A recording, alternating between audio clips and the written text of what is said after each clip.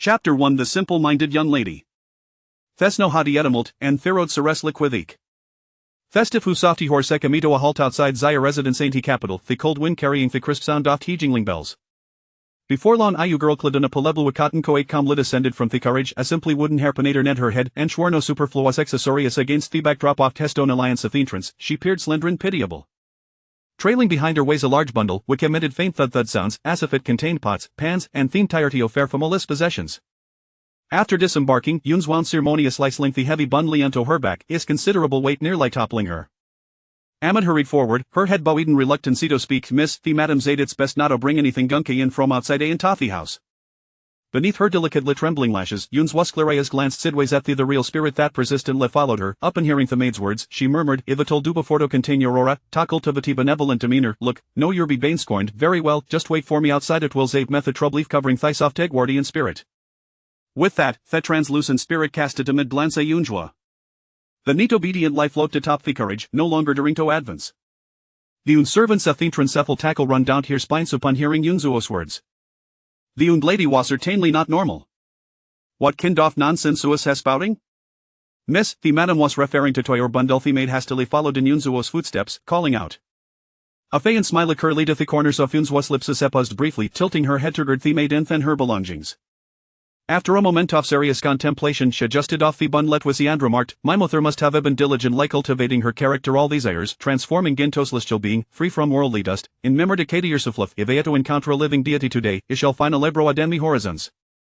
The maid's lips twitched slight light hygio and lady ways indeed a bit simple-minded. She had already tried to dissuade her twice, yet und lady remained obstinate, leaving her to loss. With such a lack of understanding, how could the und lady expect to have a peaceful life upon returning home, especially if she was to be toads with her mother? The maid led Yun Zhuo toward the back courtyard. Yun Zhuo maintained a tranquil demeanor, fully aware that their biological mother might harbor some resentment towards her, yet she felt no more. Instead, she looked forward to her days at Zaya residence. After all, the plaque the famalish renewus bestowed by the founding emperor of the current dynasty, and the Shran itself housed the ancestral spirits, all connected by blood, for some own like her how was not long for this world, this place was the ideal sanctuary.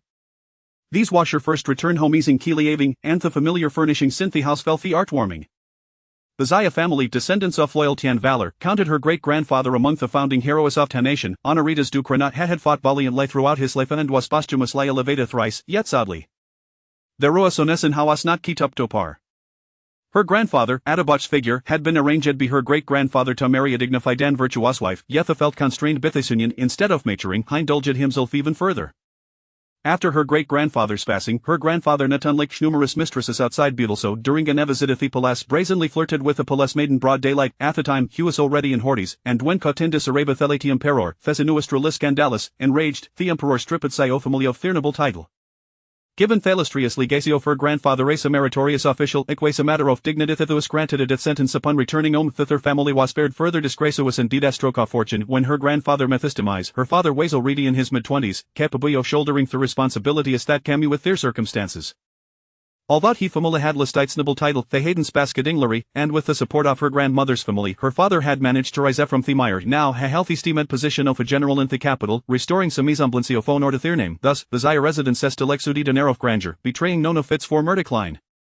At this moment, Yun Zhuo walked slowly, while it made a head displayed a greater sense of urgency, the biting cold wind flushed her cheeks, and the hefty bundler remained steadfastly at her back. In this manner, she resembled Natera returning daughter of the household, but with a distant relative a come to beg for favors. Before long, Yun Zhuo caught sight of her biological mother, Lady Jiang. Lady Jiang had been chosen by her grandfather during his life to meet be her father's wife. He, a man of erratic judgment, believed that marrying Goelbradan proper lady like her grandmother was a source of constraint, and thus endeavored to select a leviandinocent companion for his son, ultimately settling in Lady Jiang. Now nearly Etkada had passed since her parents' marriage, resulting in 3 sons and a daughter, yet Lady Jiang's beauty still radiated with vibrant charm. With fair skin and elegantly manicured hands, shakenly set down her tiacu pen cast a seemingly amiable glance toward Yun Zhuo. However, that distant gaze swept over her from Tito, and afterment, she frowned slightly, placing delicate hand over her nose in apparent distaste, wore filthy uato bathi and changed into clean clothes before coming to seem. Yun Zhuo had left Omethega for, and now 12 years later, this was the first sentence her mother had spoken to her upon her return towards his tirade memories of resentment from the time her mother had secretly arranged for her to be taken away. In dured 3 days of laborda bring her into this world, near lilising my life in the process, 4 years, my health has not improved a very time I ear, my heart feels shivy, and ho can never recover. Today, fourthest girl, even erlang de red to ard with dot shice nothing but a calamity I wish never to see her again, with the old matriarch gone to pay respects and me husband absent, Ike would best oputane into us lit Ike bees if never ber herital.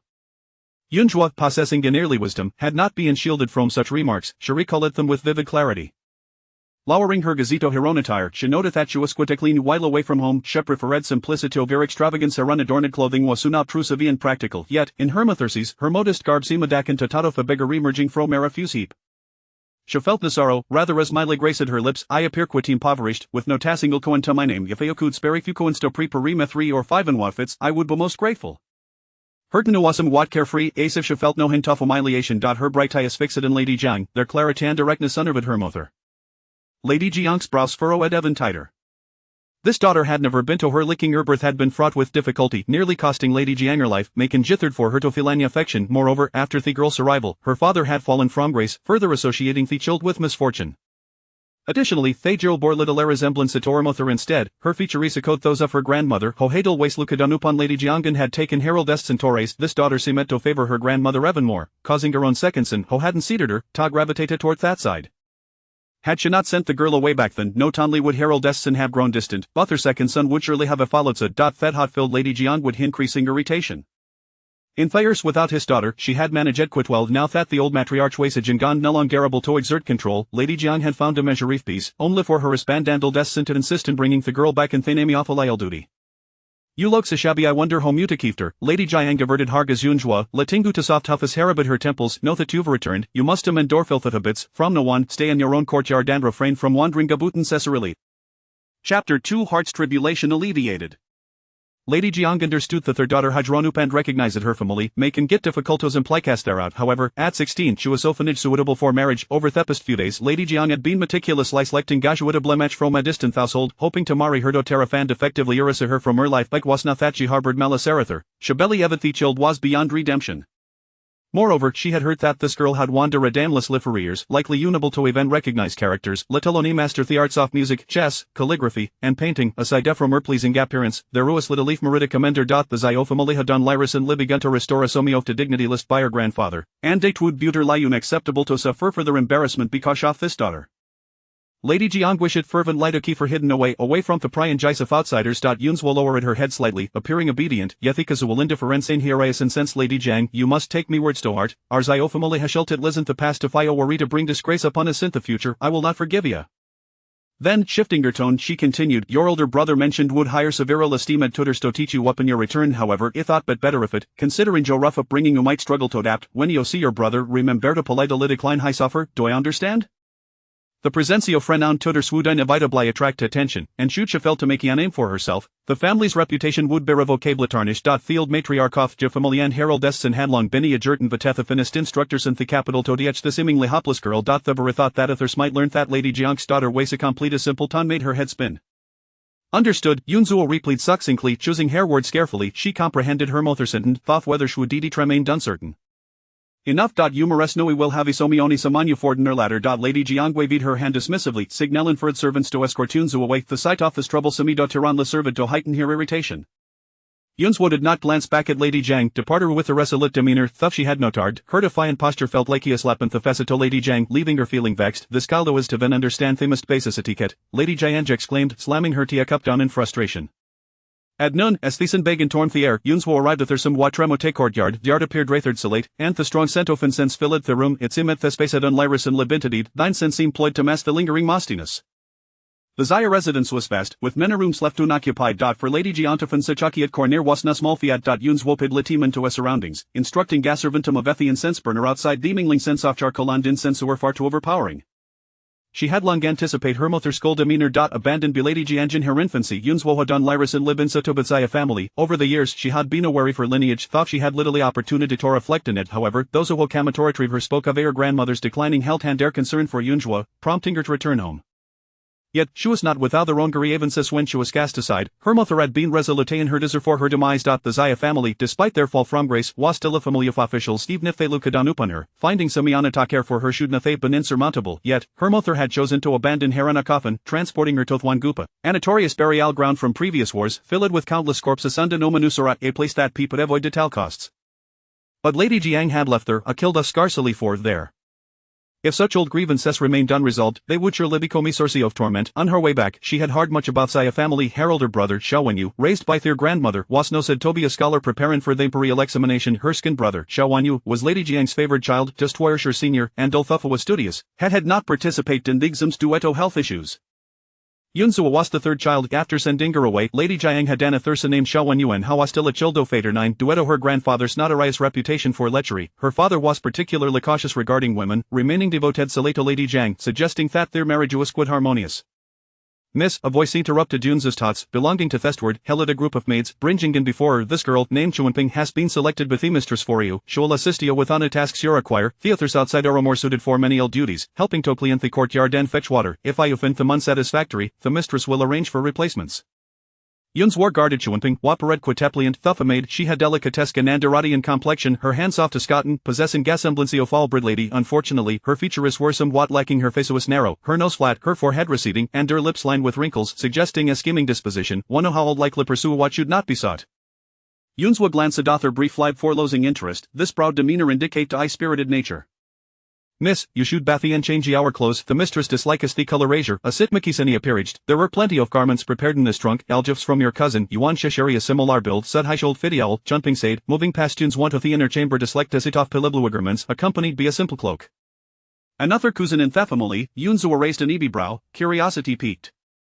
Sheist the legitimate daughter of the mistress family, residing here for over 10 years, enjoying gay close bond with the mistress, surpassing that of mother and daughter. Junping paused, gauging Yunzhuo's reaction, seeing no significant. Her confidence grew, and she continued, Thisa condan just young master serial so quid fond offered. Sheist known for her genuine generous nature, earning a Jude reputation in the capital. Upon hearing this, Yunzhuo called no Thelpbudlov, her smell radiant. Truly, her mother weighs an extraordinary person, disdaining her own daughter while nurturing another family's daughter weighs indeed remarkable. This smile flustered Xuanping, how was uncertain of Yunzhuo's feelings. Logically, given the mistress' affection for her cousin, Yunzhuo should have been jealous and angry, yet the Resha was smiling. Yunzhuo lifted a finger to trace the cloak, having sent some mana garments. Doest this cousin possess any more? I thought could be obvious, she inquired calmly. Of course, she has plenty, Thecus and lacks for nothing, Xuanping replied readily.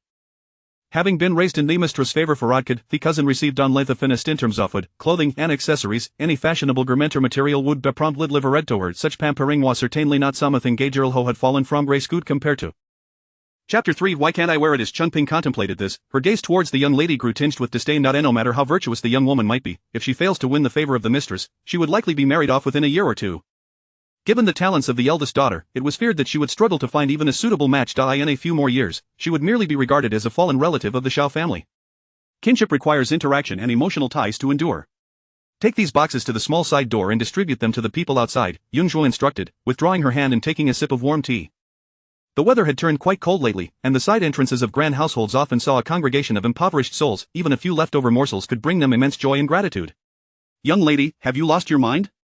How can you possibly discard such fine garments? These were meticulously chosen by our cousin, each piece crafted from the finest materials. Let those wretched souls wear them would be nothing short of an affront to her. Xuanping exclaimed immediately.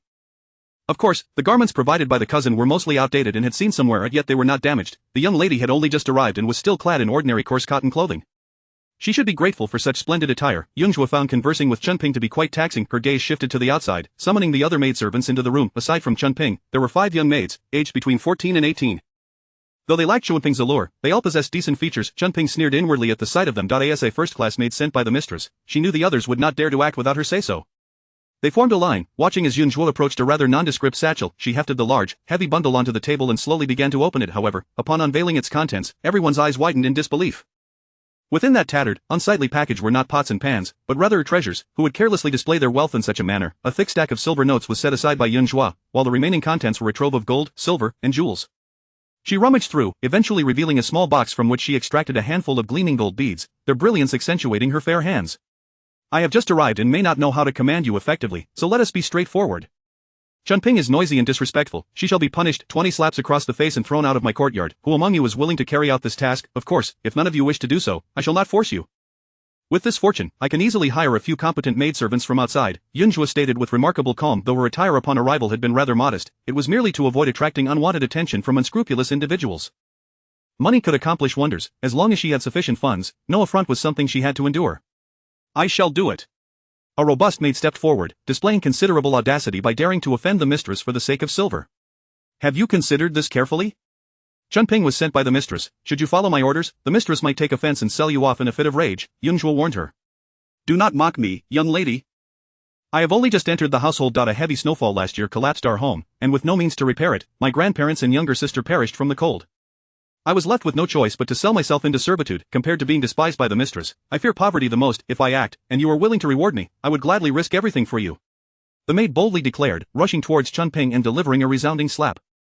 Accustomed to hard labor, she wielded considerable strength, leaving Chunping momentarily dazed, her face flushing with alarm. I am sent by the mistress, smack. Another swift slap followed, unyielding and decisive.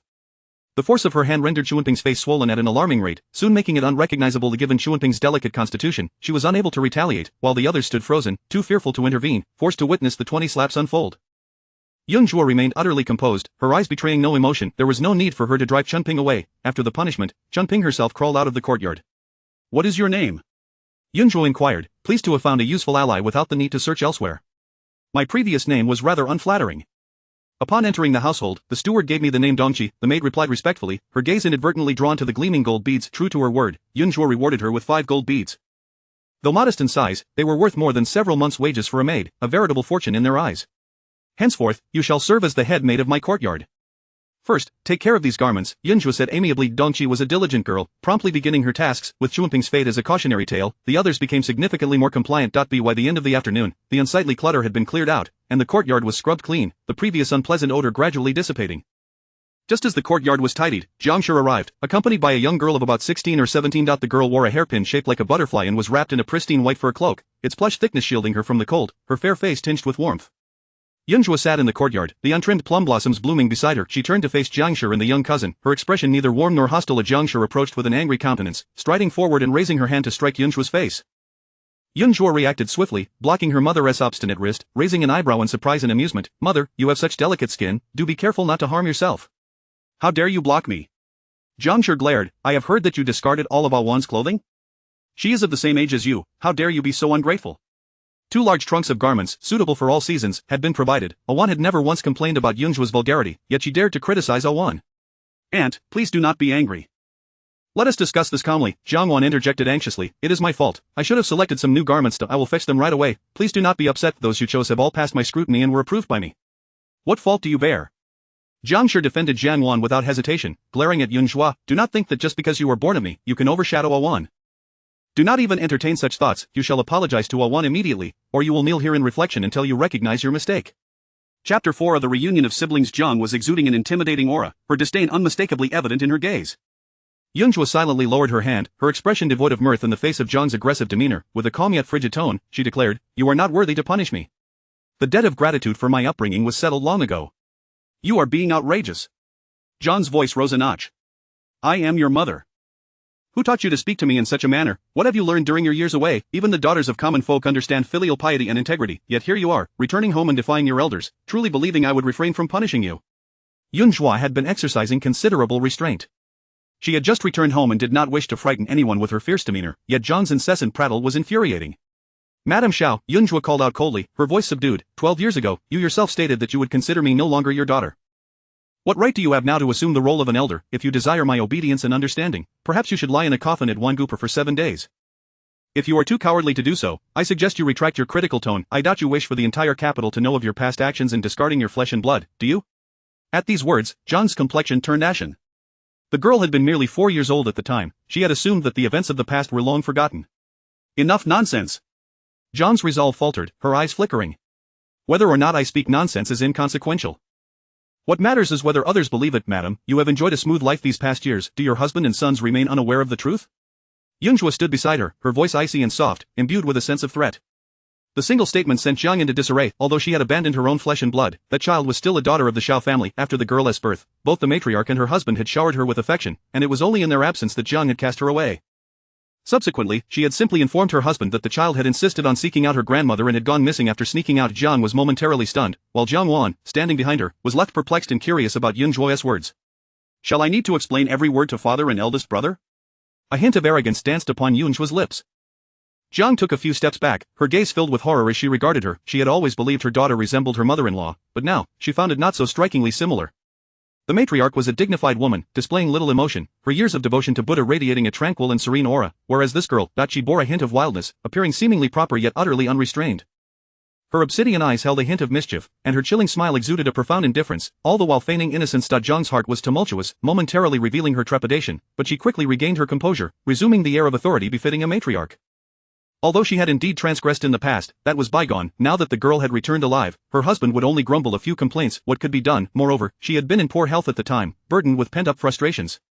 Anything she did was understandable, yet, despite such reasoning, Jiang was unwilling to gamble, especially now that the girl had just returned. Her husband and eldest son were most sympathetic, revealing the truth of the past would surely have the most significant impact.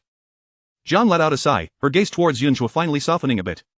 I am still your mother, and I understand the grievances you have harbored during your years in exile, which has made you somewhat unruly. I, along with Awan, were unaware of your figure and thus prepared some old clothes for you to manage with for the time being. We shall have a tailor measure you in a few days and craft new garments. Who would have thought you would be so agitated? Jiang feigned concern. Yun Zhuo could play that game too. Then I must thank you, mother. I know you care for me, especially since you sent so many maids to attend to me today, which shows your thoughtfulness. However, I am rather unaccustomed to new faces, so I hope you can send me their contracts so that I may become more comfortable in their presence. Yun Zhuo immediately tempered her fierce demeanor, adopting a gentle tone. Jiang's expression stiffened momentarily. Her daughter was indeed formidable. Chunping, the girl she had selected, had been reduced to a pitiable state within moments of her arrival. Who knew what further chaos would ensue? The contracts of a few maids were inconsequential to her, yet, it was somewhat regrettable. She had only borne this one daughter, and alas, she was a harbinger of misfortune. Were it not for her being a jinx, Jiang would have undoubtedly cherished her like a precious jewel. Since you desire it, I shall grant it to you. You are my daughter, and I would not treat you poorly, Jiang declared, ensuring her demeanor was appropriately affable. She reasoned that her daughter was merely a girl of 16 or 17.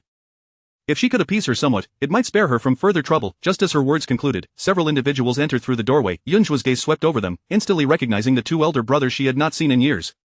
Xiao Wenyue was 7 years her senior, now possessing a strikingly handsome appearance. Though he was a scholar, he was not frail, rather, he stood tall and robust, exuding an air of nobility. His stride was confident, his back straight, resembling a mountain peak. His features were well-defined, his eyes bright and expressive, with a high brow indicating a promising future. Yet, despite his fine bone structure, his demeanor was lacking. Eldest brother's complexion was somewhat sallow, hinting at the burdens of brotherly rivalry. Additionally, he bore a heavy aura, his spirit noticeably waning, and a fierce quality that could not be concealed. It seemed his fortunes had not been favorable of late. Dage, urge, Yun Zhuo greeted, her heart stirred upon seeing Xiao Wenyue. She recalled her mother's harsh words upon leaving home but also faintly remembered the affection her elder brothers had shown her in childhood. Time had rendered their familiarity somewhat estranged. Xiao Wenyue's face broke into a smile as he reached out to ruffle her hair. You've grown so tall, for these years, father and I have sent people far and wide in search of you, fearing the worst. Now that you have returned safely, it is truly a great joy. Rest assured, with me as your elder brother, you shall never again endure the hardships of the world. As he spoke, noticing her thin attire, Xiao Wenyue furrowed his brow and promptly removed his fur coat, draping it over Yun Zhuo's shoulders. Mother, my sister is frail and should not stand outside for long. We ought to speak indoors. Xiao Wenyue turned his attention to Jiang, his demeanor instantly shifting to one of respect and politeness. He had received word that they found his sister alone, struggling amidst a merchant caravan. Had they been even a moment later, she might have found herself sold into servitude. His sister had faced considerable adversity since her difficult birth, making her unappealing to their mother, and her years of hardship only added to her burdens.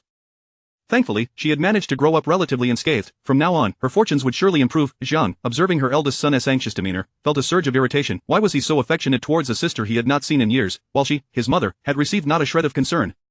Mother, you appear unwell. Are you feeling ill? Allow me to assist you inside, Xiao Wenyue offered, immediately supporting her as Jiang's anger flared. Meanwhile, the unfamiliar younger brother, Xiao Wenyuan, approached Jiang Wan with an expression of delight, discreetly handing her something. Chapter 5. Is he your biological son? Yun Zhuo's gaze fell upon her second brother and younger sibling. The second brother appeared significantly more frail, with a fair complexion that bore a touch of delicate beauty. His face was thin and pale, lacking vitality, suggesting a life marred by worries and sorrows, indicating a fragile constitution. His nose was sharp like a sword, and his eyebrows and eyes were slender, adorned with horizontal lines, appearing dull and lifeless, as if harboring malicious intent, a harbinger of familial ruin. As for the younger brother, he had yet to reach the tender age of 9, his youthful disposition still unformed. Observing his lively expressions and fidgety demeanor, it was evident that he was quite the mischievous one. Xiao Wenyan presented to Jianwan not a rare treasure, but rather a simple ice rabbit, proudly declaring, "Sister, I carved this myself, take a look first, and later we can place it at your door. In this cold weather, it will last for several days." "Thank you, Ayan, I truly adore it," Jianwan responded, her eyes crinkling into a warm smile. However, in the next moment, she suddenly offered a bittersweet smile, returning the ice rabbit to Xiao Wenyan. "Cousin, you have never met cousin Yunzhua, have you? Perhaps you should give this to her, after all, she is your biological sister." Xiao Wenyan paused, momentarily taken aback, sensing Jianwan's flustered unease. Displeasure immediately crept across his face. "I carved this for you." He shot a glare at Yunzhua. "You wicked woman, did you just bully my sister? I heard you discarded all the clothes she gifted you. How dare you treat my sister with such disdain? I refuse to acknowledge you." "Be quiet." Xiao Wenyu cast a cold glance in their direction. Xiao Wenyan, slightly intimidated by his elder brother, lowered his voice. "Even if you scold me, I must speak. I do not know her. Look at how shabby she is dressed. How can she be considered my sister? Where would my dignity lie? Besides, what does blood relation matter? Sister one has looked after me all these years. No one can compare to her in my heart. To claim equality with her is merely seeking humiliation. Do not heed such nonsense. You are the eldest daughter of the Xiao family, regardless of how others perceive you, that is your rightful standing." Were it not for Jiang Shi's presence, Xiao Wenyu would likely have been unable to restrain himself from taking action. Yunzhua remained unfazed. To her, harsh words were but trivial skirmishes, incapable of wounding her. Indeed, Xiao Wenyan was a stranger to her, someone she had never interacted with and felt no need to grow close to. However, she was taken aback that her second brother had yet to express any disagreement or dissatisfaction, not a trace of denial crossing his countenance. In his eyes, perhaps, his younger brother's words were not without merit. The affection he once held for her in their childhood had long since dissipated during their years of separation. With a gentle smile, she replied, "I shall heed my elder brother's wishes. It is of no concern." Seeing her display such understanding, Xiao Wenyu's heart ached even more. How many grievances must his sister have endured to maintain such composure, exuding gentleness and obedience? He led Yunzhua into the house, surveying the surroundings. He noted the simplicity of the dwelling, devoid of any furnishings, and his brows knitted together in discontent. The courtyard allocated to his sister was already quite remote, yet he was astonished to see the meager arrangements within. He recalled that Jiangwan's courtyard was filled with numerous fine items, even rare flowers and plants had become commonplace. Such blatant favoritism was truly disheartening. Grandmother's health has been declining, she has been sleeping heavily these past few days. Tomorrow morning, when she feels better, I shall take you to see her, Xiao Wenyu said softly. Yunzhua nodded in acknowledgement. I am soon to participate in the imperial examinations, and my teacher has been keeping me occupied. I cannot accompany you for the time being, but after we meet grandmother tomorrow, I will have the second and third brothers take you out to shop for necessities, and you can charge it to my account, Xiao Wenyu generously added. Jiang Shi, seated nearby, observed the cordial interaction between the siblings with discontent. Her eldest son, after all, was not raised by her side, and his heart seemed to lean entirely toward the elderly matriarch. Over the years, she had urged him to treat Awan as a true sister, yet he complied without any warmth, offering her no tenderness at all. Do not think I have treated her poorly. She is new to this household and unfamiliar with our customs. If she were to offend someone while wandering about, it would bring trouble upon you both. Before you arrived, I had already promised to have her new clothes made. With your imminent examination, these trivial matters do not require your intervention. Focus on your studies, Jiang Shi immediately retorted. Among her three sons, her preference lay with the second. However, she hoped the eldest, being robust and academically inclined, would eventually support the family. Mother, my sister is merely a young girl.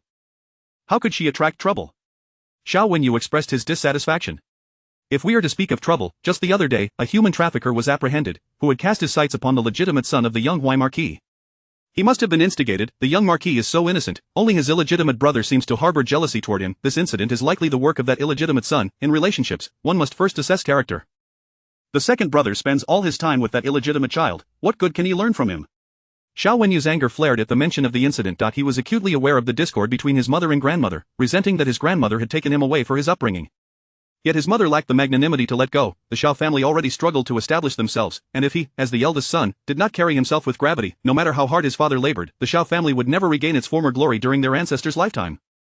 Though his grandmother had made mistakes, her intention had merely been to keep him close for guidance, never obstructing his interactions with his mother. Yet his mother perceived his absence as betrayal, leading her to treat him with coldness since childhood. Over time, he naturally grew closer to his grandmother. The second brother, raised by their mother's side, had, however, learned nothing over the years. She coddled him as if cradling fragile ice, fearing he would melt. She worried about him tiring from studying and suffering in martial training, monitoring his every meal and necessity. This excessive pampering had rendered him picky and frail. Such indulgence without guidance resulted in a fade of obedience, concealing a heart full of malice. The moment Xiao Wenyu criticized Xiao Wanyue, Jiang Shi's face darkened immediately. I know you have achieved much, but there is no need to look down upon your brother. Were it not for Yuera's weaker constitution, his achievements would not be inferior to yours. Jiang Shi defended him without hesitation. Yun Zhuo glanced at the second brother, Xiao Jiayun, who sat calmly beside Jiang Shi, seemingly accustomed to such exchanges. Clearly, he understood that Jiang Shi would always protect him, rendering their elder brother's words inconsequential. Instead, he watched with keen interest as Jiang Shi confronted their elder brother. Mother, I speak of the young Huai marquis affairs. You must manage the second brother. Do not allow him to associate further with that illegitimate child. Xiao Wenyu's anger surged, his tone tinged with impotence. Jiang Shi exploded in fury. I see you wish to control me. I bore you, yet you are perpetually dissatisfied, even taking your frustrations out on Yue. Very well, if I am such an eyesore, I shall take Yue and leave. If you cherish this girl so much, take care of her yourself. With that, Jiang Shi turned on her heel and departed. Xiao Wenyue wore a smile, casting a glance at his elder brother, and casually remarked, the legitimate son of the young Huai marquis is but a mere child. If elder brother is so concerned, one might think you are his father. Chapter 6. A bit unattractive. Xiao Wenyue's casual remark incited such fury in Xiao Wenyu that the veins on his forehead bulged, unable to contain the anger simmering within. Yet, Xiao Wenyue remained unfazed by this ire. After speaking, his gaze lingered on Yun Zhuo's face for a moment, his expression intricate, before he scoffed and departed. Then I shall take my leave as well, sister. I've had several blocks of pristine ice excavated for you. I shall teach you to carve a grand tiger. Even Xiao Wenyuan, this younger brother, made no effort to linger, tugging at Jiang Wan's sleeve as he too sought to exit. Jiang Wan smiled gently. A cousin, do not take offense. Aunt and our second cousin do not intend to neglect you. They simply dislike being nagged. Rest assured, I shall appease Aunt shortly. She will not remain angry for long. As she spoke, she hesitated and continued, since you are new here, I had intended to accompany you around, but since Aunt has spoken, it would be unwise to go against her wishes. By the way, why not have Ayen accompany you? Jiang Wan hastily turned to Xiao Wenyuan. Ayen, you need not practice the piano with me for the time being. My cousin's matters take precedence. After all, I am but a guest and can adapt to whatever is required. She appeared ethereal, her gaze toward Xiao Wenyuan brimming with affection. Xiao Wenyuan often found himself in close proximity to Jiang Wan, their bond deep and unwavering. Recently, a highly esteemed musician had arrived in the capital, eager to take on disciples, and Jiang Wan, who had always cherished the arts, had requested Xiao Wenyue and Xiao Wenyuan to listen to his compositions and offer suggestions. However, both brothers had their own commitments, and thus were not always available. I already promised you, Xiao Wenyuan declared immediately, then turned awkwardly to Yun Zhuo, saying, can't you go out on your own? You're quite grown up now, and with a maid accompanying you, you surely won't get lost, will you? Xiao Wenyu, already in a foul mood, grew even angrier at this. Xiao Wenyuan, she is your own sister. As if about to strike, Yun Zhuo promptly restrained him. With a gracious smile, she said, my younger brother speaks truly. I cannot possibly become lost. Moreover, one must adhere to the principle of first come, first served. How could I allow my brother to breach his commitments for such a trivial matter? Xiao Wenyuan stared at her in disbelief, feeling that this sister of his was somewhat different from his expectations.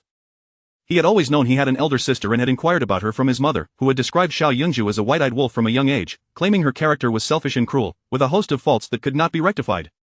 After receiving news of locating his elder sister, his mother had advised him to keep his distance, warning that her nature was inherently poor. Having been adrift for so long, she must have engaged in dubious activities, and he must not follow her down a bad path.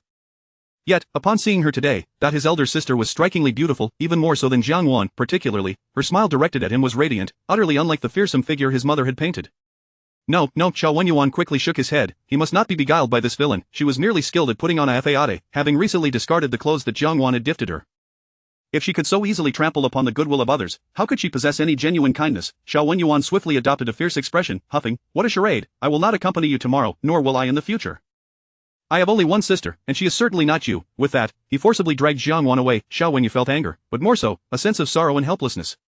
His gaze toward Yun Zhuo was filled with compassion. It is all my fault for letting you endure such indignities upon your return, he lamented, feeling quite despondent. I shall ensure he is taught a lesson. He must never again disregard our kinship. He had indeed admonished him many times before, but their mother always intervened, thwarting his efforts. Her demeanor toward him was already quite poor, and even more so toward Yun Zhuo.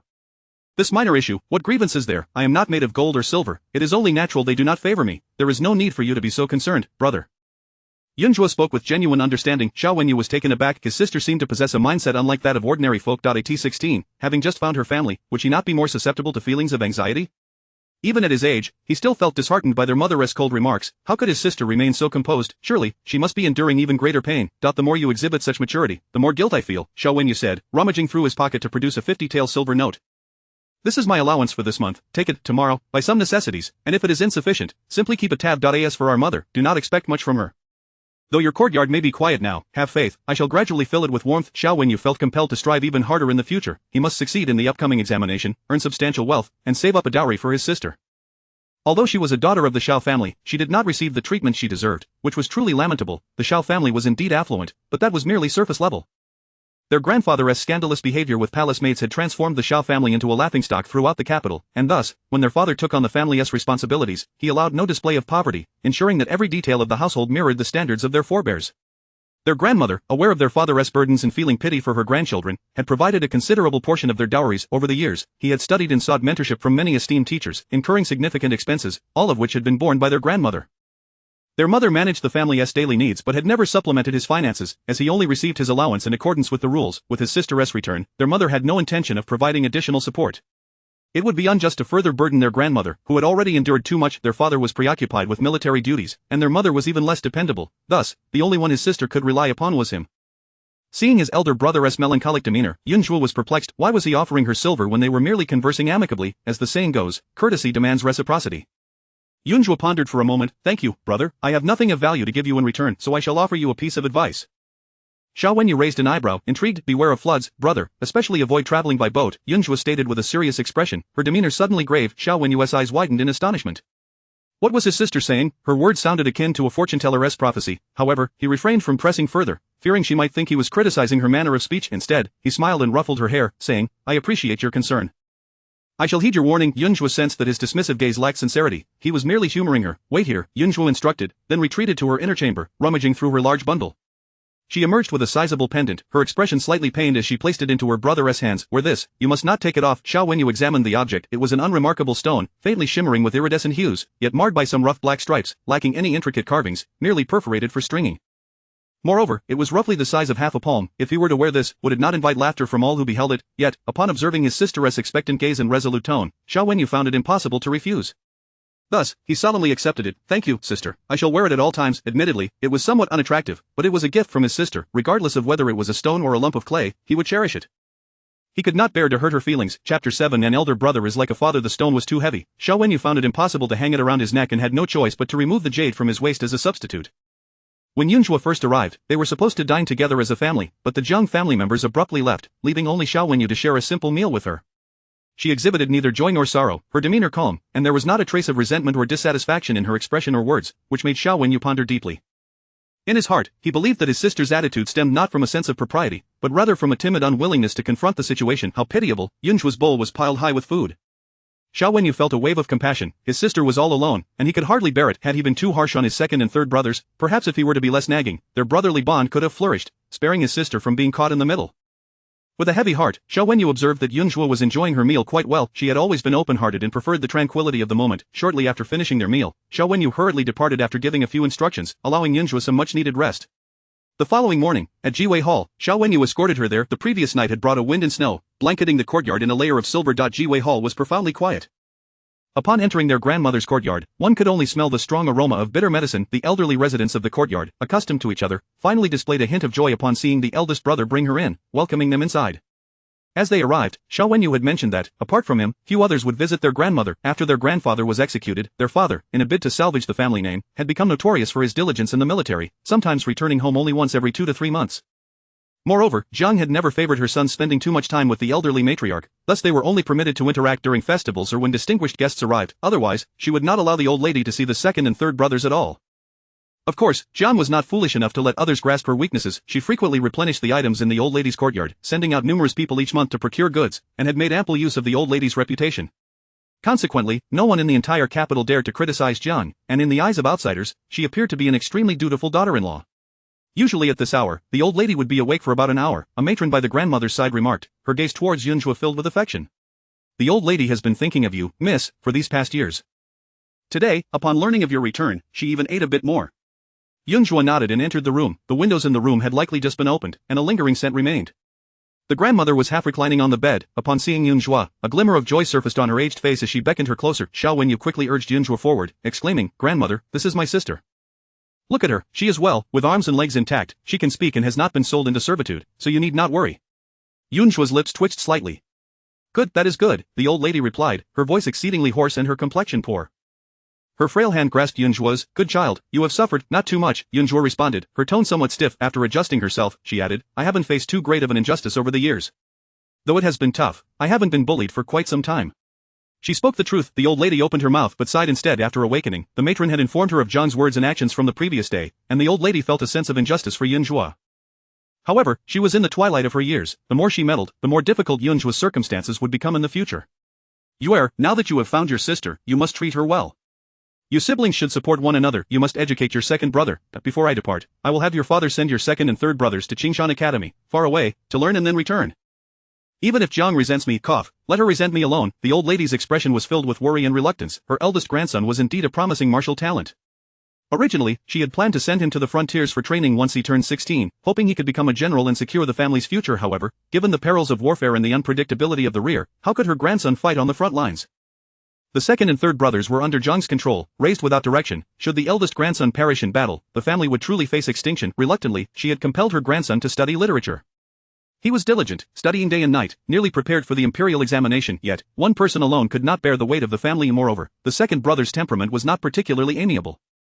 If he were to lead a muddled life, it might be manageable, but should he cause great trouble in the future, the entire family would be implicated. Given her frail health, if she could survive until her grandson's examination, it would be considered fortunate. Regarding her grandson's upbringing, she felt powerless, hoping only to leave behind a few words of admonition to prevent Jiang from retaliating. Do not worry, grandmother, I will certainly keep an eye on the second and third brothers, Xiao Wenyu quickly assured her. They were still young and had yet to comprehend the road ahead. Should the day come when they could rise above their mother, they would surely understand the old ladies and his good intentions. As the eldest brother, he would never give up. Observing the pained expressions on the old lady and his elder brother, Yun Zhuo felt a profound sense of hardship. If the second brother were truly malicious, then a way would need to be devised to expel him. If that failed, perhaps he should simply be dealt with. The youngest brother was still innocent. Should he remain oblivious, a few beatings might suffice. If, after that, he still did not understand, he could accompany the second brother on the path to the underworld, ensuring he would not be alone in death. However, she scrutinized her elder brother's face closely. His words did not seem to be mere platitudes for the old lady. He was earnest. As the eldest brother, he had to take on a paternal role? That was no easy task. The old lady and her elder brother had cared for her deeply over the years, showering her with affection. Thus, she could not appear overly ungrateful. Therefore, Yun Zhuo nodded in agreement. I will also keep a close watch on the elder brother, ensuring he does not forget to supervise them. Xiao Wenyu's sorrow abruptly ceased as he glanced at her. Just as he was about to speak, the old lady's eyelids began to flutter, indicating she was about to drift off again. How can it be that after less than half an hour, grandmother's energy has diminished further? Xiao Wenyu exclaimed anxiously, addressing the matron. Quickly summon the physician. Calling the doctor would be futile. Yun Zhuo interjected immediately. Xiao Wenyu looked at her in confusion. The old lady is of advanced age, and her constitution is not robust. If she encounters anything unclean, she may be susceptible to malevolent influences, rendering medicine ineffective. You, brother, should seek alternative remedies, Yun Zhuo suggested, her gaze sweeping across the room. The grandmother's courtyard was tranquil, and the furnishings within were simple. Aside from a medicine chest, a faint scent of sandalwood lingered, and there was a table adorned with offerings to deities. Xiao Wenyu had never believed in such things, yet, as these words came from his beloved sister, he could not bear to dismiss her goodwill and replied, the prescriptions from the court physician have also been reviewed by those at the imperial hospital. There is nothing amiss, and it is thanks to this that the old lady's life is sustained. The physician's prescription is likely also for expelling evil spirits, which may be effective, but it is insufficient. Chapter 8. This is the murder weapon. The elderly matriarch had been unwell for over 2 months. Initially, her condition was marked by lethargy and a lack of appetite, which gradually worsened to prolonged periods of sleep, and now she could barely muster the strength to utter a few words before succumbing to fatigue. The imperial physician had also stated that she could not endure much longer. What else can be done? Xiao Wanyue asked instinctively, only to feel a pang of regret after speaking. His sister was not a physician. How could she possibly grasp the complexities of healing? Brother still has classes to attend. It would be best for you to leave early. I shall remain here to tend to our grandmother, who has longed for me over the years. It is only right that I stay by her side during her illness. She refrained from being forthright. Over the years, as she ventured outside, many had dismissed her due to her age, appearance, or even gender, showing her no trust. Explanations were futile. Moreover, her elder brother was principled. When she had just advised him to steer clear of the dangers of water, he had responded with such nonchalance. Now, with their grandmother's life at stake, he would undoubtedly be even more cautious. Recently, his fortunes had also been unfavorable, so it would be better if he did not involve himself in matters concerning their grandmother's treatment. Xiao Wenyue's gaze held a hint of skepticism. After a moment's hesitation, he said, grandmother's constitution cannot withstand much more turmoil. Grandmother need only rest. She shall not be burdened. Yun Zhuo interjected promptly. Xiao Wenyue was uncertain of his sister's intentions, but seeing her composed demeanor eased some of his doubts. With the presence of the nurses in the room, there was little chance for his sister to disturb their grandmother. As long as her recovery was not hindered, it mattered little what other matters she attended to. Before long, the household physician administered a few more needles to the matriarch, and her breathing stabilized slightly, allowing Xiao Wenyue to take his leave. Once he departed, Yun Zhuo wasted no time. Has grandmother acquired any rare items recently? Something that could be seen often? She directed her inquiry at the matriarch's attendant, Granny Hui. Miss, are you suggesting that someone may have poisoned her? Granny Hui was taken aback. Her expression grew grave as she continued, that seems unlikely. The people in the matriarch's courtyard have served her for many years. What benefit would they gain from betraying her? Moreover, she has never been involved in any affairs. Who would dare to poison her? There is no need for such treachery. Granny Hui understood the matriarch better than anyone. If poisoning were indeed the case, the only suspect would be Jiangshi. Years ago, when the late patriarch foolishly insisted on marrying Jiangshi into the family, the matriarch had been unable to prevent it and had reluctantly acquiesced. Little did she know that once Jiangshi entered the household, she would become insufferably arrogant, often throwing tantrums and demanding the elder brother's constant company. It was natural for a new bride to cling to her husband, but after months of marriage, Jiangshi still refused to let the elder brother venture out. He was a man of integrity, with no ulterior motives, yet in Jiangshi's presence, even casual gatherings with friends required extensive questioning. Had the late patriarch not met his untimely demise, leaving the family without a capable head, Jiangshi would have never allowed the elder brother to seek experience outside. Such behavior was indeed petty, reflecting a narrow-mindedness that was truly pitiable. The matriarch had only offered a few words of counsel regarding their marital issues and had not pressed further, maintaining a demeanor of kindness towards Jiangshi. Yet Jiangshi, behind closed doors, would portray herself as a victim of the matriarch's supposed tyranny, leaving the elder brother in a difficult position. To spare her son any discomfort, the matriarch took a step back, allowing Jiangshi to have her mornings and evenings undisturbed, ultimately reducing their encounters. However, when Jiangshi bore a child, the matriarch was overjoyed and, in an effort to ease the tension with her daughter-in-law, showered her with many fine gifts. Once Jiangshi emerged from her confinement, the matriarch broached the subject of the child's upbringing, inquiring about her plans. There were many in the capital who sought esteemed tutors. If she had intentions, preparation should be made in advance. At that time, the late patriarch was still alive, and while the Xiao family held a noble title, their reputation was far from favorable. If they truly wished to employ a renowned tutor, how could they not arrange for funds and connections? Yet upon hearing this, Jiangshi felt that the matriarch was overstepping her bounds. She even stated that as long as her son was happy, he would inherit the title and enjoy the blessings that came with it. The matriarch was incensed upon hearing this. What family does not prioritize the nurturing of their eldest son and grandson? To merely seek happiness, such a fleeting desire is easily satisfied, but without the protection of reliable elders, how long can one truly remain joyful? Though the Xiao family still possessed a dukedom, the late patriarch was known for his reckless behavior, and it was uncertain when the family fortunes might dwindle. At that time, the elder brother, having married Jiangshi, had become somewhat complacent, neglecting even the most basic responsibilities. If he did not exhibit concern for the children below, how could the family fortune be preserved? The matriarch had initially thought Jiangshi's remarks were merely spoken out of anger and observed her for a time, only to discover that Jiangshi had no intention of caring for the child. She spent her days nitpicking the wet nurse, punishing the servants at the slightest sign of the baby crying, and would even feign the child's illness to prevent the elder brother from socializing. Considering the future, the matriarch was compelled to take the child into her own care. Jiangshi's resentment towards the matriarch for this was intense, yet would she dare to resort to poisoning? If that were her intent, she would have acted long ago. Why wait until now? Granny Hui was anxious, having already pondered the movements of Jiangshi several times, yet she could not identify any suspicious elements. Although the matriarch did not manage affairs, she was not devoid of means. Their humble abode was indeed immaculate. What I mean is, has grandmother acquired any new items? Perhaps one of those objects has an unclear provenance and is causing the trouble, Yun Zhuo remarked, noting Granny Hui's conflicted expression, feeling somewhat helpless. Items? Granny Hui pondered carefully. Aside from larger pieces in decor, the daily necessities are frequently replaced. Jiangshi made a grand show of procuring items for the matriarch every month. Yun Zhuo considered this and added, there appears to be nothing unusual in this room. The item I speak of must not be here. Granny, is there anything that grandmother insists on seeing, even in her illness? The matriarch wakes less frequently each day and, upon waking, is disinclined to move, often spending time in the small ancestral hall at the back. Granny Hui promptly replied. Take me there at once, Yun Zhuo commanded. The matriarch was indeed aging and had fallen ill. However, it was also due to a lingering malevolent aura that had rendered her condition intractable. If she had been afflicted by a severe curse, her frail body would not have withstood it, and she would have succumbed to a sudden illness long ago. Thus, the malice was not overwhelmingly potent, but its frequent proximity had made it impossible to eradicate, gradually accumulating and worsening her condition. Granny Hui was baffled but remained a loyal servant. Each day, witnessing the matriarch's dazed state filled her with deep sorrow, and now, with the young lady presenting a perspective that diverged from the physician's, even if she harbored doubts, she was willing to explore the matter further. She promptly led Yun Zhuo to the small ancestral hall. The matriarch has endured great suffering over the years. When she first married into the Xiao family, she did so with hopes, only to encounter. By rights, that is your grandfather, Mississippi. I should not speak too much, but it truly pains me for the old lady that for years, she has faced the cold stares of the late patriarch and the ridicule of outsiders, with no support to rely upon, finding solace. Even in sickness, she has never faltered. Surely it cannot be because of the items here that she fell ill? Granny Hui wondered, perplexed. The items in the ancestral hall, apart from the ink, paper, and incense candles, were mostly antiques. The small hall was not dim. In fact, sunlight streamed in, providing warmth beyond that found outside. While an ordinary person might not discern the underlying issues, Yun Zhuo's gaze fell upon a pair of exquisite glass lotus lamps on the altar. These lamp bases were stunning, casting a unique glow when lit, exuding an air of tranquility. Having witnessed the shadows of this world, Yun Zhuo could perceive the lingering aura of death. This object is a murder weapon. Chapter 9. Filial piety greater than heaven. Yun Zhuo strode forward with unwavering determination, grasping one of the lotus lamps in her hand. This lotus lamp was not small, approximately the length of an arm, crafted entirely from copper, with a lotus-shaped candlestick made of glazed glass delicately embedded at the top. The craftsmanship was intricate, making it quite a rare item.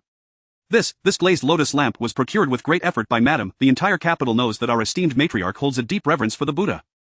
Recently, a pair of lotus lamps was sold in the marketplace, and the seller was a wandering monk obsessed with divine beings. Madam personally sought him out, and with genuine sincerity, managed to bring this into our household as a gift for the matriarch. Granny Hui was taken aback. Was there a problem with the extravagant item that Madam Jiang had procured with such fanfare? The monk also mentioned that this lamp has been offered before the Buddha for nearly a century, and many sought to acquire it. Yet, it was only sold based on fate. Only our madam had the capability, securing it through her heartfelt dedication and a modest offering. Granny Hui was reluctant to speak ill of Madam Jiang in front of Yun Zhuo, thus her tone remained exceedingly respectful. She added, once this item arrived at the matriarch's residence, no one in the capital failed to commend Madam, all lauding her as a virtuous and filial daughter-in-law. What outsiders did not know was that for years, Madam Jiang had never displayed a warm demeanor towards the matriarch. She merely relied on the matriarch's uncontentious nature, not wanting to become the subject of ridicule, thus stepping on the matriarch's reputation to elevate her own. The matriarch, devoted to Buddhist practices, had no inclination for ostentation or for displaying peculiar artifacts within her home. This was not lost on Madam Jiang.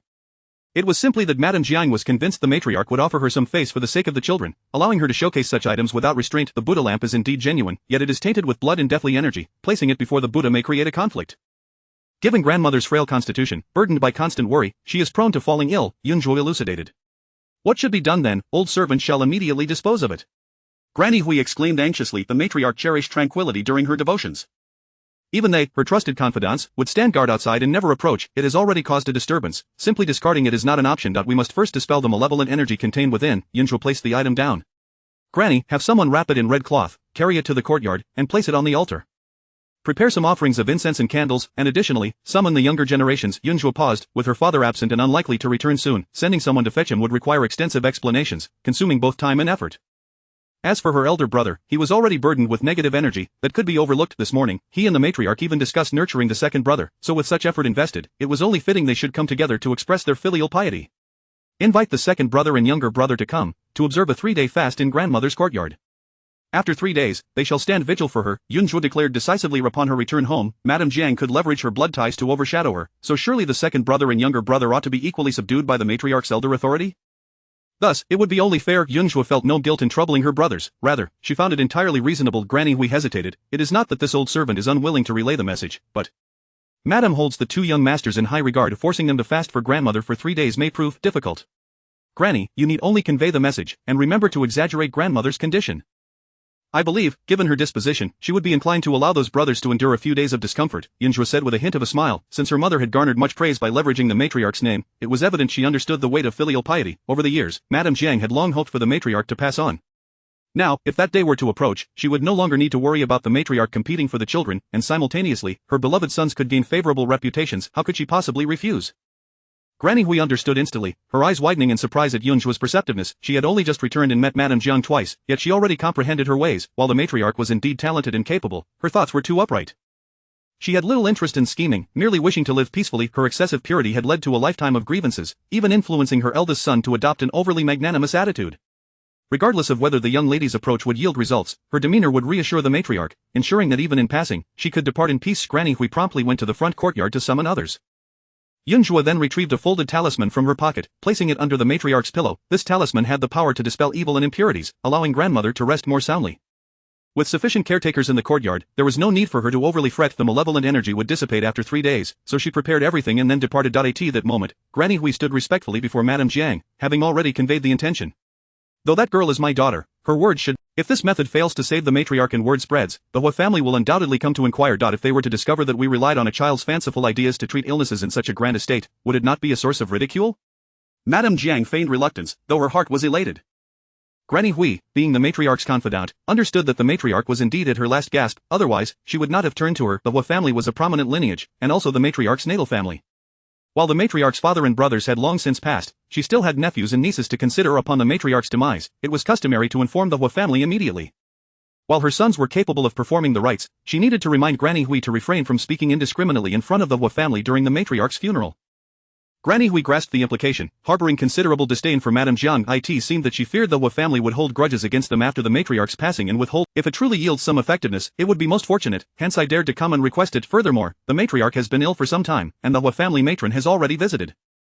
They are well aware of the situation. Granny Hui could only say. Madame Jiang smiled, as long as the matriarch is not disturbed, to prevent any incidents that might tarnish the children's reputations. Then let them proceed. Just 3 days, it cannot be prolonged. The second master is in poor health, and should he be overtaxed, others may say the matriarch is reluctant to part with her grandson, wishing to take him along. This could tarnish her benevolent reputation. Madame Jiang relented. Granny Hui was seething with suppressed anger but found herself powerless. After all, Madame Jiang was the head of the household, and her 3 sons and daughter were her own flesh and blood. Whatever she decreed, the servants had no choice but to comply. Thank you, madam, Granny Hui responded promptly with deference. In truth, she held little hope for the young lady's method. Her willingness to endure Madame Jiang's cold remarks stemmed from the belief that the matriarch, with her time running short, would have an opportunity to see her 2 grandsons for a few more days. Chapter 10. The comma Jiangshi nodded in acknowledgement, and Madame Hui let out a sigh of relief. The 2 young masters had always heeded the lady's words, and thus, they would undoubtedly remain obediently within the confines of the Jiwei Hall for the next few days. Madame Hui accompanied Jiang Shi's servants to the young master's courtyard to summon them. Watching Madame Hui's retreating figure, Jiang Shi couldn't help but chuckle softly. Just then, Jiang Wan approached, and Jiang Shi, filled with delight, urged her to take a seat. Is there some joyous occasion, aunt? Jiang Wan inquired, curiosity evident upon her face, her long eyelashes fluttering. Jiang Shi opened her mouth but refrained from speaking ill of the old lady, tempering her outward emotions. Instead, she composed herself and said, there is no particular joy, merely a sense of comfort in watching your children grow up. By the way, Awan, the old lady has not been well these days. Do remember to wear more subdued colors. Jiang Wan, perceptive as ever, immediately grasped the implication of Jiang Shi's words regarding the old lady's health. The old lady's illness is indeed quite severe. Despite the efforts of numerous physicians, it appears hopeless. I just saw Madame Hui leading people toward cousin Yu and brother Yan's direction, but it seems Jiang Wan's voice trailed off, suggesting an unspoken understanding. Last year, when she came of age, her aunt had intended to choose one of her 2 cousins as a suitor. The second cousin was gentle but frail, lacking any scholarly achievements over the years. Although he enjoyed her aunt's affection, being the second son, he faced certain indignities within the family, unlike the elder cousin, who was more reliable. Hence, if she were to choose, the elder cousin would undoubtedly be the best option.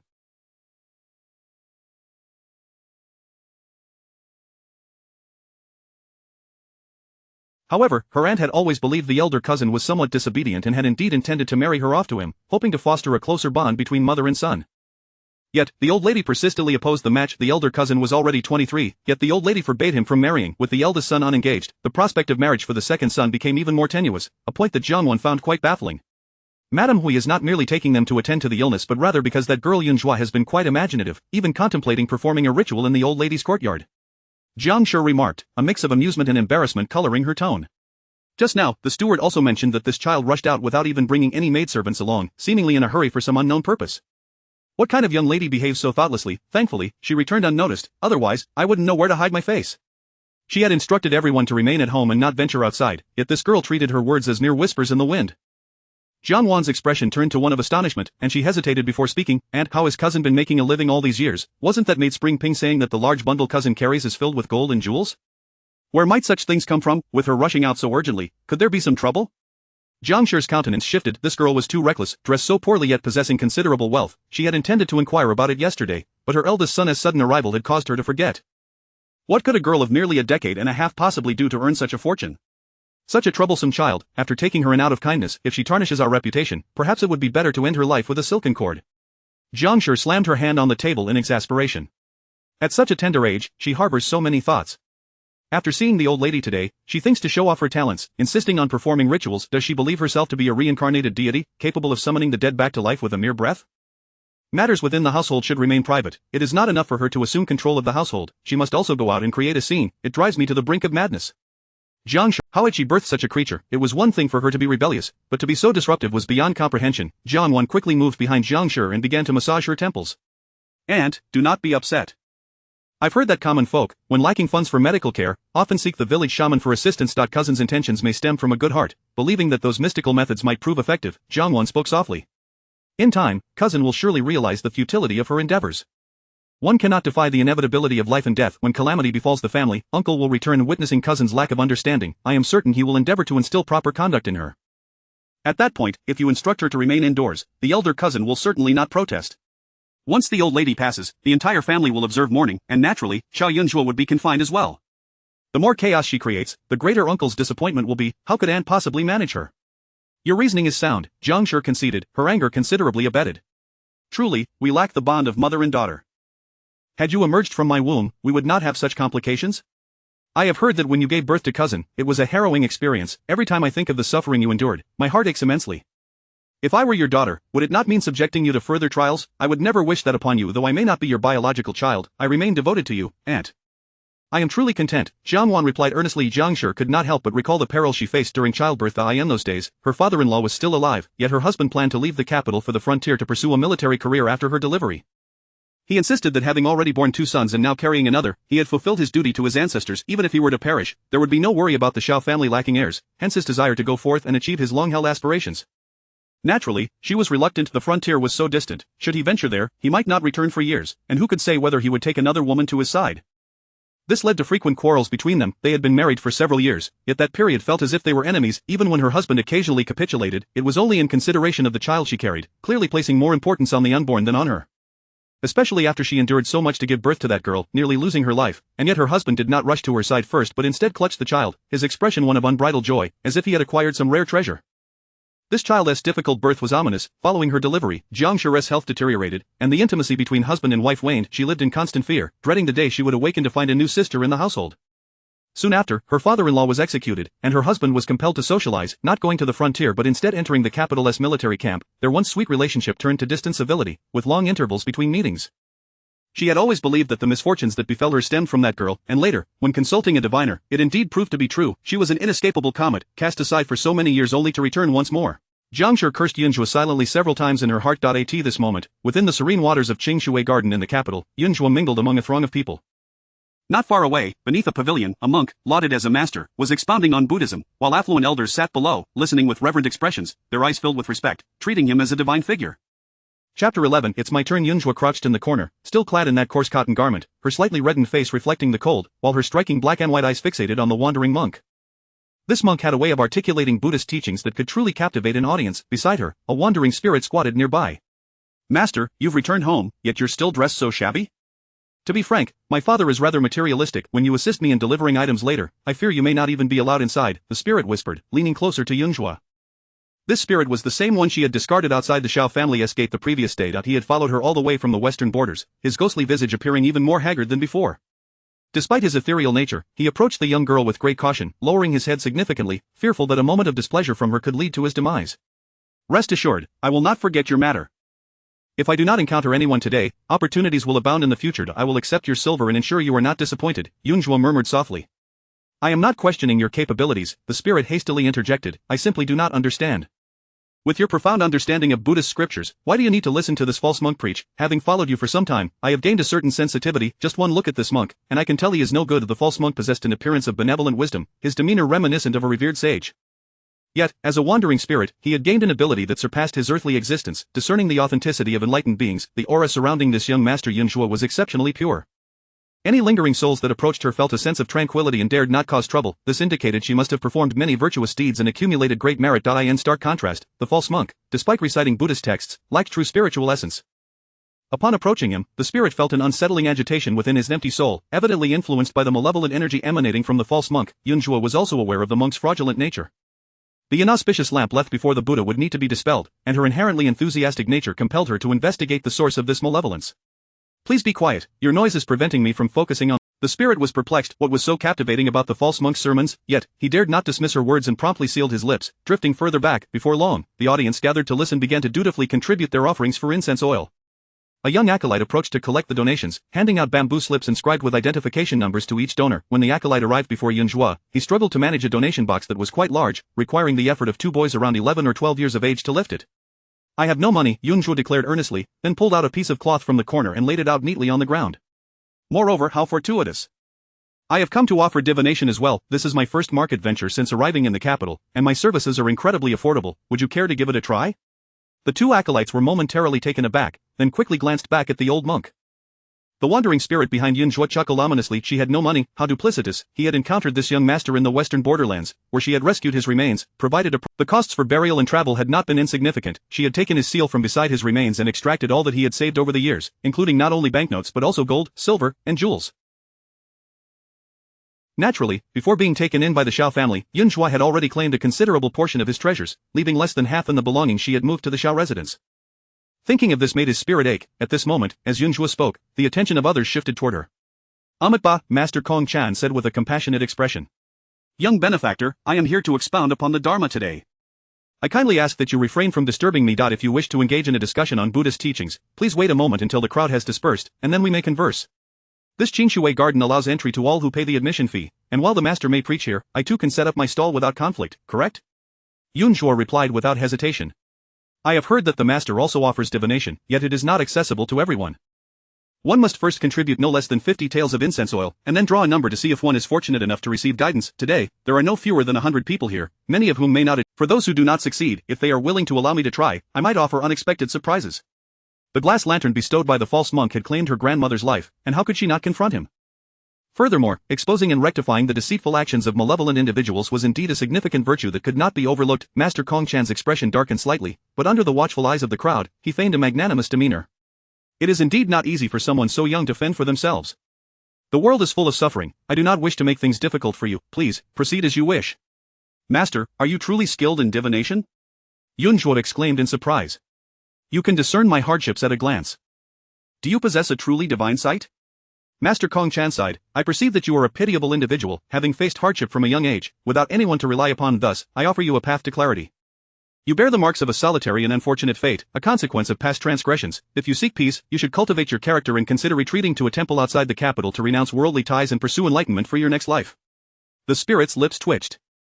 This false monk was indeed vindictive, because Yun Zhuo had interfered with his plans. He wanted to send a mere girl into a life of asceticism. How heartless! Yun Zhuo remained unfazed, even expressing astonishment. Are you suggesting that my past misdeeds have condemned me to a life devoid of... A young girl, garbed in tattered cotton, with no elder to guide her, acting recklessly and brazenly, was surely without familial supervision. Alone and desolate, she possessed a modicum of cleverness, attempting to seize this opportunity to earn some silver.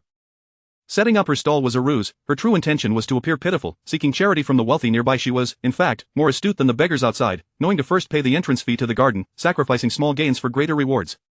TSK. Yun Zhuo clicked her tongue, then smiled.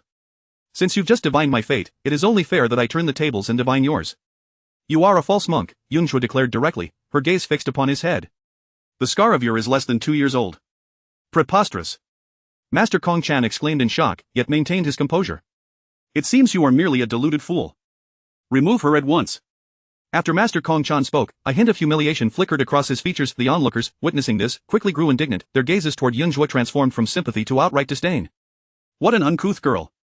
Master Kong Chan is a revered monk, how dare you slander him? Quickly leave, no one here will seek your divination or offer you silver. Chapter 12 of the True Living Buddha. Master Kong Chan, please do not take offense. This wild child speaks thoughtlessly, someone implored. In recent days, we have greatly benefited from your teachings on Buddhism. Just last night, I dreamt of the Buddha, who imparted wisdom to me. As dawn broke, I hurried here, certain that today I would be chosen. Please, let us begin without delay. Indeed, we all know of your remarkable abilities and should not stoop to the level of this young girl. As Master Kong Chan listened to the anxious crowd, a sense of satisfaction welled up within him. Since arriving in the capital, he had expended considerable effort to cultivate his present reputation. If he could maintain this momentum for a while longer, he would elevate his status even further, allowing him to abandon fortune-telling and instead reside comfortably in a monastery, earning a modest living through rituals and prayers. However, this girl's interruption nearly derailed his plans. He scanned the crowd, his gaze settling on the 3 individuals for whom he was to perform divination today, scrutinizing the bamboo slips in their hands to ensure everything aligned for the upcoming draw. Master Kong Chan, please, do not rush, a voice interrupted. Yun Zhuo's tone rang out, clear and melodious, akin to a stream cascading over stones, drawing everyone's attention. Master, your fate is luminous, indicative of profound wisdom. I surmise you began your studies around the age of 6. However, I see a blemish on your brow and disarray in your eyebrows, suggesting a challenging and impoverished upbringing, yet your nose is straight, with signs of wealth fluctuating. A cursory calculation reveals that you came into a windfall at the age of 30. Moreover, you have no siblings or close friends, and the stars indicate that fortune may come through your wife, yet the palace of your marriage is sunken, revealing hidden complexities. Master, that windfall was ill-gotten, acquired through a fateful encounter, was it not? Silence, Amitabha, what enmity do I harbor against you? How dare you slander me with baseless accusations? Master Kongchan's mind was thrown into disarray. He had shown promise in his studies as a child, yet poverty had thwarted his educational pursuits. Bullied throughout his youth, he found himself at 30, introduced to a reformed courtesan with whom he wed. Little did he know she held a considerable sum of silver, which he subsequently squandered on business ventures. Your hometown lies within the vicinity of Gansu, yet your travels have been fraught with misfortune. You have indeed engaged in trade, but without benefactors, wealth eludes you, does it not? Master Kongchan felt his hands tremble beneath his sleeves. The girl's words struck with uncanny accuracy. Throw her out, he commanded in anger. But I have yet to finish. Yun Zhuo replied, unfazed. When you performed my fortune just now, you were led to believe that I am an orphan. Alas, you are mistaken. My parents are alive and well, my siblings prosperous, and I hail from a wealthy background. Not a single word you spoke was correct. You claim to be an esteemed monk, yet your abilities and appearance starkly contrast your public image. Could it be your monk's identity is a fabrication? At that moment, a group of officials arrived. Master Kongchan's complexion paled, panic seizing him. Yun Zhuo, however, remained composed. I feared my words would go unheeded, so I reported this matter beforehand. Though your origins are distant, it should not be too difficult to find someone who recognizes Master Kongchan for verification. The household registration records contain detailed accounts of Master Kongchan's appearance and any birthmarks. If they can bring this monk for comparison, discrepancies are sure to emerge. Once inconsistencies are established, it would be merely a matter of prying the truth from his lips. The Ministry of Justice excels at such endeavors. The false monk, upon seeing the officials, was instantly stricken with terror. Years ago, after a disastrous business venture that left him grievously injured, he had sought refuge in a dilapidated temple, where he met Master Kongchan, who treated him kindly. After a year of recovery, his wife came searching for him, furious to discover he had squandered all their silver. In a fit of rage, he struck her down with a candlestick, an act witnessed by Master Kongchan. Desperate for survival, he had no choice but to kill the monk and bury their bodies together. Fortune favored him. Soon after, a torrential rain rendered the temple uninhabitable, allowing him to impersonate Master Kongchan as he wandered the land, never drawing suspicion.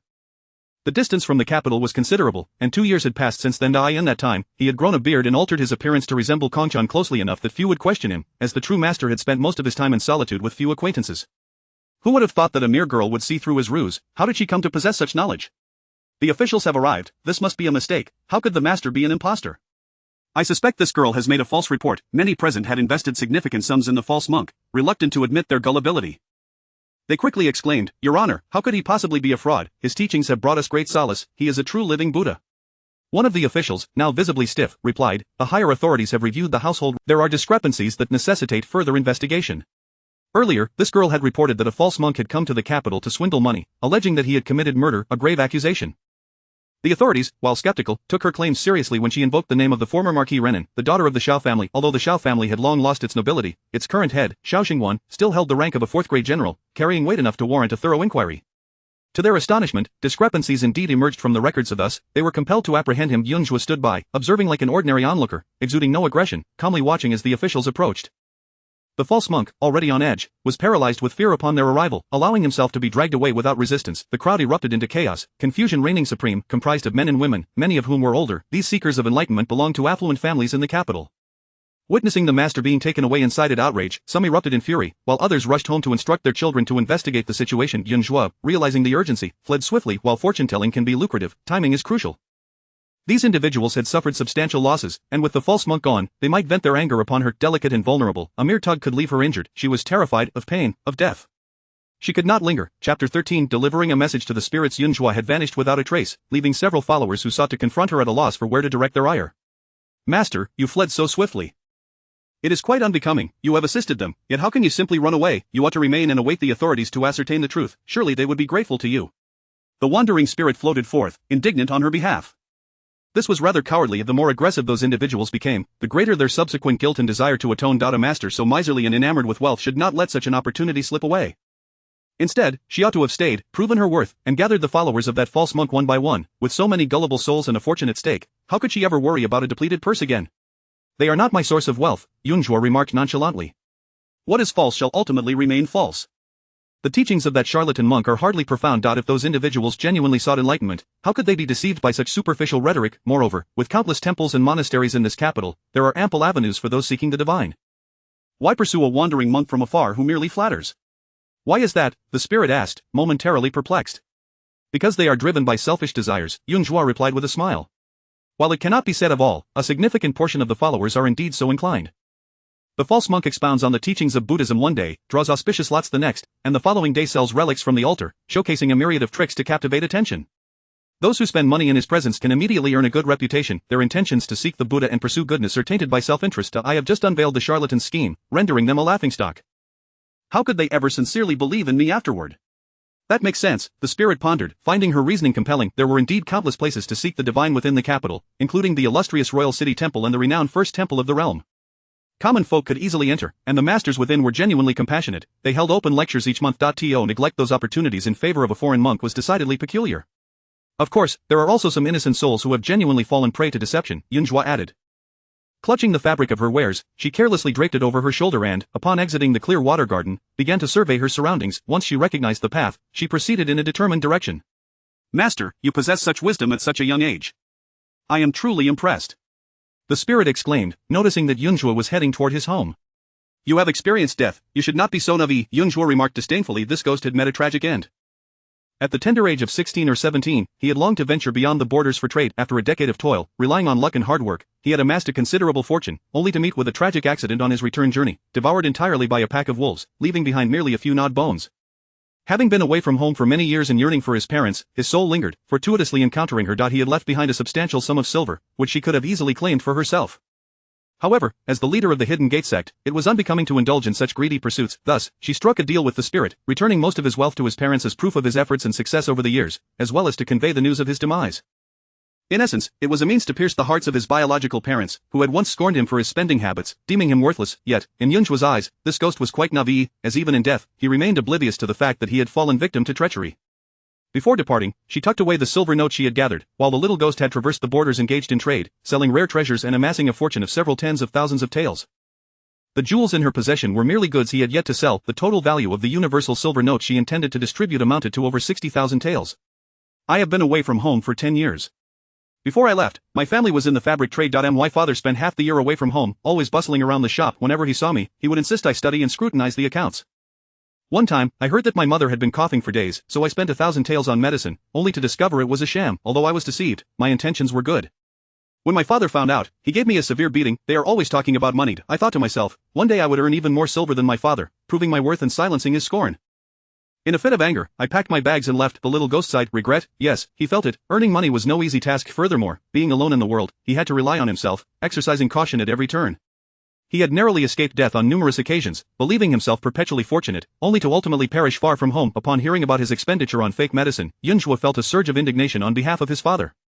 1,000 taels, how many talismans in vermilion could that buy? What a spendthrift! The little ghost rambled on, recounting many tales from his past until, before long, Yunzhuo arrived. However, the residence before her was remarkably grand. My home has changed. When I left, this road in front was not so wide, now it can accommodate so many carriages. The little ghost floated forward to behold the plaque reading, Hu Residence. The entrance was bustling with people. Today, the Hu family was apparently celebrating a joyous occasion. Yunzhuo refrained from stopping anyone to inquire and instead allowed the little ghost to glide inside for a moment. Upon his return, his spirit radiated a bittersweet and complex aura. It turns out today is my sister's betrothal day.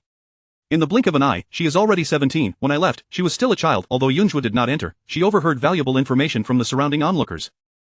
The Hu family had clearly transformed since the little ghost's departure. They were now among the wealthiest merchants in the capital. They still maintained their fabric business, with their brand Gaosheng Fabric Workshop renowned throughout the land. Having frequented many places, Yunzhuo was somewhat familiar with this Gaosheng Fabric Workshop. This establishment was famed for its exquisite fabrics. It was said that a few years prior, the workshop had developed a gossamer golden cloth that had been selected by the imperial court for the emperor's garments. The fabric was soft and breathable, much to the emperor's liking, who rewarded them handsomely. This golden cloth was exclusive to the palace, along with several other luxurious textiles such as flowing cloud brocade and purple jade gauze, all in high demand. Yunzhuo gazed at the spirit hovering in midair. But what a fool! With a fortune at home, he had chosen to toil at the borders for trade, while earning several tens of thousands of taels was indeed a considerable sum. When compared to the illustrious reputation of the Gaosheng Fabric Workshop, it paled in significance. Today, the workshop's owner had a cause for celebration, and many guests arrived bearing invitations. Yunzhuo approached, but was intercepted by a doorkeeper. Remaining composed, she spoke, I do not possess an invitation, but I am a friend of your esteemed master's son. Please inform him that I come at the behest of Hu Sheng to deliver a message. Chapter 14. A farewell. Unseen. As Yunzhuo conversed with the young servant, beside her, the spirit of Hu Sheng was even more anxious, peering inside with bated breath, fearful that his family would refuse entry to Yunzhuo. However, to Hu Sheng's astonishment, the servant, without a moment's hesitation, led Yunzhuo inside. Our master and mistress have sought you for many years without a trace. If the young lady truly possesses a letter from our young master, my lord will undoubtedly reward you handsomely, the servant added earnestly. Yunzhuo maintained a composed demeanor, revealing no surprise. One could discern from the name of the fabric shop that the servant's parents held a deep affection for him. At that moment, Hu Sheng's parents were entertaining guests. When the servant approached to relay the message, they promptly instructed the butler to continue managing the trivialities, while they themselves took their daughter and future son-in-law to a side hall to meet Yunzhuo, clearly unwilling to miss any opportunity to find their son. Yet, upon seeing Yunzhuo, Hu father's eyes flickered with a hint of disappointment. This young girl, nearly 16 or 17 years of age, could not possibly be a friend of his wayward son. Did the young lady say she has my son's letter? Hu father inquired, still grappling with disbelief. After all, his son had left home in a fit of rage a decade ago, and despite his relentless efforts to locate him, the vastness of the world felt akin to searching for a needle in a haystack. Even though the person before him appeared unreliable, he could not bring himself to dismiss her outright. Greetings, Master Hu, and Madam Hu. Yunzhuo addressed them politely, before revealing the seal left by Hu Sheng before his demise. I have come to deliver Hu Sheng's relics. Relics? Hu father gasped, while Madam Hu staggered slightly, almost losing her balance, only to be steadied by her daughter and son-in-law. The future son-in-law glanced at the seal and quickly remarked, "Uncle Hu, this seal appears to be from the very piece you chose for Shang." Hu father was not oblivious to this fact. He had initially thought that yet another individual sought to deceive him for silver, but to his astonishment, they had genuinely brought him his son's token. In addition, there are some silver bills, Jin Zhuo continued, producing the banknotes and stating as per Hu Shang's wishes. He said that in the past, your mind was solely on wealth, deeming him an unworthy spendthrift. Yet now, a decade has passed, and he has finally managed to amass some fortune to prove he is not the good-for-nothing you believed him to be. Upon hearing this, Hu Shang's spirit seemed to dim slightly. However, Hu father's countenance drained of color, aging him instantaneously. My son, truly is gone? Hu father struggled to accept this reality. Perhaps his son harbored resentment and orchestrated this charade to frighten him? Maybe he would appear at any moment. In this bundle of silver bills, there is a note detailing the location of his burial. He met his end in the belly of a wolf. By chance, I encountered him and gathered his remains, Jin Zhuo stated plainly. Wait, are you not a friend of Shang's? If he is dead, how could you deliver a message? Hu father, ever astute, immediately detected the inconsistency and questioned her hastily. At this, Madame Hu felt a flicker of hope, believing her son might still be alive. Meanwhile, Hu Shang's future son-in-law sighed. Shang truly possesses a heart of stone. Just because of a minor disagreement, he abandoned home for so many years. Now that news has finally emerged, he chooses to toy with his parents' emotions. How can he justify such cruelty? However, uncle, do not be angry. Regardless of his intentions, he has at least made an appearance. Whether it be out of resentment or a desire for wealth, you have but one son, do not push him away again. Hu Shang sighed deeply, a cold wind brushing past. After all these years, his family still refused to believe in him. This money, I do not covet. This unfilial son, who father seethed with wrath, was 10 years not sufficient to hold a grudge over a single reprimand. All this time, the silver bills fluttered to the ground, resembling ordinary scraps of paper. Yun Zhuo observed silently, then smiled and said, my message has been conveyed. Logically, whether you choose to believe me or not requires no further elaboration. However, I have also received considerable favors from Wu Shang, and it is only fitting that I ensure this transaction is executed flawlessly. The world is filled with wonders. I am certain Master Hu, having engaged in commerce for so long, has encountered a few. Your son, yearning to fulfill his desires, lingers as an unsettled spirit, which I, as a practitioner, sensed, compelling me to assist him in concluding his wishes. Yun Zhuo refrained from disclosing that Hu Shang's spirit was present. The distinction between the living and the dead is paramount. To suddenly declare that the spirit was nearby might frighten the parents or incite their greed. Blood ties are difficult to sever. Should they develop an obstruction to their son's passage into the afterlife, it would cross a boundary, leading to chaos in the realms of life and death, consequences that would burden her as the ferryman of souls. She had toiled to finalize this transaction, motivated by both monetary gain and the desire to accrue merit for her soul-passing endeavors, and not to invite complications. Seeing her earnest demeanor, Hu father's heart sank further. He understood that some individuals possessed the ability to discern life and death, to commune with spirits. My lady, you are not deceiving me?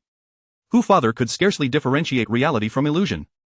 At that moment, Hu Shang's spirit felt a pang of discomfort. His already gloomy essence appeared even more despondent. Gazing at his father, he muttered, when I left a letter saying I was going to the border to trade.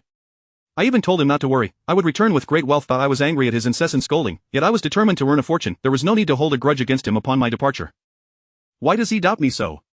Moreover, I had sent letters to the capital, knowing my family had no lack of money, so I refrained from boasting about my prosperity, merely assuring them of my well-being. But why could it be that my letters never reached them? That shouldn't be. He had sent few letters, only 4 or 5 over the span of more than a decade. Yet, they should have provided some comfort to his parents. Listening to the foolish ramblings of this spirit, Yun Zhuo could hardly contain herself, for this ghost was rather dim-witted. To amass so much silver purely by chance, to have survived a decade of wandering only to meet his end, he was fortunate indeed.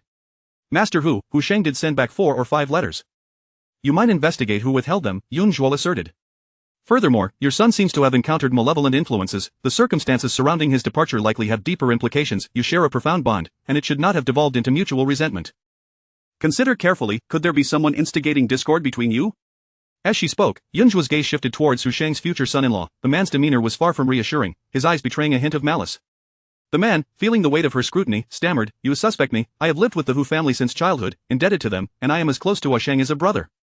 Having lost his only ally in death, Hu Shang found himself trusting Yun Zhuo, the master, more than his own kin. In response to her prodding, Hu Shang's spirit quickly relayed, before I left home, I entrusted a letter to Brother Linzi, who believed I would make something of myself. He advised me that there were great opportunities for wealth at the western border, where gems abound. With just a few trips back and forth, I could earn a fortune and gain my father's respect.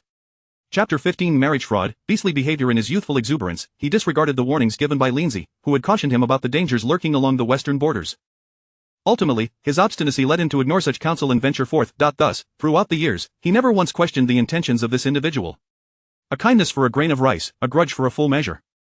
The Hu family seems to have only one son, does it not? With his demise, the family is left solely with this young lady. Furthermore, the son-in-law is not particularly young himself, having remained in the Hu household for so many years. How could that not raise suspicions? Additionally, Mr.Hu, you might want to investigate whether this young gentleman has received any correspondence from the western borders in recent years. Those letters would have been sent by Xuanmen, Zhuo stated assertively. Mr.Hu furrowed his brow, genuinely unaware that his son had been sending letters. Fong Lin was the son of his deceased friend, and out of compassion for the boy's lack of guardianship, he had brought him home. This child had always displayed maturity beyond his years, his character in stark contrast to that of his own son. When Xuanmen was still at home, he was exceedingly obedient to Fong Lin, who was, in truth, rather timid and excessively naive. Indeed, had it not been for the instigation of others, he likely would not have dared to run away from home. Yet, in the past, he had pondered whether perhaps his son had simply been driven away by a harsh reprimand. He had hoped that the boy would return after a time. Why suspect others? Over the years, Fong Lin had exhibited remarkable filial piety, treating him and his wife as though they were his own parents. After all, he was a child they had watched grow up. It was inconceivable that he would wish to harm their family. Knowing him well and seeing his dutifulness, they had wished to have him as a son-in-law, should their son fail to return, to eventually entrust the family business to him. "Uncle, I did not," Fong Lin hastily exclaimed. Just as he was about to explain, whose daughter, who had remained silent until now, suddenly interjected, "You did. I indeed saw a letter in your study that had been mostly burnt, bearing a half impression of a seal. The remaining Xian paper had the distinctive hue of that from the western borders." Whose daughter spoke with unwavering certainty, her eyes ablaze with indignation. Her family was engaged in commerce, her father had taken her to meet clients, and she had encountered a myriad of people from both north and south. What had she not seen? She was adamant that she could not have mistaken that paper, nor the size and pattern of the seal, which matched perfectly with the one her father held. However, she was unaware of her elder brother's presence at the border.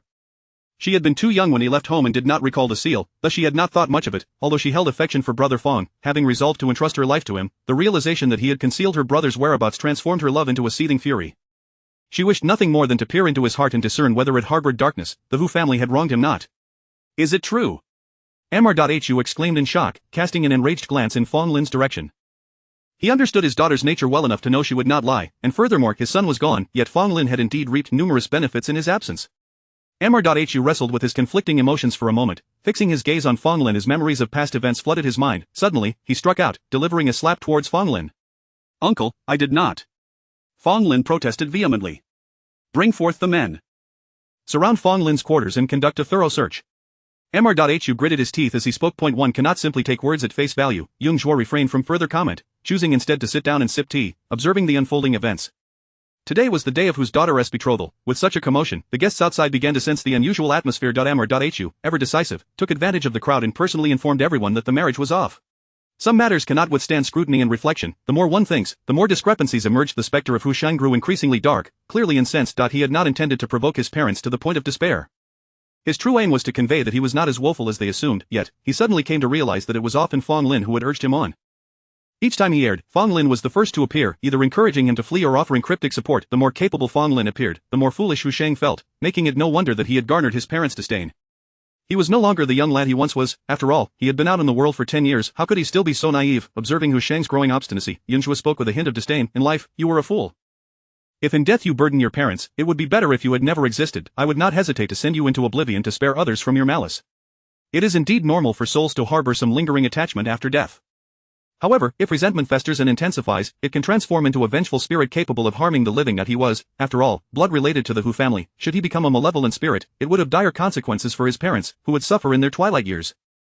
Zhuo's words instantly extinguished Xuanmen's vengeful spirit. Having contemplated vengeance, he now felt dissuaded if Fong Lin was indeed at fault, but ultimately, it was his own impetuosity that had caused his parents to bear guilt and concern for so many years. "Thank you for your guidance, master."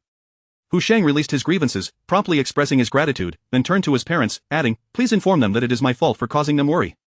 In the next life, I shall be a dutiful son. Communicate that right here. Who do you wish to frighten?" This statement diverged from what she had previously conveyed to his parents. Xuanmen paused in confusion but quickly comprehended. "I would be grateful if you could assist me. Allow me to send a dream tonight, in which I shall instruct my parents to pay you the spiritual money." "Certainly," Zhuo replied with a nod. Though he had received a considerable sum previously, that had been settled. Dreams transmitted through spirits are not uncommon. However, dreams are ephemeral, easily collapsing or shifting according to the dreamer's thoughts. Thus, while many souls wish to convey messages through dreams, they often fail to do so unless the timing is right. Even if they manage to enter a dream, conveying their intent accurately remains a challenge. Yet, Zhuo possessed the ability to facilitate such dreams, albeit with certain limitations. Ideally, the connection should be familial by blood, or at least emotionally close with compatible energies. The Hu family was in disarray. Fong Lin continued to vehemently deny any wrongdoing, but upon observing whose daughter still harboring suspicion, he suddenly shifted his focus onto Zhuo. "Uncle and aunt, Xiang, after all these years together, do you not know what kind of person I am? Ah, I just remembered, I encountered this young lady before. She had sought alms from me, which I declined, and thus she harbors a grudge against me. Fong Lin began to fabricate nonsense. Even the most innocent of individuals cannot withstand scrutiny within his quarters. The traces of Hu Sheng's letters had long vanished, yet over the years he had secretly benefited from working at the Hu family's textile workshop, inevitably leaving behind evidence of his deceit. Master, you carry a celestial aura of peach blossoms. Does that imply you have a second wife? Yun Zhuo remarked, neither angry nor pleased. It is indeed no small feat for someone of your age to remain unwed until now, but that does not excuse your dalliance with a mistress and fathering children outside of marriage. Such marriage fraud is beneath contempt. Hu Sheng's spirit scoffed to Fong Lin, this scoundrel, whether he denies it or not. Why provoke the master? Look, the truth has been unearthed. Fortunately, the master arrived just in time. Had he come after the younger sister's wedding, the Hu family would have been thoroughly ruined by Fong Lin. Chapter 16 Special Constitution. The astonished and indignant gazes of Hu's parents and their daughter seemed capable of engulfing Fong Lin entirely. Fong Lin was momentarily taken aback that he had concealed his affairs so well. How could this woman possibly know about his extramarital relations and children? Had she somehow uncovered every detail of his life? It was over, utterly over. Upon seeing his expression, Hu Leoi understood everything. At this moment, he wished fervently to drag Fong Lin down and reduce him to mincemeat. This man had harmed his son and now sought to ruin his daughter. He had taken him in with good intentions, only to receive such a treacherous reward. Rage, resentment, and regret surged within him, nearly causing him to faint, yet his robust constitution held firm.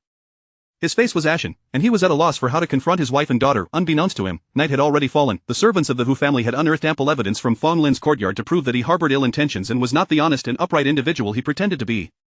However, Hu Sheng had not been killed by his own hand. Despite the Hu family's animosity, they could only confiscate his belongings and expel him from their midst. Hu Lei was filled with despair and anger, while Huenzi endeavored to console her parents. Remarkably, despite being a victim herself, she managed to suppress her own emotions during this tumultuous time. Please keep this talisman, Hu Foreign, and store it close to you, Yun Zhuo said before taking her leave, handing over the item.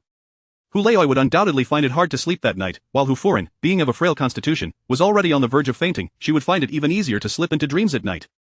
However, the presence of malevolent spirits in dreams could deplete her vitality, and she would likely fall ill afterward. Fortunately, Hu Foreign had a good appearance and a long lifespan, so the impact would not be severe. Yun Zhuo's few words had unveiled Fong Lin's true nature. Although Hu Foreign was unaware of the talisman's purpose, she had no strength left to ponder it and harbored no doubts in her heart.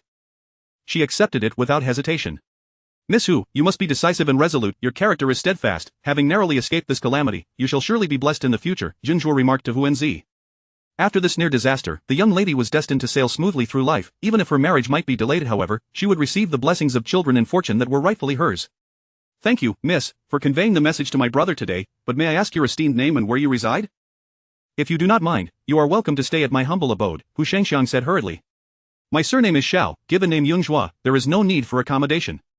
Should your household require assistance in the future, you may seek me at the former residence of Duke Renan, Yun Zhuo replied, pausing momentarily. What I refer to as assistance pertains to matters that defy mystical resolution.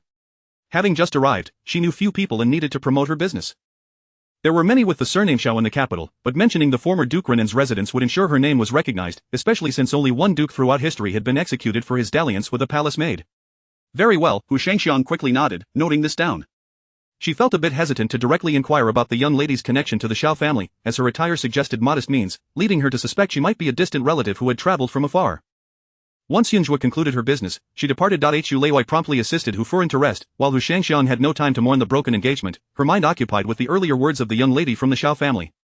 The woman's demeanor was peculiar. It was unclear whether she had made prior preparations or truly possessed supernatural abilities. If it were the former, it would demonstrate her remarkable courage and attention to detail.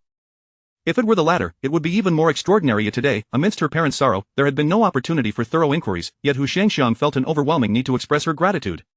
Chief Steward, please send a few individuals to investigate the background of this Miss Xiao, and also procure some fine silks and garments. Select the best, Hu Shengxiang instructed.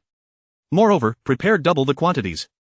If this young lady is indeed a relative staying with us, we must send a substantial gift to the Xiao family to avoid causing her any embarrassment. The Chief Steward immediately complied. Although the Hu family were merchants, they still sent gold and cloth to the palace each year, allowing them to be acquainted with certain officials. Furthermore, their flowing cloud brocade and purple jade gauze could only be afforded by affluent and powerful families. The Hu family also had dedicated channels for gathering information, allowing them insight into the demographics of these families and their annual fabric requirements, thus making it easy to investigate the Xiao family's situation. Upon returning home, Yun Zhuo found that the hour was quite late, and the moonlight cast a chilling glow upon the air. Miss, someone from the madam's side came today to inquire about your family background, Dong Qi reminded her before bed. Fortunately, the young lady had chosen a room early on to serve as a storage space, locking it well, for otherwise, they might have been unable to safeguard their treasures. What else did they say? Yun Zhuo inquired. They wish for me to monitor your movements, to discern your preferences and habits, and to learn about your previous undertakings, Dong Qi replied. Those individuals had even mentioned that if she provided useful information, the madam would reward her handsomely. Previously, she had heeded the young lady's advice and chastised Chun Ping, indeed for the sake of profit, yet she was not foolish. She understood the importance of seizing opportunities and could not be half-hearted. Having already received the young lady's reward, if she now coveted both the contents of her bowl and the contents of the pot, she would end up with nothing. Moreover, she was now the first-ranked maidservant of the young lady, a position of significant responsibility, and could not harbor ulterior motives. Understood. If anyone from the main courtyard comes, handle it as you did today.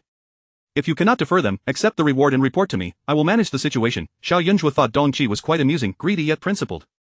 I will heed the young lady's words. Dong Qi replied cheerfully.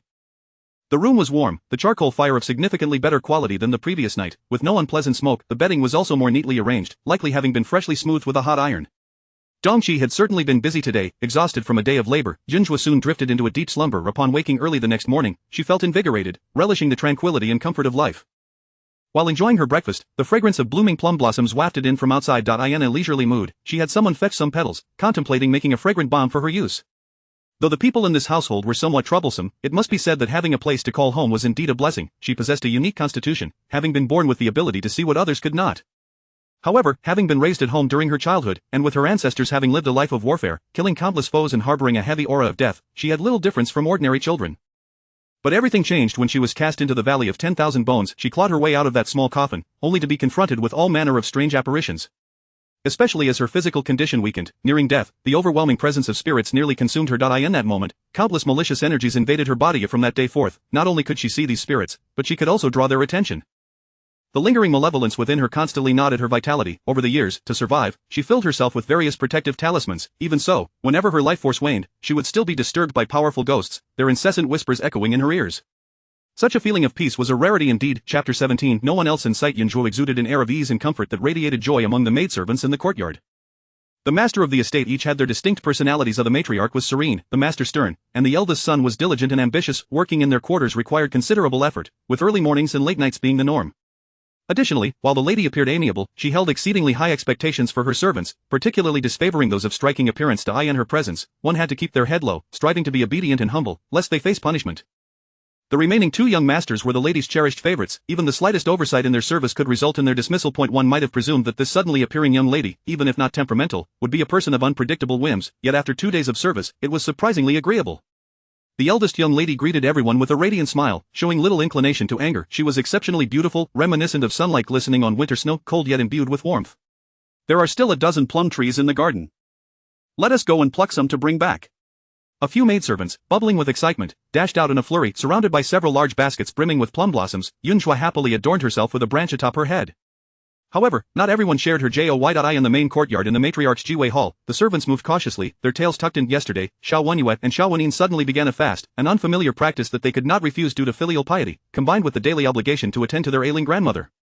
Although she was their biological grandmother, the ill words they had overheard about her over the years weighed heavily on their minds. The nurses by their mother's side often whispered that the matriarch had been cruel to their mother in her youth, and her current state was merely poetic justice.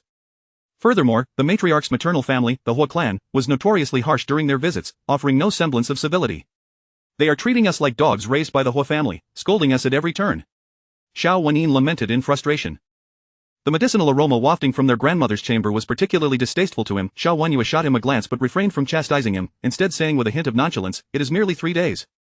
Once we endure it, no one will dare speak out again. Even the Hua family will lose their right to claim that I am unfilial. My sister is not devoid of intellect. It seems she is indeed considering our best interests." Upon hearing this, Xiao Wenin's expression soured slightly as he glanced toward their grandmother's room. Is grandmother truly unable to bear it? She seemed quite spirited when she spoke to us just now. Though I harbor no fondness for her, she is still our elder. Wishing for her to depart this world seems rather inhumane, Xiao Wenin added, his voice betraying a hint of guilt. The sight of their grandmother lying there was indeed a pitiful one. Xiao Wenyue was indifferent. Whether she lives or dies holds little significance for me. Even if she were lively, it would not concern me. However, if she remains, the ties to the Hua family cannot be severed, and they will continue to exert their pressure upon us. The matriarch was the aunt of the Hua family, the one whom the elders entrusted with their legacy in their passing. The rules surrounding fasting are indeed numerous.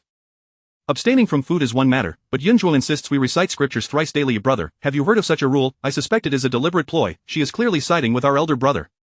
Should he succeed in his examinations and attain an official position, her audacity will only increase. Who does she think she is? Xiao Wenin fumed. There is indeed a hint of ulterior motive, Xiao Wenyue replied with a sardonic chuckle. Brother, was she always like this? Xiao Wenyin inquired further. Xiao Wenyue furrowed his brow, memories of his sister surfacing in his mind. He was nearly 2 years her senior, yet he vaguely recalled that he had once adored this sister, while their elder brother often competed for her attention, frequently bringing her to visit their grandmother. Their mother, however, forbade her from entering Jiwei Hall, yet, yearning to see his sister, he would wait outside, and as dusk fell, their brother would lead her out, though she always appeared reluctant to return with him, clearly afraid of their mother. Reflecting on the past made Xiao Wenyue feel somewhat uneasy, and he coldly remarked, "She has always favored our elder brother slightly more." The treats he had saved for her had been secretly given to their brother instead. She even deceived their brother into believing their mother had given them to her, hoping to please him, unaware that their brother adhered to strict propriety and would thank their mother for any gifts, which would inevitably unveil the truth and lead to further humiliation for her. Once grandmother's affairs are settled, I shall see how I deal with her. Humph. Xiao Wenying resolved, determined that she should never triumph again, otherwise, she would surely continue to flaunt her power, which was unacceptable. Xiao Wenyue remained silent years ago. When he had fallen ill, Yun Zhuo had promised to stay by his side, not to seek their elder brother, nor to disturb their grandmother. Yet, what had she done? She had snuck out while he slept. She deserved whatever came her way, and now that she had returned, her demeanor toward him was cold and distant, while her attitude toward their elder brother was a stark contrast. If she was truly heartless, why should he concern himself with someone who held no regard for him? The two brothers, each with their own thoughts, found the atmosphere in Jiwei Hall stifling and tiresome. In the main courtyard, Jiang Shi was now in a furious rage. Her favorite teacup lay shattered, and she snapped at the steward. "Immediately send someone to the Ministry of Justice to apologize to Lord Li." "Dear aunt," Jiang Wan sighed softly. "Who would have thought she would possess such audacity? She just returned and dares to invoke her father and brother's names, compelling Lord Li to investigate. I have met Master Konchan. I even purchased a glass lotus lamp from him, yet she boldly asserts that Master is a fraud. What is she trying to do but slap my face? This is clearly a direct affront to me." Jiang Shi was on the verge of a breakdown. Rumors had spread like wildfire that morning. Now that the master had been apprehended, the case remained unresolved. Yet the truth of the matter no longer held importance. If the master was indeed wronged, the Xiao family would inevitably face accusations of poor upbringing and disgrace to the master. How could they ever hold their heads high again? Conversely, if the master truly was not a virtuous individual, then Yun Zhuo was trampling on her own reputation, effectively proclaiming to all that her hard-earned lotus lamp was nothing but a stolen item. "Aunt, let us hope that my cousin's judgment is not mistaken. There are many in the capital who praise Master Konchan, and we are not the only ones to have been deceived. Your devotion to the matriarch remains unquestionable," Jiang Wan hastily interjected. Jiang Wan felt a surge of anger within her as well. While Yun Zhuo might bring embarrassment upon herself at home, it was intolerable for the disgrace to extend beyond their doors. Despite being merely a cousin, the entirety of the capital regarded her as a daughter of the Xiao family. If Yun Zhuo suffered humiliation, so too would she. Who does she think she is? Just because she claims the master is a fraud, does that make it so? Lord Li is only willing to take this case due to your uncle's influence. He is merely doing us a favor. He cannot genuinely sacrifice a virtuous monk for the sake of our family's reputation. Chapter 18 Disregarding Relationships. Jiang was utterly astonished that Xiao Yunzhuo possessed such audacity. The reason she did not prevent the girl from leaving yesterday was simply because she believed that this young lady, being new to the capital and unfamiliar with her surroundings, would merely take some silver to purchase trivial items and enjoy a brief outing. Who could have anticipated that she would dare to cause a commotion at the Ministry of Justice? Jiang could not help but feel a headache brewing as she addressed Jiang Wan, saying, "Although Master Konchan may not compare to the monks of the Royal City Temple, he has recently garnered considerable admiration among the affluent families in the capital, gaining significant notoriety. One must be cautious when dealing with those who stand in the presence of the Buddha. Furthermore, your uncle is a martial general known for his strict and formidable demeanor, having long been devoid of a reputation for compassion. This girl's ruckus will undoubtedly lead outsiders to perceive our family as a band of ungrateful villains." Her husband, Xiao Xingwan, had been quite amiable in his youth, yet after the demise of his father, he bore the weight of the family's expectations alone and had no choice but to embrace his responsibilities. In order to shield the Xiao family from humiliation, he gradually learned to adopt a stern countenance. Even towards her, he had shown considerably less tenderness than before. The hardships endured by the master had finally brought about some improvement in their household, but now that the girl had returned, she had once again sullied the Xiao family's reputation with her reckless antics. "Aunt, what shall we do now?" Jiang Wan inquired with genuine concern. "What can we do? From this day forth, that reckless girl is forbidden from leaving the house. We shall send some gifts to Lord Li as an apology and dispatch someone to the Ministry of Justice to clarify the situation, personally escorting Master Konchan out. Once the master is imprisoned, he will undoubtedly be tainted with misfortune, and celebrating the festival will not be as simple as one might think." Jiang pondered for a moment before adding, "By the way, I recall that a few years ago, the younger generation of the Hua family presented our matriarch with several scriptures, said to contain some relics as well. Those items are of no use to us, so once our family matters are settled, let us choose one to present as an apology to Master Konchan. The matriarch would not live much longer, and after her passing, those possessions could be disposed of at will." Master Konchan, despite his recent renown, was ultimately just a wandering monk with few valuable possessions. As long as the family was willing to part with something, he would surely be inclined to assist in restoring their reputation. Having concluded her thoughts, Jiang instructed her household to act accordingly. She even specifically dispatched the head steward to present a significant number of items as a gesture of goodwill to Lord Li. Lordly had been preoccupied with affairs the previous night and had yet to report to the court. The steward arrived just in time. Upon encountering Lordly, he immediately apologized on behalf of Jiayun Zhuo and conveyed Zhang's sentiments, speaking earnestly with a demeanor of contrition. Lordly, the entire capital knows that our young lady has been lost since childhood and has only just returned, utterly ignorant of the ways of the world. It is likely that upon her return, she mistook Master Kongchan for someone else, leading to this misunderstanding. Early this morning, while out shopping, the family heard rumors, and it was only then that our lady learned of her report to the authorities. Thus, we hastily sent someone to apologize, and we implore Lordly to bear no ill will. The steward lamented helplessly. Lordly regarded him with a complex expression. Are you implying that the lady of your esteemed household is entirely unaware? Lordly found this quite perplexing. Indeed, our lady had previously received a pair of glass lotus lamps from Master Kongchan, and there had been some correspondence. How could she possibly suspect that the master was a fraud? It is utterly bewildering, the steward quickly added. Lordly exhaled deeply, feeling utterly speechless. That is indeed strange. When your young lady came to file a report, she explicitly told me that the glass lotus lamp in her home bore traces of blood, suggesting it was of dubious origin. Consequently, after discussing the matter with her grandmother and elder brother, she was sent to the court. Our matriarch has been in poor health lately and can hardly speak a few words. This was entirely the young lady's own decision, the steward stammered awkwardly. As the magistrate responsible for criminal matters, it is my duty to clear wrongful accusations. I initially believed this case to be one initiated by the matriarch of the Xiao family, and I intended to pay my respects. I never anticipated that it was the decision of the young lady. Lordly, being astute, could read the steward's demeanor and discern the underlying message from the Xiao family. This Xiao matron was not one to dote on her daughter. The case had just emerged, and with the truth still uncertain, some citizens were indulging in wild speculation, believing that the Xiao young lady had acted irresponsibly. Meanwhile, the matron hastily sought to absolve herself of any association with her daughter's actions. While Lordly had initially agreed to meet with the young lady out of respect for the matriarch and Xiao Jingguan, he could not simply arrest someone without cause. It was the young lady's assertive demeanor and her confidence in the monk's wrongdoing that compelled him to investigate further. The matron's eagerness to send an apology was not merely an expression of disdain for her own daughter, but also a reflection of her view of him as a mediocre, subservient official, an incompetent who would yield to the powerful and render unjust verdicts. Lordly felt a deep-seated displeasure at the thought. The steward, sensing that his words were amiss, asked in a dazed manner, "You wish to express gratitude? For what reason?"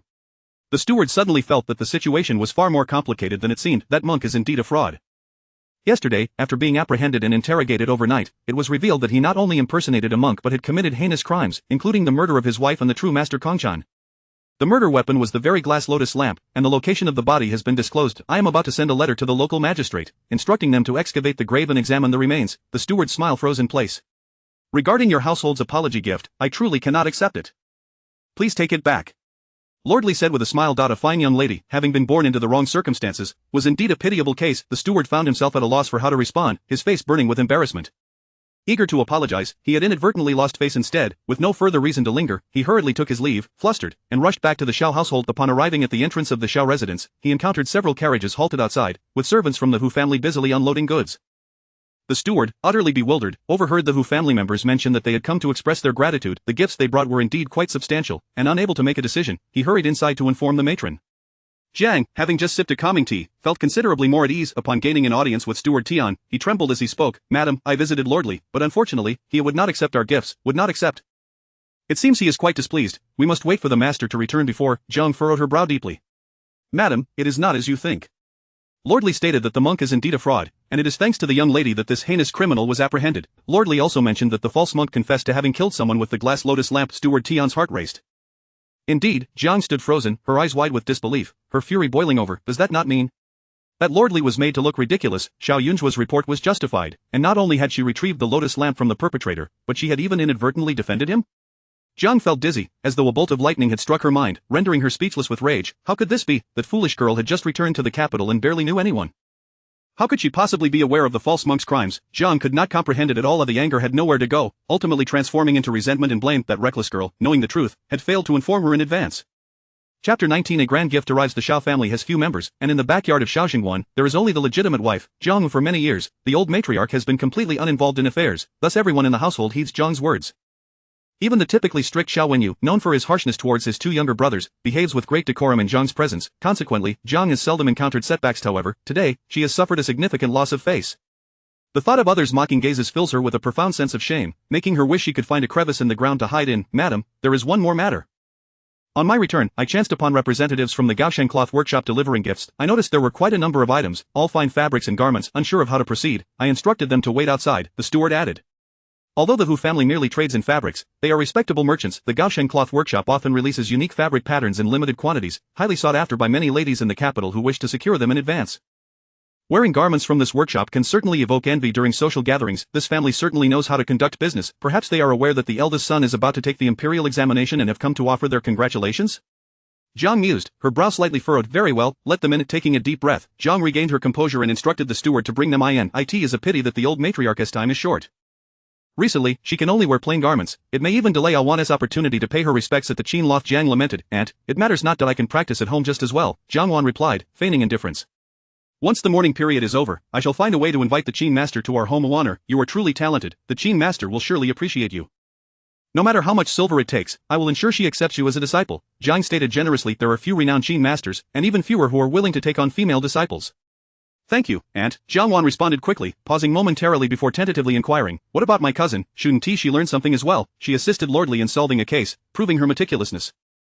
She may well learn things faster than I. Yu Jiang scoffed, with her reckless demeanor. What can she possibly learn? Perhaps I shall simply have her recognize a few characters at home. The matter of marriage cannot be delayed. Once the master returns home to meet the suitor, deliberation will begin. It would be best if she were to be married outside the capital rather than remain within. Jiang contemplated for a moment, her thoughts shifting. Owan, shortly, you should prepare to accompany me to the royal city temple to pray for the old matriarch. Although I was deceived by that false monk into purchasing the glass lotus lamp, I still fear that some gossiping tongues may distort the truth, tarnishing my reputation. Jiang insisted on making a grand display of the visit, ensuring that everyone knows her filial piety is beyond reproach. Despite her purchasing the wrong item, I will follow your lead. Wherever you go, I shall go, Jiang Wan replied promptly. As the two conversed, the steward from the Hu family was ushered in. Jiang, exuding an air of authority, surveyed those before her and stated, I accept your goodwill from the Gaoshen Cloth Workshop. However, I have heard that the items are rather numerous. Here's what we shall do. Go to the accounts room and fetch some silver. We will purchase everything. Madam, you have misunderstood. This is a special gift from my master to Miss Xiao as a token of gratitude, the steward from the Hu family quickly clarified. My young master passed away far from home, and we are eternally grateful for the assistance Miss Xiao provided in sending messages. My master remarked that there is nothing unique in our home, only some accumulated fabrics, which are but a humble token. Please do not take offense. The corner of Jiang's mouth twitched slightly. The steward from the Hu family, now exceedingly cautious, added, Please forgive me, madam, my master instructed me to personally deliver these items to Miss Xiao and convey a message on his behalf. The standing of Miss Xiao astonished both the master and mistress of his family, who had initially believed her to be a distant relative of the Xiao family, only to discover she was the legitimate eldest daughter. Inquiries revealed that this daughter had been lost for 12 years before returning, which only deepened their sympathy. Initially, the delivery was intended for any member of the Xiao family, but his mistress felt it was inappropriate. If Miss Xiao were favored at home, she would not have ventured out in such shabby attire on a frigid day. Her face red from the cold. A further investigation revealed that upon her return, she had been reprimanded by the matriarch, and upon leaving, many old garments had been discarded from the side entrance, purportedly gifted to the legitimate daughter by the cousin. Thus, it was only fitting that these items be given to the benefactor, otherwise, they would not reach Miss Xiao at all. At this moment, a cold glint flickered in Jiang's eyes. Did these impertinent individuals think her, the esteemed matriarch, would covet her own daughter's belongings? Absurd. My daughter is, after all, a young lady of the inner chamber. It is inappropriate for her to casually accept gifts from outsiders. Please take them back. Jiang's tone had turned markedly frigid. Since it is inconvenient for the madam, we shall wait outside and personally deliver them to Miss Xiao when she emerges, the Hu steward spoke humbly. Jiang felt that these people were either obtuse or intentionally defiant. They were clearly siding with that insolent girl against her. However, the arrival of these items had already attracted considerable attention. If they were to be returned and then delivered again upon meeting Xiao Jiayun Zhuo, would not the surrounding families grow suspicious? It is a great kindness, and refusing it would be inappropriate. Very well, you may take the items inside. Jiang finally relented, no longer wishing to meddle in the matter. The child had only been home for 3 days, yet it felt as though decades had passed. Every day she exasperated her, inserting herself into every situation, headstrong and untamed. How could she endure this? Truly, she felt as though she could not last another day. Jiang instructed the servants to tidy up the items, while Jiang Wan returned to her quarters to prepare for the visit to the royal city temple. However, upon observing the bustling activity of the cloth workshop steward, she paused, turning to glance at the path she must traverse. Upon seeing the scene, her heart swirled with mixed emotions. Previously, the steward had mentioned that the items from the workshop were numerous, but she had not anticipated the extent. Merely a few bolts of fabric, nothing unaffordable. Yet, upon witnessing them firsthand, she realized it was far from that. The proprietor of Gaoshen Cloth Workshop had seemingly gone mad, perhaps emptying their entire storeroom. While the golden fabric reserved for imperial use was not included, they had sent 6 bolts of the exceedingly rare silvery moon silk, which shimmered like ice, adorned with ethereal patterns. Although it could not compare to the flowing clouds brocade, it was nonetheless difficult to procure. Last year, she had someone watch the workshop for a month and had only managed to acquire a single bolt, and that was of a common design. Yet now, 6 bolts had been sent to Xiao Jiayun Zhuo. Additionally, there were flowing clouds brocade, purple jade gauze, and an abundance of other fabrics, not to mention several chests filled with garments. She had even glimpsed a box that had been opened, revealing a stunning fox fur coat of the finest quality. She recognized it as the workshop's prized possession, meant for esteemed guests. Esteemed guests, was it for Jiayun Zhuo? Had she not merely assisted in relaying a message, how could she possibly be worthy of such lavish gifts? Chapter 20 of the Matter of Marriage. Jiangwan gazed at the luxurious fabrics and garments, which money could scarcely procure, being incessantly transported into Jiayun Zhuo's courtyard. Her heart felt as though a substantial piece had been excised, causing her immense anguish, rendering it exceedingly difficult to maintain her previously serene demeanor akin to a chrysanthemum. Jiayun Zhuo, possessing an extraordinary beauty, exuded an ethereal charm even when clad in coarse cotton garments. Her fair complexion, unmarred by any blemish, made her beauty utterly undeniable. Now, with an abundance of exquisite fabrics bestowed upon her, whenever she ventured out with Jiayun Zhuo, who could possibly cast a glance in her direction? Would they not all be overshadowed by Jiayun Zhuo's radiance? Jiangwan felt a twinge of fear. In her perspective, while talent might merit praise, the majority of men were captivated by beauty. If one were lacking in looks, no amount of talent would garner attention. Unbeknownst to her, she had become momentarily frozen in place, her gaze fixated. However, Jiangwan was oblivious to the fact that the gifts originally sent by the Hu family were not so abundant. This sudden generosity stemmed from a dream that MRS.HU had the previous night. While MR.HU had tossed and turned in sleeplessness, MRS.HU, frail in health, had succumbed to slumber early. Upon entering her dreams, she encountered her son, Hu Sheng. In the dream, Hu Sheng initially lamented to his mother, expressing regret over his impulsive departure from home and his shame for failing to honor his parents over the years. He also vehemently chastised Fang Lin, the one who had incited his departure. After reminiscing, Hu Sheng urged his mother to remember to send some silver to Yunzhua and to offer additional provisions to ensure he fared better in the afterlife. MRS.HU, typically not one to dream, was taken aback by the vividness and abundance of words in her dream. Upon waking, she could recall every word her son had spoken, her eyes brimming with tears as she relayed her experience to Mr. Hu. Upon hearing her tale and recalling the talisman Yunzhua had provided, MR.HU instructed that the gifts be multiplied several times. The Hu family was already in the process of arranging for mourning rites. Hu Sheng's remains were buried far away, and it was feared that it might take 4 to 5 months to retrieve them. Hence the Hu family planned to first leave the ceremonial garments behind, and upon recovering their son's remains, they would reign to him. The items being moved into Yunzhua's courtyard had been in transit for a considerable time. The Hu family had previously investigated the circumstances of the Xiao family, and upon entering, they felt a deep sympathy for the young lady of the Xiao family. While other matriarchs would dote on their daughters, fearful that their daughters' courtyards lacked sufficient provisions, the Xiao family, despite its noble lineage, had a courtyard that was not only distant but also desolate. There were few attractive decorations, with only a few plum blossoms offering a semblance of seasonal charm. At this moment, Yunzhua was somewhat astonished, taken aback by the Hu family's unexpected generosity in bestowing such a plethora of items. The gifts are rather excessive, Yunzhua remarked, slightly furrowing her brow. Not excessive at all, the steward quickly replied. Our master instructed me to convey his gratitude for your assistance. Otherwise, our young master would have been destined to wander as a restless spirit. In approximately 6 months, he should be able to return home, and while it is a matter of mourning, it is certainly preferable to a lifetime of silence. The steward continued, your young master has already settled the payment.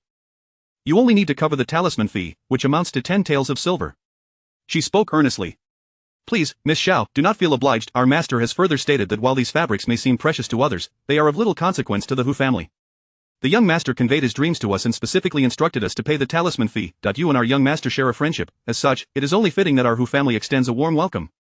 However, given our current mourning, it may not be appropriate to invite you to stay for long, thus we could only send some items to express our sentiments. The steward intended to add that, considering Miss Xiao's age, being a friend of the young master, she could be seen as a junior in relation to the master.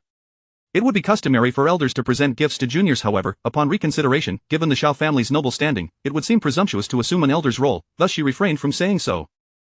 The steward's use of the term Miss Xiao struck her as slightly disconcerting. Although she had introduced herself, this was the first time in many years she had been addressed in such a rarefied manner.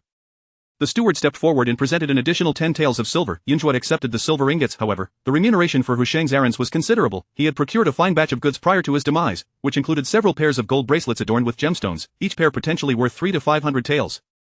Additionally, there were silver inlaid combs, hairpins, hair ornaments, and numerous gold locks, along with strings of small pearls and uncut gemstones, that when calculated, the total value certainly rivaled the silver notes she had presented to the Hu family.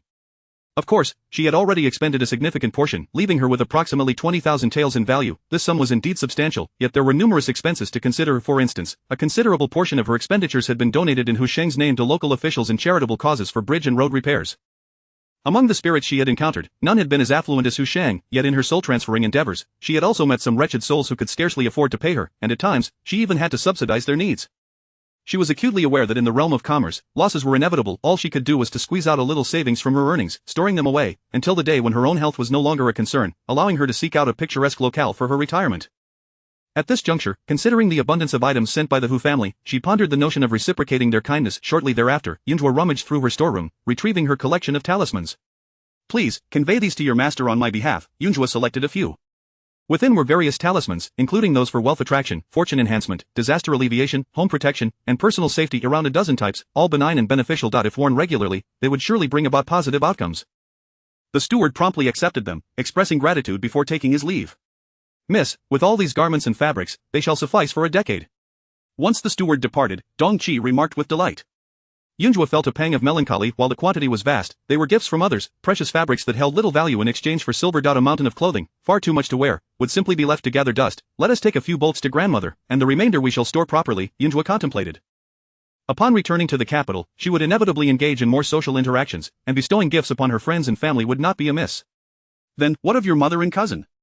Dong Qi hesitantly reminded her. My mother and cousin would hardly regard my possessions with any esteem. There is no need for such unnecessary gestures, Yunzhuo replied bluntly. Dong Qi expressed concern. As her mother was indeed an elder, she feared that her mistress's directness might lead to a reputation for insubordination, complicating future matrimonial prospects. Miss, perhaps you might consider endearing yourself to your mother? Within this courtyard, you may endure little hardship, but what of the future? Marriage is a matter dictated by parental wishes. Should your mother disapprove, it could ruin your entire life. Dong Qi's voice grew somewhat coarse and low, deliberately softened to avoid alarming her pitiable mistress. Chapter 21. Beyond control. Upon hearing those words, Xiao Jiayun Zhuo was momentarily taken aback. She had never contemplated her lifelong affairs. Years ago, she emerged from the coffin at Wangupa, confronted by the stillness of desolate mountains, a ground littered with decayed leaves, and an overwhelming presence of malevolent energy. She stumbled along, oblivious to the passage of time, nearly succumbing to the confines of that place. Eventually, she encountered a spirit, her master. Her master was the leader of the Xuanmen sect, who, during the tumultuous final years of the previous dynasty, descended into the world to aid others but ultimately perished outside, her remains left to decay at Wangupa. Due to her prior cultivation, though her spirit had not reincarnated, it had not dissipated either. Instead, it absorbed the surrounding malevolence, becoming a formidable ghost within Wangu Piao. It was her master who guided her to discover the sect's medallion, shielding her from the onslaught of wandering spirits, and protecting her throughout her journey until she reached the remnants of the Xuanmen sect. The disciples of the sect had scattered due to the chaos of war, leaving only a few households of mountain guardians behind. With the medallion in hand, the guardians acknowledged her as their mistress and cared for her for several years. In turn, she learned all the skills of her master, and once she possessed the means to safeguard herself, her master finally relinquished her, allowing her to enter the cycle of reincarnation. Throughout those years, her mind had been consumed with studying and survival, never once considering the matter of marriage. It was only after Dong Qi's remark that she realized, in Zhang's eyes, she was akin to an object, unwanted now, but easily cast aside in the future. Even though she had the capability to leave the Xiao family, the disdainful nature of her status made her feel repulsed. Moreover, she had no desire to depart. She sought to honor her ancestors and bask in the protection of her familial lineage. If she wished to avoid being treated as a mere pawn, she needed either affection or the power to voice her opinions. Her master had once said, strength determines everything, and for someone like her, abandoned by kin, the former was but a fleeting illusion, while the latter allowed one to grasp their own destiny and live longer. Simply follow my instructions. From this day forth, everything in this courtyard, even the minutiae, shall remain untouched by my mother and cousin unless I give my consent. Yunzhuo quickly regained her composure. Fate is decreed by the heavens. If it is meant to be, it shall be, but to force it, that is to go against the heavens, to commit transgressions, and to reap no rewards. The servant understands. Dong Qi nodded promptly, hoping that upon the master's return, he would treat the young lady with greater kindness. Otherwise, with only the frail elderly lady and the young master to rely on, how could they possibly assist the young lady? As Dong Qi pondered, she busied herself with organizing the belongings. The remaining maids in the courtyard became busier, while Yunzhuo began to prepare plum blossom fragrance bomb. Not far outside, Jiangwan had just regained her composure from the pile of gifts, sending her personal maid to tidy up, while she herself hurried to Jiang's side. Upon seeing Jiang, she hesitated momentarily. Jiang immediately sensed something was amiss. What is it, aunt? I just saw the items sent by the fabric workshop, several carts, including several bolts of silver moon silk and flowing cloud brocade. These fabrics are quite expensive. Will cousin's acceptance of these items affect her reputation? Jiangwan cautiously inquired. Jiang paused for a moment. Are they not ordinary fabrics? Not at all. One of the superior pieces, a white fox fur coat, is already worth several thousand taels. Jiangwan's voice lowered further. Jiang was taken aback. Could it be that wretched girl is using your uncle's name to accept bribes outside? That cannot be. That cannot be. Jiang quickly shook her head. Your uncle is a military officer. He has no jurisdiction over the merchants outside. Even if gifts are to be given, it would not fall upon our family. The steward from earlier mentioned a great favor. Though the gift seems excessive, given the wealth of the Gaoshang fabric workshop, it is somewhat understandable. But if it is merely out of gratitude, then I shall be at ease. Jiangwan sighed. I must have been overly suspicious. By the way, aunt, you and cousin have not seen each other in years. If she sends something over later, please do not hold it against her. You wish to have that fox fur, don't you? Jiang playfully slapped her hand. Having raised the child, she could somewhat fathom her thoughts. Wan had always been fond of beautiful things, and she was aware of it, hence she was not angry. No, that fur is far too precious. It would best complement your elegance, aunt, while I am but a humble flower in your presence. If cousin casually gifts me some fabric, I would be utterly delighted. Jiangwan exclaimed playfully. She certainly desired the fox fur, but she understood well what was appropriate to ask for and what was not. Indeed, upon hearing this, Jiang's expression softened considerably.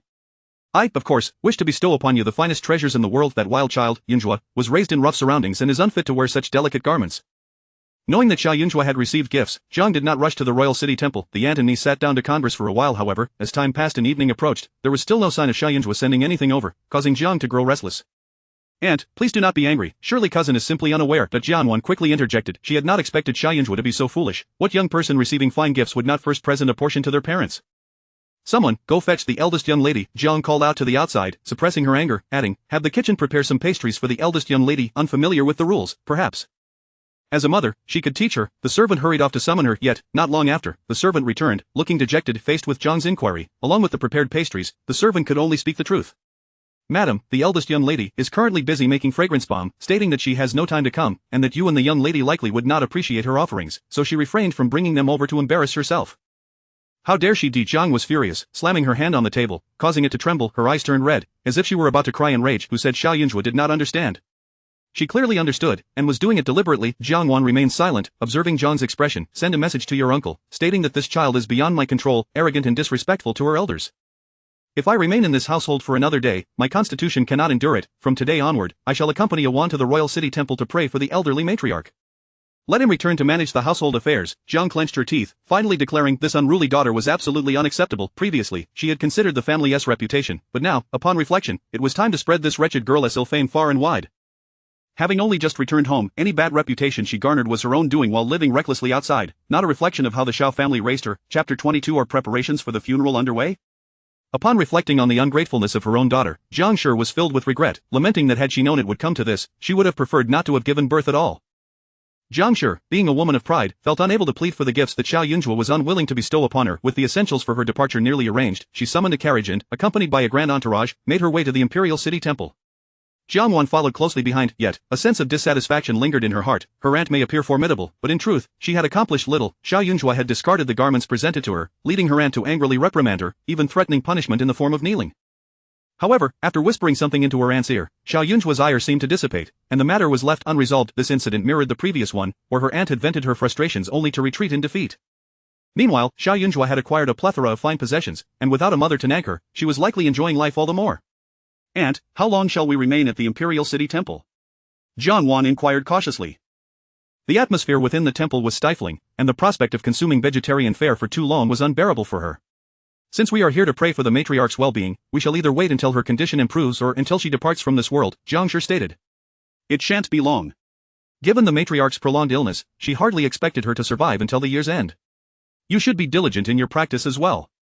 Ensure you attend the morning sessions daily and listen attentively to the masters as they expound on the teachings of Buddhism. Unlike other places, the Imperial City Temple often attracts noble ladies seeking to pay their respects. If you exhibit sufficient piety, it is certain that your efforts will be noticed, and soon enough, you shall have many suitors vying for your attention, Zhang Shi advised. This niece had always been obedient and sensible, already possessing a commendable reputation. Had it not been for the family's loss of status and the fact that only the patriarch remained in service, her future would have been even brighter. It is worth noting that her late father-in-law, fond of women, had taken several concubines and had countless. People praised the matriarch for her virtue, but Zhang Shi harbored doubts. Had she truly been virtuous, many half-siblings would have been available to support her husband. A scoff escaped Zhang Shi's lips, and the thought of the matriarch's imminent end lightened her heart considerably. Although Zhang Shi had left the household, the steward remained to manage affairs, ensuring that all proceeded as usual. The following day, the steward dispatched a message to the military camp. When Xiao Jingguan had entered the capital's military encampment years ago, he was no longer a youth, devoid of any military accomplishments. He had relied on the support of the Xiao and Hua families to secure his place. After years of toil, he had risen to the rank of a fourth-grade military officer, yet his position lacked any real prestige. As a descendant of a duke, he ought to have been closer to those of hereditary office, yet the disgraceful death of his father led to his ostracization by those of the same rank. His comrades, who had risen through their own merits, similarly looked down upon him for his connections. Thus, upon his entry into the military, he found himself in a rather awkward position. However, after all these years, Xiao Jingguan had grown accustomed to it. Upon receiving the family letter, his expression remained as stern as ever, yet, as he delved into its contents, his brow furrowed with increasing intensity. Mother and daughter at odds, Zhang Shi had taken Jiang Wan to the Imperial City Temple. If he recalled correctly, just days prior, he had received news of his daughter's safe return home.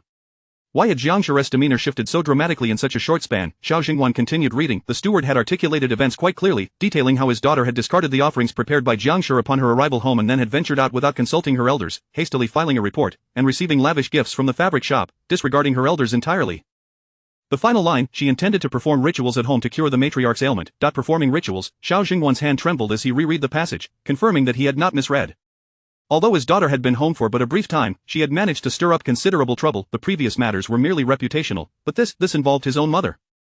What kind of rituals? Unable to remain seated, Xiao Jiayun sprang to his feet, preparing to take leave, yet, he had numerous trivial matters to attend to. Even if he were to request leave, he must first delegate his responsibilities to others, making it impossible for him to reach home in a timely manner, and the timing for the rituals. Tomorrow at noon, alas, it would be a challenge to arrive in time. Since entering the military, Xiao Jiayun had been diligent, having only taken leave twice, once for the joyous occasion of his child's birth, and again 2 months prior when the matriarch fell ill. Thus, when he expressed his desire to return home, his colleagues felt a pang of concern, their faces immediately clouding with sorrow as they contemplated how to extend their condolences to the Xiao family. While others in the military may have looked down upon Xiao Jiayun, years of camaraderie had fostered a few amiable relationships, and at this moment, they regarded him with sympathy. He was to return home for a funeral. Feeling the weight of their gazes, Xiao Jiayun found it difficult to articulate his predicament. Was he to disclose that his daughter intended to perform rituals for his mother, fearing she might perish before his eyes, thus necessitating his swift return to intervene? It was an utter impossibility. My daughter, who has been lost to us, has returned. The child longs for her father, thus I must go home to see her, Xiao Jiayun said, steeling himself before his superiors.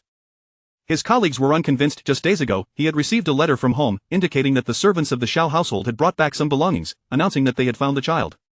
At that time, he had not contemplated an immediate return. Understood, his superior replied, maintaining a serious demeanor. Ensure you transfer your duties appropriately, and return tomorrow. If there are any uncertainties, you may inquire at home in due time. In due time?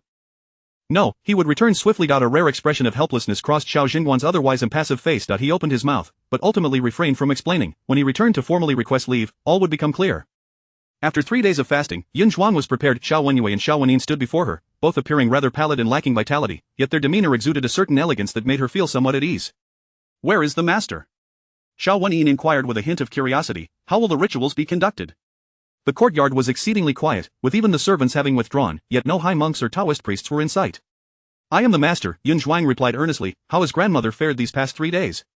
The two often wore expressions of deep sorrow when they saw her, so she had refrained from visiting her grandmother, yet she was still well aware of the situation. You! Surely you do not intend for the 3 of us to sit here reciting scriptures. If such a practice could cure grandmother, I would be a deity myself. Xiao Wenin exclaimed in astonishment. No, you are not yet qualified to recite scriptures. Even if you could, it would yield no effect. Thus, I shall be the sole one to perform this, and you shall stand guard on either side of grandmother's door, Yun Zhuang declared resolutely. Chapter 23 Are we to die? Xiao Wenin felt that the person standing before him was not some so-called elder sister, but rather a lunatic. It was one thing for her to be mad herself, but to drag them into her insanity was entirely another. Though he was young, he was not foolish. If others were to witness the scene today, he would be the subject of ridicule for a lifetime. As for Xiao Wenyue, his gaze towards Yun Zhuo shifted from disdain and displeasure to a complex mix of emotions. After a moment's hesitation, he feigned indifference and inquired, How have you been living all these years outside? Could it be that you relied on these means to sustain yourself? Indeed, Yun Zhuo nodded. Not only could she sustain herself, but she also earned a fair amount of silver. Initially, she might have been misunderstood and received a few scathing remarks, yet her quick feet and formidable strength ensured she had never suffered physically. Xiao Wenyue's expression grew somewhat uncomfortable as he snorted softly. She was supposed to be a young lady of a wealthy family, living a life free from worries, yet here she was, disregarding advice. When their mother forbade her from venturing out to find their grandmother, she not only disobeyed but even brazenly left her maid behind and went out alone, resulting in this predicament. Was it not her own fault? So now you realize how arduous life outside is, Xiao Wenyue mocked, then positioned himself at the doorway of the old lady's room, crossing his arms in a nonchalant manner, utterly lacking in decorum. Hey, second brother, why are you listening to her? Xiao Wenin exclaimed, fuming. Xiao Wenyue shot him an exasperated glance. She only understands this. Will she cease her antics until her goal is achieved? Do you wish to fast in this courtyard for the rest of your life? Hurry up and get it over with. I have friends to meet. Xiao Wenin was momentarily taken aback, then he reflected, it made sense. This elder sister was indeed quite troublesome, who knew what nefarious ideas might arise if she did not achieve her aims. As the two stood firm, Xiao Wenyue closed his eyes and feigned sleep, his delicate features appearing even paler under the sunlight, his frail body seemingly unable to support his attire. Yun Zhuo, ignoring him, set about her task. Incense lit. The malevolent lotus lamp was also retrieved by Yun Zhuo, and after arranging it, she dipped her brush into vermilion ink and began to draw talismans, her gaze resolute, her cheeks slightly flushed. The cold wind rendered her hands a pale blue. Though her new garments were quite thick, they still made her seem like a delicate flake of snow in the wintry breeze, lost and silent, falling to the ground, chilling to the core. She wrote swiftly, decisively, and with a deftness that suggested she had performed this task countless times before. A talisman drawn, incantation invoked, 7 stars and 8 spirits, supreme deities of destruction, great beasts with long heads, hands that hold the imperial bell, 3 divine owls of purity. Sever evil and eliminate traces.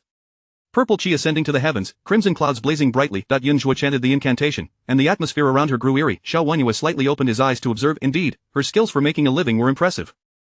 Just looking at her posture could intimidate anyone, especially with the ignited talismans, the flames swirling as though they could truly cleanse all impurities. Surely there aren't any malevolent entities lurking about? Second brother, I can't shake this strange feeling. Do you not feel a chill running through you? Xiao shivered. In such frigid weather, how could one not tremble in the cold?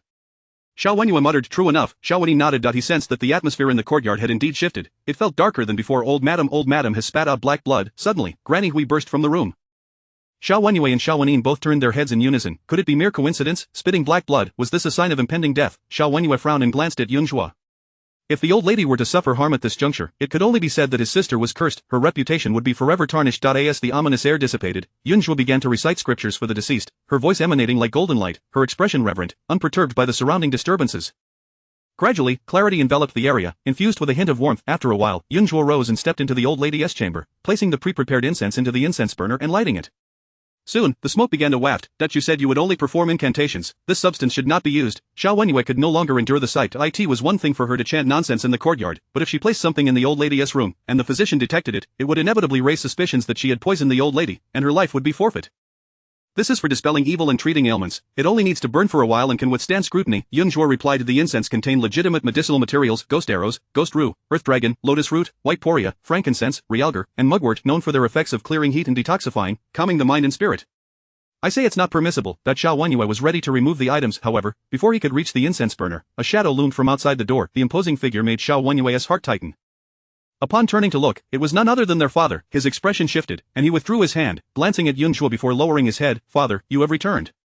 Xiao Wenyin also immediately became obedient, standing still, his eyes afraid to wander. Yun Zhuo followed their gaze and beheld a robust and towering figure. This was her father. The image in her memory had grown hazy, but upon this encounter, it began to coalesce with the past. Her father was strikingly handsome, yet the beard on his face lent him an air of ruggedness. His stern countenance was tinged with a hint of ferocity, exuding an aura that warned others to keep their distance. She vaguely remembered that when she was young, her father was quite fond of smiling. How had he come to resemble a deity of wrath? Xiao Jingguan furrowed his brow, tentatively calling her name. The tension in his expression softened slightly, and he inquired, "What are you all doing?" Xiao Wenyu glanced at the incense burner, hesitated for a moment, and ultimately replied, "We were about to move the incense burner outside, for fear it might disturb grandmother." "That scent does not resemble the kind your grandmother used to favor," Xiao Jingguan remarked sternly. Xiao Wenyi's face turned ashen. He could not fathom why his second brother would not speak the truth. The contents of the incense burner were clearly concocted by the elder sister. She should bear the consequences of her actions. Xiao Jingguan was not an indifferent father, though he returned home infrequently each month. Whenever he did, he would rigorously check their studies, devoting nearly all his energy to his three sons. All three were quite clever and often managed to cope, but there were times when they fell short of expectations, and in such instances, they would face punishment. Xiao Wenyu recalled that his father had not always been like this before his military service. Back then, he was more approachable, exuding both authority and kindness. However, after taking up his post in the military, he gradually changed. Each meeting was more serious than the last, and he seemed to have lost his smile, perpetually frowning, instilling fear in others. This is medicinal incense. Yun Zhuo, having encountered many people, could read her father's expression. He was on the verge of unleashing his wrath. It was rather intimidating. Chapter 24. Endure them to death. Could it be that the Xiao family has become unbearable? Her mother was already quite troubled by her demeanor. Adding another source of annoyance would surely lead to a relentless series of troubles, especially if her husband joined in to make her life difficult. Yet, the comforts of the Xiao residence were undeniable. Yun Zhuo pondered. Since her grandmother and elder brother had invited her back, it was improbable that she would simply flee in disgrace. If her biological father harbored disdain for her as well, then endure them to death. Yun Zhuo's thoughts twisted and turned. Though they shared blood ties, she held no hopes for them. Xiao Jingguan gazed at his frail daughter, his urgency and anger barely restrained, as he bluntly stated, "I have heard you wish to perform a ritual. Your grandmother's health is precarious. You must not act recklessly." Yun Zhuo possessed a keen sense of others' preferences and aversions. For instance, even though Jiang Shi feigned warmth, she could still perceive the disdain and resistance in her eyes, along with the physical distance and harsh words that resembled those of an adversary. However, it seemed that Xiao Jingguan did not harbor such animosity towards her. He was fierce and cold, yet he did not deliberately distance himself, meeting her gaze with seriousness and resolve. "You have arrived late. I have already completed the ritual," Yun Zhuo stated without deceit. Second brother and little brother participated as well. They helped me guard the entrance. None would escape. Xiao Wenyan's head shot up, his eyes igniting with barely contained fury, resembling an agitated little frog. Xiao Wenyu's expression also fell. "What are you two doing? Zhuer is new here and has lost her bearings. Do you not comprehend anything? In the past, I never saw you two being filial to the old lady, yet these past few days you have suddenly become diligent, but with ill intentions." Xiao Jingguan's words were laden with cold disdain, his eyes brimming with suppressed anger.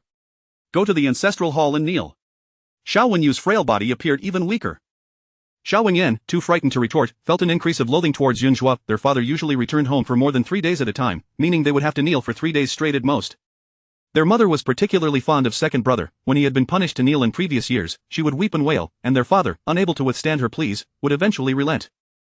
However, as the instances increased, their father grew annoyed, and no amount of persuasion would sway him to spare second brother from punishment. Their mother employed numerous tactics, even going so far as to feign illness for him, and it had worked several times. His constitution was not inherently fragile, but after provoking their father repeatedly, there was an incident when he was tossed into a pond and left to soak overnight. Their father's exact words were, "If you wish to be ill so desperately, then just die of it. The sooner you pass, the sooner you can be reborn, sparing your parents the worry."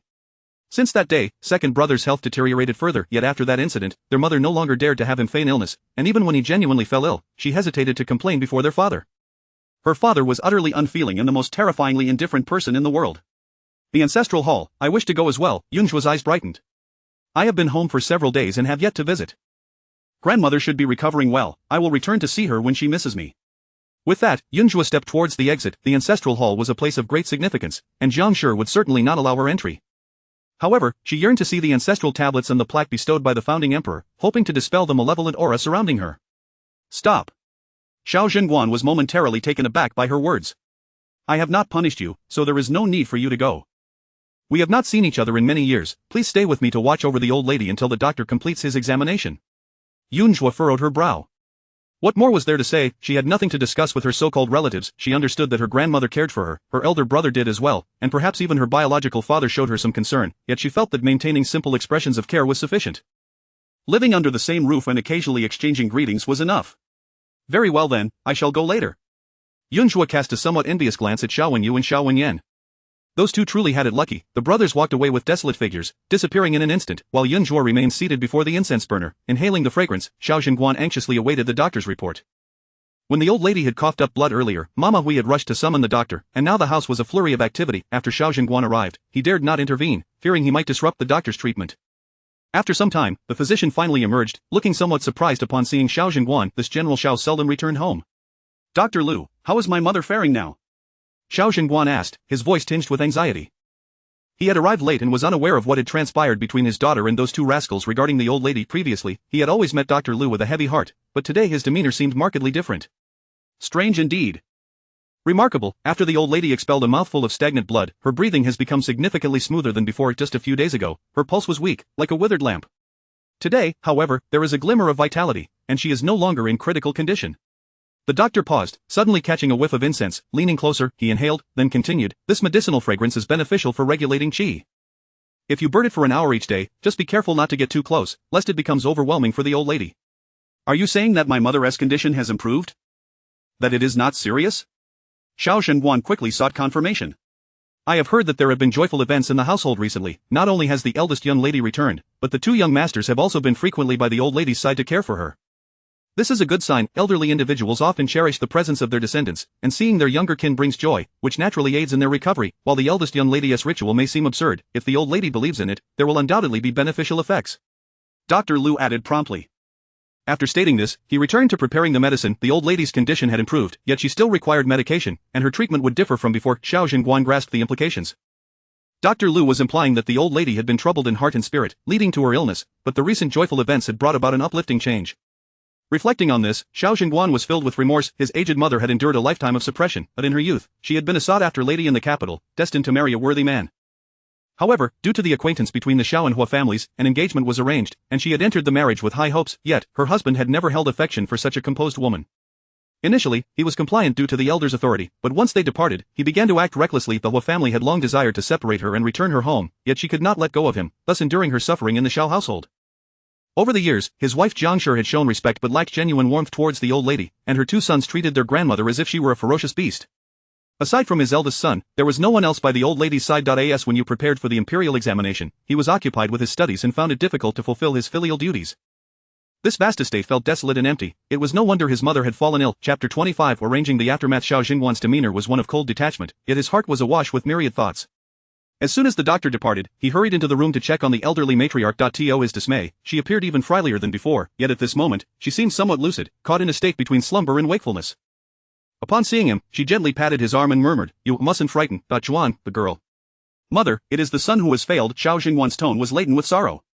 The old woman shook her head. Her son had done all that he could do to her husband's infidelities. She had raised her son with strict discipline, imparting the lesson from a tender age that when he married, he must cherish, remain loyal to, and accompany his wife for life, never to betray her. He had learned this well, and thus, in these years, only Jiang was by his side. As long as they found joy together, she, as a mother, felt content, harboring no regrets. Moreover, her son, with no one to support him, was tirelessly devoted to this family, diligent and conscientious, wary of any negligence. He was but a man, not a deity, stretched thin, managing his career while unable to oversee domestic matters. She lamented only that her own frail health had burdened her son with worry. "And Xuan, where is she?" the matriarch inquired, unable to see. "The girl appears a bit foolish, playing by the incense burner outside." "I shall fetch her at once," Xiao Jingguan hastened to assure her. No need, let her play. I saw her just a few days ago." She spoke but a few words before drifting off to sleep. "Go to my trunk and retrieve the jade pendant your grandfather gave me. Pass it on to her. After I have departed, allow the four of them to divide my other belongings. You may arrange it." The old woman's expression was gentle. With her son returned home, it seemed she had resigned herself to her fate. "Mother, please do not speak such morbid words. The doctor just mentioned your improvement." Xiao Jingguan was taken aback, realizing that his presence might have led his mother to misconstrue his intentions, and he hurriedly clarified.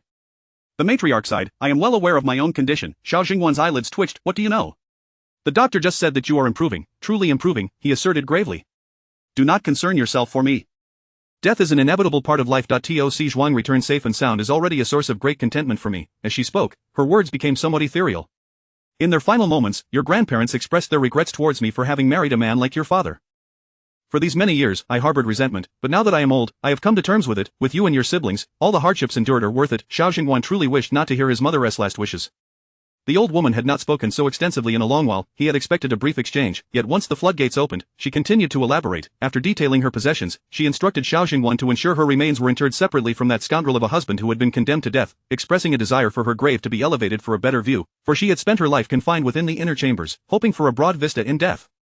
She then mentioned Xiao Wenyu, lamenting that her demise was ill-timed, as the new year was just days away, and the upcoming spring examination would mean her grandson would have to wait another 3 years, a true pity. Murmuring for quite some time, Xiao Jingguan initially felt anxious, but eventually composed himself to assist his ailing mother with her medicine and porridge.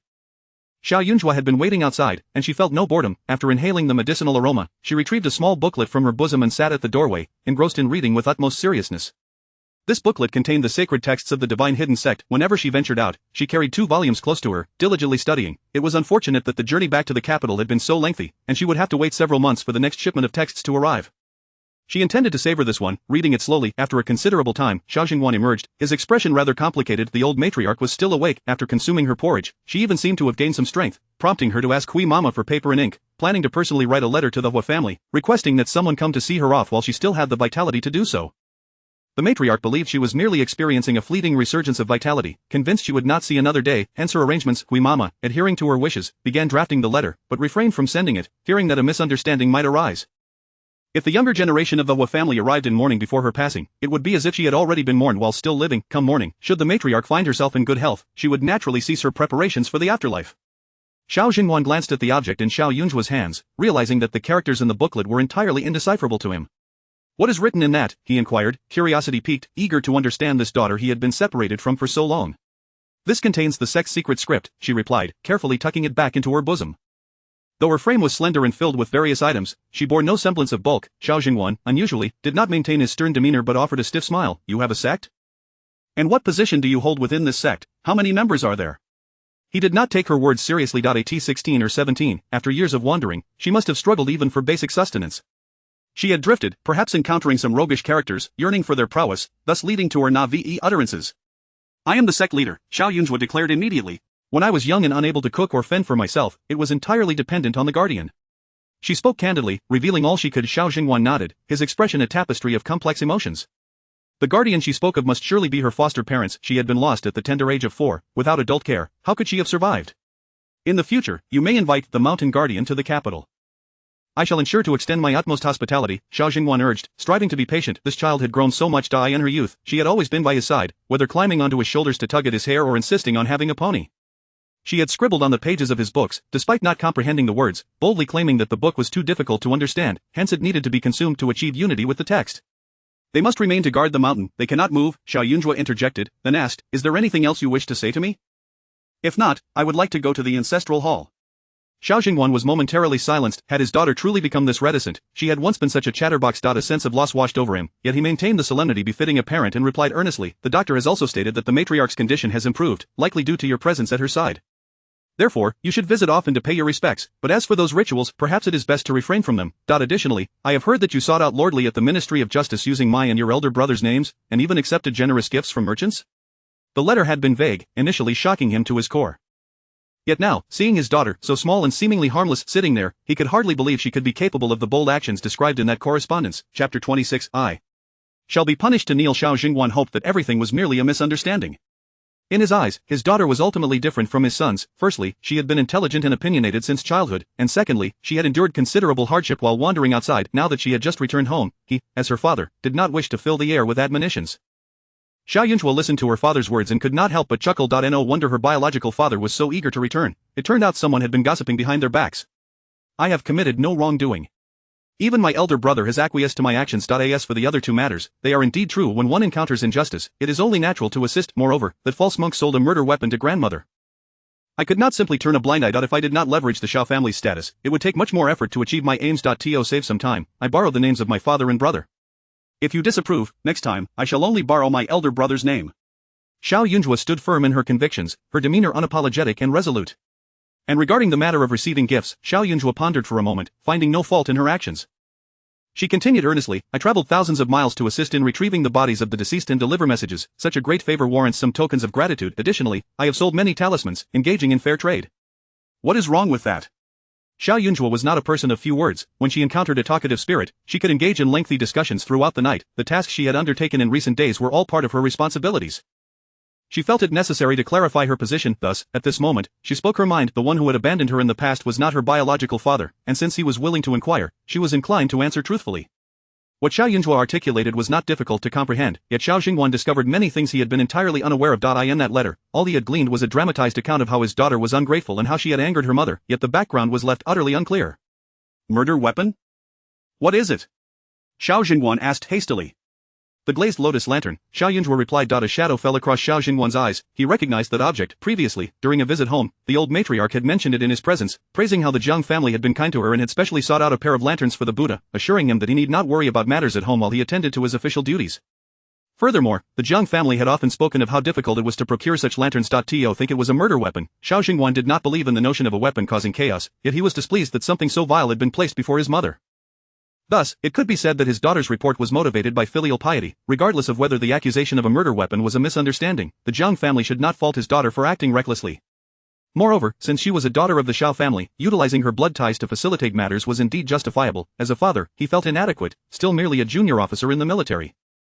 Had his grandfather been alive, even the esteemed Minister Li of the Ministry of Justice would have treated his daughter with greater courtesy. He labored diligently for the sake of his children and descendants, and as long as her actions did not oppress the common folk, it mattered not what title she employed. She was free to use it. If his wife were to be upset over this, it would be entirely unwarranted. As for the matter of receiving gifts, his daughter had articulated her reasoning clearly.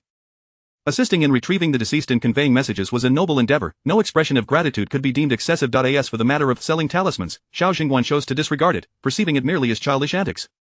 I understand, you have grown accustomed to making decisions on your own while out in the world, but now that you have returned home, you must inform your mother of any trivial matters and clarify them with her. Xiao Jingwan sighed, expressing his helplessness. Jiang Shi had a peculiar habit. She would not allow him and the children to grow distant from her, always preferring to keep them close at hand for her reassurance. Surely, she felt the same about her daughter, believing the child was insufficiently affectionate, which led to her anger. Father, have you considered that mother has acted strangely? Xiao Jiayun Zhuo asked with a smile. Xiao Jingwan furrowed his brow.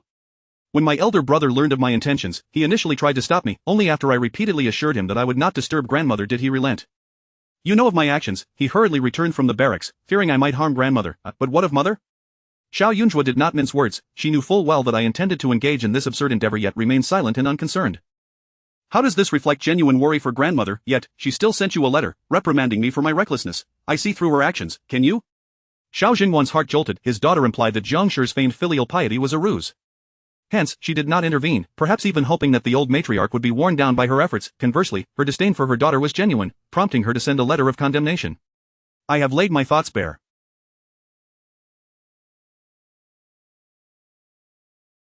I trust you can comprehend them. If you do, do not expect me to be a dutiful daughter. If every matter requires clarification with her, I fear my tongue may ignite from the friction. Xiao Jiayun Zhuo scoffed coldly. Having spoken, she rose, unwilling to engage further with her father. What did it matter if he cared for her? They had shared a loving marriage for many years, yet Jiang Shi was still her biological mother.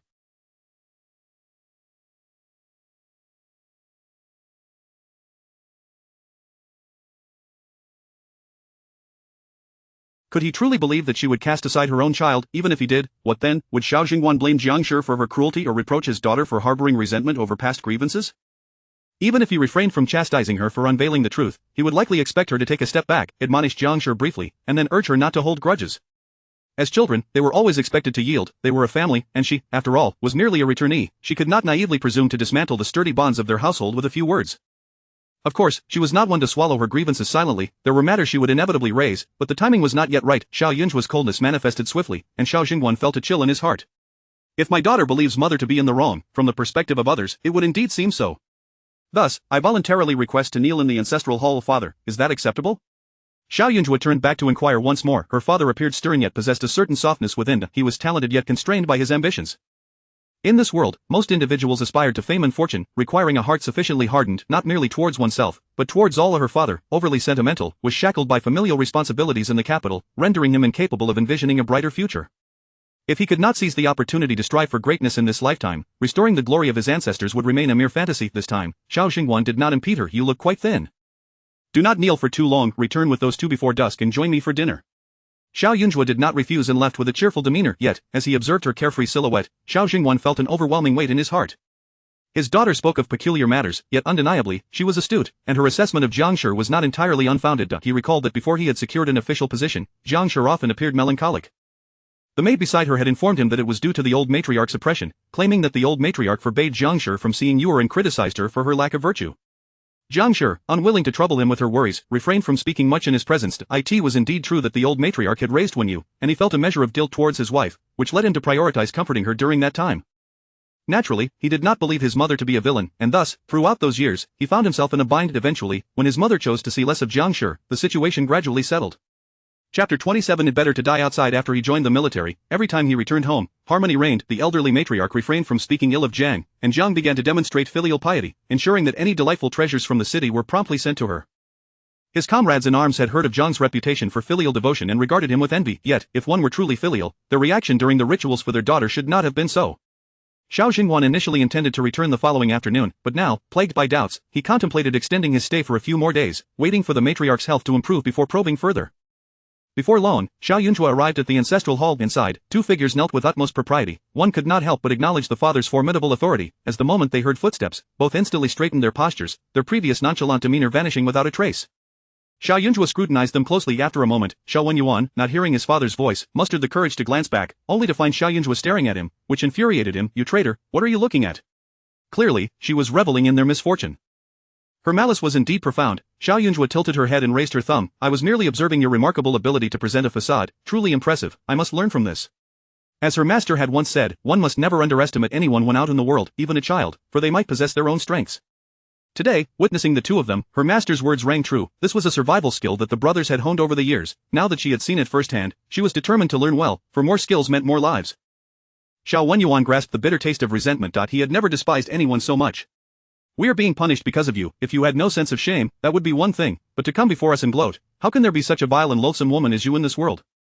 I declare you a reincarnated scorpion, he spat, though his knees dared not budge even slightly. After all, Xiao Yunzhuo was known to report to their father. Xiao Yunzhuo strode over with utter nonchalance, selecting one of the meditation cushions, and knelt down with a cheerful demeanor, gazing reverently at the portraits and plaques above, then sincerely bowing her head. After completing her ritual, she turned to Xiao Wenyuan and declared, your punishment is not because of me, and I do not gloat over your misfortune. Moreover, I am certainly not a reincarnated scorpion. You, a mere child, are blind to your own nature. How can you fathom the cycles of others? Do not speak so presumptuously. Xiao Wenyuan's eyes reddened with fury.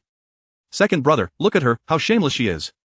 Xiao Wenyue was equally astonished, having never encountered such a brazen individual. A few words had ignited his brother's ire, yet her attitude remained pious and earnest. If you had not insisted on performing the rites and told father that we would participate, would he have punished us? Xiao Wenyue confronted her, his mind still somewhat clear. But Xiao Yunzhuo was even more perceptive. Second brother, after all these years, it seems you have grown considerably dim-witted. She feigned seriousness, her disdain evident. As a daughter who garners, it was mother who sent you both to the accumulation hall to serve the matriarch, hoping you would amass a good reputation through her, yet, you foolishly accepted my invitation and willingly took on the role of gatekeepers. Ultimately, it is your own folly, not my concern. Having navigated through life for so many years, she was adept at evading responsibility. Xiao Wenyue paused, suddenly feeling a stiffness in his expression. Fasting, reciting scriptures, serving the sick, these were indeed the duties expected of descendants when their elders fell ill, so mother had sent them for the sake of reputation. They instinctively believed that since they had heeded Xiao Yunzhuo's words to go to the accumulation hall, they ought to follow her lead in performing the rites as well. But the truth was, once they arrived at the accumulation hall, no further actions were required. Their mother had never explicitly instructed them, they had been played. Everything is your own. She adored this place. The plaque bestowed by the founding emperor brought her immense comfort, while the illustrious achievements and fierce aura of her great-grandfather quelled any lingering negativity within her. Here, she could lie in peace for eternity. Xiao Wenyue genuinely did not anticipate being outmaneuvered by his sister.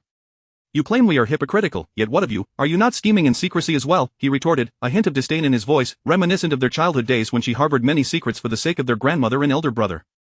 I am forthright and candid. You see, I too kneel in the ancestral hall, Xiao Yunzhuo replied, beaming with sincerity. What she said and did stemmed from her heart, and she spoke nothing but the truth regarding her father and brothers. Xiao Wenyue felt a pang of unease, his complexion paling slightly. As it was now his turn to be angered, the brothers stood at either side, the atmosphere exceedingly heavy, especially for Xiao Wenyuan, who appeared to be attempting to intimidate Xiao Yunzhuo with his ferocious demeanor, glaring at her intermittently, making faces, and muttering curses under his breath. Your appearance reflects your heart, Xiao Yunzhuo reminded him, your disdain for me tarnishes your own spirit. Over time, your blessings will surely diminish. I do not heed your nonsense. Xiao Wenyuan felt as though an impenetrable wall stood between him and this sister of his. Her words were beyond comprehension. He was truly infuriated. Even if you wish to listen, I can say no more. Xiao Yunzhuo maintained her air of integrity, calm and unperturbed, as if no amount of fury could penetrate her composure. Xiao Wenyuan, like a yelping pup whose tail had been stepped on, barked, if you dislike us so much, why return? When you were gone, my mother would not have been so incensed to visit the royal temple, and sister Awan would not have felt such secret sorrow. Had it not been for you, father would never have punished us. Xiao Yunzhuo, why are you so oblivious to your own shortcomings? A person like you would be better off dead outside. Xiao Yunzhuo smiled serenely, utterly unfazed.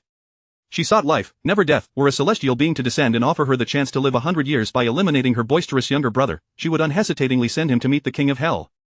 In the sacred ancestral hall, before our forebears, a few unkind words do not concern me. However, Xiao Yunzhuo's eyes glinted with a hint of coldness, a smile dancing on her lips. It would be wise for us to avoid encounters outside the Xiao family. Who are you trying to frighten? Xiao Wenyuan, still fuming, shouted defiantly. Enough! Xiao Wenyue interjected, do you wish for father to witness such a brazen scene? When that time comes, how many skins do you think will suffice for him to flay?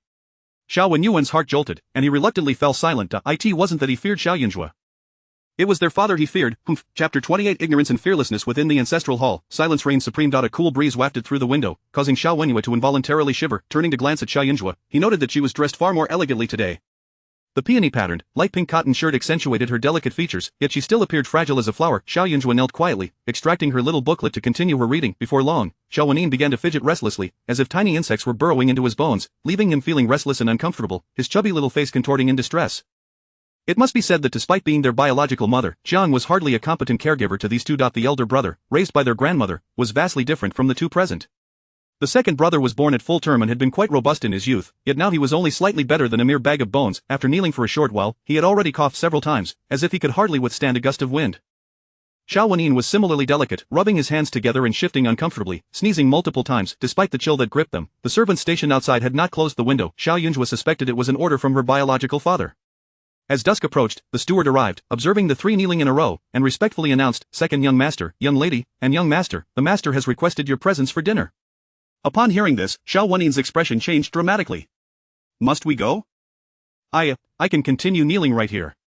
The dishes have already been prepared, the steward replied, exasperated. At this, Xiao Wenyuan's body slumped, and he appeared utterly deflated. Xiao Wenyuan's countenance was scarcely any better. He looked as if he were facing a formidable adversary. Xiao Yunzhuo, perplexed, could not comprehend why they were so anxious about merely having a meal. As it happened, she was quite hungry. Despite their reluctance, the three did not delay and soon found themselves before their biological father. Indeed, the table was laden with an array of sumptuous dishes. Xiao Yunzhuo casually took a seat and, after their father, Xiao Zhengguan, invited them to eat, she quietly began to savor the food. As the head of the family, her father's meal was far superior to what she was accustomed to. After dinner, you are to bring me the assignments I previously assigned. I wish to scrutinize them closely to see if your handwriting has improved recently. Let me ask you, what are the 6 virtues and the 3 treasures? Xiao Yunzhuo was taken aback and looked up in shock. Were they to be examined while eating? Now she understood why her two brothers appeared so despondent. Xiao Wenyue, with a complex expression, steeled himself and articulated, benevolence, righteousness, loyalty, trust, courage, and strategy make up the 6 virtues. The 3 treasures are the great agriculture, great craftsmanship, and great commerce. Elaborate, Xiao Zhenguan responded, somewhat satisfied, giving a slight nod. Xiao Wanyue opened his mouth, but nothing coherent came forth. I have been busy studying the scriptures recently and have not yet thoroughly read this passage. Instantly, the atmosphere turned somber. Not thoroughly read? Your elder brother studies diligently day in and day out without causing anyone concern, and what about you? How many times have you attended school this past month, and how many times have you met with the teacher? Today, I inquired with the attendants around your elder brother, and they said you have been neglecting your studies, frolicking with the illegitimate son of the young Huai Marquis, and have even withdrawn nearly 1,000 taels from the household accounts. Is this true? Xiao Zhenguan asked, his voice laced with fury. Xiao Jiayun Zhuo couldn't help but suspect her biological father was inciting animosity toward. With their father absent, the elder brother, as the eldest, had to take greater care of his younger siblings. The steward and attendants around the elder brother were arranged by their grandmother and their father, rendering Zhang incapable of wielding any influence over them. Xiao Wenyue's face turned pale as he hung his head in silence. Even with an abundance of delectable food before him, he found it hard to swallow. Remember the 30 prohibitions, Xiao Zhenguan declared, genuinely irked, but mindful of his daughter's return, he refrained from being overly harsh. Yes, Xiao Wanyue replied, his head bowed submissively. Shuir, do not think of your father as ferocious. The Xiao family is not what it once was. If we wish for the family to prosper, I must impose stricter discipline upon you. Regrettably, I cannot be home every day, and thus I must implore you children to be more sensible. Xiao Zhenguan continued, his tone shifting, a girl should not be as ignorant as a blind and deaf person. You learned a few characters in your youth, and now you can hold a booklet to read, so surely studying is not beyond your capabilities. Henceforth, you must also remain diligent. Do you understand? One should not speak while eating, or shall I pause and wait for you to finish before I continue? Xiao Yunzhuo remarked, finding his lectures quite tedious. Xiao Zhenguan was momentarily taken aback. Xiao Wanyue and Xiao Wenin stared at her in astonishment. Indeed, she was fresh to this environment, ignorant and fearless. Their father, who had always believed time was of the essence, would often spring questions upon them even during festive occasions. I have no objections to your father's reprimands. I merely cannot endure such treatment, Xiao Yunzhuo earnestly conveyed. My constitution is frail and requires nurturing. Should you scold me, I shall become unhappy, my energy shall stagnate, and my vital organs will suffer, leading to a shorter life. The three were momentarily stunned. Xiao Zhenguan was genuinely taken aback by his daughter's directness, showing him no regard for his authority. Yet, there was a kernel of truth in her words. For many years, the second and third sons had quietly endured, never daring to speak the truth before him.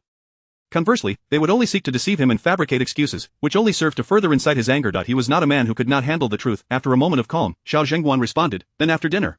I shall test you. That will not do either. I have expended considerable energy today conducting rituals and require ample rest to recuperate. I intend to retire early tonight, as I must venture out tomorrow and cannot comply with your wishes, Xiao Yunzhuo stated firmly. Xiao Zhenguan furrowed his brow slightly. What business do you have going out? A young girl should not be gallivanting about. Your words are quite peculiar. Just a moment ago, you stated that girls are no different from boys, yet in the blink of an eye, you wish to chain me down?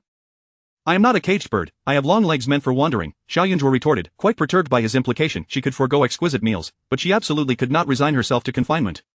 Her aura was heavy with energy. Merely hiding within the Xiao family would only provide temporary refuge and not resolve the underlying issues. She needed to venture out more frequently to accumulate virtue. Furthermore, the Xiao family was now in a state of decline compared to before. The residual prestige of their ancestors could only last so long. She needed to be well prepared. I do this for your safety. You may ask your second brother if there were not thieves who nearly abducted the legitimate son of the young Huai Marquis not long ago. The child, whenever he goes out, is accompanied by dozens of servants, yet they nearly failed to protect him. Were it not for a stroke of luck in encountering the third prince, he might still be in peril. Xiao Zhenguan quickly illustrated his point. Moreover, I have heard that the child is still bedridden from the fright.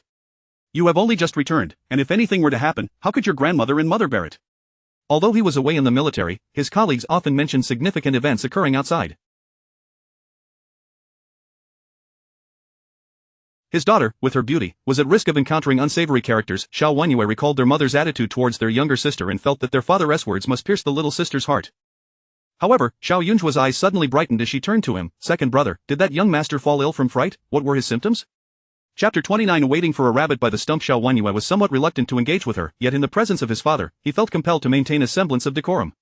Well, after he was abducted, he was confined in a dark cellar for 2 days, and upon his release, he appeared rather deranged. Xiao Wanyue candidly confessed, casting a glance at Xiao Yunzhuo before adding, I heard from Pingzhang that in recent days, his brother has been shouting at everyone he encounters, and at times, he even lunges at others, leaving them injured. His mind is quite muddled, and he is difficult to remedy. This matter, he understood far better than anyone else. Xiao Yunzhuo promptly committed this information to memory. Xiao Zhenguan did not ponder deeply, believing instead that her curiosity was simply piqued. He emphasized, it is not that you are forbidden from going out, but you must not behave as you did last time, without even a word of warning. Rest assured, if I lacked the ability to protect myself, I would not be here now, Xiao Yunzhuo replied confidently. Upon hearing this, Xiao Zhenguan's brow furrowed even tighter. This child was indeed a challenge to manage. With his daughter being delicate, he could not resort to the same methods he would with his sons, constantly reprimanding her. Yet she remained unyielding to his counsel, which was truly vexing. He contemplated saying more, but Xiao Zhuo became engrossed in her meal. The moment he recalled her earlier comment about not speaking while eating, the words he intended to utter were immediately stifled. Having only raised a daughter for 4 years, he was still rather unfamiliar with the workings of a young girl's heart. That once he returned to the barracks, he would seek advice from his colleagues on how to prevent his daughter from straying off course and how to correct her peculiar little habits.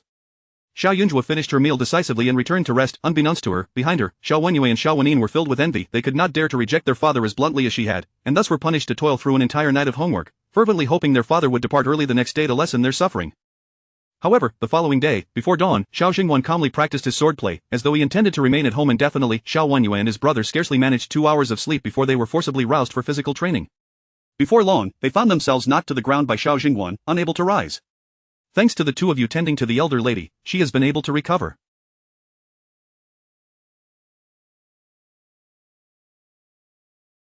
Henceforth, after your morning exercises, you shall go to JWI Hall to accompany her for meals. You must fulfill your filial duties on behalf of your father. Xiao Jingwan even assigned them a task. Previously, he had concentrated solely on imparting knowledge, neglecting many aspects, which he now resolved to amend. Father, grandmother does not like us being around, Xiao Wenin murmured softly. We are rather foolish, and her ladyship finds it irksome to see us. Your grandmother hails from the Hua family, possessing a wealth of knowledge.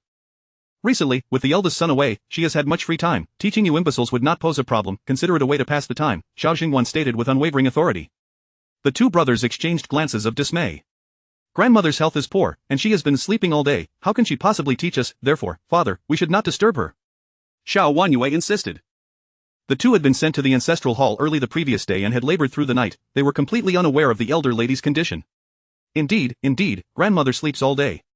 If we read, no one will listen. Xiao Wenin quickly added. Upon hearing this, Xiao Jingwan chuckled heartily, his previously stern expression softening with delight. The elder lady has already made significant progress.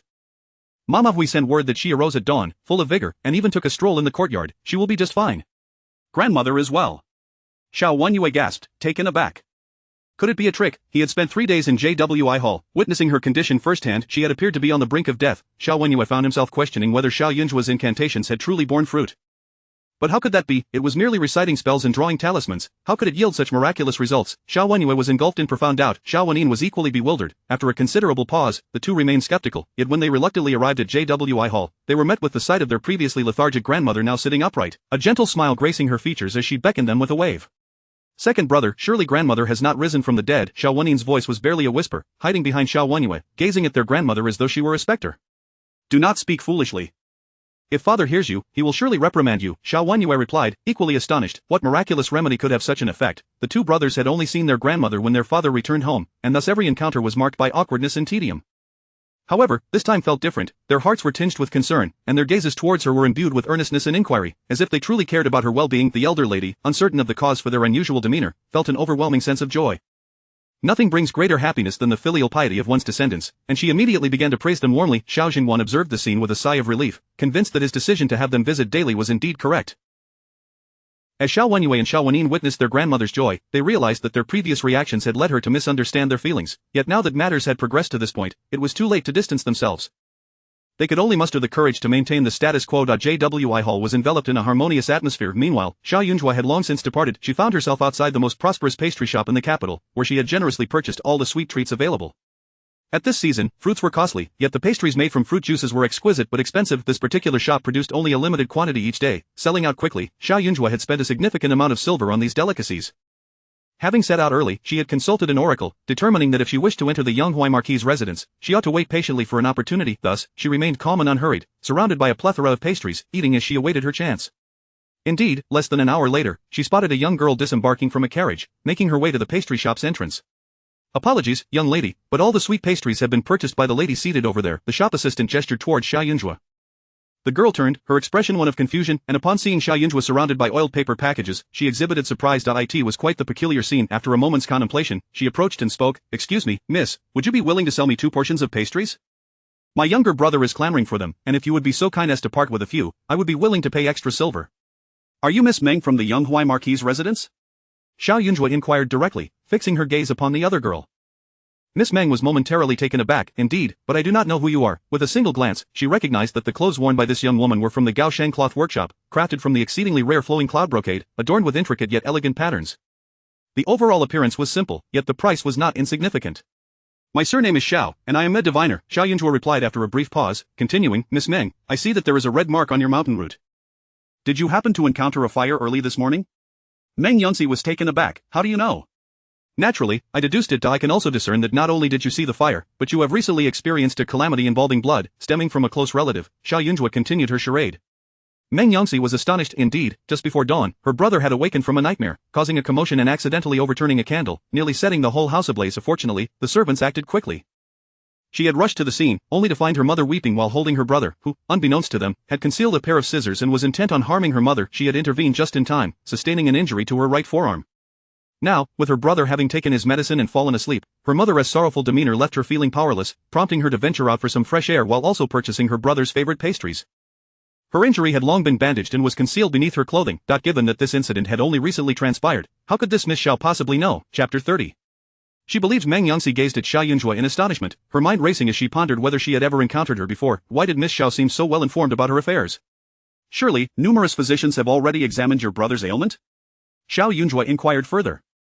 Indeed, Meng Yunxi replied with a slight nod, but why does the young lady seek to inquire about my family? Did you deliberately purchase all these pastries, perhaps waiting for me? Recently, her household had been fraught with matters, and she rarely ventured out. Today was a spontaneous decision to come here. Miss Xiao should have no means to ascertain her whereabouts. Observing the skepticism in Meng Yunxi's demeanor, Xiao Jiayun Zhuo felt a pang of grievance. Prior to her arrival in the capital, she had already made quite a name for herself in the area of Guanxi, especially in several villages where the locals treated her with great respect, well aware of her identity as the leader of the Divine Concealment sect. But now, in this place, she had to start afresh. The glances she received from these people felt akin to those reserved for a brazen charlatan. In an effort to present herself more convincingly, Xiao Jiayun Zhuo raised her chin slightly and spoke with an air of composure and mystery. Miss Meng, my presence here today is guided by fate. All you need to know is that I can heal your brother. Meng Yunxi found herself wondering if she had encountered a madwoman. This young girl, seemingly of similar age, had eyes that sparkled with a clear innocence, yet her audacious claims were utterly amusing. Who are you, exactly? Shall I send someone to escort you home? Meng Yunxi regarded her with sympathy, considering that perhaps this Miss Xiao was somewhat unhinged, likely not accustomed to the outside world. It was understandable that she had ventured out, captivated by the delectable treats, and had purchased such a large assortment, stuffing them into her mouth without care. It was rather pitiable. As Meng Yunxi spoke, she found herself hesitating to draw closer. Individuals with unclear minds could be emotionally unstable, much like her brother, but what if, in a moment of recklessness, she were to provoke her? Xiao Jiayun Zhuo ground her teeth in frustration, lamenting that heaven had not bestowed upon her a more benevolent appearance. Wait. Xiao Jiayun Zhuo quickly interjected, please give, how could you have such a peculiar habit? How many strange ailments existed in this world? If you do not provide me with the coins, I shall have no choice but to take matters into my own hands. Xiao Jiayun Zhuo's cheeks flushed with indignation at her words, nearly losing the facade she had maintained. Meng Yunxi furrowed her brow. It was merely a matter of silver. She could consider it an act of charity. She turned to her maid and instructed her to retrieve her purse, presenting a small piece of silver to Xiao Jiayun Zhuo. After the latter accepted it with satisfaction, she immediately began, Miss Meng, since I have accepted your silver, I must offer you a reading. Meng Yunxi felt a tinge of embarrassment. Her outing was not intended for fortune-telling. However, her sedan chair was still several paces away. Should she hurry to leave, and Xiao Jiayun Zhuo insist on lingering, it would be quite an awkward spectacle in broad daylight. Miss Meng, your romantic prospects are fraught with difficulties, Xiao Jiayun Zhuo stated without hesitation. Meng Yunxi was momentarily taken aback. From your features, it appears you have encountered quite a few troublesome matters over the past year. Though there are many admirers, none are suitable matches, particularly the man you have recently been considering. He is indeed a source of misfortune for you. If you cannot avoid this calamity, your life may well be ruined, Xiao Jiayun Zhuo continued. Meng Yunxi felt a jolt of alarm, yet she heard Xiao Jiayun Zhuo continue, may I see your hand to examine it closely? Uncertain of her thoughts, Meng Yunxi hesitated to leave, and after a moment's deliberation, she reluctantly extended her hand. Xiao Jiayun Zhuo scrutinized the lines on her palm and remarked, the prominence of your Venus mound reveals some visible blue veins. Do you often find your appetite lacking and struggle to eat? Yes, Meng Yunxi's heart sank. Your hull is cold, and the color of your palm is pale. Your heart fire is insufficient. A lack of heart fire leads to diminished yang energy, indicating that your body is overly cold. Has a physician ever informed you that you may have difficulty conceiving in the future? Xiao Jiayun Zhuo's voice softened considerably. Startled, Meng Yunxi quickly withdrew her hand, her gaze frantic as she looked at her. How did you learn this? Each time her menses arrived, she experienced intense pain. Later, her mother had sought a physician who revealed that she would struggle with fertility in the future. Her mother had been alarmed and paid handsomely to silence that doctor, ensuring that only they, mother and daughter, were privy to this information. If it were to leak, it was precisely because of her frail condition that her mother was exceedingly concerned about her marriage prospects. Before her brother fell ill, numerous suitors had been considered, all from respectable families, but many had been dismissed after careful inquiries. Eventually, her mother set her sights on the legitimate son of her aunt's family, hinting at her intention to marry him. That this cousin appeared refined, yet as her aunt's family resided far from the capital, her mother suggested they wait until the engagement was finalized to explain the situation. Should he be willing to marry her, they would offer a generous dowry. Yet she thought, if he were so distant, who would advocate for her if she were to suffer in the future? Thus, she had always felt uneasy. It was precisely this young girl who spoke of her romantic calamity. The fact that she had even discerned her physical issues made it impossible for her not to believe. Miss Xiao, are you perhaps a physician? Meng Yongxi ventured to inquire. I would prefer you to refer to me as a master, treating me as a transcendent being, Xiao Jiayun Zhuo quickly asserted, establishing her image. Now, do you trust what I say? If you still doubt, present your birth details, and I shall reveal the entirety of your life to you, granting you profound clarity. No need. Meng Yongxi exclaimed, I believe you. Just moments ago, she had found those clear, youthful eyes endearing. Now, however, they seemed somewhat eerie, as though under her gaze, she bore no secrets whatsoever. Miss Xiao, may I kindly request that we discuss this further in my sedan? Meng Yongxi inquired cautiously. Upon uttering these words, she realized her boldness in inviting a stranger into her home. Very well, Xiao Jiayun Zhuo nodded in agreement, glancing back at the pile of pastry. She added, please have your maid hire someone from the pastry shop to deliver the remaining items to the Xiao residence. The Xiao residence? Which Xiao residence? Meng Yongxi asked, momentarily taken aback. The one from which the title has been stripped, Xiao Jiayun Zhuo disclosed without reservation. Meng Yongxi's jaw dropped slightly, and she quickly covered her mouth with her handkerchief, her wide eyes betraying her astonishment. I heard that the long-lost heiress of the Xiao family has returned. Could it possibly be you? Meng Yongxi found it difficult to believe, if the Xiao family had not lost their title, they would possess immense prestige, far beyond her own family. This enigmatic Miss Xiao was rather uncanny, and her attempts to extract her coins made her seem more akin to a rogue wandering the streets. Chapter 31 Judge Xiao. Meng Yongxi was exceedingly curious. She had heard that the bold Miss Xiao had actually ventured to the yamen to report a monk, capturing him in the process. At the time of the monk's apprehension, many had labeled the girl as insane, accusing her of taking advantage of her family's name to commit. However, the very next day, the yamen dispatched officials to search the monk's residence, retrieving all his gold and silver possessions. It was said they were currently tallying the amount, and once finished, those who had been swindled would be able to register at the yamen to reclaim their lost money. The actions of the yamen clearly validated the claims of the Xiao family's daughter. Consequently, this Miss Xiao suddenly became an enigmatic figure. Recently, due to matters at home, her friends sought to lift her spirits and sent her a letter early in the morning. It was said that prominent families in the capital were eagerly awaiting the opportunity to meet this daughter of the Xiao family, to witness the charm of the Judge Xiao in person. The mere thought of the fearsome title Judge Xiao conjured images of a terrifying demon in her mind, yet, upon gazing at the face before her, despite the girl's attempts to appear profound and shrouded in mystery, she exuded little menace at first glance. Instead, she resembled a mischievous young lady, akin to a crystal-clear spring in a deep valley, serene and cold, yet invigorating to behold. How could she possibly be feared? Meng Yongxi instructed her maid to heed Miss Xiao's words. She then entered the sedan chair alongside Xiao Jiayun Zhuo, heading towards the Meng residence. Miss Meng, could you share with me the circumstances surrounding your brother? I have heard he was nearly abducted. When he was found, was there anything amiss? Xiao Jiayun Zhuo inquired. At this, Meng Yongxi suddenly recalled something, her gaze toward Xiao Jiayun Zhuo growing significantly more complex. Miss Xiao, regarding this matter, it would be more enlightening to inquire with your elder brother, she could not help but remark directly. My mother has been married to the Marquis for many years, and we have only 2 children, my brother and I. My brother is merely 6 years old. Prior to his birth, my mother was unable to hold her head high. The child born to my father's cousin, who is now his concubine, has made my mother's life exceedingly difficult. Conversely, my half-brother almost became entitled to my mother's name. Had it not been for my brother's birth, he might have inherited the title. Your second brother, Xiao Wanyue, often visits our home and is thoroughly acquainted with my family's affairs, Meng Yongxi continued, scrutinizing her. She genuinely could not fathom the intentions of the Xiao family. Xiao Erlang's close association with her half-brother could easily be construed as collusion, yet, Miss Xiao had approached her of her own accord. She could not help but ponder further, who was to say that this Miss Xiao wasn't like Xiao Wanyue, having been bought off by her half-brother to harm her brother? With such thoughts in mind, Meng Yongxi's previously relaxed demeanor swiftly turned tense and defensive. I am inquiring about the circumstances of your brother's attempted abduction. What relevance do your grievances hold? Xiao Jiayun Zhuo regarded her calmly and then spoke candidly. Are you worried that I, like my second brother, might side with your half-brother? Would you not? He is your own brother. Meng Yongxi scoffed with a hint of sarcasm. My brother is innocent, my mother is frail, and my half-brother has grown exceedingly bold. In the past, he would deliberately tease my brother, while Xiao Erlang stood by, never uttering a word of admonition, even treating it as entertainment. Now that my brother has been abducted, it remains unclear whether your elder brother had any hand in this, yet, all of this lacked evidence. My second brother is indeed no paragon of virtue, Xiao Jiayun Zhuo did not refute. Meng Yongxi found herself at a loss for words.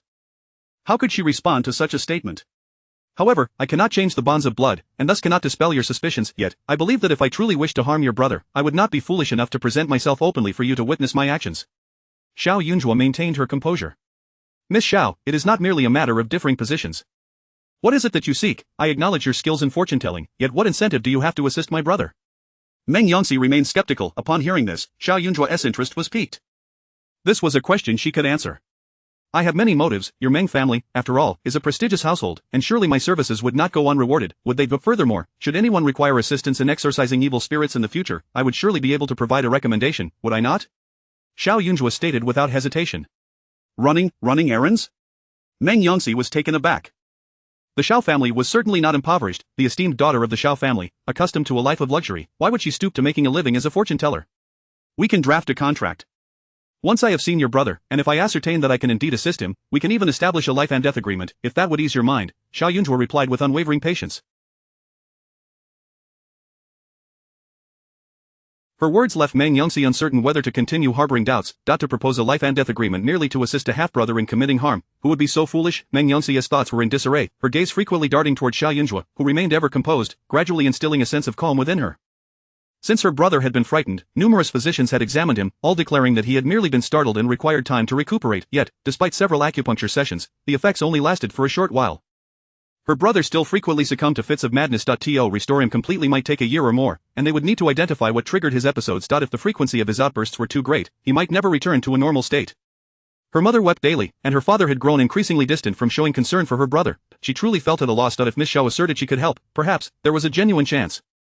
She could even predict her own ailments. There was a possibility, however slim, that her brother could return to normal. Miss Xiao, if my brother truly recovers, I would be willing to go to your family to offer my apologies in person. Meng Yangxi said earnestly. No, in fact, even if you were to hold a knife to his throat, I would have no objections, as long as you remember to pay me, Xiaoyun Zhuo replied, finding Meng Yangxi's reasoning rather lacking. She had already stated that her second brother was not a good person. Offering apologies, it would be better to eliminate him. Xiaoyun Zhuo's stance was resolute, and Meng Yangxi felt slightly reassured. Before long, they arrived at the residence of the Marquis of Yanghuai. Actually, when the doctor mentioned my brother had been frightened, my mother wished to seek divine intervention and even contemplated taking him to the royal Sidious temple for assistance, but my father, concerned about appearances and fearing the shame of others discovering my brother's severe madness, forbade it. Thus, Miss Xiao, I implore you to visit the residence under the guise of a friend. It is crucial that my father remains unaware of your true purpose. Meng Yangxi spoke anxiously. Oh, Xiaoyun Zhuo nodded. Everything would have to be assessed upon entering, yet she could not guarantee that this matter could be concealed from the Marquis of Yanghuai. Chapter 32. Devouring her, Xiaoyun Zhuo followed Meng Yangxi into the door.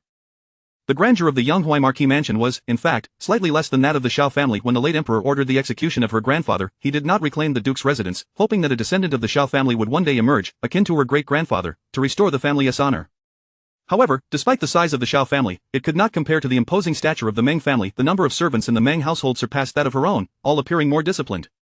Even the garments they wore were of finer fabrics and designs. Meanwhile, the Xiao family, in recent years, had been living beyond their means, maintaining the decorum and hospitality of her great-grandfather's time, which left them somewhat financially strained. Thus, their expenditures within the inner residence had become somewhat frugal. Although Xiaoyun Zhuo had not been back for long, she discerned the state of her own household with remarkable clarity. Soon, she arrived at the courtyard of the lady of the Meng family. Just as she stepped inside, a shard of white porcelain came hurtling towards her. Meng Yangxi was startled. She reached out in an attempt to block the incoming object but grasped at nothing.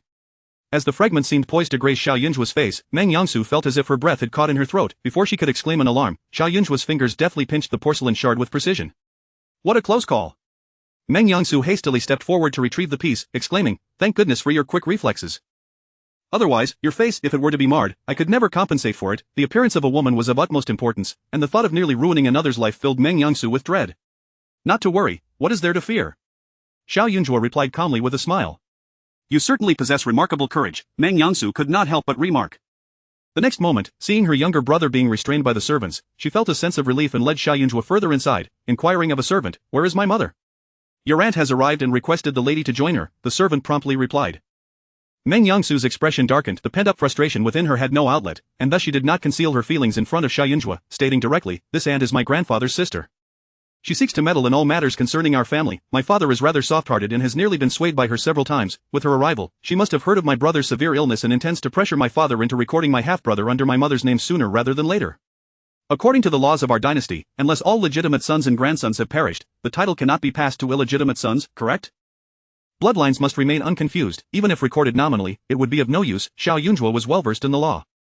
"Indeed, they merely believe that my brother, with his frail constitution, may not survive to adulthood." A trace of sorrow flickered across Meng Yangxi's face. Her brother's health had indeed been precarious. He was easily startled and had suffered multiple frightful incidents since birth. Xiao Jiayun Zhuo glanced over and beheld the temperamental young Master Meng. His eyes seemed to perceive some terrifying apparition, as he cried out in panic, desperately grasping at everything within reach and hurling it around him. However, upon Xiao Jiayun Zhuo's arrival, the situation began to improve. His emotions gradually stabilized, and through his tears and snot, he wailed, as if releasing his fear and dissatisfaction. The turmoil of this little one's emotions was not without cause. At this moment, Xiao Jiayun Zhuo could distinctly see a ghostly figure in red slowly turning its head. It appeared to have caught the scent of something unique emanating from her, and it drifted toward her with a menacing slowness. Standing motionless, Xiao Jiayun Zhuo observed as the ghost drew closer. Suddenly, like a predator tasting a meal, it lunged at her, its gaping maw seemingly intent on devouring her. Yet, the instant the ghost's hands made contact with Xiao Jiayun Zhuo, its fingers recoiled as if seared by flames, releasing tendrils of black smoke. With a pained cry, it retreated, emitting a series of anguished wails. In an instant, a gust of wind swept through, stirring a few pebbles which were hurled at Xiao Jiayun Zhuo's feet. A wind has risen. Let us take the young master inside to shield him from the cold. Meng Yongsu promptly instructed the servants, then turned to Xiao Jiayun Zhuo with a helpless expression, saying, Miss Xiao, please do come inside and rest. After her brother fell ill, their father had refused visits from friends and family. Even when visitors arrived, they were only invited to the front hall, fearing they might witness her brother's frenzied state. Their father must have deemed her brother a source of shame. Your brother must possess a particularly keen constitution. Was there any peculiar incident during his birth? Xiao Jiayun Zhuo inquired quietly as they entered. Upon hearing this, Meng Yongsu was taken aback. Her brother's birth chart had indeed been altered, due to its excessively keen nature. Her mother had changed the time of birth, a fact even her father was unaware of. And yet, Xiao Jiayun Zhuo had discerned it at a glance. I recall that during that period, my father was away from the capital, and my mother was not in good health, so household matters were managed by concubine Zhao. I remember one evening, an unruly stray cat appeared, causing quite a ruckus.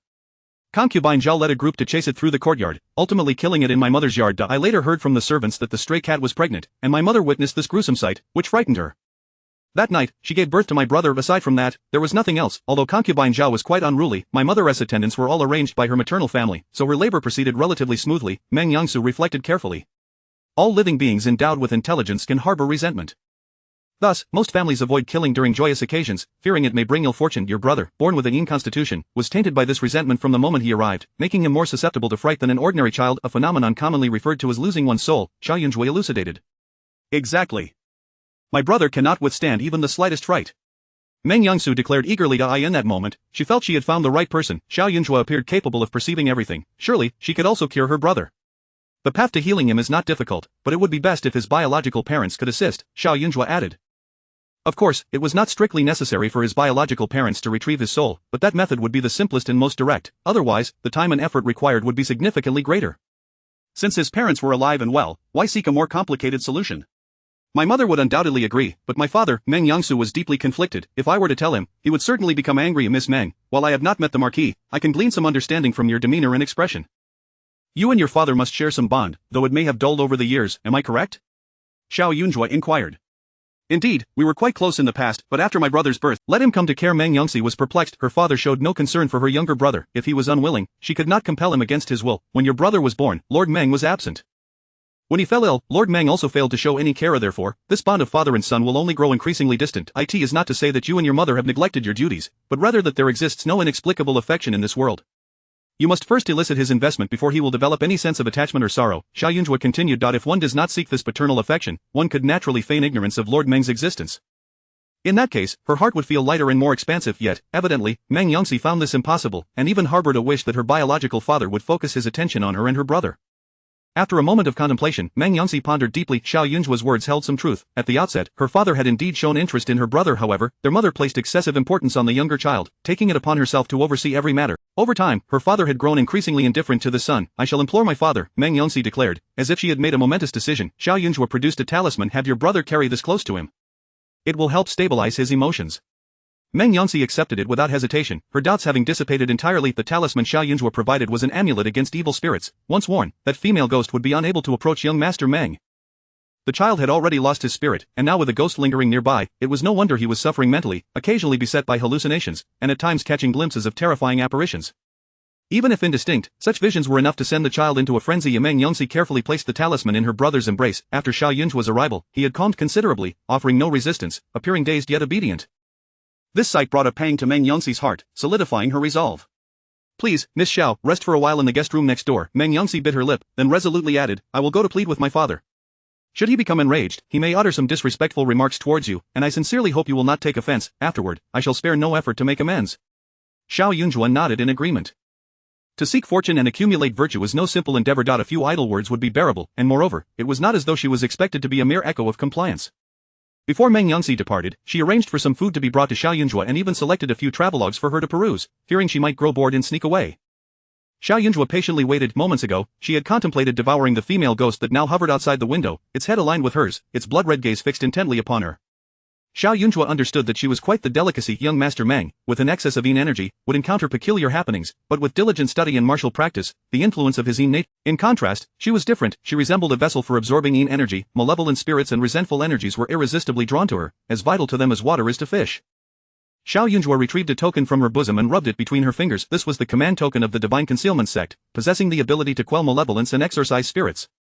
However, having been lost in the Valley of 10,000 Bones for many years, its power had waned and could now only serve as a protective charm. Additionally, she bore various talismans of her own design, all intended to ward off spirit disturbances. Thus, if that ghost desired to consume her, it would likely find itself thwarted. The vengeful spirit, lacking in reason, resembled a wild dog vying for a bone. Upon sighting food, it instinctively desired to charge forward, yet it could not help but fear the power emanating from her, all the while unwilling to relinquish its tempting prize, lingering nearby. Xiao Jiayun had long since grown accustomed to such oddities, maintaining her composure. At this moment, Meng Yangxi had entered the main hall. The Grand Aunt regarded Madame Meng with evident displeasure. It is not that I wish to meddle in family matters, but truly, you younger generations are behaving inappropriately. If the child were not gravely ill, would you deny me even a glance? I too wish for an heir to inherit this family, yet it is clear that Ginger is not robust enough to bear such fortune. You should have heeded my advice sooner. Had you taken care of Pingzhan when Seer's sister was born, would you not have to worry about his future filial piety? Madame Meng wept softly, her sorrow apparent. Lord Meng glanced at his wife, his brow furrowed, yet he remained silent. Meng Yangxi raised her head and rushed in, kneeling before her father without uttering a word. In the past, she had always adhered to propriety, fearing that her manners might fall short of those of a concubine's daughter, but in this moment, she could no longer concern herself with such trivialities. Father, please save my mother, save my brother. Tears streamed down Meng Yangxi's face. I know my brother's health is poor, yet he is still alive. If you were to acknowledge the eldest son under my mother's name now, would that not be tantamount to telling my brother that you have abandoned him? I heard my mother say that before my brother was born, you were yearning for a legitimate son like yourself, strong and resolute. Although my brother's constitution is frail and cannot compare to yours, he is still your flesh and blood. As Meng Yangxi spoke, she discreetly pinched her thigh. Lord Meng had never witnessed his eldest daughter in such a state and was taken aback.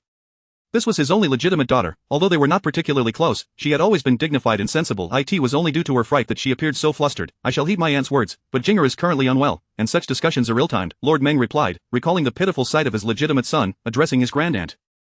The Grand Aunt cast a disapproving glance at Meng Yangxi, about to speak, when Meng Yangxi interjected once more. Father, my brother has shown some improvement, please go see him. You are the head of the household, and if he were to see you, he would surely find comfort. Lord Meng was somewhat taken aback. His wife and daughter regarded the child as a precious treasure. They always believed he, as a father, was unreliable and would surely favor Zhao's family and the illegitimate son over his legitimate child. Thus, every time he visited his legitimate son, his wife wore a worried expression or incessantly reminded him of Jinger's importance. After a while, it became quite tiresome for him. Then I shall go and see him, Lord Meng conceded, not refusing. He indeed wished for his legitimate son to thrive. Although young, the customs of the capital dictated that the legitimate line be prioritized. Should an illegitimate son inherit the title, it would invite scandal and betray the ancestors. Meng Yangxi sighed in relief, hastily following her father. She even grasped her mother's anxious hand, whispering in her ear, Mother, if you desire what is best for my brother, entrust his life and death to my father. Let him bear the worry and the care.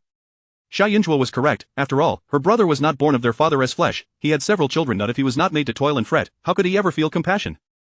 Madame Meng, frail and overwhelmed since her son's illness, acquiesced to her daughter's wishes. Chapter 34. No peace to be found. The Meng family hurried to see their child, and after a long wait, the great aunt finally seized the opportunity to follow suit.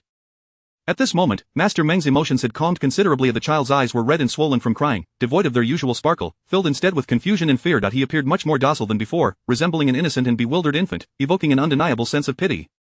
Upon witnessing this, the great aunt frowned and exclaimed, Is he to be rendered a fool? Do you intend for a fool to inherit the marquisate? Father! Meng Yangxi suddenly spoke up, Daughter understands your concern for the family's honor. I too do not wish for my brother to bring you shame, therefore, today I have defied your wishes and summoned a skilled practitioner. She claims she possesses the ability to heal my brother. Even if there is but a 1 in 10,000 chance, I wish to try. I implore you to grant this request. A skilled practitioner? What sort of practitioner? Marquis Meng, without much thought, assumed his daughter had found a renowned physician. Meng Yangxi let out a breath and instructed the maid, Please summon Miss Xiao. The maid promptly went to the adjacent guest room. Upon hearing this, Marquis Meng furrowed his brow. Miss Xiao? Do not be upset, father. The practitioner I invited possesses some unusual abilities. She is the young lady from the Xiao family who was recently found after being lost. Though young, she is truly capable. She solved the case of the false monk in the capital, and it is said that with a mere glance, she discerned something amiss about him. Meng Yongxi endeavored to embellish Miss Xiao's reputation, hoping to shroud her in an air of mystery. However, upon hearing this, Marquis Meng was instantly enraged. Nonsense, how can you trust the words of a mere girl? If you had sought out a doctor, that would be one thing, but to believe those rumors is utterly foolish. He had heard that the young lady from the Xiao family had gone to the Ministry of Justice to report that the false monk had sold weapons to her grandmother. While the matter was indeed handled correctly, it was quite audacious for a young girl to take such risks. Though the monk was indeed a fraud, it was likely merely coincidence. Who would genuinely praise that girl? Yet here was his daughter, not only believing her but even inviting her back. What face would he have left if this were to spread? With a pale complexion, Meng Yongxi persisted. Father, please trust me just this once. If Miss Xiao cannot heal my brother, I am willing to bear any punishment, be it hitting or scolding. I only ask for your cooperation in allowing her to treat him. At this point, Marquis Meng finally comprehended why his daughter had so unusually insisted on his presence. She had indeed been deceived by that girl from the Xiao family to this extent. Your concern for your brother is understandable, but do not be blinded by obsession. Let this matter rest, and do not mention it again.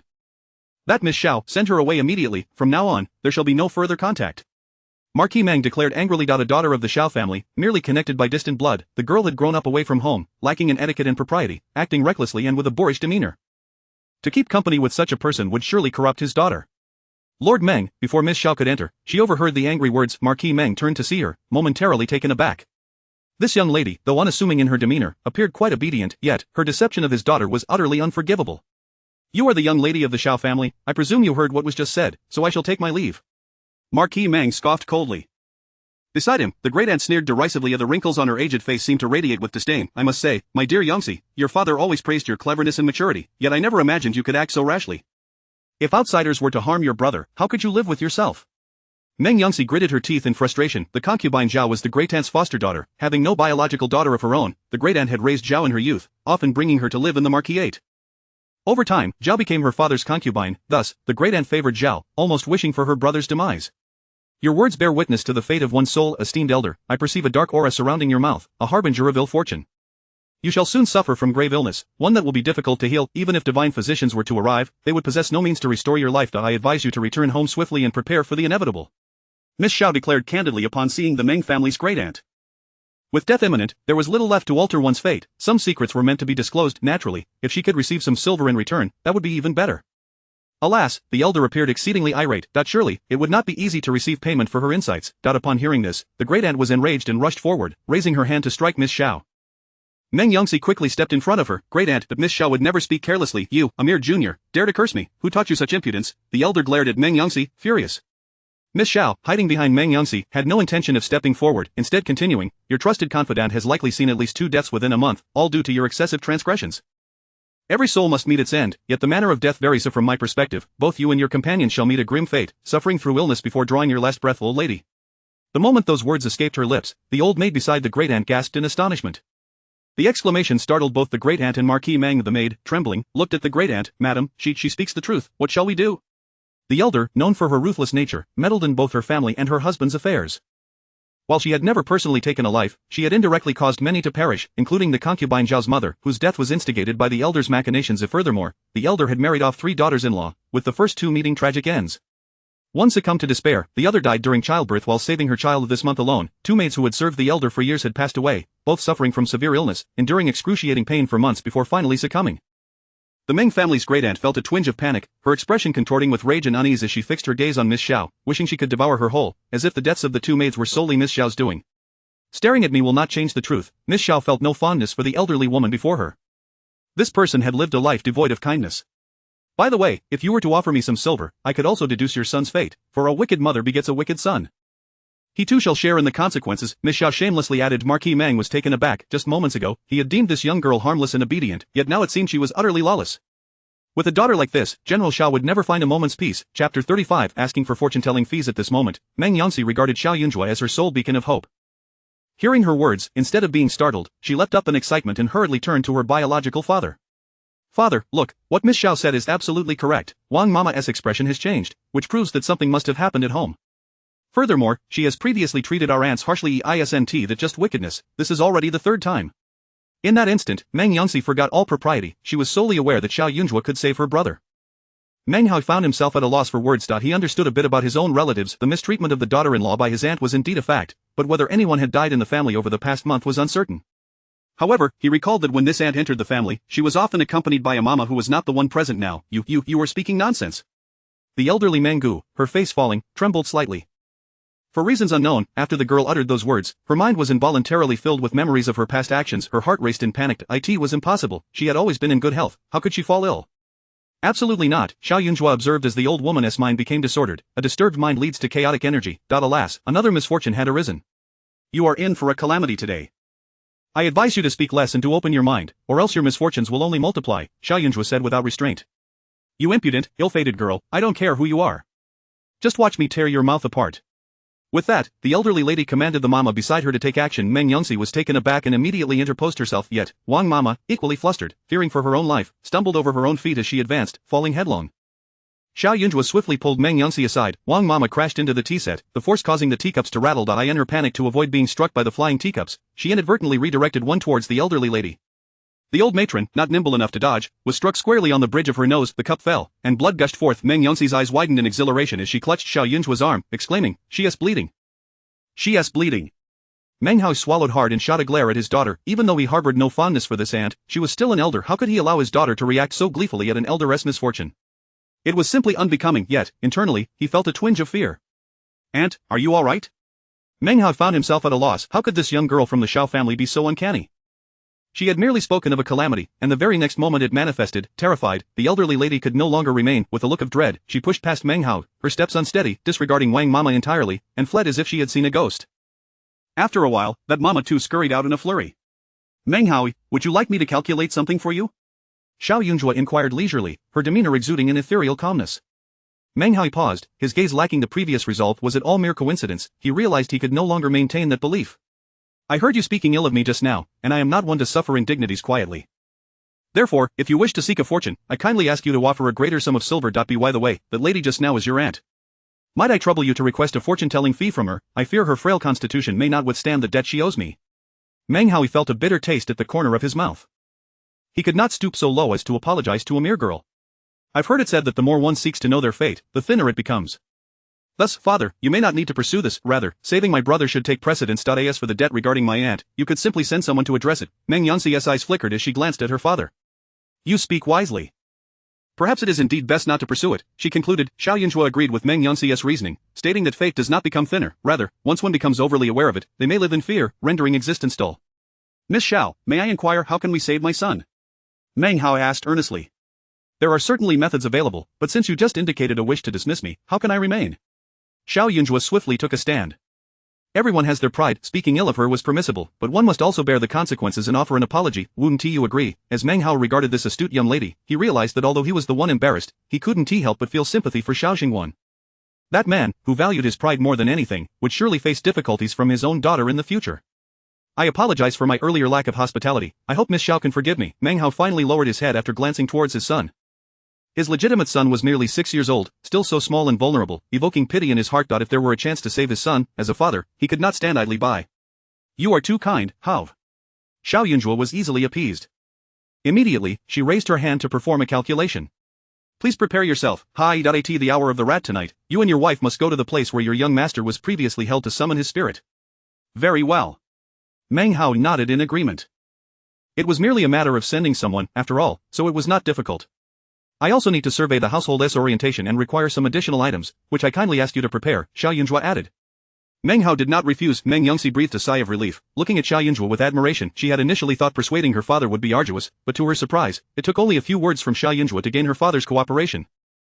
Although the price was scaring off her aunt, it was certainly deserved. After Meng Hao nodded, Xiao Yunzhuo began her preparations, seeking a location that resonated harmoniously with Meng Ziyagangzi's birth chart, ensuring that the process of guiding his soul would proceed smoothly. She wandered around a bit before settling on an empty courtyard not far from the main residence. By evening, the Meng couple had made their preparations. They boarded a carriage, accompanied by Xiao Yunzhuo, heading towards the place where their young master had been held captive, while the female ghost lingered not far from Xiao Yunzhuo, refraining from intervening for the time being. After Meng Ziyagangzi was abducted, he had been hidden in the cellar of a dilapidated house. The surrounding dwellings were inhabited by a motley crew, making it exceedingly difficult for the authorities to locate him amidst the chaos. Coincidentally, the third prince was a playful sort, often donning ordinary clothes to roam about, which was how he fortuitously stumbled upon the situation. Otherwise, even if the young master had not been sold, he would likely have been terrified to death by now. At that moment, the dilapidated house stood empty. Only the dark, dried blood left by the traffickers remained at the entrance, unwashed and ominous, causing Meng Foren to shudder in fear. Xiao Jiayun requested that the Meng family prepare a large cloth bag for her, filled with various items. She now retrieved a large oiled paper package, taking out the pre-prepared ash from plants and scattering it to cover the stains. The young master, already timid, would be too frightened to proceed with the blood of the traffickers blocking the way, thus, she sought to conceal it to prevent the wandering souls from becoming agitated. Next, Xiao Jiayun produced a small bowl, a knife, and 2 soul-receiving bells, handing one to each of the couple, and then passed the knife to them, saying, "I kindly ask you both to shed a little blood so I may draw a talisman." Chapter 36. Disposition of family rules. At this moment, the Meng couple found themselves in a situation akin to being forced into a corner, compelled to acquiesce to Xiao Jiayun's demands. Beneath the moonlight, the blade glimmered with a chilling light, and even before any action was taken, it already evoked a sense of discomfort. Lord Meng gritted his teeth and, complying with the requirements, allowed his blood to flow. Xiao Jiayun swiftly mixed the prepared vermilion and other substances with the blood, seamlessly creating several talismans. Keep the talismans close to your bodies. When I give the signal, you two shall ring the bell while retracing your steps, calling out the young master's name every 3 paces, at a normal pace, instructed Xiao Jiayun. This place is quite distant from the manor. Will we not walk until dawn? Lord Meng exclaimed in astonishment. Indeed, Xiao Jiayun confirmed with a nod. Lord Meng hesitated. As dawn approached, the city gates would swing open, and the streets would swarm with people. If they were spotted, it would undoubtedly become a topic of gossip in the capital. That he remained indecisive, while nearby, Madame Meng, reminded by her daughter, understood the necessity of adhering to Xiao Jiayun's words and promptly replied, "Even if I must return on my knees, I am willing. If my husband finds it troublesome, perhaps we can find a veil to wear." Yet, deep down, Madame Meng felt a chill in her heart. Was their own flesh and blood not worth more than mere reputation? Had it not been for her daughter's warning against quarreling with her husband over their son's affairs, she would have been unable to contain the hidden resentment and fury within her. Considering that his wife rarely thought of him, Lord Meng sighed. "Very well, let us proceed with the veil." If he did not act, and should their son perish, his wife and daughter would undoubtedly harbor deep resentment towards him. Madame Meng breathed a sigh of relief. Xiao Jiayun descended into the cellar of the humble abode, where darkness enveloped the surroundings. As the lantern in her hand illuminated the space, a faint glimmer of light emerged. She cast the soul-calling spell, igniting the incantation as fire madare, which swiftly turned to ash, the smoke drifting towards a certain direction. Chanting the incantation, Xiao Jiayun soon summoned the spirit of young Master Meng, who appeared in the corner, frail and curled up like a flickering flame, seemingly on the verge of extinction. "Please, my lord and lady, return the way you came," Xiao Jiayun intoned softly. In the next moment, the couple called out the name Meng Pingjing 3 times in unison. The spirit reacted slightly, but being separated from its body, it was exceedingly weak, lacking the playful. Instead, it hazily followed the familiar sounds and the bonds of blood, slowly rising and stepping outside. The parents led the way, while the diminutive spirit trailed behind. Xiao Jiayun remained stationed in the carriage. Halfway through, Lord Meng donned the veil. Meanwhile, the female ghost hovered beside Xiao Jiayun. However, as young Master Meng's spirit approached its body, the female ghost finally reacted, becoming agitated and rushing towards the spirit, intent on halting the proceedings. Xiao Jiayun swiftly produced a binding spell and cast it, restraining the female ghost at her side, preventing her from drifting away. "Do you intend to snatch another's child?" Xiao Jiayun reproached her with displeasure. "You are no bride, yet you died in red garments. There must be some grievance attached to your demise. You may express your anger and grievances to me, but should you wish to seize the living from my grasp, you shall face dire consequences." The female ghost attempted to break free but quickly realized she was immobilized, letting out a furious wail. Her visage turned ashen, her eyes blood-red, and her piercing shrieks threatened to deafen anyone who heard. The torrent of her resentment manifested as a chilling wind and rain, descending from the heavens.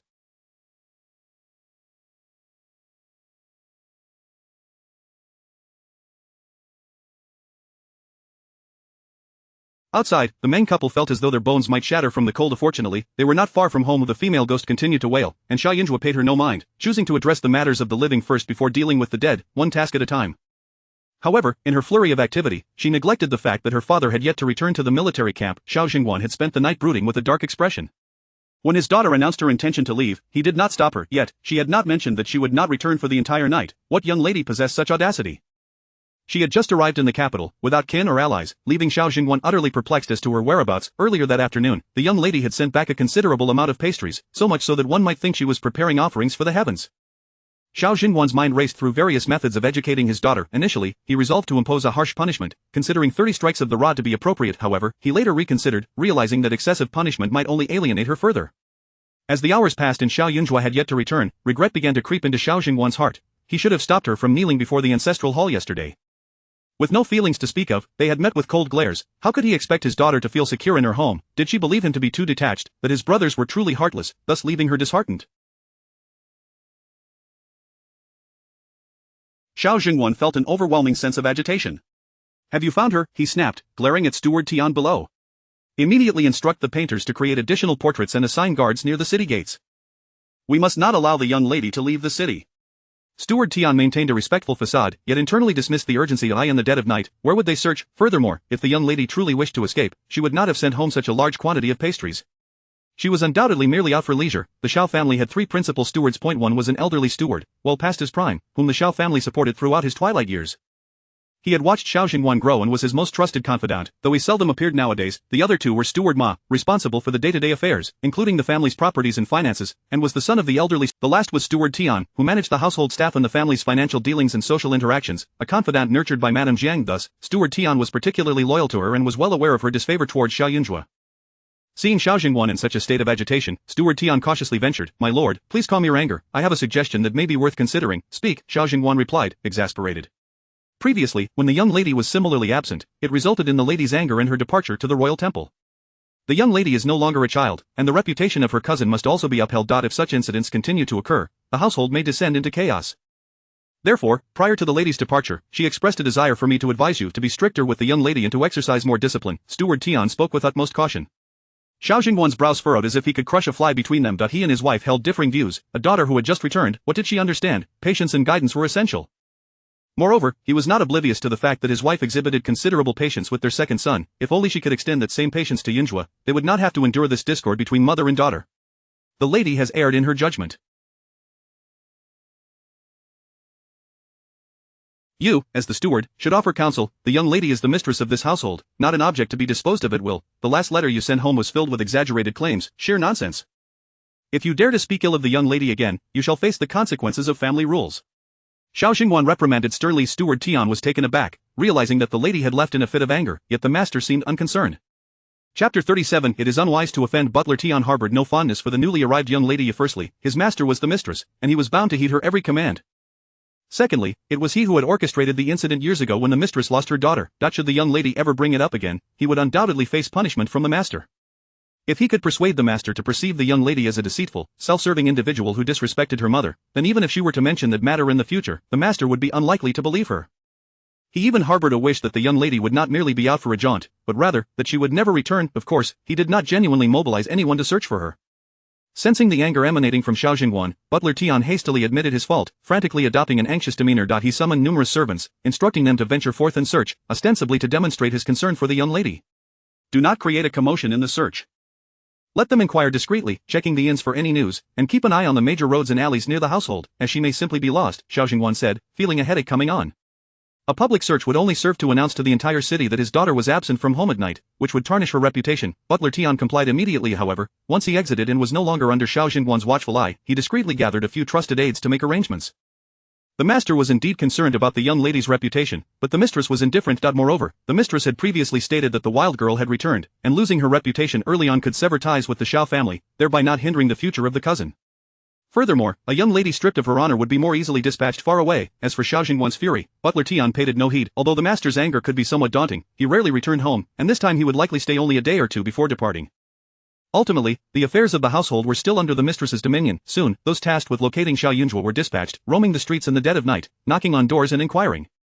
By dawn, the Meng couple had returned to the lingering spirit had been drawn close to the body, and the talisman prepared by Xiaoyun Zhuo ensured that the spirit would not wander aimlessly. The red-clad female ghost glared from the side, her anger rendering her visage even more terrifying. Meanwhile, the young master had long fallen asleep, occasionally letting out soft whimpers as if ensnared in a nightmare. Ample rest is beneficial for his health. This child has a frail constitution. Lord Meng might consider acquiring a fine jade to take to the Imperial Temple or several renowned Taoist temples, to be consecrated and kept. Additionally, it would be prudent to assign a few valiant warriors to his side to bolster his vigor. Once his health is restored, he should engage in martial arts and study diligently to ward off all malevolent spirits. Should Lord Meng have the time, it would be wise for him to remain close by, Xiaoyun Zhuo remarked. Lord Meng had already exerted himself greatly on the journey, his throat parched from calling out, and in comparison to the hardships faced, Xiaoyun Zhuo's suggestion seemed rather simple. She was not speaking thus merely to curry favor with Lady Meng. The young master was inherently weak, and having his parents nearby for protection would greatly benefit his well-being. Parents serve as a child's support and confidence. If a child wishes to be bold and courageous, the father must exhibit merit. Meng Yongxi and Meng Pingjing were her employers. Since she was being compensated, she had to ensure that the task was executed flawlessly. Having completed these matters, Xiaoyun Zhuo took a moment to rest in her guest quarters. She could not leave until the young master awoke. However, Lord Meng harbored some doubts, having not witnessed any extraordinary rituals from Xiaoyun Zhuo, nor felt any mystical aura. Could a simple stroll truly remedy his son? The three of them remained by the child's side, and the young master slept soundly until midday. Brother? Meng Yongxi asked anxiously, cautiously positioning herself behind their mother to shield her from her brother's potential outburst. The young master gazed at them with a dazed expression and obediently inquired, "Sister, I am so hungry, I wish to eat fresh fruit cake." "Brother, look at mother again, you," Meng Yongxi exclaimed, gripping Meng Pingjing's arm in excitement. During her brother's earlier frenzy, he had directed the most malice towards their mother. "Mother," the young master called out in confusion, suddenly recalling something and immediately adding, "I had a nightmare last night. I dreamed a wicked woman in red wanted to capture me. Mother, I am so scared." Upon hearing this, Lady Meng was overwhelmed with tears. "My dear child, do not fear. Mother is here, and I will protect you." Lord Meng observed closely, noticing that his son seemed genuinely untroubled, no longer babbling incoherently or shouting. Even the color in his face had improved significantly. Could it be that his son had truly recovered? Having rested throughout the morning, Xiao Jiayun Zhuo arrived to witness this heartwarming scene. "The calming medicine must still be taken," she added from behind. "Thank you, young lady, for your miraculous skill. I am immensely grateful." Lord Meng expressed sincerely. Upon hearing this, Xiao Jiayun Zhuo replied, "It is not a miraculous skill, the young master was simply frightened. As long as his parents provide ample comfort and he receives sufficient rest, his emotions will stabilize." Furthermore, the physician's methods were indeed effective. Acupuncture promotes the flow of qi, and with the qi flowing, the spirit stabilizes, allowing the body to recuperate. However, the young master's ailment stemmed fundamentally from psychological issues. If the Meng parents could unite in their efforts, cooperating with the physician to care for their ailing son, the child would sense their presence, and his state of mind would shift. Given time, he too could recover. Xiao Jiayun Zhuo adopted a demeanor of humility and politeness, surprising Lord Meng. The previous day, when she had cursed his aunt, she had not exhibited such an attitude. Just as this thought crossed his mind, the butler approached with news. With Xiao Jiayun Zhuo present, Lord Meng refrained from inviting him into the room to relay the message, opting instead to meet him in the courtyard. "Lord, after the young lady returned yesterday, she has been feeling unwell, and summoned a physician overnight. The physician diagnosed her condition, stating it is rather difficult to treat," the butler said, his words hesitant. Lord Meng immediately sensed something was amiss. Feeling unwell, surely there must be some underlying cause? Moreover, she had appeared well just yesterday, yet today she was gravely ill. Lord Meng pressed for more information, and the butler, seemingly resigned, muttered, "I too found it suspicious," and inquired further. Old Madame Wang mentioned that the young lady has been suffering from an embarrassing ailment that causes her frequent discomfort. She had endured it for some time, but after returning home yesterday, she experienced mild abdominal pain and was unable to relieve herself, prompting her to call for a physician. "Unfortunately, the situation has progressed to a serious condition, making it difficult to treat. It is likely to worsen in the days to come." He dared not speak too crudely. In truth, the young lady was obstructed by a mass, unable to relieve herself, leading to the current abdominal pain and distension. Her condition had already become serious, and while prolonged medication might yield some improvement, her age rendered her fragile, and she might not withstand harsh remedies. Thus, her future seemed bleak. Lord Meng stood momentarily stunned. "Send some items to inquire after her health. Tomorrow, I shall visit personally." As her nephew, he felt it necessary to pay her a visit. "One more thing. After the physician's examination, the young lady, she has claimed that it is all due to the curse cast by Miss Xiao," the butler cautiously added. Lord Meng's brow furrowed tightly. Had it not been for Xiao Jiayun Zhuo's words from the previous day, his aunt would likely not have summoned a physician over her discomfort, suggesting that, in fact, it was Xiao Jiayun Zhuo who had helped her identify her ailment early on. How could this be construed as a curse? Nonsense, the young lady of the Xiao family has no enmity with her, she is merely a guest in our household. Why would she curse her? Send someone to explain to my aunt and cousin, cautioning them to be more discreet. Although the Xiao family may have lost the title of duke, they are still not without influence. Such slander against their daughter would surely provoke General Xiao. Lord Meng's actions were not motivated by a desire to protect Xiao Jiayun Zhuo, but rather to safeguard his own interests. For the sake of an aunt, he would not foolishly offend a prominent family. While Xiao Jingguan's rank was modest, he was still a descendant of the Xiao family and held a measure of prestige in the military. Furthermore, the eldest son, Xiao Wanyue, was rumored to possess considerable talent and was soon to participate in the imperial examinations. Should he succeed, he would become a favored scholar, with both the Xiao and Hua families likely to support him, promising an illustrious future. As for his own family, while they held a title, the legitimate heir was young, and the illegitimate sons lacked talent. It would not be wise to create enemies at this juncture. The butler quickly grasped the situation. Lord Meng turned to observe the interior, where his son appeared to have regained his senses, and his daughter was beaming with joy, expressing her gratitude to the young lady of the Xiao family. This young lady was somewhat unconventional. Should his daughter associate with her more frequently, she might acquire a few traits from the underworld, yet her abilities and insights were not to be underestimated. He wondered from whom she had learned such esoteric arts. Given the current favor, it would be prudent to treat her with respect. At that moment, Meng Yongxi gazed at Xiao Jiayun Zhuo with admiration, her eyes sparkling like stars. Reflecting on their initial meeting, she felt as though it had been a dream, as if heaven had shown mercy by sending Xiao Jiayun Zhuo to rescue her brother. "Miss Xiao, although our acquaintance began as a transaction, my brother's life cannot be measured by mere monetary value. You shall forever hold a place in my heart as if you were my own sister. Should you ever require my assistance, do not hesitate to ask." Meng Yongxi clutched Xiao Jiayun Zhuo's hand, reluctant to let go. She had already arranged for a token of gratitude, but what could mere gifts suffice? Meng Yongxi was profoundly moved, yet Xiao Jiayun Zhuo remained clear-headed. Her gaze swept towards Lord Meng outside, and she smiled as she replied, "To call each other sisters, I cannot bear such a weight. However, we may be friends." After all, more friends equate to more opportunities. Chapter 38 Birds of a Feather. At this moment, Meng Yangxi felt utterly relaxed, her face shedding much of its tension and sorrow, replaced by a hint of the shyness and candor typical of a young woman. Listening to Xiao Jiayun words, she understood that the latter found her family situation complicated, yet she felt no anger. To her, Miss Xiao possessed a pair of eyes that could see through the human heart. Such individuals are often intolerant of even the smallest grains of sand in their vision. As for her own family, her parents appeared kind-hearted, but beneath the surface, there were not a few contradictions and sordid affairs. By the way, after the new year, the capital will be quite lively. That renowned first female Qin player will hold a gathering at Xinghua Tower, and many young ladies are eager to attend. I have already secured a seat and would be delighted to invite you along, Meng Yangxi inquired eagerly. Although the young ladies of the capital might not be intimately acquainted, they often had mutual acquaintances. Xiao Jiayun had just arrived and knew no one, and even bore the title of Xiao Judge, making it difficult for her to form friendships. Despite her ability to read fortunes and predict fates, she was still a young woman of similar age, and it would not be fitting for her to spend every day appearing overly mature by helping others with their ailments and summoning spirits. That sounds wonderful, Xiao Jiayun replied without hesitation. She greatly enjoyed listening to music. Her ghostly master once told her that the disciples of the hidden divine sect were not only adept in mysterious arts but also reveled in the study of various skills such as music, chess, calligraphy, and painting. Most of the disciples were individuals of unique destinies, who, having faced hardships in the secular world, chose to retreat from society, seeking seclusion in the mountains to practice their arts while indulging in hobbies to pass the time.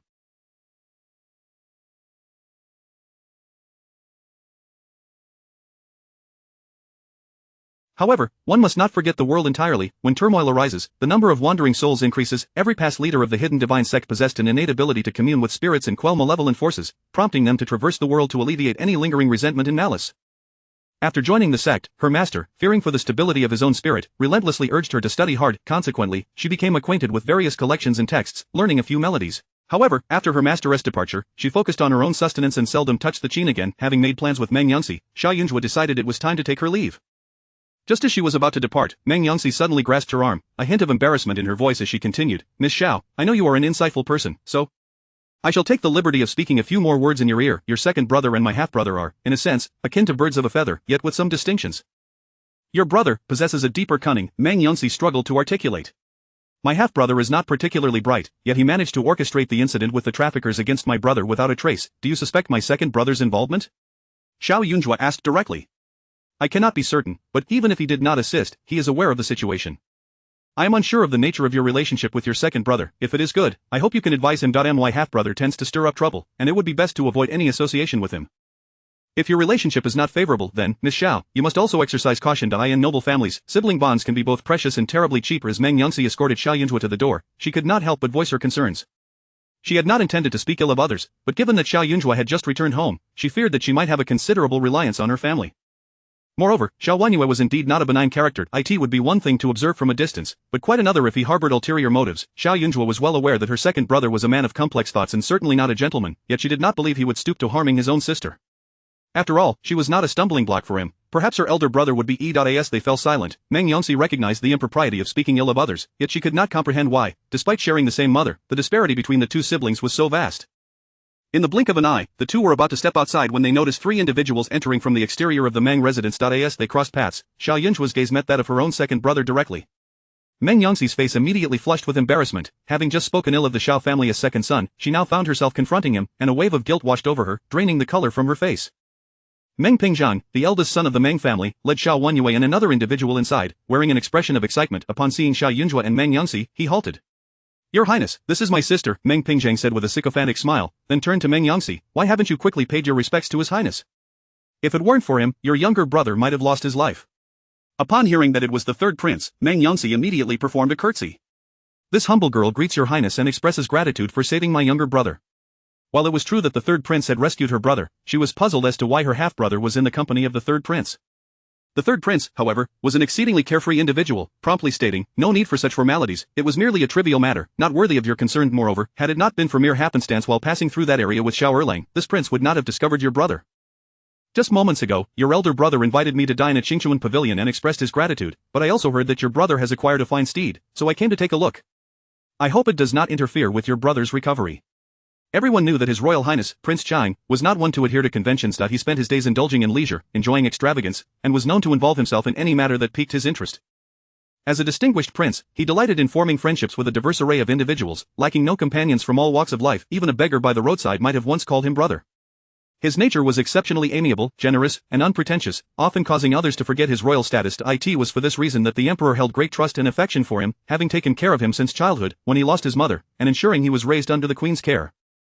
At the age of 16, he was granted a princely title and established a residence, making him a unique figure among the royal offspring. My brother has already made a remarkable recovery. The doctor just confirmed that there are no major issues, and I appreciate your highness's concern. Meng Yongxi responded immediately after speaking, her gaze flickered toward her half-brother. Indeed, she noticed his previously spirited demeanor had suddenly become somewhat dazed. Did you just say that my third brother has fully recovered? This morning, he had received news revealing that the reason the third prince had saved his brother was due to his good friend, Xiao Wenyue's guidance. The sensation of betrayal surged within him that he had rushed out at dawn, intending to confront Xiao Wenyue, yet unexpectedly, Xiao Wenyue brought him along to meet the third prince, claiming it was all a coincidence. It was true that Xiao Wenyue had inadvertently led the third prince to his brother, but now, they had become quite familiar after conversing for an entire morning. They were practically on brotherly terms, and when he considered it, he had not come out worse for wear. But now to be told that Meng Pingjing, that stumbling block, had completely recovered. Cough, cough, cough. Xiao Wenyue, frail of constitution, was caught off guard by the wind, coughing weakly a couple of times. This cough seemed to awaken Meng Darling from his daze. He quickly concealed his displeasure, feigning happiness as he exclaimed, "Why was I not informed? Did you invite any renowned physicians?" "Brother is not at home, so of course, we were unaware," Meng Yongxi thought to herself, secretly delighted.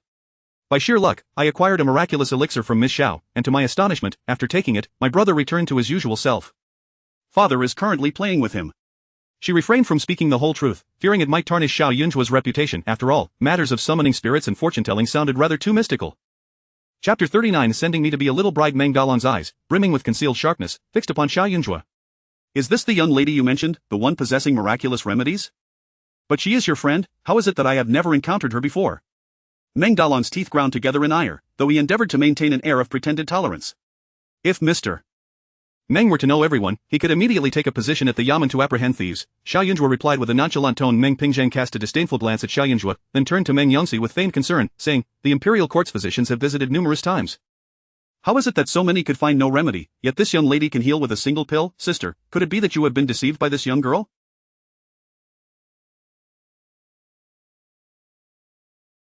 "I have heard rumors of a pill that can temporarily restore lucidity, but those who consume it are left utterly foolish thereafter. The notion of such a pill was, of course, a fabrication of his own design. Our father is preoccupied with state affairs and is unaware of such matters. It is prudent to exercise caution. Perhaps we should invite this young lady to stay with us for a few days. Should anything happen to my brother, it would be wise to have someone accountable." Meng Pingjing yearned to have this wild girl, whose origins were unknown, captured and punished without delay. What audacity to come to his home to dispense medicine. Hearing this, Meng Yongxi cast a glance toward Xiao Wenyue. Meanwhile, Xiao Wenyue was equally astonished. Just yesterday, their household had been turned upside down. His father had sent people searching for Xiao Yunzhuo, even suspecting that she had fled due to dissatisfaction with their home. That when his father returned home, he seemed eager to reprimand him and his younger brother, yet last night, he had not done so. The lines of worry on his face seemed more pronounced, and upon seeing them approach, he immediately dismissed them to study in the courtyard. Today, he had left early, with no time to spare. Surely the servants of the Xiao family were still searching for the missing sister, and now, this sister had come to the Ho residence to deliver medicine. It was incomprehensible. However, for him, it was certainly not a favorable turn of events. Indeed, the next moment, Xiao Yunzhuo spoke. "Second brother, do you think I should stay at the Meng family for a few more days?" "Second brother, what do you mean by that?" Meng Pingjing exploded, astonished as he looked at Xiao Wenyue and then back at Xiao Yunzhuo. He stammered in fury, Xiao, you cannot be telling me that this is your sister?" Just this morning, he had been chatting with Xiao Wenyue, congratulating him on finding his sister. He had even suggested that he might go to the Xiao family to propose marriage, strengthening their brotherly bond, yet that rogue Xiao Wenyue had remained silent. Was he waiting here for him? Knowing full well that Meng Pingjing was behind that incident, having initially promised to keep it a secret, yet now seeking the third prince's aid, and even allowing his own sister to deliver medicine? Which side was he on? Originally, Meng Pingjing had come to terms with Xiao Wenyue's partnership with the third prince to rescue people. He had believed his claims of coincidence. Moreover, allying with the third prince was a stroke of fortune, as he had incurred no loss. Yet now that this little fool from the Xiao family had been cured, how could everything remain unchanged? Xiao Wenyue found himself at a loss for words. How could he explain that he was equally unaware of his sister's miraculous remedies? Even if she possessed such abilities, what was she doing at the Meng family? Being a newcomer, how could she have any connection with Meng Yongxi? What a coincidence, second brother, that you happened to rescue young Master Meng alongside the third prince, while I treated his ailment. So it seems, both of us siblings can be considered benefactors of the esteemed Master Meng, correct? Xiao Yunzhuo had a talent for piercing the heart. Meng Pingjing felt as though he had been stabbed multiple times in the back. Indeed, he forced a strained smile. Were it not for the presence of the third prince, he would have been questioning Xiao Wenyue right now. Was this so-called good brother truly worthy of such a title? Xiao Wanyue looked at her in exasperation. Father is searching for you, it would be best for you to return soon. If she lingered any longer, Meng Dalong would surely be driven to madness. Please don't. Yet, Meng Pingjiang had recalled Xiaoyun Zhuo. Xiaoerdi, we spoke this morning about your sister. You promised to give her to me as my bride. Am I not allowed to keep my fiancée here for a brief visit? There are no outsiders present, and it would be the perfect opportunity for the third prince to witness this. I shall go to your home this afternoon to propose. Xiao Wenyue's expression stiffened, his gaze growing colder. Elder brother, matters of marriage are to be decided by our parents. When did it become your prerogative to arrange such things? Meng Yongxi grew anxious. The third prince, keenly aware of the shift in atmosphere, sensed the brewing conflict. How intriguing! He relished such lively spectacles. His ears perked up in anticipation. However, Meng Pingzhang's actions were rather unscrupulous. While he might jest, he should not toy with a lady's reputation. Although the young lady from the Xiao family had been lost for many years, she was undeniably exquisite in both appearance and demeanor. In terms of looks and poise, Meng Dalong was unworthy, yet the third prince said nothing, for there were still members of the Xiao family present. It was not his place to intervene. Who would have thought that second brother would be so concerned for my well-being? After spending a few days together, you have already planned my future? Xiao Yunzhuo's tone grew markedly colder. However, it would be more fitting for you to meddle after my father and elder brother are gone. With that, Xiao Yunzhuo cast a cool glance at Meng Pingjiang, unreservedly adding, how many illegitimate children have been buried in the Meng family? I find your very presence distasteful. Perhaps it would be best if you refrained from further disgusting me with your words. Having spoken, Xiao Yunzhuo strode away from Xiao Wanyue without a hint of anger. She had no intention of being upset. Too much anger would compel her to return and carve effigies. Meng Yongxi promptly followed her. Xiao Wanyue felt a gust of fresh air as she passed by, his heart tightening momentarily. Turning his head, he saw his sister leaving without hesitation, and he clenched his fist slightly beneath his sleeve. As for your fine steed, I shall inspect it another day, the third prince remarked, feeling a twinge of disinterest, before turning to depart as well. Meng Pingjiang hurried to see him off. At the entrance, Xiao Yunzhuo and the third prince departed in their respective carriages, and soon the surroundings fell silent. Meng Pingjiang turned to Xiao Wenyue, no longer concealing his emotions. Xiaoerdi, what do you mean by this? Do you truly look down upon me? Your sister, although of legitimate birth, has been lost for many years. Who knows if she is still pure? I have kindly taken her in. Would that not be a boon for you? His words dripped with provocation, laden with ire. Xiao Wenyue's expression darkened, his slender eyes narrowing as he shot a glance at him. Very well, I shall ensure that you marry. With that, Xiao Wanyue departed calmly, his frail silhouette appearing somewhat solitary. Meng Pingjiang was taken aback. Marry? What did that mean? Was Xiao Wanyue truly willing to part with his sister? Could it be that he was not intentionally opposing him in collusion with Xiao Pingjing? However, that rebellious girl from the Xiao family was indeed rather peculiar. How had she come to know about matters in his backyard? Meng Pingjiang was of the same age as Xiao Wanyue and had yet to marry. It was not due to lack of desire, but rather he was biding his time. Once Meng Pingjing, who overshadowed him, was deceased, he would be the prime candidate to inherit the title, shedding the status of an illegitimate son. The young ladies suitable for him would be of a more respectable background, yet, remaining unmarried did not imply he lacked concubines. Without a legitimate wife, he could not bear illegitimate children. He would not suffer the same fate as his father, who struggled to find a suitable match due to having an illegitimate son like him. However, with the passage of time, it was inevitable that there were concubines who became pregnant. If they could not bear children, they would have to be dealt with. Ultimately, he was uncertain how many children had been lost. To him, such matters were the concern of women. Chapter 40. Never leave. Meng Pingjiang was in a foul mood, utterly dejected, particularly upon returning to the manor and discovering that Meng Pingjing had truly recovered. His frustration reached new heights.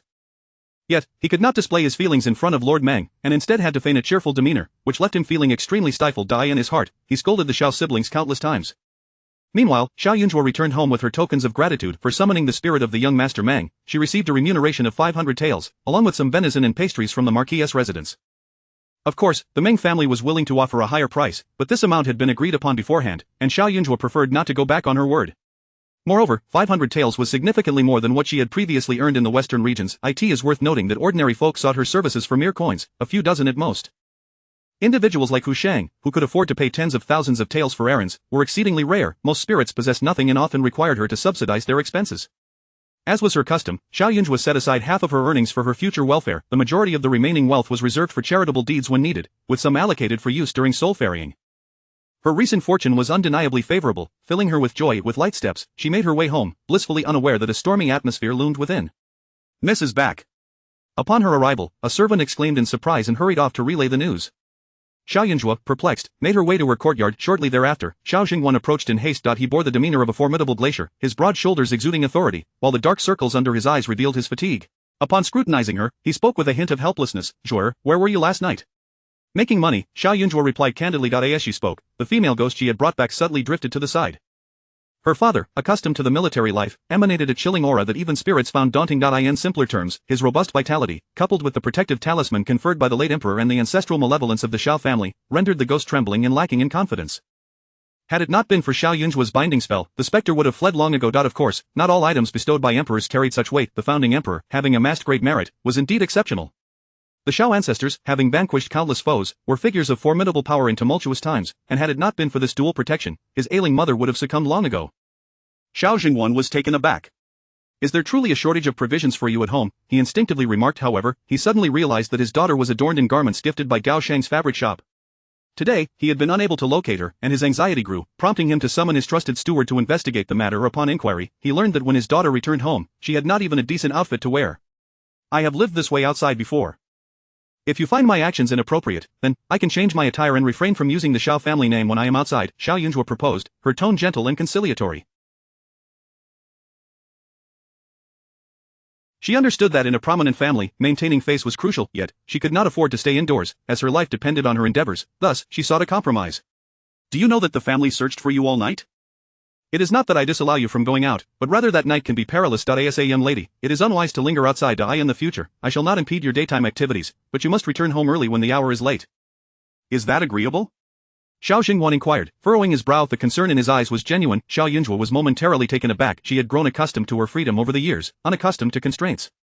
Her ghostly mentor was preoccupied with teaching her, caring little for other matters. In fact, her mentor did not perceive the dangers of the outside world as substantial. As the leader of the divine hidden sect, possessing the innate ability to sever the ties of life and death, she was not expected to harbor fears. Then should I find myself unable to return next time, I shall send word to inform the family, Xiao Yunzhuo said, avoiding her father's gaze, her voice steady. Xiao Jingwan sighed, that will suffice.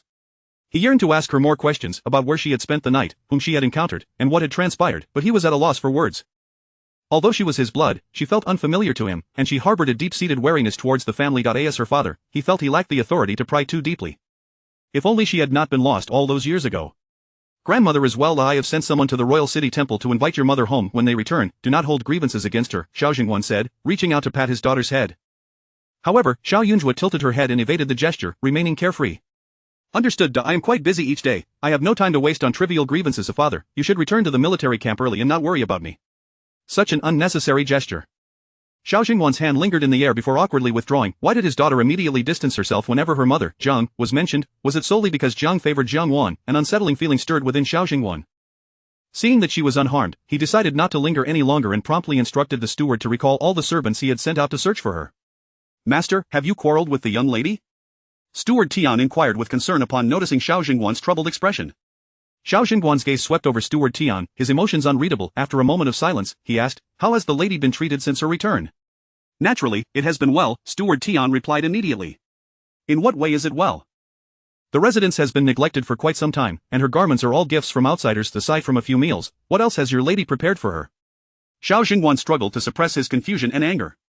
Master, it is the young lady who is unwilling to accept. The lady wishes to be close to her, but the young lady's attitude is distant. Steward Tian's cold sweat began to trickle down. Could it be that the young lady had expressed herself? Xiao Jingwan was well aware of Zhang's nature. She could not tolerate any shortcomings. She desired the unwavering love and dedication of her husband and children. Joyer, too, had a strong temperament and was not one to utter soft words. From a young age, Zhang had been particularly strict with her daughter, and thus, he had anticipated some tension between them. However, he had not expected their relationship to deteriorate to such an extent. Over the years, Jiang had often expressed her sorrow and longing for her daughter's absence, which had prompted him to agree to allow Jianwan to be raised alongside them. But now, it seemed there was no hint of cherished reunion to be found. Xiao Jingwan's expression hardened as unease settled in Steward Tian's heart. Before long, Xiao Jingwan dismissed Steward Tian and proceeded to the front courtyard, summoning Steward Ma. The elderly steward, despite having retired from managing affairs, still possessed many eyes and ears within the household. Once Steward Ma was brought before him, Xiao Jingwan inquired, Uncle Ma, I do not trust what Tian... What news do you have regarding the young lady?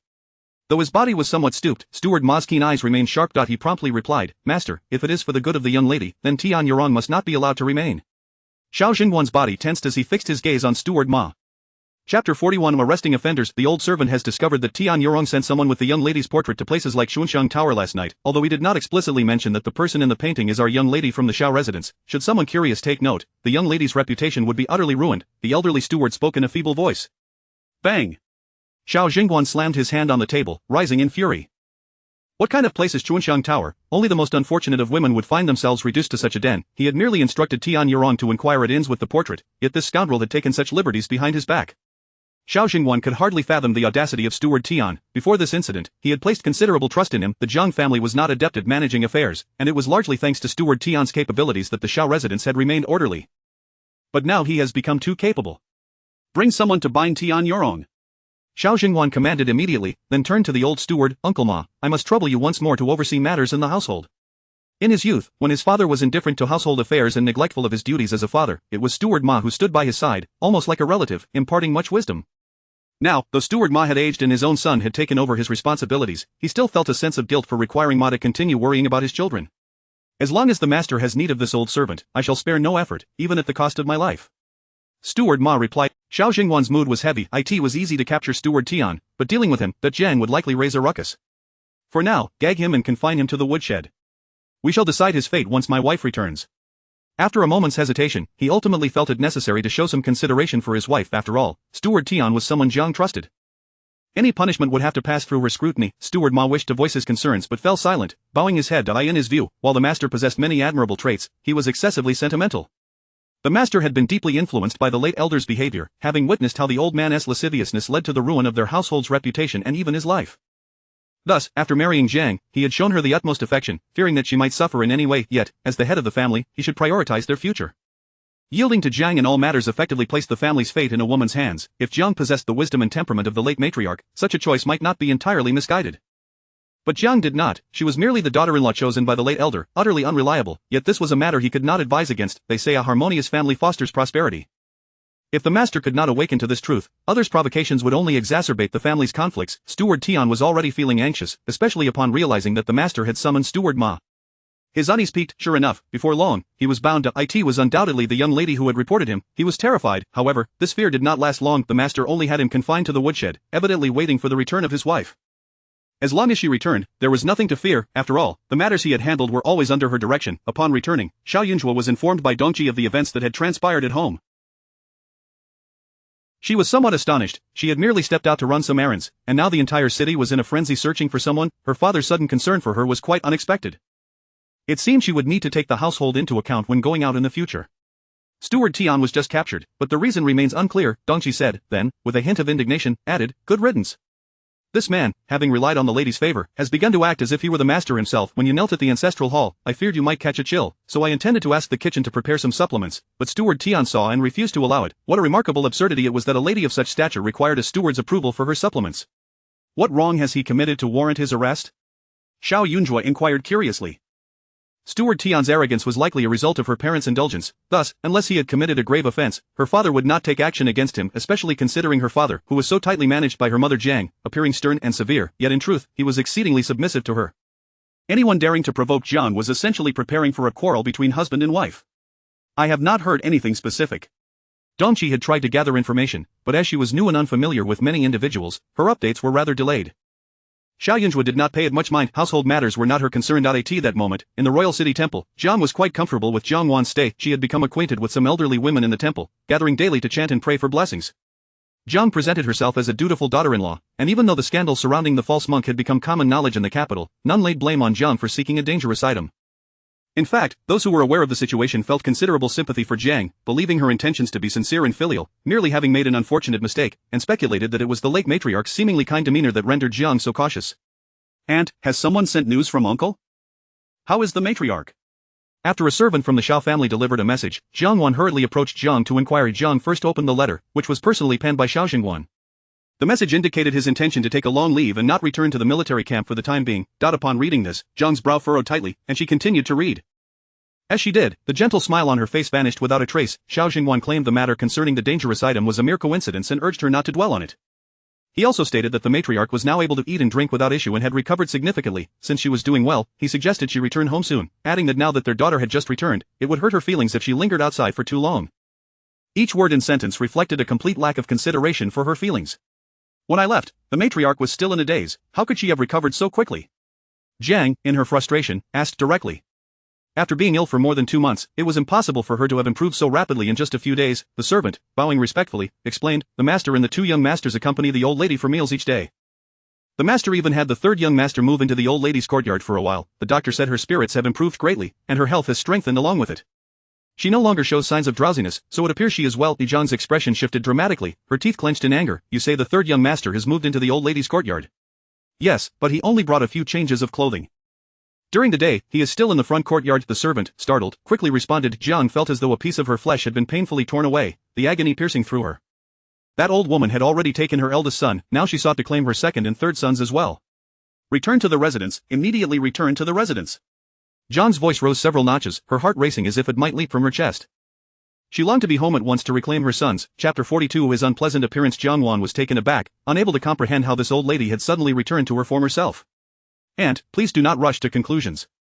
Uncle must have his reasons for acting this way. Once you return home, please be cordial and refrain from questioning him, as it would only embarrass him, Jiang Wan hastily advised. Indeed, everything was fine before, but that girl returned and everything changed. I have already given my eldest son to the old lady, and it was agreed that I would have full authority over the other two children. For years, your uncle has berated Erlang and Sanlang for their lack of ambition, and I have endured it. But now, I cannot bear to watch my sons become close to the old lady. What was the point of raising them?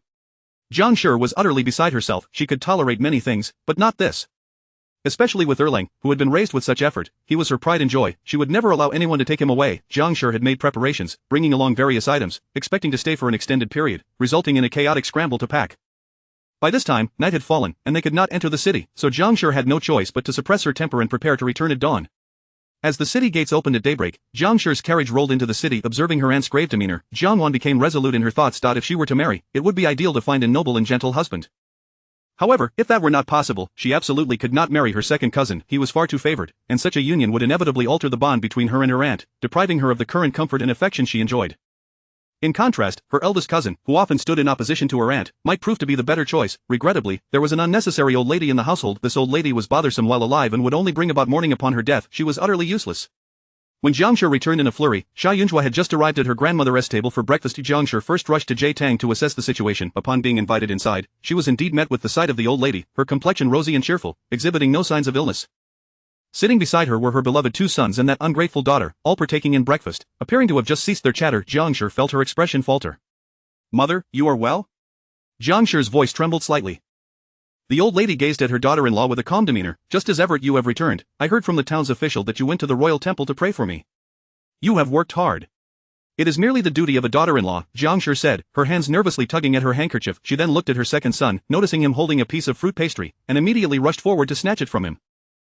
I have told you before that this fruit pastry is both sweet and greasy. It can cause phlegm, so you should not indulge in it.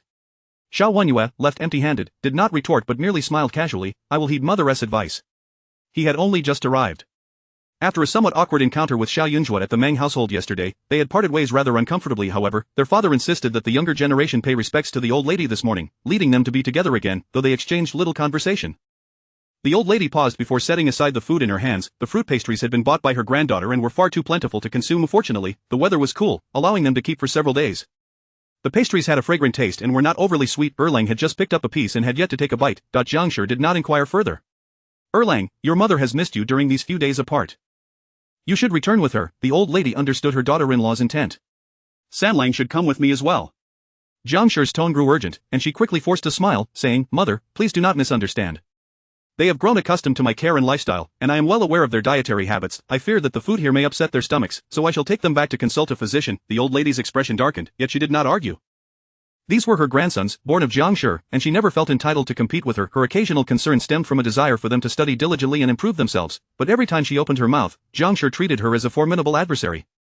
Thus, she understood that saying less would be better. In her old age, she sought only a peaceful home. Xiao Wenyue and Xiao Wenyuan both rose, hastily taking their leave. Xiao Jiayun Zhuo sat at a distance, remaining motionless, and Jiang Shi seemed to disregard her entirely, not casting a single glance in her direction. Your father has punished the steward of the fields, and she will be in a foul mood for some time. If you are afraid, it might be better to stay with your grandmother for a few days. The old lady observed Xiao Jiayun Zhuo, perceiving her as a timid child. Xiao Jiayun Zhuo, devouring a pastry with great speed, swallowed and smiled. Grandmother, you spend your time either reading scriptures or books, resembling someone imprisoned. I would much prefer to reside in my own courtyard. It feels more liberating. You impudent child, how can you speak like that? The old lady feigned reproach, yet her heart was filled with delight. To speak so freely indicated that she did not regard her as a stranger. Moreover, her granddaughter was correct. Her abode was indeed somewhat tedious. The servants were all elderly women, lacking any liveliness, unlike the spirited young girls in their teens. The old lady's affection for her granddaughter deepened with each glance, and she reached out to pinch her cherubic face, inquiring, "Have you had a quarrel with your second brother?" "There has been no quarrel, merely a mutual annoyance. However, it would be a pity if you did not learn the art of divination, for you can discern even the slightest nuances. You should join me in the hidden divine sect. I would ensure you received a title as a Grand Protector." Xiao Jiayun spoke with enthusiasm. Her master never mentioned any titles before the sect dispersed, and now that she was the leader, it was within her power to decide. The old lady chuckled, amused by her jest. "You two sit there, not sparing each other a glance. It looks as if a fight is brewing. Can you not tell your grandmother the reason behind it?" "Because my second brother is ugly," Xiao Jiayun Zhuo replied with utmost seriousness. An unfavorable appearance equated to being ugly. The old lady was momentarily taken aback before bursting into laughter. This little one certainly had a vivid imagination. Among her grandsons, regardless of any other qualities, their looks were undoubtedly exceptional.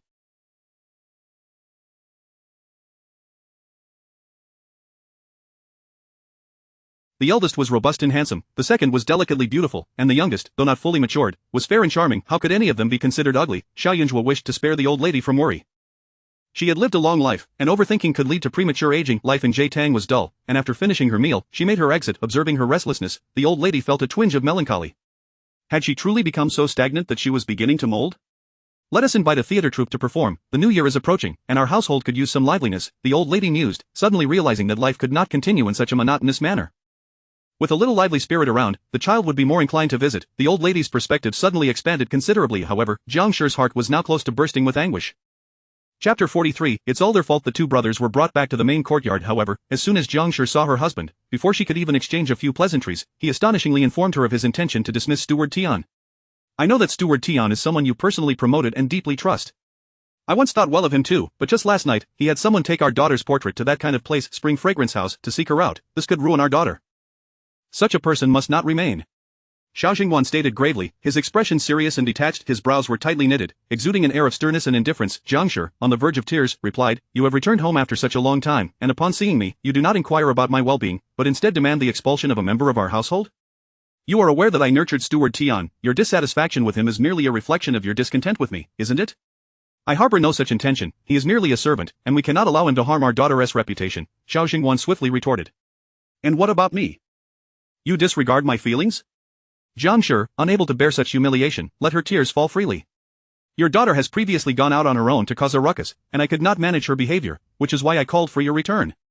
Look, you have also failed to rein her in. She has even adopted the habit of staying out all night. You do not chastise her but instead blame Steward Tian. How is that fair?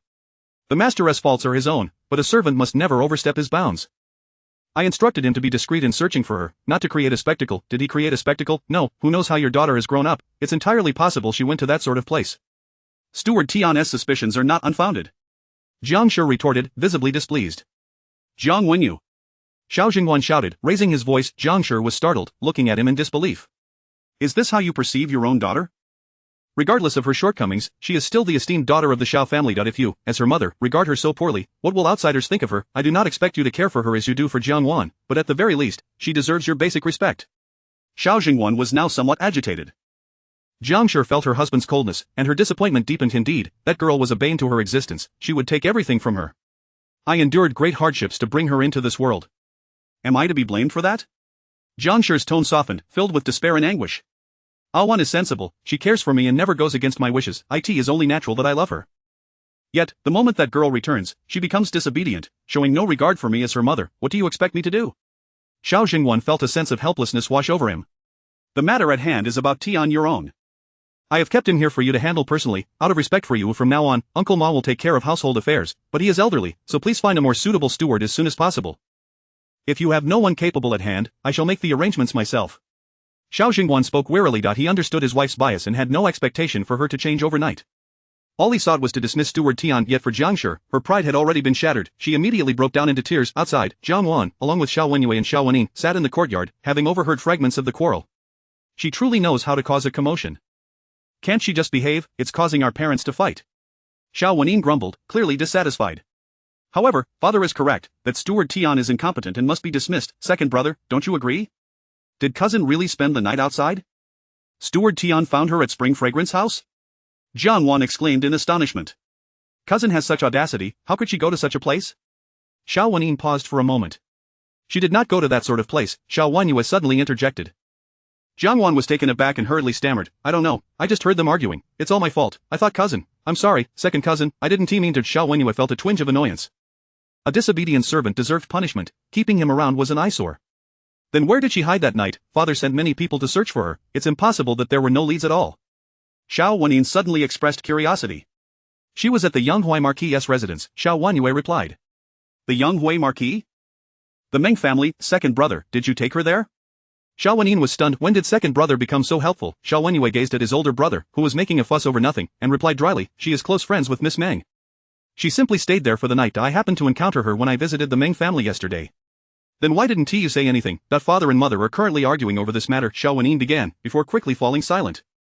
If second brother chose not to speak, it was clearly because he felt it was none of their concern. Xiao Wenyue snorted softly. Even if he wanted to explain, was he given a chance? Moreover, Xiao Yunzhu might not even want his assistance. After all, in her eyes, he was a complete scoundrel, a villain opposing their elder brother's grandmother, and she probably wished to never see him again. Inside, the argument between Jiang Shi and Xiao Jingwan escalated. Xiao Jingwan found it increasingly incomprehensible. He merely wished to deal with a servant, yet it seemed an insurmountable challenge. As the quarrel reached its peak, Jiang Shi even threatened to take drastic measures. Xiao Jingwan was taken aback. After all these years of accommodating her, he could understand her anger over their son, but for the sake of a mere servant, it was simply beyond his comprehension. The couple parted on bitter terms. Furious, Xiao Jingwan went to the front courtyard, just as the brothers entered, intending to console Jiang Shi. Seeing her tear-streaked face, Xiao Wenyue immediately said, Mother, please do not be angry. Second brother mentioned that Xiao Yunzhu stayed at the Yonghui Marquis' residence. She did nothing wrong. Xiao Wenyue attempted to intervene but was too late indeed. The next moment, Jiang Shi glared at Xiao Wenyue in fury. Suddenly, she raised her hand and slapped him. Are you also opposing me? Xiao Wenyue was stunned, covering his face and standing there in disbelief, unable to comprehend what he had said wrong. Xiao Wenyue calmly approached, saying, Mother, this matter is entirely father's fault. I assure you, I stand with you. Yet, the moment you returned, you became preoccupied with Xiao Yunzhu's affairs and neglected me. Jiang Shi gazed at her second son. Did you see her at the Yonghui Marquis' residence? I did see her, but who knows what she was doing there? Let us talk about my achievements instead. I met with the third prince yesterday, and he seems to hold me in high regard, considering recommending me for an official position, Xiao Wenyue said casually. The third prince? Jiang Shi's expression visibly brightened. How did you come to know him? I have heard he is quite righteous. If you truly cultivate a good relationship with him, your future will certainly be secure. Previously, your father claims you were inferior to eldest brother. Clearly he was mistaken. My son is the best. I have high hopes for you. Xiao Wenyue adeptly calmed her down with just a few words. Meanwhile, Xiao Wenyue remained rooted in place, afraid to make a sound or cry. Their mother rarely expressed such anger towards him, and that slap had truly left him dazed. Yenner, do not be upset with your mother. I was momentarily confused due to your father and eldest sister's words, which made me lash out. It is all their fault. Can you forgive your mother? After her mood improved, Jiang Shi did not forget her youngest son and hurriedly explained, Chapter 44. Please, I beg you. Xiao Wenyue, still quite young, gazed into his mother's sorrowful yet caring eyes and quickly set his hands down, forcing a smile. Mother, it doesn't hurt. You are a good child of mine, Jiang said, immediately embracing her son. The room was filled with maternal affection and filial piety, while outside, the rain lashed against the windows, and the winds howled. The matter concerning Steward Tian had reached an impasse. Neither the husband nor the wife was willing to relent, each steadfast in their position. For several consecutive days, the atmosphere in the Xiao household had turned somber. Xiao Yunzhuo merely observed the situation, showing no inclination to involve himself.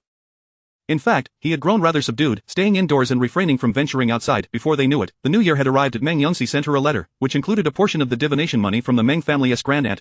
The letter mentioned that Meng's grandaunt was ill, wailing daily, and was exceedingly difficult to tend to. Several servants had already fled due to her terminal condition. The Meng family awaited the inevitable, and Lord Meng had made a visit, only to be scolded out by his grandaunt. Lord Meng was quite furious, deeming his grandaunt unreasonable. The letter also stated that Lord Meng and the young master Meng had been getting along well recently. Meng Pingjing's health had improved day by day, especially since the young master had gained a few robust guards to protect him, which had turned several dangerous situations to his advantage. Meng Yongxi expressed her gratitude profusely. Meng Yongxi also had someone deliver a few New Year gifts to her, trinkets of little value, mere baubles for a young lady. At this moment, Xiao Yunzhuo was busy preparing several bottles of plum blossom scented balm to send to Meng Yongxi as a token of reciprocity. It would not do to rely solely on talismans for gifts. After all, drawing talismans was quite a drain on her energy. Miss, the cousin has arrived, reported Dong Qi as she entered, while Xiao Yunzhuo carefully sealed the porcelain tubes with wax. Xiao Yunzhuo set her work aside. Let her in. Jiangwan entered gracefully, her brows and eyes soft and beautiful. Upon seeing Xiao Yunzhuo, she smiled with an elegance that resembled a close friend, approaching her warmly. She handed her warm hand furnace to a nearby maid and then reached out, grasping Xiao Yunzhuo's wrist. Dear cousin, why do you spend all your days indoors without coming to play with me? Is it that you do not like me? Jiang Wan's tone was laced with a playful charm. Xiao Jiayun was taken aback. She truly preferred the company of spirits. The ghosts that encountered her either regarded her as a delicacy or as a benefactor, often seeking something from her, being direct and unambiguous in their intentions, much like the female ghost she had brought back from the Meng family days prior, who had been baring her teeth at her whenever she had the chance. This was far more agreeable than her cousin's company. Xiao Jiayun forcibly withdrew her hand. Speak your mind without resorting to such gestures. Xiao Jiayun was displeased by this. Jiang Wan, slightly taken aback, revealed a hint of disappointment in her eyes and softly said, "Cousin, your room carries a fragrance of plum blossoms, subtle yet delightful. Where did you acquire such a splendid item? Why not share some with me?" She was well aware that Xiao Jiayun crafted her own bombs. Just days ago, the plum blossoms in her household had nearly been stripped bare by her. Are you certain you wish to use it? Xiao Jiayun replied, somewhat exasperated. The scent you currently wear is the spring-capturing fragrance, which allows one to smell the blossoms of spring and summer even in the depths of winter. It is not a product of the capital, hence its exorbitant price. If you truly dislike the spring-capturing fragrance, you might as well bring it to me in exchange for my plum blossom bomb. I would not mind. Jiang Wan was taken aback. Cousin, you even know of the spring-capturing fragrance? You don't appear to be someone who has toiled for years to make a living. Ordinary folk would merely comment that the scent was pleasant. Her curiosity about Xiao Jiayun's past life deepened. Her uncle and elder cousin thought her pitiful and hard-pressed, yet how could a truly unfortunate person possess such wealth, who could send so many gifts from the Gaoshang fabric shop? Xiao Jiayun chose to ignore her. Jiang Wan drew a breath, maintaining her composure as she continued, "Cousin, are you aware of the recent happenings at home? Uncle and aunt have been quarreling for several days now." You just returned and are unaware? Aunt and uncle have shared a deep affection for many years. Uncle has always been considerate towards aunt and rarely provokes her ire. Jiang Wan added. Are you merely here to— I came to seek your assistance, dear cousin. Jiang Wan was truly incensed by Xiao Jiayun's demeanor. Those were her biological parents. Was she to remain unconcerned? I refuse to help, Xiao Jiayun replied without hesitation. She was not foolish. Even if her father had not publicly declared Steward Tian's wrongdoing, she understood that the matter was likely tied to her. Since it was connected, she had even less desire to intervene. Cousin! Jiang Wan exclaimed, her expression one of exasperation. Do you not realize that Steward Tian is aunt's right-hand man? Uncle, being uninformed of household affairs, is now poised to dismiss him with a single word. How could this not wound aunt's heart? Were I in your position, I would be advising aunt to persuade uncle to spare Steward Tian. He is merely a steward. Allowing him one more chance would not be amiss. If he errs again, he can be dismissed then. Once you speak up, uncle will surely listen, and aunt will remember your kindness. Thus, I suspect that Steward Tian must have acted improperly while searching. Let me guess, did he deliberately conceal my whereabouts or perhaps tarnish my reputation by escalating my absence? Jiang Wan's expression froze. Could it be so? Xiao Jiayun leaned toward the latter theory. What could have incited her father's ire to such an extent must have been a matter of principle. The greatest consequence of her absence would indeed be the damage to her reputation, which was likely why her father was so agitated. Steward Tian did not act with malice, Jiang Wan continued. He has dedicated many years to this family. His contributions and efforts are considerable. To dismiss him over your minor issue would dishearten the other servants, who would willingly serve our family in the future? Jiang family cousin, this is my household, not ours, Xiao Jiayun reminded her. Jiang Wan's face turned pale, as though she had suffered a grave injustice. Cousin, you cannot tolerate me in such a manner. If that is the case, then I shall inform aunt and take my leave. However, I beseech you to consider aunt's feelings and help them reconcile soon. She has been weeping daily, and my heart aches for her. That if you are willing to intercede, I shall pack my belongings and depart tomorrow. Chapter 45. I don't care, Jiang Wan implored with a face full of desperation, her maidservants beside her also with reddened eyes, as if Xiao Jiayun were someone who could not tolerate any dissent. Yet, in truth, she was indeed such a person. Though young, she had witnessed enough tears over the years to discern between sincerity and pretense. If you so fervently wish for me to speak up and resolve this matter, it is not beyond the realm of possibility. Let us go at once. When I arrived, they were already quarreling, and if we delay, it may be too late. Xiao Jiayun did not refuse and followed Jiang Wan outside. Jiang Wan moved quickly, her urgency palpable, while Xiao Jiayun trailed behind, maintaining a demeanor of calm. They traversed through the winding corridors, the surrounding winter wind biting cold, with only a fleeting ray of sunlight in the sky, distant and devoid of warmth. In the main courtyard, they paused briefly, only to overhear Xiao Jiayun engaged in a heated argument with Jiang Shi. The eldest son is about to return from the academy. I do not wish for him to witness the turmoil in our household, lest it affect his performance in the upcoming imperial examination. Madam, if you continue this self-destructive behavior, I shall have no choice but to forcefully send Tian Yurong away. Let us end this decisively. Xiao Jiayun asserted. If it were truly for the sake of the eldest son, you ought to heed my counsel. I have hardly been able to eat these past few days. The thought of you pushing me to the brink over such trivial matters weighs heavily on my heart. Do you remember how many scornful glances I endured when our family was in turmoil? I could hardly hold my head high when receiving guests. Since then, you have vowed to bring honor to our family, and indeed, you have done so, yet you remain indifferent to the affairs within our home. Our marriage has seen more separation than togetherness over the years.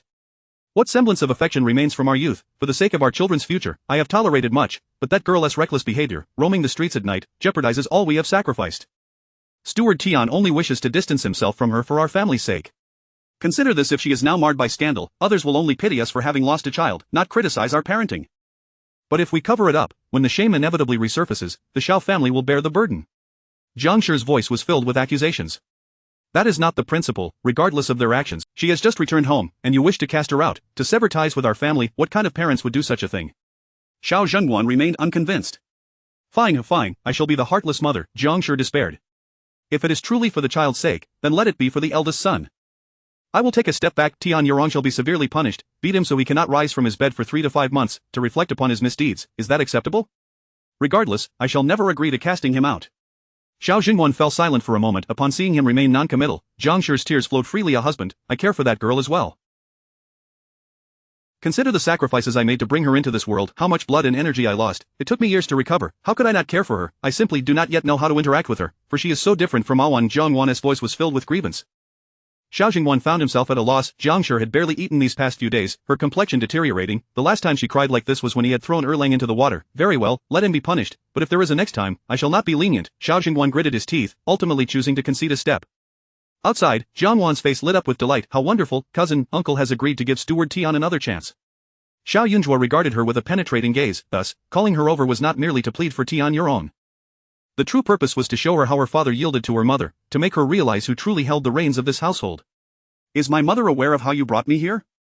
Xiao Yunzhuo asked with a smile. My aunt is naturally unaware. I simply felt compassion for her. Jiangwan appeared shy yet concerned. She wished for Xiao Yunzhuo to understand her position, what of being the eldest daughter of the Xiao family.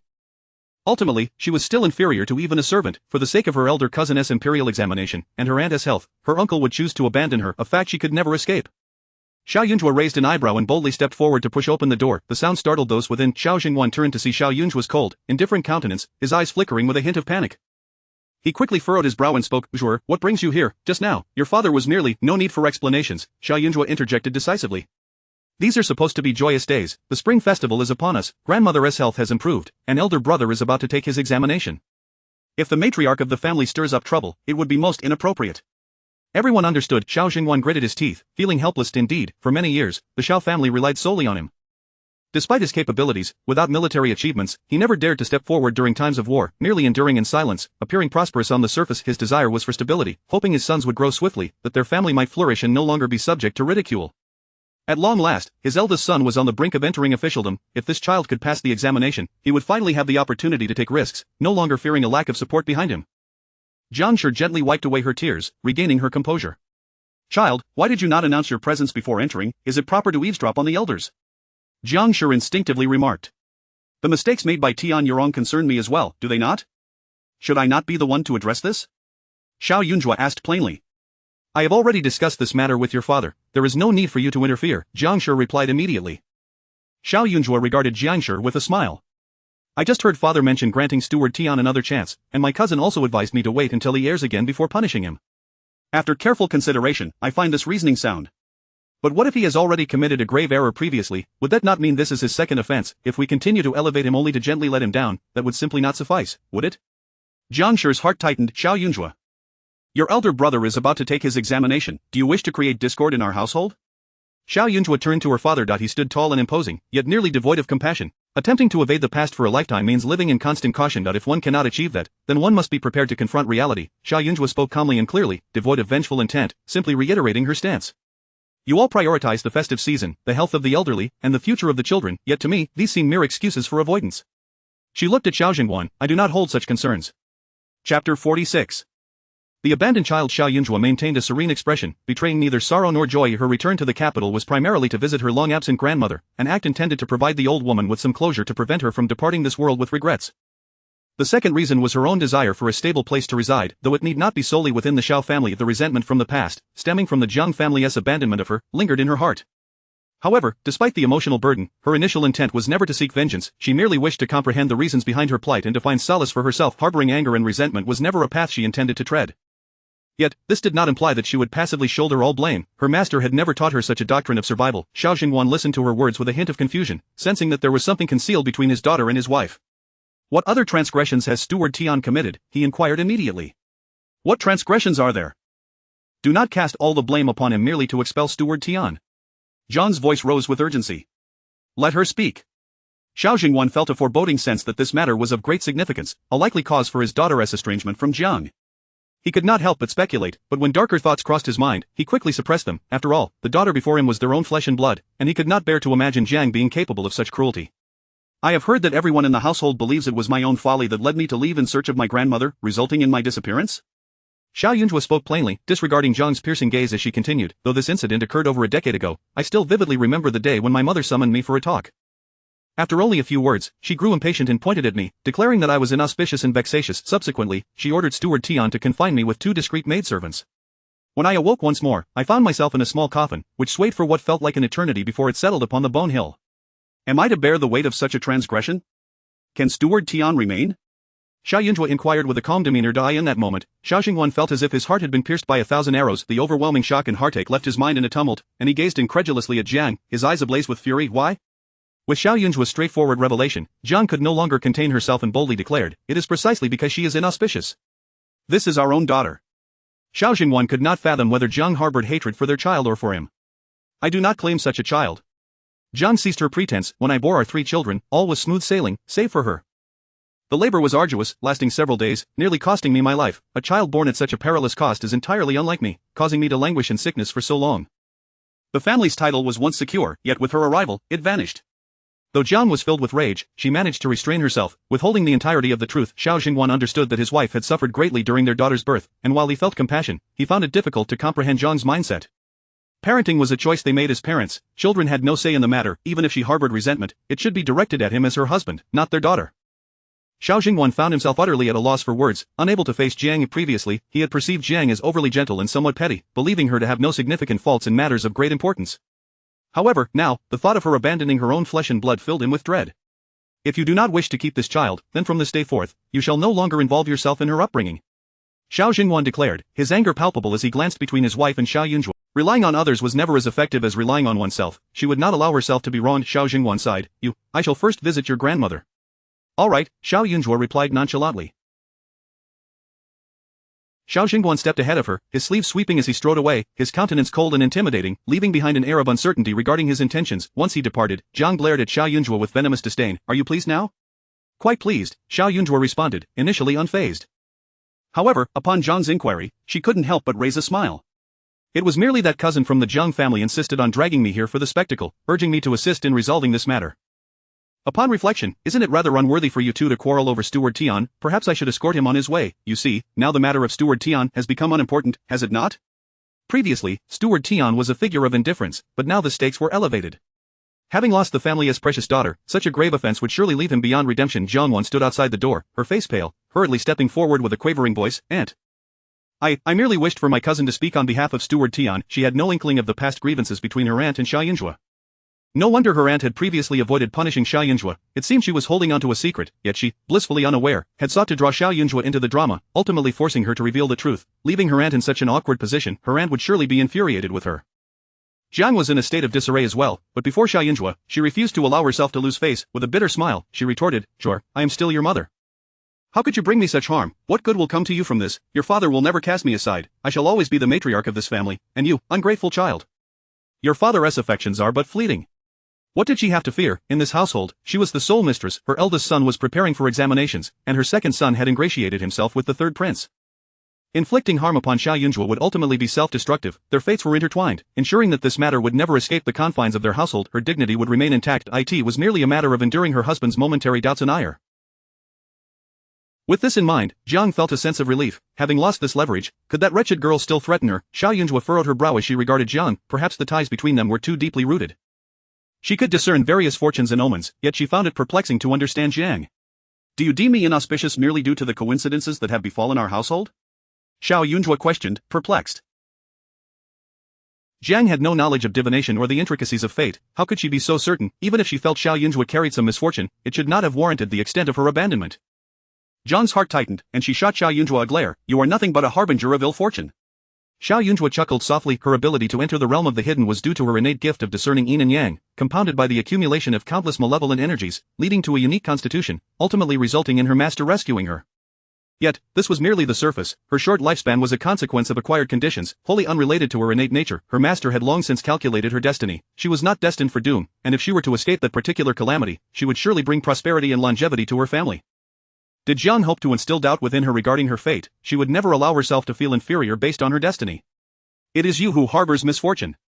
Xiao Jiayun Zhuo retorted defiantly, before turning gracefully to leave, leaving Jiang with a bold and rebellious silhouette. As she departed, Jiang Wan cautiously approached, "Aunt, who told you to meddle?" Jiang shouted, releasing some of her pent-up frustration before adding, "Enough, I wish to be alone, you may leave now." Jiang Wan felt utterly wronged, believing herself to be the unluckiest of souls. Xiao Jiayun Zhuo was truly a harbinger of chaos. Although she seemed to have a plan, she maintained an innocent facade, leading Jiang Wan to be scolded by her aunt. In the Xiao household, aside from Xiao Jiayun Zhuo, no one was truly content. As the new year approached, Xiao Jiayun Zhuo began to instruct others to hang small lanterns in the courtyard, creating an atmosphere of festivity. Meanwhile, Xiao Jingwan, a proud man, found himself nearly blinded by rage as he knelt before the old matriarch, first providing her with a protective talisman before daring to speak of the matters at hand. "It is all my fault for being ineffectual. How could I allow Jiang to commit such acts right under my nose?" Xiao Jingwan lamented, feeling utterly powerless.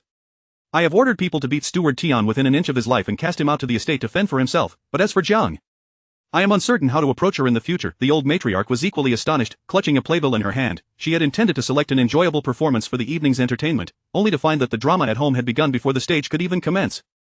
She felt a chill run down her spine. While she understood Jiang was not particularly virtuous, she had not anticipated her to be so utterly unreliable. In the past, when the child went missing, Jiang had wept profusely.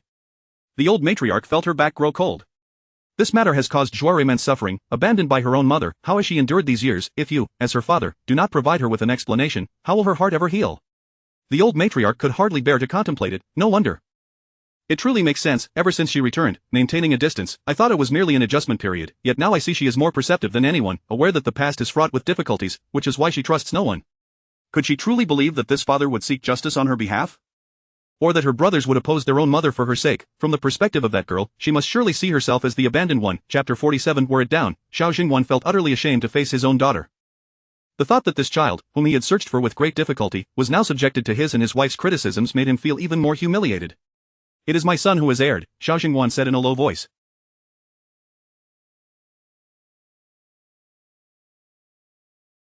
The elderly lady also felt immense regret. In her youth, having endured her husband's disdain and the hardships of life, she lamented the struggles of being a woman. She had hoped that Jiang Shi would not follow in her footsteps, hence her constant avoidance, which ultimately led to Jiang Shi's audacious behavior.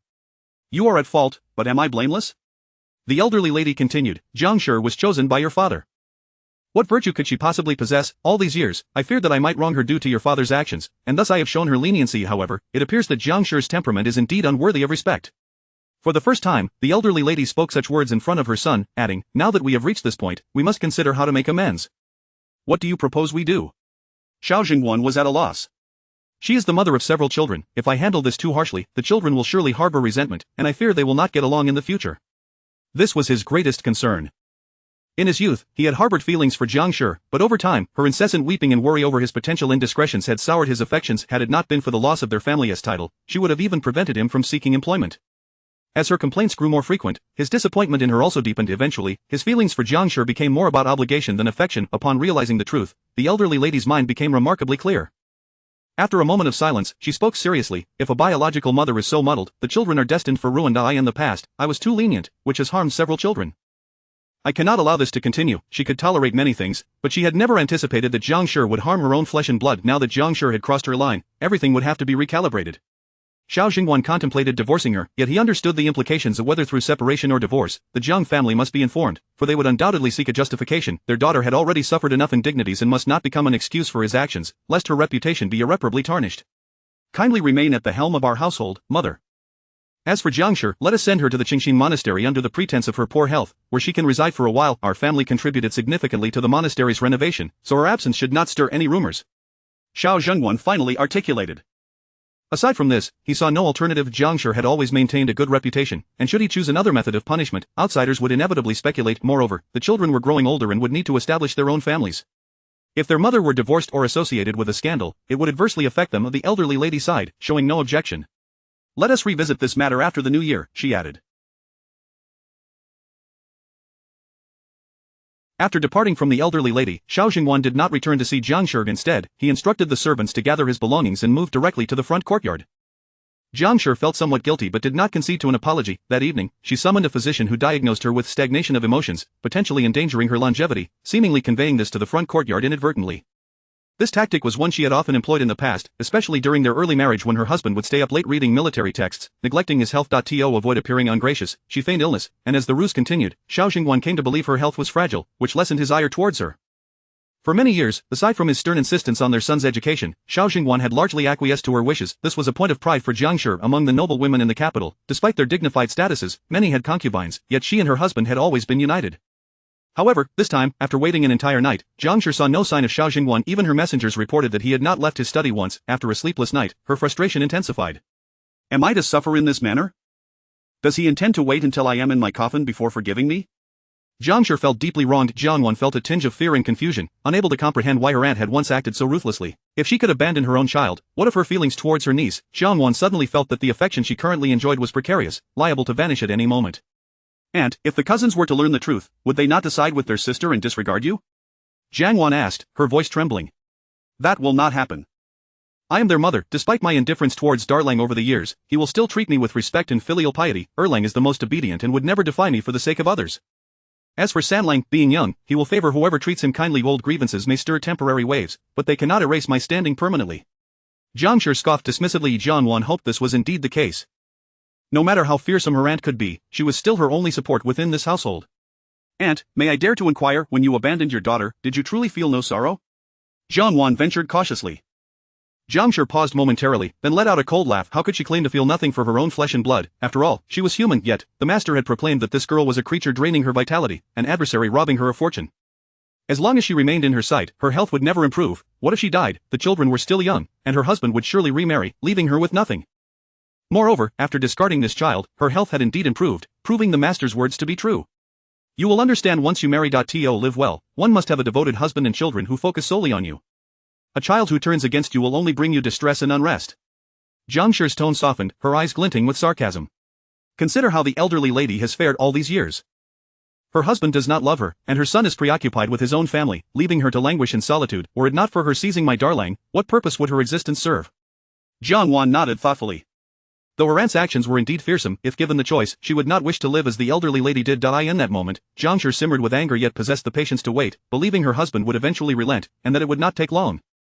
Meanwhile, the household began to adorn itself festively. Xiao Jingwan summoned Xiao Wenyue to deliver a sum of silver notes to Xiao Yunzhuo. Xiao Wenyue's expression was complex. He could not fathom his father's intentions. Previously, Xiao Yunzhuo had stayed out all night, and instead of facing punishment, he was rewarded. Having once stayed away himself, why had he not received similar treatment? Chapter 48. Is he unwell? Xiao Wenyue slightly raised his head, his gaze casually surveying the banknotes, observing the reaction of Xiao Yunzhuo as she collected the money. You truly possess remarkable skills, having made a mistake, yet father seems more concerned that your error is insufficiently grave, eagerly delivering silver to you. Xiao Wenyue remarked with a tone laced with sarcasm. Xiao Yunzhuo gazed at the banknotes, momentarily taken aback. Was it because she had previously stated her intention to earn money that her father sought to bind her with wealth? The stack of banknotes consisted of small denominations, amounting to a staggering 700 or 800 taels. Such a considerable sum. Could it be that her father not only wished to prevent her from embarrassing herself by fleeing but also intended to silence her regarding their mother? Xiao Yunzhuo glanced at Xiao Wenyue, then back at the banknotes. Without hesitation, she tucked the money into her bosom, saying, "Please extend my gratitude to father. I shall graciously accept this goodwill, and I assure you, in your and elder brother's eyes, mother shall remain a good mother." At least her father was sensible, aware that silver could serve as a means to silence her. In contrast, her mother was truly dull-witted. Had she only offered more gold and silver trinkets upon her return, perhaps she would not have caused such a stir. Xiao Wenyue stared at her, bewildered by her words. Having arrived, he was reluctant to turn and leave immediately. His steps were stiff, yet he feigned relaxation as he sat down in Xiao Yunzhuo's courtyard, where the plum tree overhead had few blossoms left, rendering the courtyard increasingly desolate. As he settled, the female ghost that Xiao Yunzhuo had nurtured over the past several days drifted towards Xiao Wenyue. The spectral figure approached, her hand brushing against his face, the once volatile spirit now exuding an oddly gentle demeanor, circling around him in an almost affectionate manner, occasionally running her fingers through his hair or touching his shoulder, the fearsome visage seemingly softened by maternal affection, never straying far from him. Xiao Wenyue, frail and lacking vigor, was thus susceptible to her touch. "Keep your distance." Xiao Yunzhuo could no longer contain herself, whispering the reprimand. The woman in red, having been compelled to listen to her recitations daily, had gained some awareness. Upon hearing her words, she momentarily stiffened and floated a bit further away, yet her gaze lingered on Xiao Wenyue. Reluctant to depart, Xiao Wenyue's expression darkened, his eyes clouded with gloom and detachment. "You have quite the temper, yet you fail to realize this very temperament may lead you into trouble." Do you know what sort of person Meng Pingzhang is? A reckless individual who, if he claims he will propose, will indeed act upon it once father departs. Do you believe this marriage can come to fruition? Father has taken a long leave. Xiao Jiayun Zhuo replied calmly. Xiao Jiayun was momentarily taken aback. A long leave, father, who would rather remain in the military camp throughout the year, would willingly take a lengthy absence. His days would likely become quite challenging. Do not assume that having father make decisions for you guarantees your safety. You must exercise restraint. The affairs of the Meng family are not solely limited to that young master. Xiao Jiayun added, the Meng family's matters extended far beyond that one young lord. The Meng Marquis, seemingly soft-hearted, was in truth a self-serving individual. Xiao Jiayun Zhuo, idly drawing intricate and mysterious patterns in the dirt with a twig, practiced her craft while stating, as for my affairs, dear brother, you should also refrain from meddling, particularly concerning marriage. Xiao Jiayun clenched his fists and abruptly stood. It was evident, she would rather trust outsiders than him. Even when she possessed so-called miraculous remedies, her thoughts drifted to unrelated strangers, never contemplating her own brother's well-being. I misspoke, Meng Pingzhang is indeed no good, but he is also the legitimate son of the Marquis. Were it not for his intent to provoke me, he would scarcely spare you a glance given your status. Xiao Jiayun scoffed, flinging his sleeves and departing. Xiao Jiayun Zhuo observed his retreating figure, arriving at a singular conclusion.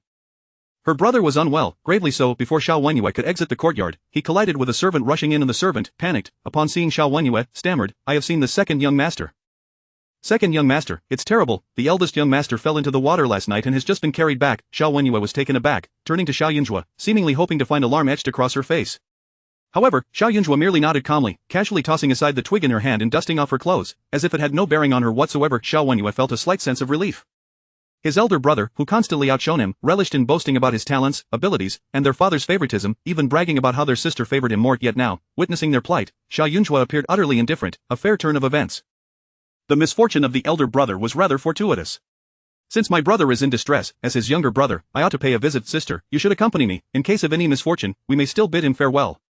How naive. Xiao Jiayun Zhuo shot him a glance.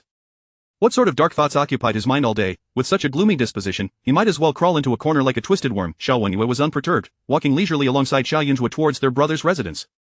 Xiao Jiayun Zhuo was not without concern. She merely recognized the futility of worry. As she walked, she calculated that her brother had merely caught a chill. His life would certainly not be at risk, for she had deliberately bestowed upon him protective charms. So long as he adhered to her guidance, they would undoubtedly prove effective. Upon her arrival, the family had already gathered. Jiangshi cast her a cold glance, her expression laced with mockery and provocation, as if to convey that all her struggles and grievances were in vain. The scrutinizing and disdainful gaze was so brazen that it irritated Xiao Jiayun Zhuo. How the family treated Jiangshi was of no concern to her, and she held no hope for them. Yet, should this woman continue to vex her, she would contemplate summoning a little ghost to blind her. Even if the ties of blood might incur some retribution, she could not afford to be lenient. Xiao Jiayun Zhuo unapologetically returned a glare, her entire demeanor radiating defiance. I assure you, I am perfectly fine. Although I fell into the water, I was promptly rescued, and there are no significant issues. It was merely my teacher overreacting, insisting I be carried back. Xiao Jiayun said helplessly. The elderly matriarch, visibly anxious, remarked, winter waters are frigid, one swim in such temperatures surely leads to frostbite. Rest assured, grandmother, my regular martial training has its merits, Xiao Jiayun replied, directing a glance at Xiao Jiayun Zhuo. Speaking of which, my safe return is largely thanks to my sister. At this, the family turned their astonished gazes towards Xiao Jiayun Zhuo. You provided the money. It is what you deserve. Xiao Jiayun Zhuo smirked, satisfied with his compliance. Were it not for his daily wearing of the items she had gifted, he would not have so easily averted calamity. You are indeed quite mercenary.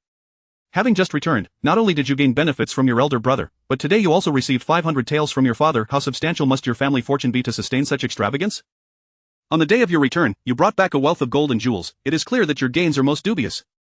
Jiangshi scorned. 500 taels. Xiao Jiayun Zhuo cast a glance at her second brother. She had suspected as much. This person was indeed unwell, while others profited. He, in contrast, did not only refrain from speaking but also had the audacity to prattle on. Silence. The elderly matriarch was incensed. Chapter 49. Has the home changed? The elderly lady suddenly spoke, startling Jiangshi. After all these years, it was the first time she had scolded her. Since you are unwell, return to your courtyard and rest. Do not come out to irritate others. It is the new year, and as your elder, I do not wish to quarrel with you. We shall discuss everything after the festivities. However, if you continue to chatter incessantly, you might as well return to the Jiang family. No one will keep you here. The elderly lady pronounced sternly. Jiangshi's body stiffened instantly, as if she had misheard. The elderly lady had scolded her in front of so many people? If you wish to label me, your elder, as malicious, I shall accept that. From this moment on, refrain from bringing up your past faults to provoke me. Zhuang'er is indeed your daughter, but I am still your mother-in-law. Should you continue to take advantage of your status to bully her, do not expect to receive any favor from me. The elderly lady seemed unwilling to maintain even a facade of peace. Had she not given enough leeway, and what was the result? Jiang Shi was lawless, even going so far as to cast her granddaughter aside. Moreover, if it were not for the child's resilience, she would have long since turned to bones. Every time she thought of this, she regretted her past actions. At this moment, it was not only Jiang Shi who was astonished. Even Xiao Wenyu and Xiao Wenyue shared the sentiment of disbelief, particularly Xiao Wenyu, who had always been close to the elderly lady, knew that his grandmother was a gentle and accommodating person. Even when his mother made mistakes, she never uttered a harsh word against her, yet today, everything had changed. What had transpired at home in his absence? Jiang Shi awkwardly turned her head, quickly glancing at Xiao Jingwan, her eyes filled with pleading and sorrow. Utterly aggrieved, my lord, mother speaks rightly. If you are unwell, return to rest, Xiao Jingwan replied, his expression unchanged, regarding Jiang Shi with a cold and unfamiliar gaze, as if he had lost all patience overnight. Jiang Shi felt as though her breath had been halted. Fine, fine.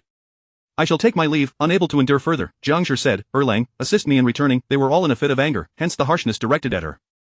She only needed to endure for a few days. She could not believe that Xiao Jingwan would treat her this way for a lifetime. Xiao Wenyue too felt puzzled. If it were merely due to the matter with the steward, it should not have escalated to such an extent. However, he felt compelled to heed his mother's words, thus, he obediently stepped forward to support Jiang Shi as they left, casting a glance back at Xiao Jiayun Zhuo, who remained fixated on her elder brother. In that moment, Xiao Wenyue felt that the 300 taels of his private savings were worth less than tossing them into the river. At least they would make a sound. Once Xiao Wenyue departed, Xiao Wenyuan naturally followed suit eagerly. Grandmother, what has transpired in our home? Why have you treated my mother in such a manner all of a sudden? Xiao Wenyu queried, utterly perplexed. Your mother disapproves of your sister, as you well know. She overstepped, and I merely scolded her a few times to prevent her from becoming increasingly ungrateful. The elderly lady did not speak the truth and instead inquired, you mentioned earlier that it was fortunate for your sister, why is that? Upon mentioning this matter, Xiao Wenyu felt a surge of curiosity. Because, during the new year, several teachers from the academy took us students on a boat ride to enjoy the night scenery along the shore. Unfortunately, one of the railings on the boat was loose, and while I was with my classmates, one of them nearly fell overboard due to a moment of carelessness. I was quick to pull him back, but in doing so, I lost my footing and fell into the icy water. Having consumed some alcohol, my senses were dulled, and my legs cramped, nearly causing me to sink. The elderly lady's heart clenched with worry, and then? Xiao Jiayun Zhuo silently muttered, foolish. What carelessness!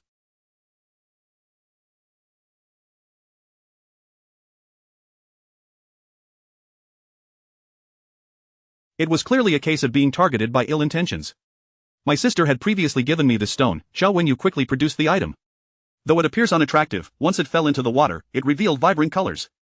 Last night, my clothing was dark, making it difficult to be noticed after falling in. Thankfully, this stone attracted attention, allowing others to rescue me swiftly. He was a proficient swimmer, so he did not take his sister's warning about the water lightly. Yet, no matter how skilled he was, when his mind was clouded and his legs were cramping, it was of no use. In such frigid weather, just a brief immersion left him feeling as if his bones were frozen. Had it not been for this stone, he might have remained lost for much longer and would undoubtedly have fallen gravely ill. That truly was perilous. The elderly lady held the stone as if it were a treasure, exclaiming repeatedly. Brother, did you not consider that the reason others could not notice you immediately was not merely because of the dark color of your clothing, but rather that someone had deliberately concealed you, causing everyone to overlook your struggles in the water? Xiao Jiayun Zhuo spoke bluntly, you have been unfortunate lately, targeted by ill intentions. You must be careful. Xiao Wenyu had indeed contemplated this, however, he refrained from voicing it out of concern for his grandmother and father, as well as the lack of evidence to unjustly accuse anyone. The straightforwardness of his sister's words stung somewhat. Your sister speaks wisely, Dalian, one must always be wary of others, do not allow temporary emotions to cloud your judgment. Xiao Jingwan imparted this lesson with utmost seriousness, having experienced it himself. Xiao Wenyu felt the atmosphere at home had become increasingly strange. The elderly lady was not herself, and his father even more so. His father had always taught him to never be as indulgent and emotional as his grandfather, to value loyalty and righteousness. It had not been long since their last meeting, yet he was now instructing him to be wary of others? What my father teaches is wise. I too harbor some doubts, but without evidence, I plan to keep my distance and remain vigilant, ensuring I will not fall victim again, Xiao Wenyu replied, sounding mature beyond his years. However, Xiao Jiayun Zhuo shook her head. No, brother, you were speaking too soon, I believe you will still be harmed. She gazed intently at his face, your luck has been poor lately, making you susceptible to ill intentions. The signs of disaster have already manifested. If you attempt to evade it forcefully, it may only worsen. I therefore suggest you spend some silver to mitigate it, transforming a major misfortune into a minor one. Even if there is some loss, it will not be significant. Xiao Wenyu was momentarily taken aback by her words. Xiao Jingwan hesitated, feeling that due to Jiang Shi's influence, he had lost his authority before his daughter and felt unqualified to admonish her. He had a plethora of words he wished to express but found it difficult to voice them. The elderly lady, on the other hand, felt pity for Xiao Jiayun Zhuo. The more she spoke, the more tragic her situation seemed. But Xiao Wenyu was different. Having experienced the water incident once, he believed that his sister, having navigated the world for many years, might indeed possess some divination skills. Even if her words were nonsensical, listening to them would cost him nothing, and cooperating with his sister would surely bring her joy. Why not indulge her? Thus, Xiao Wenyu smiled affectionately, beckoning for his servant to bring over an inkstone from his writing box and placing it in Xiao Yunzhuo's hands. Brother's resources are limited, but this inkstone was a gift from a dear friend. I bestow it upon you, hoping you can help me resolve a matter or two, he said gently, yet he had realized that the last time his sister had given him a stone, it was likely due to the 50 taels he had spent. Therefore, adhering to the old tradition, Chapter 50 of the Fire Demon enters Xiao Yunzhuo earnestly accepted the inkstone, presenting her elder brother with a most endearing smile. Brother, will you be venturing out in the coming days? She inquired with genuine concern. After the new year, students from distant lands will gradually arrive in the capital for the imperial examination. These individuals, weary from their long journey and facing unfamiliar surroundings, may find themselves unaccustomed to the local customs and could encounter unforeseen difficulties. Thus, we are obliged to host them as local gentlemen, and I must go to the city gates to receive them, guiding some of these scholars to suitable inns for their lodging, Xiao Wenyue explained with frankness. For these students from afar, a fierce competitive spirit existed among them, yet for the court, they represented a fresh influx of talent that could not be allowed to falter. Naturally, not everyone could host these scholars, one must be recommended by a respected teacher. Moreover, competition is transient. In the future, the quality of one's connections may very well determine one's success. Although his scholarly accomplishments were not the most distinguished, he was well liked at the academy. The teacher appreciated his straightforward disposition, granting him a quota for 3 students whose identities were already established, expected to arrive in the capital within the next few days, necessitating his presence at the city gates. Brother, have you pre-booked an inn? Xiao Yunzhuo asked. Naturally, I have chosen the Champion Inn. This establishment has always been favored by scholars, with a higher number of successful candidates emerging from here compared to other inns, Xiao Wenyue replied with certainty. Perhaps we should consider an alternative. Xiao Yunzhuo suggested, calculating thoughtfully. With the celestial alignment indicating trouble, the fire demoness entry suggests that we should avoid crowded places. It would be prudent to select a quieter inn, preferably near tranquil waters, to soothe the fiery spirits. Upon grasping her latter remark, Xiao Wenyue pondered, we do have a suitable location at our residence, a secluded corner in the northwest courtyard, which has a small gate leading to a pond. However, it is rather too quiet, almost devoid of human presence. Less human presence is preferable, the tranquility is ideal for studying, Xiao Yunzhuo nodded in agreement. I shall instruct someone to prepare that courtyard. I had considered inviting them to stay at our home, but I feared it might be perceived as an attempt to curry favor, Xiao Wenyue sighed, a hint of helplessness in his voice. Brother, your talents are commendable, and our family possesses a certain standing.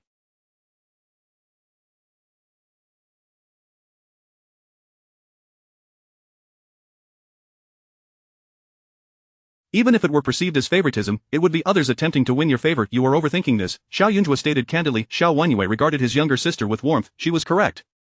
He ought not to overly concern himself with others' opinions. Inviting the 3 scholars to the side courtyard would be more convenient, far preferable to the noisy Champion Inn, where one could hardly concentrate on their studies. Madame and Xiao Jingguan observed the lively exchange between the siblings, both striving to maintain their composure, especially Xiao Jingguan, who felt a newfound admiration for his eldest son. This child had learned much from the matriarch, and now even exhibited a level of social finesse that eluded her. The manner in which he engaged the younger generation with such charm was commendable, explaining why Zhuang'er held such affection for her elder brother. The doctor had been quite busy that day, having attended to Jiangshi, and took the opportunity to examine Xiao Wenyue. He appeared robust and was indeed in good health. Xiao Yunzhuo felt deeply satisfied with the inkstone. While it seemed ordinary, it exuded a certain scholarly essence. Though scarce, it would serve to enhance her focus. When drawing talismans, placing it nearby would aid her immersion in the task. However, while the benefits bestowed by her brother were gratifying, repaying the silver given by her father and second brother would require some effort. Should it amount to merely 3 or 5 taels, she would reject it without hesitation. Yet, they had offered far too much. To decline would weigh heavily on her conscience. Returning to her courtyard, Xiao Yunzhuo pondered throughout the day before settling on the appropriate gifts to offer. One ought to present what others truly need. Thus, the silver was a cherished item for her. As for her father, having provided 500 taels, she felt compelled to present him with something of greater value. Consequently, she devoted the night to crafting 3-inch satisfactory wishes talismans. The efficacy of these talismans lies in their ability to enhance the surrounding elemental energies. If utilized properly, they could pave the way for smooth sailing and success in all endeavors. These 3 talismans were carefully placed within a fragrant pouch, their combined effects likely to be quite potent. As for her second brother, Xiao Yunzhuo found herself in a quandary. The malice inherent in her brother's nature could not be vanquished by mere talismans. His countenance was untrustworthy, and his cunning nature could turn these benevolent charms into tools for mischief. Thus, she could not bestow them upon him. Yet, having navigated the world for many years, she had never returned any silver she had received. Ultimately, she selected a fish-shaped agate pendant from the riches bestowed upon her by Hu Shang, worth approximately 300 taels, considering it a means of repaying the silver. At the break of dawn the following day, Xiao Yunzhuo instructed Dong Qi to deliver the items to them. The atmosphere of the new year was vibrant and joyous. The household mirrored this sentiment, as the matriarch had even invited a troupe of performers, creating a rare scene of merriment. Jiangshi, feeling the uplifting spirit, sensed that the troubles had settled somewhat, bringing her a measure of peace. She ceased her previous lamentations and restlessness. However, on the 3rd day after the new year, Xiao Jingguan summoned old steward Ma to the main courtyard with several attendants. Early that morning, Xiao Jingwan had sent Xiao Wenyue to take Xiao Wenin and Jiang Wan out for a day of leisure. Xiao Zhuo, unable to remain idle, found the absence of the children left the household in a more brisk and decisive state of affairs. Jiang Shi was startled to see so many people invading the courtyard, most of whom hailed from the matriarch's side. Zhengguan, what are you planning? Jiang Shi felt a twinge of foreboding. The arrangements at Qingxin Monastery have been made. You shall take up residence there for a while. Xiao Jingwan's imposing figure cast a long shadow, instilling a sense of unfamiliar pressure within Jiang Shi. Why? Jiang Shi momentarily froze before quickly regaining her composure. Just because I lost that wretched girl? She is alive and well. I am her mother. Her life was given by me and now, for her sake, you seek to persecute me. Her mother, what kind of logic is that? I have no desire to quarrel with you. For years, I have acquiesced to your whims. I could overlook trivial matters, but this issue is non-negotiable. Xiao Jingwan's demeanor was chillingly indifferent. It was not solely for the sake of his daughter. The truth surrounding her abandonment reminded him painfully of his father, whose selfishness had nearly destroyed their family. His father was a man who only sought his own happiness, indifferent to the lives of others, leading to the forfeiture of their title and lands. Though Jiang Shi, as a woman of the household, might not be capable of such grand disasters, her disregard for her daughter's life revealed a heart of cruelty that if she did not amend her ways, the repercussions would inevitably fall upon his own children. Who could predict what calamity she might unleash in the future? Chapter 51. A distasteful affair. Xiao Jingwan, once gentle-hearted, had maintained a facade of tranquility due to the absence of significant turmoil within his family. However, the current circumstances were starkly different. The very presence of Xiao Jiayun incessantly reminded him of his years of mediocrity and the deceptions he had endured. The more composed Xiao Jingwan appeared, the more resolute his will became. Jiang Shi's eyes blazed with fury as she rushed towards him, striking his chest vehemently. I am your lawful wife, you promised to cherish me for a lifetime, and now you have completely forgotten your vows. Have you taken a concubine outside? Do you wish to cast me aside for her? Xiao Jingwan furrowed his brow. This is sheer nonsense. He could hardly fathom why Jiang Shi had assumed that since their marriage, he would be surrounded by flirtations. Hadn't his demeanor over the years been sufficiently unwavering? How could she possess not a shred of trust, even now attributing the issue to other women? I knew it. You are just like your father, a heartless man. The words you spoke hold no weight. When I fell ill, burdened by despair, I lost our child. After all these years, you still seek to drive me to my death over this matter. How cruel you are. Jiang Shi clutched her chest, weeping uncontrollably. Though she had borne 4 children, she had maintained her beauty over the years, appearing to be in her 30s, with only faint lines at the corners of her eyes. Her tears lent her an air of delicate sorrow that evoked pity. Xiao Jingwan's heart trembled. So this is how you perceive me, he exhaled, then turned to the servants. Please escort madam to Qingxin Monastery. No matter how much he had done, as his father's progeny, he was still deemed unworthy of trust in Jiang Shi's eyes. How ludicrous. Terrified, Jiang Shi struggled desperately, yet, Xiao Jingwan had prepared for this day. The servants had already been dismissed, and the matrons approached, gently covering Jiang Shi's mouth and nose with a cloth. Before long, she succumbed to unconsciousness. They then respectfully carried her out. Watching his wife being taken away stirred a tumult of emotions within Xiao Jingwan as he trudged heavily to report to the matriarch. Once the eldest son is married, she will need to make an appearance. I hope she can reflect on her actions and refrain from belittling her own daughter. The matriarch, also unaccustomed to such matters, expressed her grave concerns. Once she is gone, we cannot keep Jianwan either. In a few days, let the Zheng family come to take her back. What do you think? I will heed your advice, Xiao Jingwan replied with a calm demeanor. At that moment, Jiangwan remained blissfully unaware of the unfolding events. She trailed closely behind Xiao Wenyue, holding Xiao Wenyuan's hand recently gifted a lantern. She gleefully pointed towards a nearby sugar figurine stall, the 3 of them reveling in the festivities of the street. Second cousin, the eldest cousin has matters to attend to and cannot accompany me. What shall I do? Should we not go find her, lest she feels lonely? Moments later, Jiangwan's collection of treasures in hand expanded. Xiao Wenyue appeared somewhat distracted. Sister, you are far too kind. On such a lively day, must we even mention her? I would rather not see her. Every encounter seems to bring misfortune. Xiao Wenyuan expressed his reluctance. Jiangwan's gaze drifted to the pendant at Xiao Wenyue's waist. The jade pendant he usually wore was conspicuously absent, replaced by an ornamental fish made of agate. Since the second cousin's belongings were all prepared by their aunt, who favored jade, this agate fish must have been a gift from someone else. Second cousin, what do you think? I have heard that our cousin enjoys lively affairs as well, and she has been out exploring daily, returning home late. She may not know her way around, but she would surely be delighted to join us. Jiangwan inquired further. Do as you wish, he replied indifferently. Jiangwan paused, surprised that he had not outright refused. Cousin, look, there is a lion dance in front of the jade shop. Surely they have new goods today. That agate fish you wear is rather commonplace. Aunt would not appreciate it. Let us choose a piece of white jade instead. She naturally tugged at Xiao Wenyue's arm, feeling somewhat irked. Xiao Wenyue withdrew his arm. Go on your own, I find this one satisfactory. Jiangwan was taken aback. When had their aunt's authority lost its influence? Could it be that this agate fish was a gift from our cousin? I heard she returned home laden with gold and jewels, and was previously concerned about the origins of these items, yet was hesitant to intervene. If she discovers you have accepted something of dubious provenance, she might indeed be displeased. Jiangwan suddenly recalled Xiao Jiayun Zhuo. The second cousin had recently distanced himself from the illegitimate son of the Meng family. For some reason, they had not interacted in days. In previous years, they would have gathered for feasting and merriment during the season, but this year, he had chosen to remain home, keeping her in Wen Yuan company. Thus, this gift was likely not from outsiders, it could only have come from Xiao Jiayun Zhuo. Though she appeared aloof, it seemed she had secretly endeared herself to the second cousin. Enough of this chatter. Xiao Wenyue exclaimed, exasperated by her incessant prattle, you may explore on your own. I have matters to attend to and shall take my leave. What sort of temperament did his mother possess that required her to speak so much? From childhood, everything he consumed or used had to align with her preferences. His elder brother was permitted to practice martial arts, but he was not, as their mother deemed it too messy. He aspired to excel in academics, yet for every hour he studied, she would spend half an hour lamenting about their father's indifference or disparaging their grandmother's malice. Each day was filled with her grievances about the neighbors, leaving him feeling no different from a mere plaything. People in this world always concocted various excuses for their selfish desires, which was utterly revolting. Just like Jiang Wan, who could be endearing at times, yet when her face bore the marks of opportunism, she became intolerable. Jiang Wan was taken aback. She understood that the second cousin was not as easygoing as the eldest. The eldest cousin was steady, with his emotions clearly displayed. Even when angry, he maintained a sense of decorum. The second cousin, however, could be compliant and gentle, yet at times his temper could turn as frigid as ice. Thus, at that moment, Jiang Wan dared not interject, yet, witnessing Xiao Wenyue's abrupt departure ignited a flicker of resentment within her. Just moments ago, all seemed well, and now he was furious. The reason was undoubtedly Xiao Jiayun Zhuo. The second cousin was different from Wen Yuan. Wen Yuan had never encountered Xiao Jiayun Zhuo, making them nearly strangers, but the second cousin had interacted with her. She recalled how, upon her arrival at the Xiao household, the second cousin had been quite critical of her, constantly comparing her to Xiao Jiayun Zhuo. Eventually, he had accepted her only when he realized that Xiao Jiayun Zhuo could not return. Wen Yuan, am I unnecessary? I seem to inadvertently provoke the second cousin's anger, but I do not intend to. I only wish the best for him. Chapter 52. You were not clean. Jiang Wan's eyes brimmed with tears as she stood there, utterly at a loss. Xiao Wenyan, feeling a twinge of anger, said, Sister, do not be disheartened. My second brother has always had a peculiar temperament, we can simply ignore him. If I had known, I would never have mentioned our cousin, Jiang Wan lamented, her spirit deflated. Ah Yan, am I really so inferior to her? She is beautiful, and the old lady, uncle, and eldest cousin all dote on her. When she makes mistakes, uncle overlooks them, but if it were me, I fear I would have been cast out long ago. Xiao Wenyan was somewhat bewildered, unable to comprehend how the atmosphere had soured so drastically after moments of joy.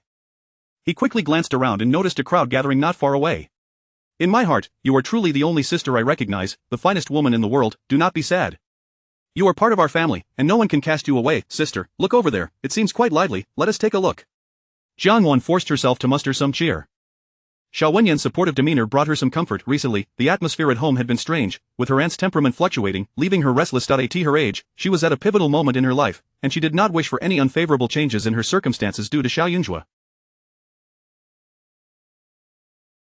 The pair hurried towards the gathering crowd. Upon drawing near, they discovered a dazzling performance of acrobatics that elicited gasps of amazement from the onlookers. Jiang Wan watched with keen interest for a moment, but the throng was overwhelming, and soon she found herself squeezed out. Hastily, she sought a spot to stand, ready to call Xiao Wenyan back. When she turned around and was taken aback to see, Xiao Jiayun was seated not far away. Xiao Jiayun was sat beneath a large tree in a corner, with a simple table and chair set before her. Her attire was peculiar today. Her raven hair was casually pinned up with a wooden hairpin, exuding an air of roguish charm, coupled with a sense of ease. Before her lay paper and brush. Beside her stood a small banner with the words Divination and Character Analysis boldly inscribed. It was, astonishingly, a small stall. As of yet, there were no customers, and Xiao Jiayun Zhuo appeared lost in her book, occasionally glancing around or picking up a few strands of dry grass to craft some trivial trinket to display on the table. Her life was bizarre yet leisurely. Ah Yan, look over there. As Xiao Wenyan squeezed his way to the front, Jiang Wan eagerly tugged at him, pointing at Xiao Jiayun Zhuo. Xiao Wenyan's eyes widened in shock. What is this? He questioned, his disbelief palpable. Has she lost her mind? How did she end up here, setting up a stall for fortune-telling? Sister, we must leave at once, we cannot let her see us. If she calls my name, I would be utterly humiliated. Jiang Wan was yanked a couple of times, yet her feet remained firmly planted.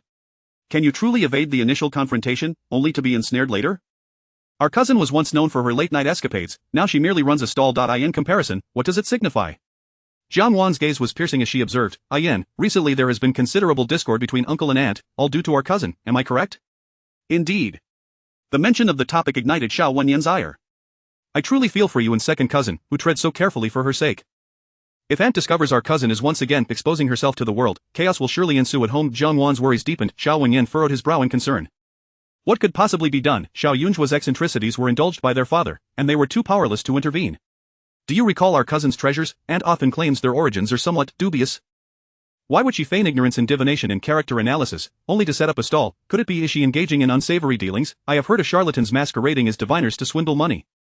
Do you think our cousin could be involved in such deceit? Jiang Wan genuinely believed that Xiao Yunzhuo's earnings were suspicious. She had always been so secretive, undoubtedly engaged in some unsavory activities. Xiao Wenyan immediately grew anxious. A fraud, his own sister, given her attire, she did indeed appear somewhat suspect. Their gazes were too conspicuous, it would be difficult for Xiao Yunzhuo not to notice them. The two of them, a large and a small, huddled together, whispering furtively, clearly concocting something ill-conceived. However, Xiao Yunzhuo was preoccupied with her tasks and paid no heed to the two nosy individuals.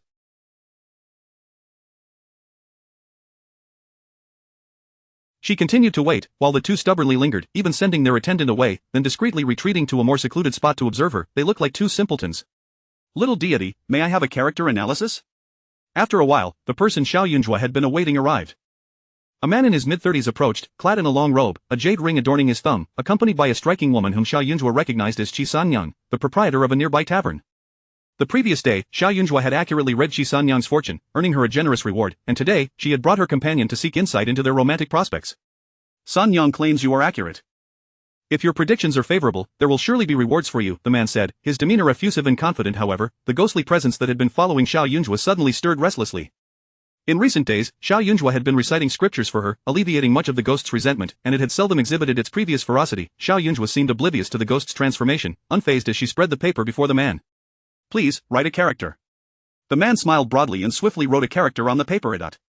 Are you inquiring about your financial prospects? Xiao Yunzhuo asked. Precisely, he replied, brimming with confidence. Xiao Yunzhuo held a twig, pointing at the character. The character is composed of wealth, and, to reverse, this indicates that the wealth that comes to you requires considerable effort to retain. Your financial fortune does not bode well, does it? The man's expression darkened. Unfazed by his displeasure, Xiao Yunzhuo continued, the manner in which you wrote this character is hasty and careless, the left side is bold and dark, indicating that although your financial prospects are poor, there is still some hidden fortune. However, this hidden fortune is fleeting, as the money comes and goes swiftly, and you have someone ill at home. As she examined the right side, she noted the final stroke resembled a green dragon, yet it lacked clarity, indicating all matters are fraught with peril. Upon hearing this, Qi Sanyang, though not fully understanding, instinctively distanced herself.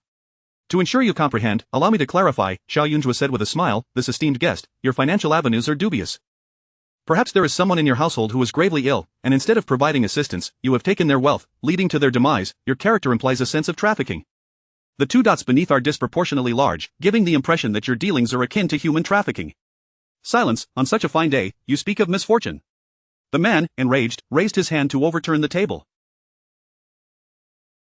Xiao Yunzhuo swiftly pressed down on the table, her gaze icy. Not only do you usurp others' wealth, but you also sell their offspring. These hands of yours are far from clean, are they? Chapter 53. Retribution. Xiao Yunzhuo's hands, though not particularly large, managed to hold down the table. Despite the other party's furious attempts to lift it, he could not succeed. The man, filled with anger and embarrassment, cast a guilty glance at Qi Sanyang and reproached, you still insist on calling her a minor deity, claiming her predictions are accurate. Just listen to the words she has spoken. At that moment, Qi Sanyang regarded the man with a gaze full of skepticism. Wu San and the minor deity. She undoubtedly believed in the minor deity. When she consulted her yesterday, the minor deity had accurately foretold her entire past, leaving her quite convinced. If it weren't for the delays she faced, she wouldn't have waited until this age to contemplate marriage. She was no longer a naive girl in her teens, what she sought now was stability for her later years, and it was imperative to choose a suitable partner wisely. Moreover, Wu San, your elder brother passed away due to illness, did he not? I have heard that he had 2 sons, Qi Sanyang asked anxiously. Wu San, in a fit of rage, exclaimed, oh, so now you come to interrogate me. Very well, let us put an end to this marriage. I cannot afford to marry a woman who is so suspicious.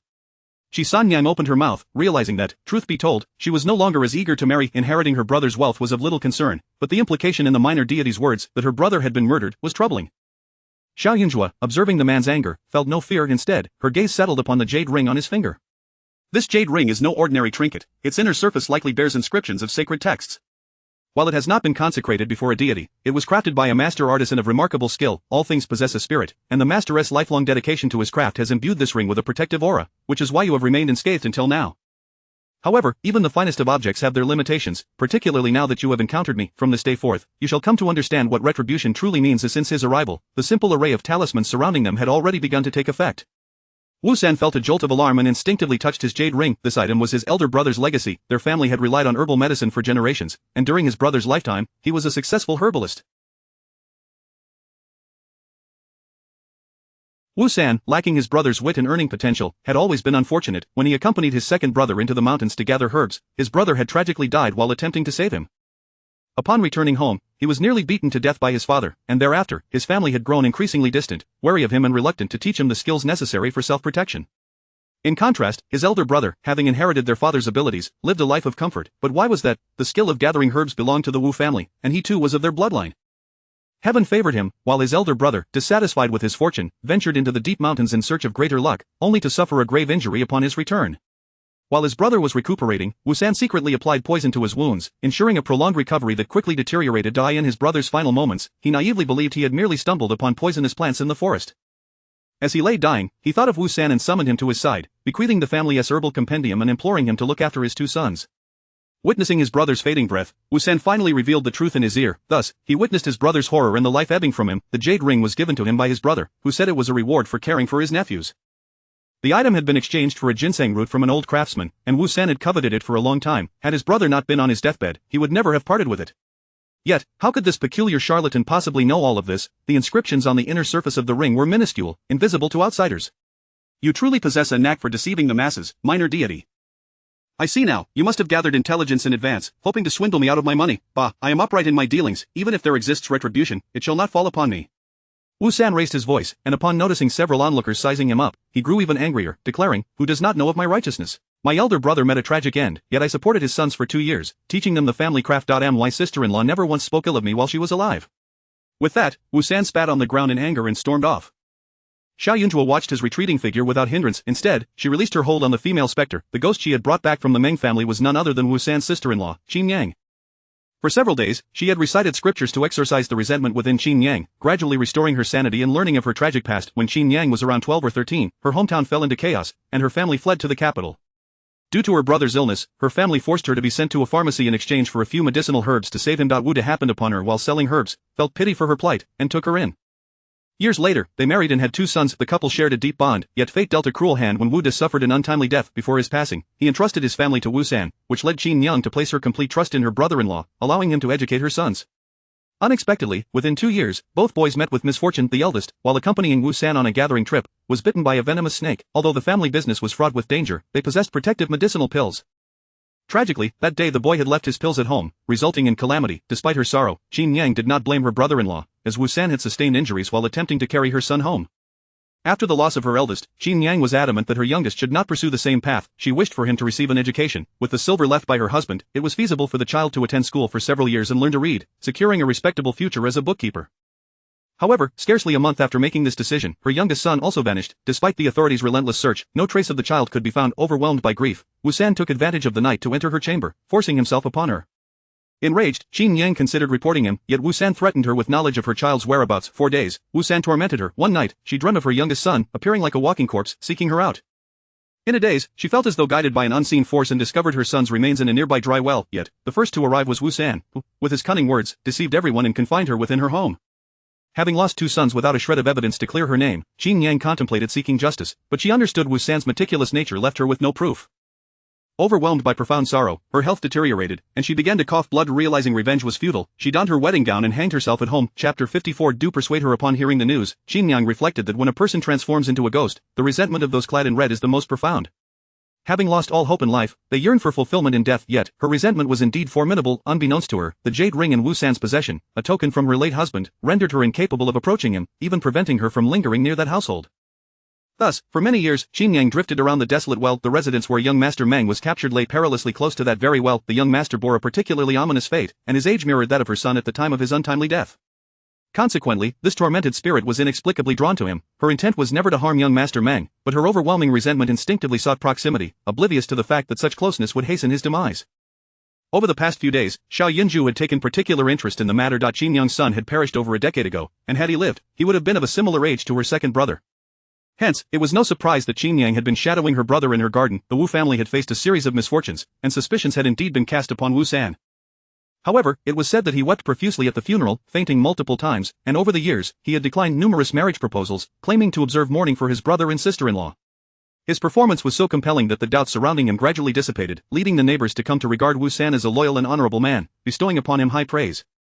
Retrieving evidence from the past proved to be an arduous task. However, since the straightforward path was obstructed, one could only resort to unconventional means. She aimed to guide Qin Yang, not Wu San, and thus would adhere to whatever would please Qin Yang. Yet, she knew that should a vengeful spirit take a life, it would sever its own cycle of reincarnation, potentially plunging it into endless suffering until it ceased to exist. This was a fate she wished to avert, hence she resolved to safeguard Qinyang. At this moment, Xiao Jiayun quietly observed as Qinyang followed Wu San back, beneath the red garb, her innocent hands reached toward Wu San's neck. Little deity, could it be that Wu San truly is not? I have heard from the matchmaker that he is quite loyal and devoted, the townsfolk have never spoken ill of him, and I had thought I had encountered a worthy partner, sighed Qinyang. At her age, finding an unmarred man was no easy feat. From your countenance, it is evident that a fortunate connection awaits you, albeit the individual in question finds himself in less than favorable circumstances, lacking material wealth. Nevertheless, he possesses sincerity and resilience, perhaps you should observe him more closely, Xiao Jiayun Zhuo advised. Qinyang, who managed a tavern, appeared somewhat flamboyant, but in truth, she was a rare gem of a woman. Were it not for her ailing mother, she would not have to bear the burden of the family business for so long. Upon Xiao Jiayun Zhuo's suggestion, Qinyang pondered thoughtfully.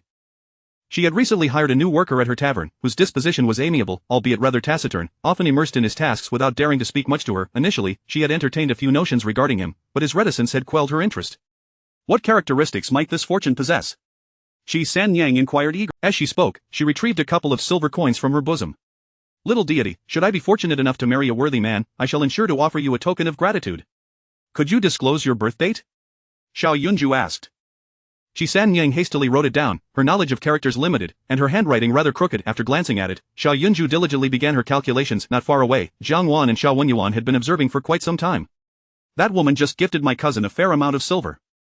From her demeanor, it appears this is not the first instance. Cousin, could it be that she truly lives by deception? Jiang Wan concluded in her heart. Xiao Wenyuan was equally taken aback. From a distance, she could not discern what Xiao Jiayun Zhuo was discussing, but it was evident that the unfamiliar woman was being overly obsequious, clearly swindled by Xiao Jiayun Zhuo. This fated individual currently finds himself in a period of misfortune. You are his benefactor, a noble figure in his life, offering him support and renewal. Additionally, he is somewhat younger than you. Should this relationship not materialize this year, your prospects for marriage may be delayed for at least 3 years. However, there is no need for haste, you will encounter more than one opportunity for connection in your lifetime. As long as you do not drift aimlessly through life, your marital prospects shall not be lacking, Xiao Jiayun Zhuo reassured her. Qinyang was astute, possessing a pleasing appearance and commendable virtue, coupled with determination. Such a person, even when faced with ill fortune, could swiftly extricate herself. How could her life be anything but prosperous? Xiao Jiayun Zhuo's words resonated deeply within Qinyang, causing her cheeks to flush slightly. Thank you, little deity. Having received what she sought, Qinyang graciously expressed her thanks. However, at that moment, Jiang Wan and Xiao Wenyuan hurriedly approached. Dear sister, I just noticed you handed over quite a bit of silver. You aren't being deceived, are you? Jiang Wan exclaimed, then turned to Xiao Jiayun Zhuo, adding, Cousin, it is not easy for ordinary folk to earn a living, and judging by this lady's attire, one can surmise her circumstances are modest. How could you ask for her silver? Qinyang was taken aback. Wide-eyed, Xiao Jiayun Zhuo raised an eyebrow and discreetly tucked the silver coins into her bosom to prevent them from being snatched away by the oblivious. Why not cover her expenses? Xiao Jiayun Zhuo shot her a look of disdain, then added, Oh, I forgot, all your food and necessities come from my family. Dear cousin, the only thing you possess is the flesh your parents bestowed upon you. Everything else, Xiao Jiayun Zhuo's unfinished sentence bore a weight that was more painful than if it had been completed, akin to an unspeakable embarrassment for Jiang Wan. Jiang Wan's small face expressed a mix of grievance and determination as she gazed at Qinyang. Dear sister, I am genuinely trying to help you. My cousin has endured significant hardships while wandering alone, and it is only out of desperation that she resorts to. I implore you to allow her to reclaim her silver. Please do not hold it against her. Young lady, are you unwell? I will spend my money as I please. I enjoy the auspicious words spoken by the little deity. What concern is it of yours? Qinyang retorted, then quickly turned to Xiao Jiayun Zhuo with a smile. I never intended to ask for a refund. With that, she hurried off, and not knowing where this noble young lady had come from, she deemed it prudent to refrain from further antagonizing them, lest she suffer the consequences. However, the audacity of this wealthy young lady was remarkable. To insinuate that her family was impoverished at the very outset, her tavern business thrived, yielding at least a couple of silver coins in profit daily. How could she be deemed poor? Qinyang's swift departure left Jiang Wan astonished. In her view, ordinary people, faced with limited means, would strive to seize opportunities. Her arrival had clearly presented the chance to reclaim lost money. Why was this lady so oblivious to her good fortune? Cousin, how could you engage in such behavior? Where did you acquire the gold and silver treasures you brought home previously? We should return them promptly. It would be dreadful if someone reported us. Jiang Wan spoke anxiously. Xiao Jiayun Zhuo had awaited this moment and was ready to pack her belongings. This stall was rented from another, requiring no further attention. She could simply take her possessions and leave. Ah Yan, do persuade your cousin. Jiang Wan urged, noticing that Xiao Jiayun Zhuo was ignoring her. Chapter 55. How dare you strike me? In the presence of Xiao Jiayun Zhuo, Xiao Wenyuan felt an overwhelming sense of unfamiliarity. Were it not for Sister Ajuan's insistence on his intervention, he would have preferred to remain uninvolved. Yet, Sister Ajuan's intentions were undoubtedly noble, and this elder sister, after all, she was also of the Xiao lineage. Should she engage in nefarious deeds, the Xiao family would find it impossible to extricate themselves from the consequences. You must return and clarify the origins of those gold and jewels to our parents. They might still devise a way to shield you from the repercussions, otherwise, prepare yourself for a lengthy stay in prison. Xiao Wenyuan's tone was far from pleasant. Sister Ajuan and I are only looking out for your welfare. Must you always be so ungrateful? Xiaoyun Zhuo regarded Xiao Wenyuan with utmost seriousness. This brother of hers appeared rather easy to subdue. After a moment's contemplation, she beckoned him closer. Come here. I shall discreetly reveal to you the source of my silver. With a heavy sigh, Xiao Wenyuan reluctantly approached her. I will not keep your secrets. I truly cannot fathom why a young lady like you consistently engages in such outrageous behavior. Why can't you learn from Sister Ajuan? She is so Before he could finish his sentence, Xiaoyun Zhuo delivered a sudden punch directly to his face. The unexpected assault knocked him to the ground, leaving him momentarily stunned. I warned you before it would be best not to let me catch sight of you outside the Xiao household, did I not? Xiaoyun Zhuo declared with an air of intimidation, then swiftly advanced to deliver a couple of kicks toward Xiao Wenyuan. Xiaoyun Zhuo. Why have you struck Ayan? Jiangwan exclaimed in shock, hastily calling out, yet, she did not shield Xiao Wenyuan, as if fearing to be caught in the crossfire. You are not a Xiao. Should you be harmed, it is likely you would have to pay for it. Consider yourself fortunate. Xiaoyun Zhuo cast her a meaningful glance. Conduct yourself properly and refrain from coveting what others possess. Once malice takes root in the heart, beware of plunging into an abyss from which there is no return. Though she held no fondness for Jiangwan, she had never contemplated opposing her. Setting aside Jiangwan's current actions, in Xiaoyun Zhuo's eyes, the girl had her own struggles. At merely a few years of age, she had been sent to the Jiang family, where Jiang's temperament allowed for no disloyalty among her associates. Following Zhang's lead, Jiangwan had to learn to navigate the intricate social dynamics, lest she provoke Zhang's ire and be cast aside. Thus, Xiaoyun Zhuo maintained a distant stance toward Jiangwan, regarding her not as an adversary but as someone merely to be tolerated. However, her patience had its limits. Should this individual become excessively conniving, Xiaoyun Zhuo would undoubtedly seek to restore her peace. Xiaoyun Zhuo's words chilled Jiangwan's heart. For reasons unknown, she felt an unsettling sense of anxiety. Yet, she quickly steadied herself and replied softly, I do not comprehend what you mean, cousin. We were only trying to help you, yet somehow it has become our fault.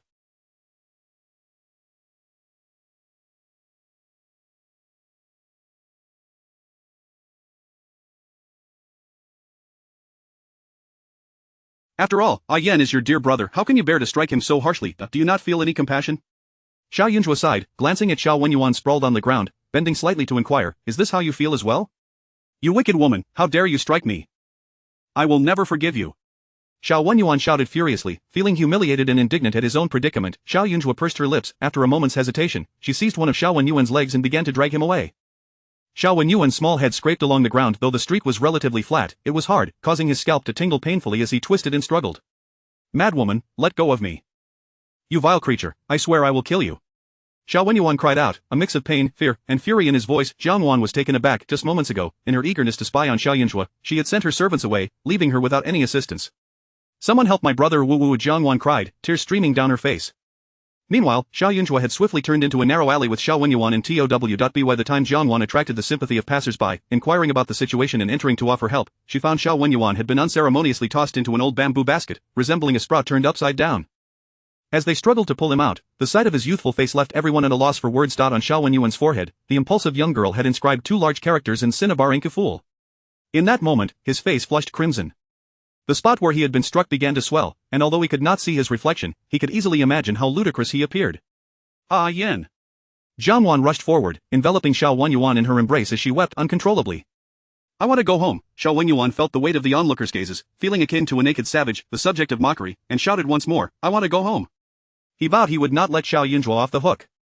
How dare she strike him and humiliate him so? He would surely seek his revenge. Tears brimmed in his eyes as he glared down the alley, his fury flaring high, wishing to consume Xiaoyun Zhuo's retreating figure. Yet, at that moment, Xiaoyun Zhuo felt a sense of relief. Since her arrival in the capital, her endeavors had lacked the ease she had known in the West. Her mother despised her, and she had to endure it. Her father was muddled, yet she could not act out, even pretending to be obedient and understanding to avoid bringing shame upon the Xiao family. But while others might be excused, she would not tolerate Xiao Wenyuan, her own brother, riding roughshod over her. She wiped her hands, aware that this matter was far from settled. However, it mattered little. Children were often thoughtless, and a few spankings would suffice. If he dared to raise his voice at her a couple of times, once she had beaten him into silence, he would naturally quiet down. That night, Xiaoyun Zhuo sent a message to the Xiao family through an intermediary, ensuring that no one returned home. Instead, she took refuge in a dilapidated courtyard near the Wu family, keeping a vigilant eye on the specter of Qin Yang, lest the ghost, in a fit of rage, bring ruin upon Wu San. Meanwhile, Jiang hurriedly assisted Xiao Wenyuan back home. Upon entering the house, Xiao Wenyuan began to wail, making a beeline for the main courtyard. However, upon reaching the main courtyard, he found his mother absent, and his father sat solemnly, his expression grave, as if he had something to say. Father! Xiao Wenyuan exclaimed, his eyes swollen like walnuts, gingerly touching his swollen half-face. Father, you must stand up for me. Xiao Zhuo struck me, and she even wrote words on my face. Many people witnessed it. She nearly beat me to death. You must drive this detestable creature away. I cannot bear to have such a cruel and odious elder sister. Xiao Jingwan felt a twinge of shock. His daughter, who usually presented herself as a gentle and innocent creature, had the audacity to resort to violence?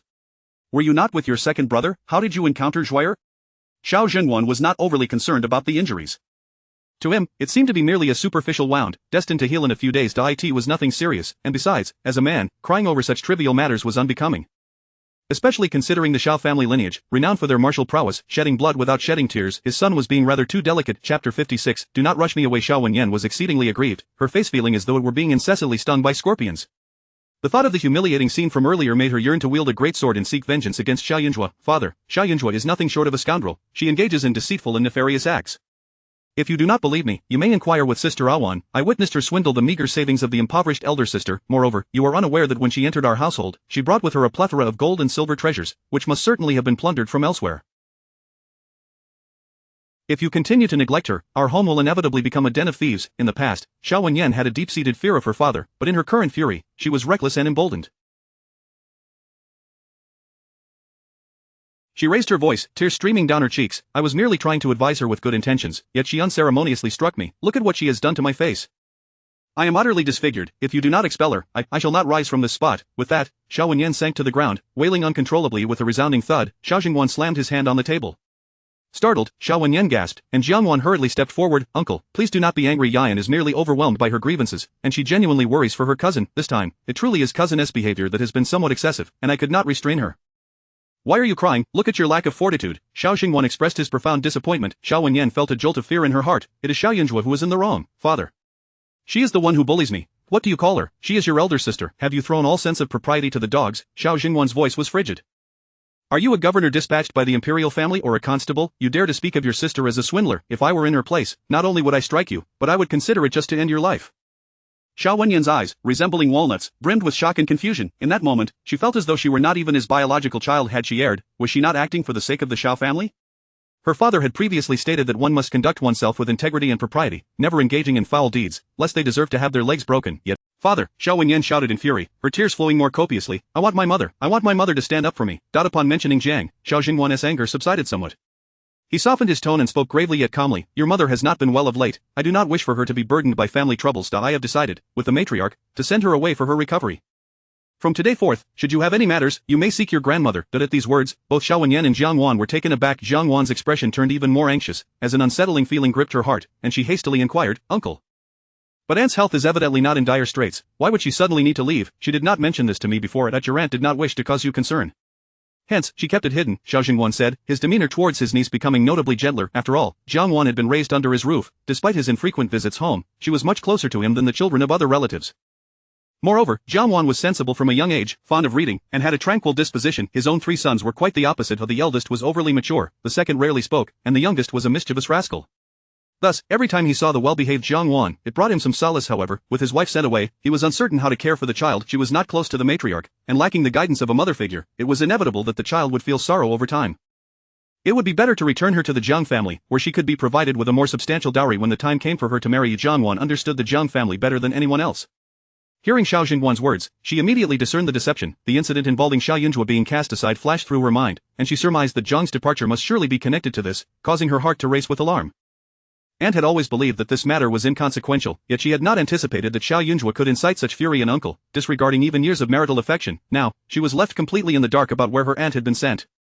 Before long, another fearful thought struck Jiang Wan. With aunt gone, what would become of her? Over these years, her existence in this household had relied entirely on her aunt. Uncle, I am deeply worried about aunt. How is her health? Would you not allow me to go and attend to her? Jiang Wan implored, her voice trembling. For all these years, aunt has cared for me, and when I fell ill, she kept vigil by my bedside through the night. My biological mother only dotes on my younger siblings, having no regard for me at all. To me, aunt has been my true mother. How can a daughter remain at ease while her mother is ill? Jiang Wan's plaintive cries were filled with yearning and concern for Jiang. She was engulfed in fear. She could never return to the Jiang family. Her biological parents were not unkind to her, yet the Jiang family had fallen from its former glory. After her grandfather's passing, their fortunes had waned. Her father was merely a lowly official, unable to hold his head high in this city rife with nobility. She would return home several times a year, and each time, her mother would remind her insistently to cling tightly to the Xiao family as a sturdy tree. Even if the Xiao family were to lose their title, they still possessed a substantial fortune and countless connections. Her eldest cousin was mature and composed. Even if they could not revive the family name, they would undoubtedly fare far better than the Jiang family. In the Xiao household, she would surely marry well. Should she return to the Jiang family, the prospects for her future husband would diminish significantly. Jiang Wan wept bitterly, as though mourning the death of her aunt. Her heart-wrenching display moved Xiao Jingwan, who regarded her as a sensible and conscientious child, and he could not help but sigh. Once your aunt's health improves, I shall allow you to see her. However, Owan, you have been with our Xiao family for quite some time, have you not? Indeed, it has been over 10 years, that Jiang Wan cried, her anxiety palpable. You are, after all, a daughter of the Jiang family. It cannot be that you are continually separated from your parents. That Xiao Jingwan's words trailed off, and in a sudden gesture, Jiang Wan fell to her knees with a thud, bowing her head fervently to Xiao Jingwan, her sincerity palpable as though she were offering her life. Her red-rimmed eyes brimmed with sorrow and reluctance. I understand your intentions, uncle, but uncle, over these years, my parents have long considered me as aunt's child. What place do I have in the Jiang family anymore? I beseech you, do not cast me away. Think of me as a small pet, a mere kitten or puppy, that you can keep in a courtyard. If you believe I am encroaching upon my cousin's belongings, I desire nothing at all. I shall return all of Aunt's gifts, the garments and jewelry she bestowed upon me, to my cousin. I only implore you, uncle, to let me stay. As she spoke, Jiang Wan bowed repeatedly, her forehead reddening from the impact. Chapter 57. All her fault. Xiao Yuan did not expect that when his mother fell ill, sister Jiang Wan would also be leaving. Witnessing Jiang Wan in tears, he seemed to forget the incident involving Xiao Yunzhu and immediately cried out, I don't want sister Jiang Wan to go. Why should she be driven away just because Xiao Yunzhu has arrived? Father, you are being too cruel. Years ago, after Xiao Yunzhu went missing, Jiang Shi displayed profound sorrow, and the Jiang family visited frequently to offer comfort, bringing the young Jiang Wan along. Jiang Wan had a close bond with Jiang Shi. With many children in the Jiang family, Jiang Shi requested Jiang Wan be sent to them. The Jiang family, wishing to maintain a good and lasting relationship with the Xiao family, was delighted to keep the child.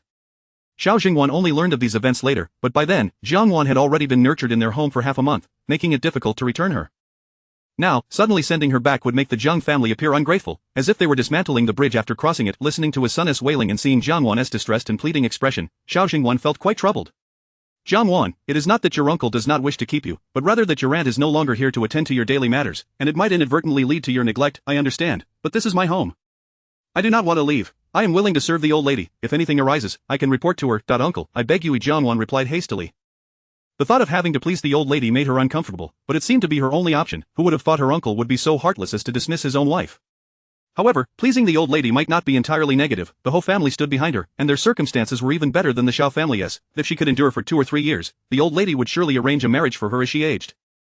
Jiang Wan had accumulated quite a reputation over the years, and with continued effort, she could eventually rise above her current predicament. Yet, this incident made Jiang Wan suddenly realize many things. Relying on the favor of others ultimately proved insufficient. No matter how well her aunt treated her, she could depart at any moment, leaving her utterly alone. From this point forward, she must seize every opportunity within her grasp and never allow herself to fall into such a pitiable state again. Father, if you let sister Jiang Wan go, then you might as well send me away too. Xiao Wenyuan continued to protest. Xiao Jingwan pondered carefully. After all, Jiang Wan had been raised in the Xiao family for many years. Sending her back abruptly could easily attract gossip. Some might even think she had erred in some way, which would tarnish her reputation.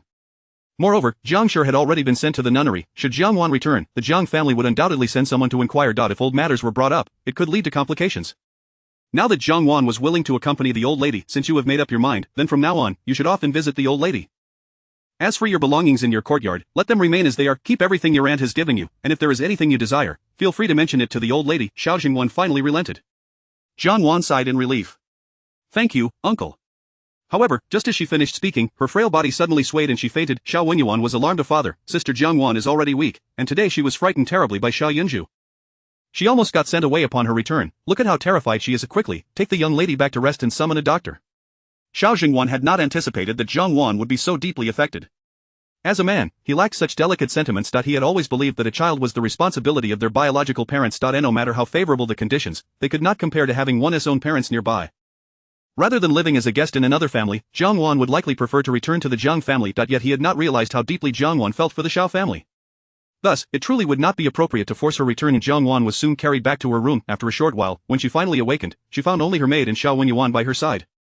Jiang Wan looked at Xiao Wenyuan, recognizing that he was one of the reasons she could remain in the Xiao family. With her aunt just having left, her uncle would likely consider Xiao Wenyuan's feelings, fearing he would suffer from the absence of his mother and the familiarity of his cousin, which prevented him from being harsh in sending her away.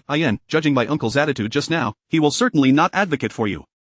But do not worry, even though your aunt is not here, I will take good care of you in her stead, Jiang Wan said hoarsely, her eyes filled with concern as she regarded Xiao Wenyuan. Xiao Wenyuan was not overly concerned about such matters, he was upset about being struck by Xiaoyun Zhuo, but upon learning of his mother's illness, those feelings were cast aside. Only at that moment, when Jiang Wan mentioned it, did he recall his own grievances. Mother's illness came so suddenly, she seemed perfectly fine when I left this morning, sister, you know mother best. Do you have any idea what ails her? Xiao Wenyuan asked, filled with worry. Jiang Wan contemplated for a moment before hesitantly stating, "Aunt has always been in good health, but recently she has had increasing disputes with her cousin and feels uncertain about how to guide her, which must be weighing on her heart." I suppose it must be a matter of emotional distress? It's all because of her. How long will she continue to bring misfortune upon our family? Xiao Wenyuan gritted his teeth. Jiang Wan remained silent. At this moment, the true instigator, Xiaoyun Zhuo, was resting with her eyes closed, sensing the overwhelming resentment emanating from the nearby Wu family residence. Wu family. After leaving the stall of that little immortal, Wu San felt increasingly unsettled. The family as past, which had long been forgotten, had suddenly been brought up by a stranger, and the words spoken bore an uncanny resemblance to the truth. Upon returning home from the street, he felt a chill run down his spine, accompanied by an indescribable discomfort. Achoo! Wu San sneezed several times in succession, unable to refrain from cursing inwardly, blaming that unknown little charlatan for his distracted thoughts. That madman must have been guessing at random. He had covered his tracks meticulously, and the authorities could find no fault with him. His elder brother had injured his leg and died, his nephew had been bitten by a venomous snake, and his younger nephew had been declared dead from an accidental fall into a well. There was no evidence to implicate him. The only one who knew the truth was his sister-in-law, but she was long gone. Thinking of his sister-in-law, Wu San could not help but scoff. What a foolish woman! If she had been a bit more obedient, refraining from spending money on her children's education and had simply handed over the family property to him, he would not have needed to resort to violence. Even in her dying moments, she had the audacity to dress in red to frighten him. How laughable! While alive, she was under his control. Did she truly believe that in death she could turn the tables? Chapter 58. Her revenge approaches. As Wu San contemplated, his courage swelled. If indeed a ghost sought vengeance upon him, it would not have waited all these years to act. Alas, all these years, I've sacrificed my reputation and have yet to marry a decent wife. Brother, I am the sole heir of the Wu family. You in the heavens cannot blame me, but must instead bless me with a capable woman to wed. I cannot end up like you, marrying a widow with no family wealth or support, unable even to seek justice for your death. Would you not agree? Wu San approached the ancestral tablet, lighting incense while speaking unabashedly. For the sake of his reputation, he had offered tributes to the tablets of his brother, sister-in-law, and nephews. The 3 sticks of incense stood firmly upright as Wu San knelt down, performing the customary bow with practiced ease. He had done this countless times over the years, never feeling guilty or fearful. However, just as the incense had been lit, it extinguished. A chilling gust swept in from behind, toppling the tablets on the table with a crashing sound. Wu San was startled by the sudden commotion. He glanced up, then irritably picked up the fallen tablets, slapping them back into place with force. If you do not bless me, I shall dig up the bones of your wife and children and scatter them to the winds, Wu San declared fiercely. Unbeknownst to him, at that moment, the vengeful spirit of Qin Yang watched with blood-red eyes. After Wu San uttered those words, she tightened her grip around his neck as if intending to snap it. Wu San instinctively grasped his throat, patting his chest. Surely, he was just agitated by that little fortune-teller. He felt an oppressive weight in his chest, as if something lodged in his throat made swallowing difficult.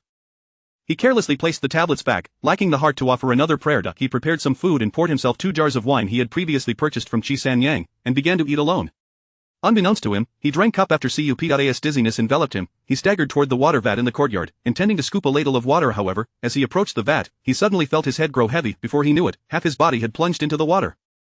He thrashed about, desperately trying to support himself with his hands, yet his head felt as if a massive stone weighted down, making it impossible to lift. Panic surged through him as he widened his eyes underwater, striving to regain clarity. Yet, as he focused, he caught a glimpse of a red shadow reflected at the bottom of the vat. After what felt like an eternity, just as he was about to choke, his entire body was heaved out, collapsing onto the ground. In the frigid air, he broke into a sweat. After a series of violent coughs, he slapped his head forcefully. It must have been a trick of the light, I surely imagined it. Wu San rubbed his face, still shaken. The courtyard darkened gradually, and the dim light from the lantern at the door grew increasingly eerie as the door creaked ominously in the wind, slamming shut with a sudden gust. Wu San swallowed hard, feeling an unsettling chill creep over him. I saw the ghost of her mother. That wretched woman is up to no good, staring me to death. Wu San exhaled, his limbs turning to jelly. He turned to flee into the house, but his legs felt leaden, refusing to move. Panic escalated as he exerted every ounce of strength to crawl toward the interior, yet, after all that fear, he had only managed to move a single step. Amitba. Amitba. Wu San's heart raced as he began to mutter incoherently. However, the surrounding strangeness did not relent. A hissing sound drew near, one he recognized all too well, the sound of a snake slithering. But it was winter, and the awakening of insects was yet to come. How could there be snakes about? Besides, he had not kept any. Fear gripped him as he strained his eyes to see, but suddenly darkness enveloped him, as if someone had forcefully blindfolded him. In the stillness of the night, Wu San's horrified screams echoed, disturbing the dreams of his neighbors. Soon, someone knocked on the door, but Wu San, paralyzed by fear, could not move. After a long while, the door was finally pushed open, revealing the astonished faces of his neighbors as they rushed to assist him. Yet, amidst the crowd, Wu San discerned a red figure lurking. "Xin Yang, it's you, stay away, don't come any closer." Wu San flailed about wildly. The onlookers, perplexed by his outburst, exchanged bewildered glances. After all, Xin Yang was his sister-in-law, long deceased. Why was Wu San suddenly invoking her name, and in such a distressed manner? Xin Yang flashed a sinister smile before vanishing. The master had said that as long as she did not spill the blood of the living, she could do as she pleased. She wanted Wu San to suffer, to make him pay for everything he had done. Wu San attempted to regain his composure, but from that moment onward, he lost all control.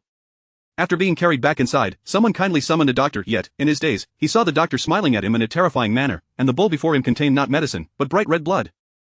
Finally managing to fall asleep, he found himself in a dream pursued by Xin Yang, who strangled him, intent on his demise. Upon waking, he felt pain in his neck, and in the copper mirror, he noticed bruises marring his skin. She had come for revenge. Wu San was restless night after night, haunted by fear. He could not sleep, and during the day, he wandered in a daze, running through alleys, Xin Yang's fearsome visage haunting him at every turn, nearly escorting him to the underworld on several occasions. Under such terrifying pressure, how could he remain calm? As he muttered incoherently, pleading for mercy, rumors began to circulate around him. The people in the vicinity were mostly simple folk. Wu De and Xin Yang had been kind-hearted individuals in life, and it was precisely for this reason that Wu San had pretended for so many years.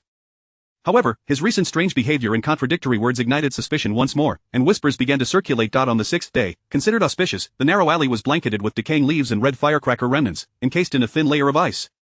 The air was thick with the scent of firecrackers. Xiao Jiayun Zhuo made her way toward the Wu household, the sound of her steps crunching on the leaves echoing in the stillness. Xin Yang's ghost continued to trail Wu San closely. "Return, firecrackers and burning grass are tools for warding off evil spirits. You should not waste your energy so recklessly in daylight," Xiao Jiayun Zhuo sighed. Xin Yang's resentment was too profound, so deep that she disregarded her own existence, relentlessly haunting Wu San even in broad daylight. If she merely followed, it would be one matter, but she had expended a significant amount of her own energy.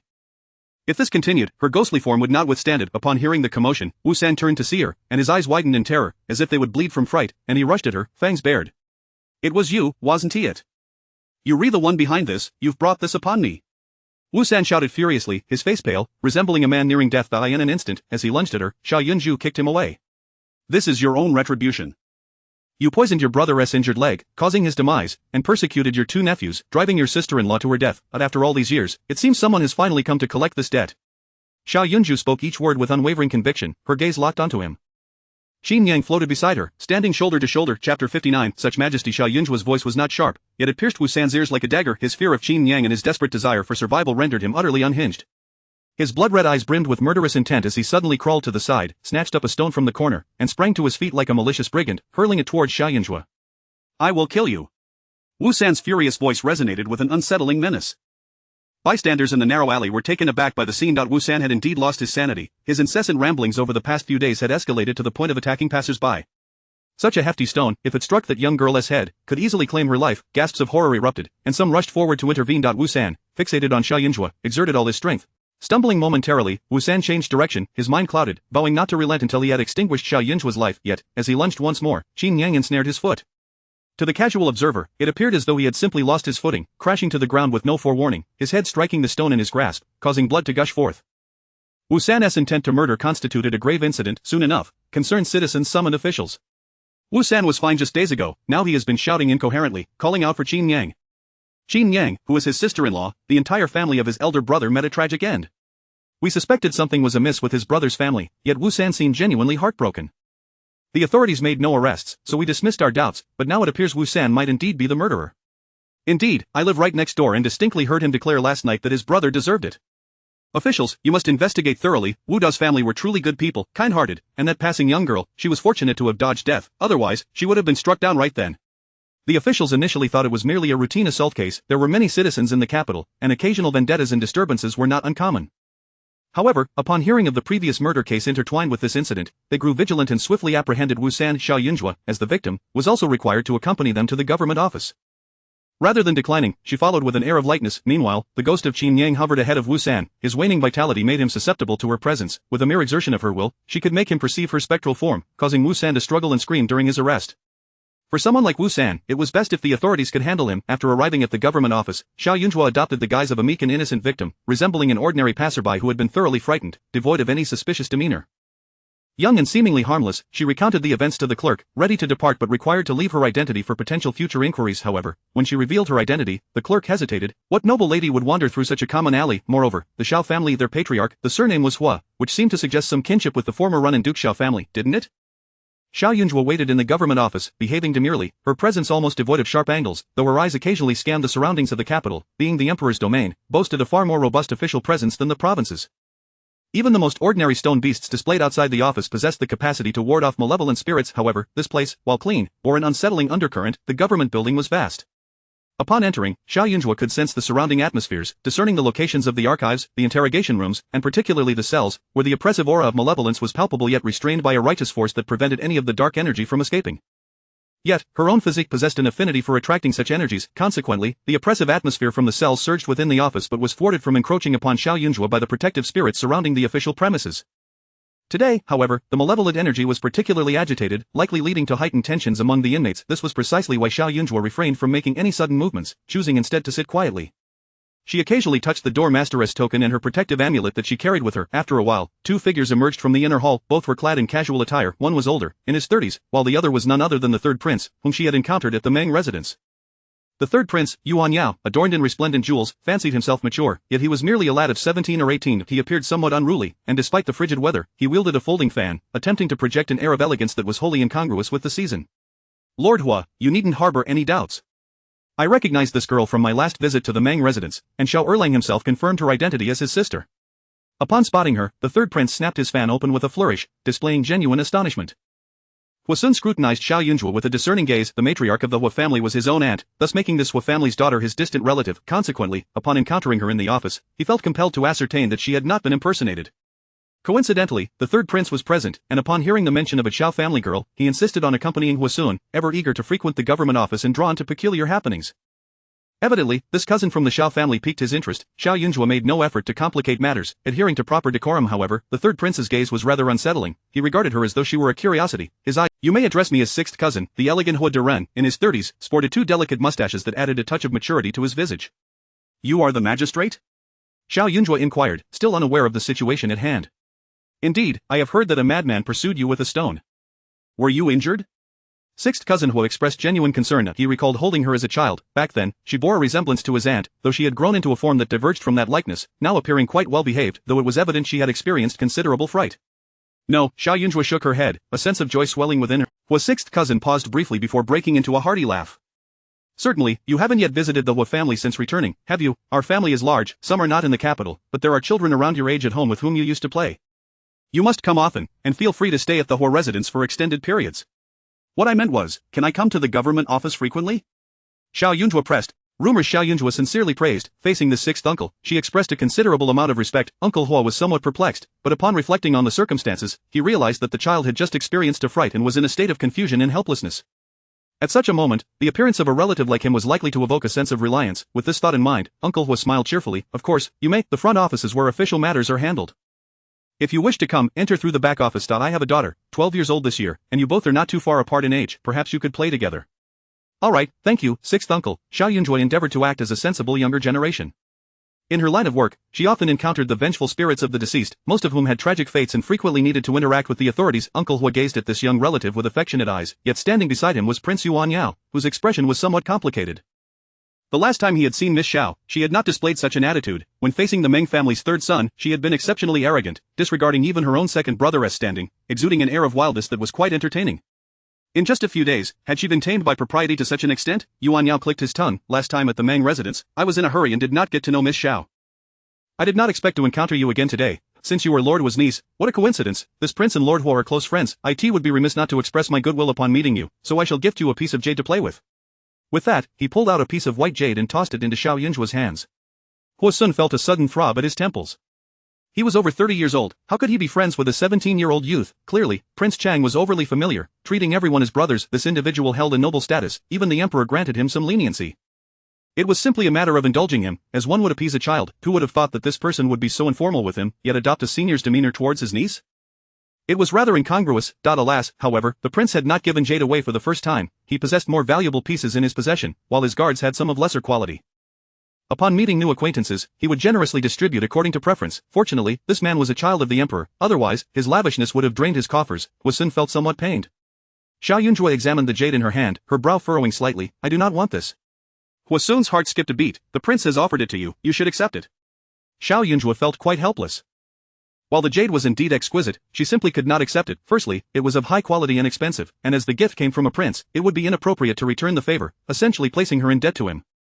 Secondly, the jade's only merit was its superior quality. Jade possesses a spirit that can protect its owner, yet this particular piece appeared murky, likely obtained through improper means or with some questionable provenance.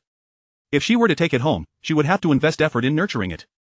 Do you not like this one? It is shaped like a rabbit. I thought young ladies would adore such things. Here, choose from these, take whichever you fancy, this prince has plenty. Yuan Yao, as rumored, had a remarkably good nature and produced several more pieces of jade, truly an assortment of styles, endlessly varied. Are these all from the same piece of jade?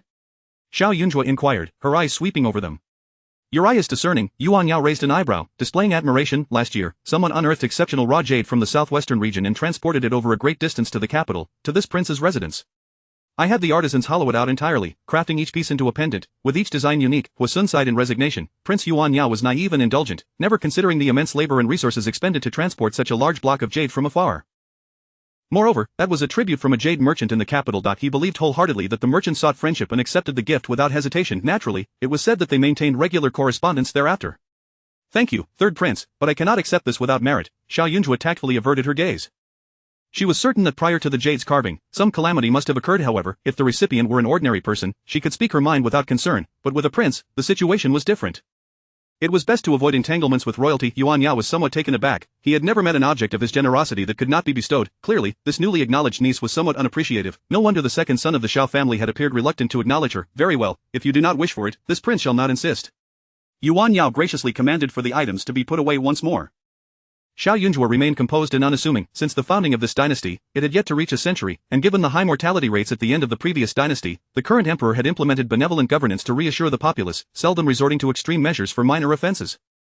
Thus, she was not concerned that her demeanor would provoke the third prince to wrathful extremes. Of course, her grandfather, the circumstances of his execution at the emperor's behest, were somewhat deserved. He had committed many unscrupulous acts, having been reported numerous times. The royal family had spared him several times out of respect for her great-grandfather, yet her grandfather's audacity grew. Seeking kindred spirits outside was not enough, he even dared to flaunt his power within the palace. It was a stroke of mercy from the emperor that he had not exterminated his entire clan. Huasun, being a perceptive individual, could not allow the third prince to feel slighted. He promptly invited him to review the case files of Wusan. It was said that the third prince had a penchant for such novelties. After Xiao Jiayun acknowledged her kinship, Huasun called over 2 officers to escort her home. At home, Xiao Jiayun and Guanxi were somewhat numb. They could only console themselves that at least this time, when their daughter returned home late, she had the courtesy to send someone to inform them. You dare to come back? Upon hearing of Xiao Yun's return, Xiao Wenyan rushed over, pointing at her and vehemently exclaiming, Father! I was out playing today and heard someone say she previously resided at the Meng family, entangled with their eldest son. You must punish her. Say that again. Who is spreading such malicious gossip? Xiao Jiayun was taken aback. The Meng family's eldest son. He had heard his eldest son mention that the second son was quite close with the Meng family. You have a swollen face and still have the audacity to go out and gather information? Xiao Jiayun looked at him in surprise, then glanced at her own hand. Could it be that I was too lenient? Xiao Wenyan's face flushed. I only heard about it. Do you still want to deny it? Sister Awan had mentioned it after socializing today, and upon returning, he had sought out his good friends to inquire further. The information was accurate. Someone had indeed said that Meng Pingzhan was clamoring to marry her. Go summon Erlang. Xiao Jiayun furrowed his brow, feeling that this matter was serious, that Meng Pingzhan held only the title of eldest son. How could he be worthy of his daughter? Could it be that his reckless second son had made some promises outside? Otherwise, how would the young man from the Meng family dare to speak so presumptuously? Chapter 61. Does he deserve it? Xiao Jiayun was exceedingly anxious about his daughter's affairs, even more so concerned that she might truly stray onto a misguided path. As for that boy from the Meng family, I have never encountered him myself, but according to your elder brother, his character is rather mediocre. Zhuang'er, I shall certainly arrange an exceptional marriage for you. Do not ponder this matter on your own. At this moment, Xiao Jiayun felt the arduous, the stern countenance he had maintained for years was now reluctantly softening. Xiao Jiayun scratched her head, feeling that both father and brother were not quite in their right minds. The elder was fretting unnecessarily, while the younger was leaping about aimlessly. Exhausted, Xiao Jiayun shot them a weary glance before striding over and giving Xiao Wenyuan's head a firm slap. This is the second time. Xiao Wenyuan winced at the pain. Father. Did you see that? She hit me again. I merely spoke the truth. Why does she have the right to strike me? I still need to converse with my friends. You two may go and chat outside. Xiao Jiayun unceremoniously ushered them away. Having exhausted herself while dealing with Wu San, she needed to nurture her spirit and recite scriptures to dispel the lingering resentment. In a few days, once Wu San's case was clarified, she would be able to send Qinyan back to the cycle of reincarnation. Friends? Xiao Jiayun furrowed his brow into a deep frown. Wasn't this child supposed to have returned home? He intended to inquire further, but Xiaoyun Zhuo had already begun to push them out, leaving him no choice but to obediently exit his daughter's courtyard, all the while suppressing his grievances without uttering a single word. Before long, his second son appeared, wearing an expression of irritation upon noticing that both he and Xiao Wenyuan were standing at the courtyard entrance. Xiao Wenyuan couldn't help but chuckle. "Father, are you both standing guard here?" The affairs of this household grew increasingly bizarre with each passing day. It was already unfathomable that his father had the audacity to send his mother away for recuperation, and now it seemed his father was experiencing a moment of humiliation, his expression more akin to that of a grandson than a father. Of course, these thoughts remained unspoken. Outwardly, Xiao Wenyuan maintained a facade of limited respect. Lang, why are there rumors outside regarding Meng Pingzhang and your younger sister? Xiao Jingwan inquired bluntly, his gaze serious and imposing. Xiao Wenyuan, unfazed by the question, replied with a humble smile, "Father, why do you ask me about this matter? Do not feign ignorance with me. Your elder brother has informed me that you have been in close contact with Meng Pingzhang. That scion of the Meng family has inexplicably faced misfortune, and it is likely due to your involvement." Xiao Jingwan retorted angrily, yet, Xiao Wenyuan showed no fear in response. "Father, have you not sought further information? It was I who rescued that scion of the Meng family. I had no idle time to harm him. Why would I do so? My sister delivered valuable medicine to the Meng family, offending Meng Pingzhang, and now he won't even acknowledge me. If you seek to hold me accountable, you may have mistaken your target." He was thoroughly aware of the situation regarding the abduction of the Meng family's scion. Meng Pingzhang had been his friend, and naturally, he had to consider his friend's future. Thus, why would he intervene? As for rescuing him afterward, it had not been premeditated, he had merely encountered the third prince, and seizing the opportunity to befriend him was far more advantageous than prioritizing his friend's future. But had he acted maliciously? Not at all. In fact, he had performed a commendable act. Therefore, faced with his father's accusations, Xiao Wenyuan felt no shame or guilt, but rather an unwavering composure. Recently, the young master of the Meng family has been lively, infuriating Meng Pingzhang, who merely wishes to annoy my sister. If you truly desire for him to marry her, he would likely look down upon her, Xiao Wenyuan continued nonchalantly. Moreover, it is merely a trifling rumor. What is there to rush about? Lord Meng has already decided to cast Meng Pingzhang aside. It won't be long before he becomes a mere abandoned scion of a noble house, and who will believe his outcries? Xiao Wenyuan's demeanor remained calm, as if he were privy to all the underlying truths. Xiao Jingwan's heart surged with tumultuous waves. When did Lord Meng declare his intention to cast him aside? You are sorely misinformed, Xiao Wenyuan remarked disdainfully, casting a glance at Xiao Wenyuan. Meng Pingzhang secretly hoarded the handkerchief of Princess Dongyu. The king of Nanyuan confronted Lord Meng about it, and after their meeting, they agreed to arrange a betrothal. The marriage should be finalized shortly after the spring examinations.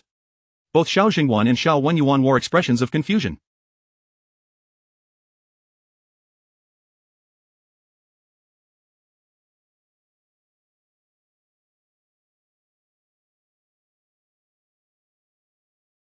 The princess of Dongyu was notorious throughout the land. She was the youngest daughter of the late king of Nanyuan and had been favored greatly. During her father's lifetime, he had attempted to arrange 2 marriages for her. In the first instance, the princess of Dongyu was wed to the son of the governor of Danzhou, a match that seemed promising at first, but it did not last long, as the princess resorted to beating her in-laws with a whip, leading to the dissolution of the marriage and her being sent back.